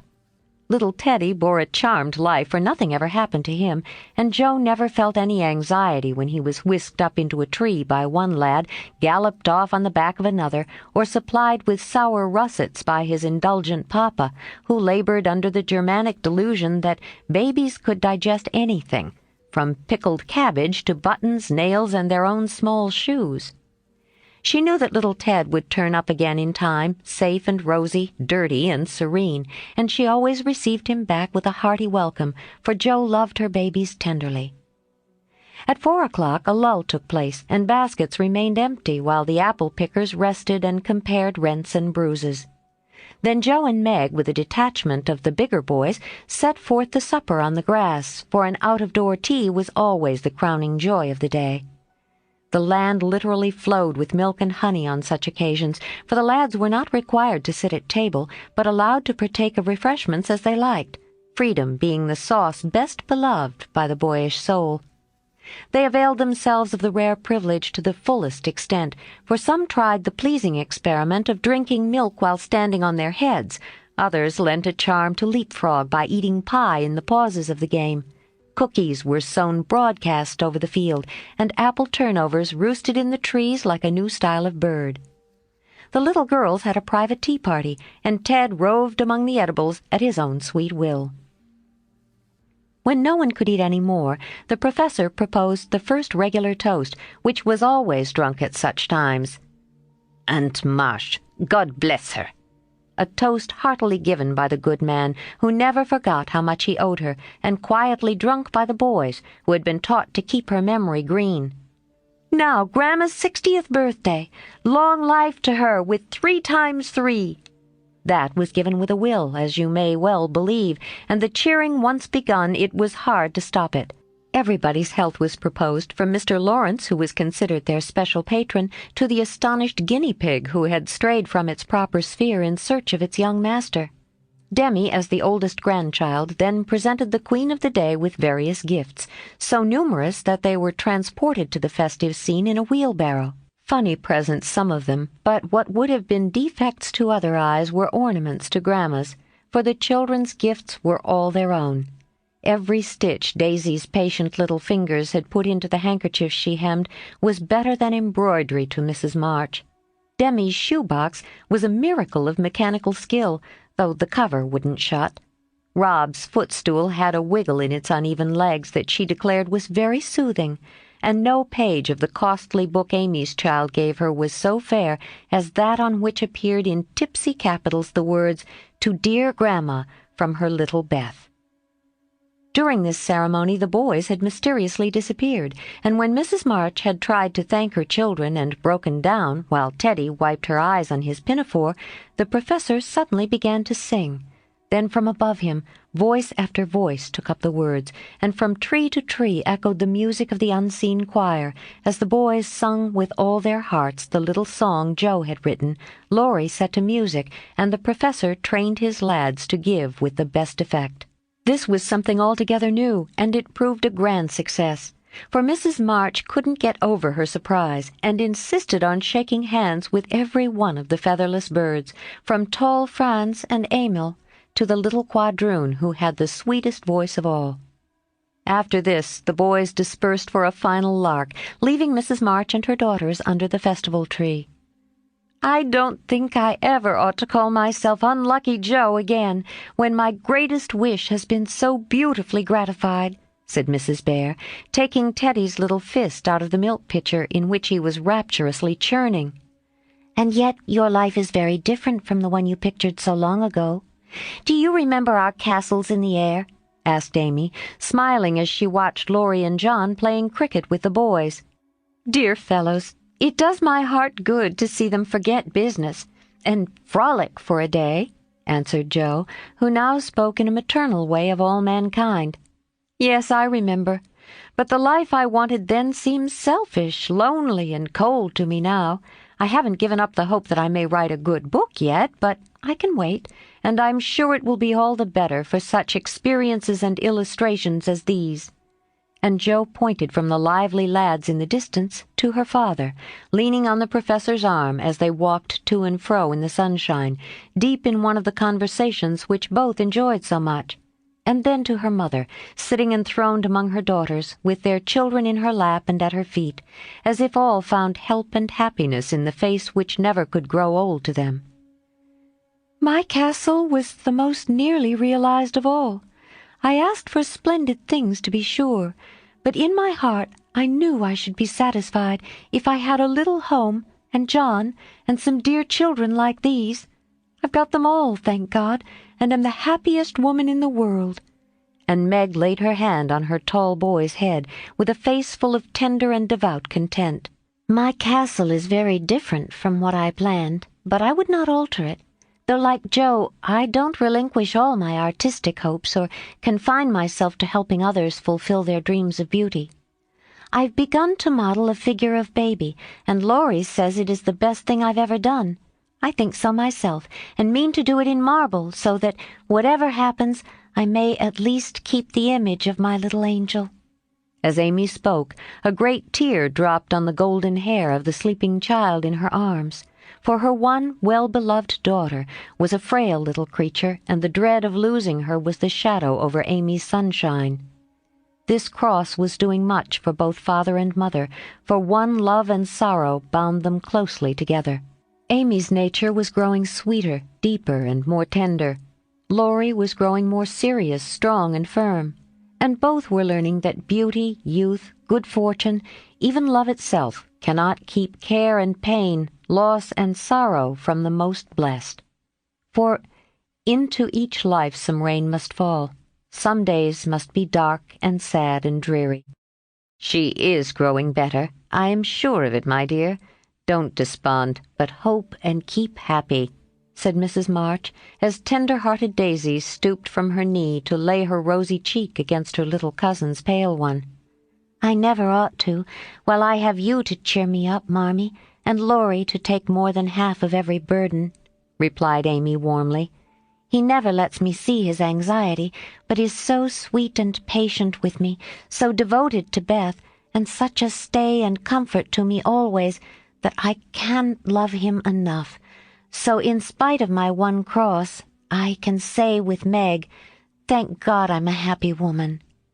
"There's no need for me to say it, for everyone can see that I'm far happier than I deserve," added Jo, glancing from her good husband to her happy children tumbling on the grass beside her. "Fritz is getting gray and stout. I'm growing as thin as a shadow and am 30.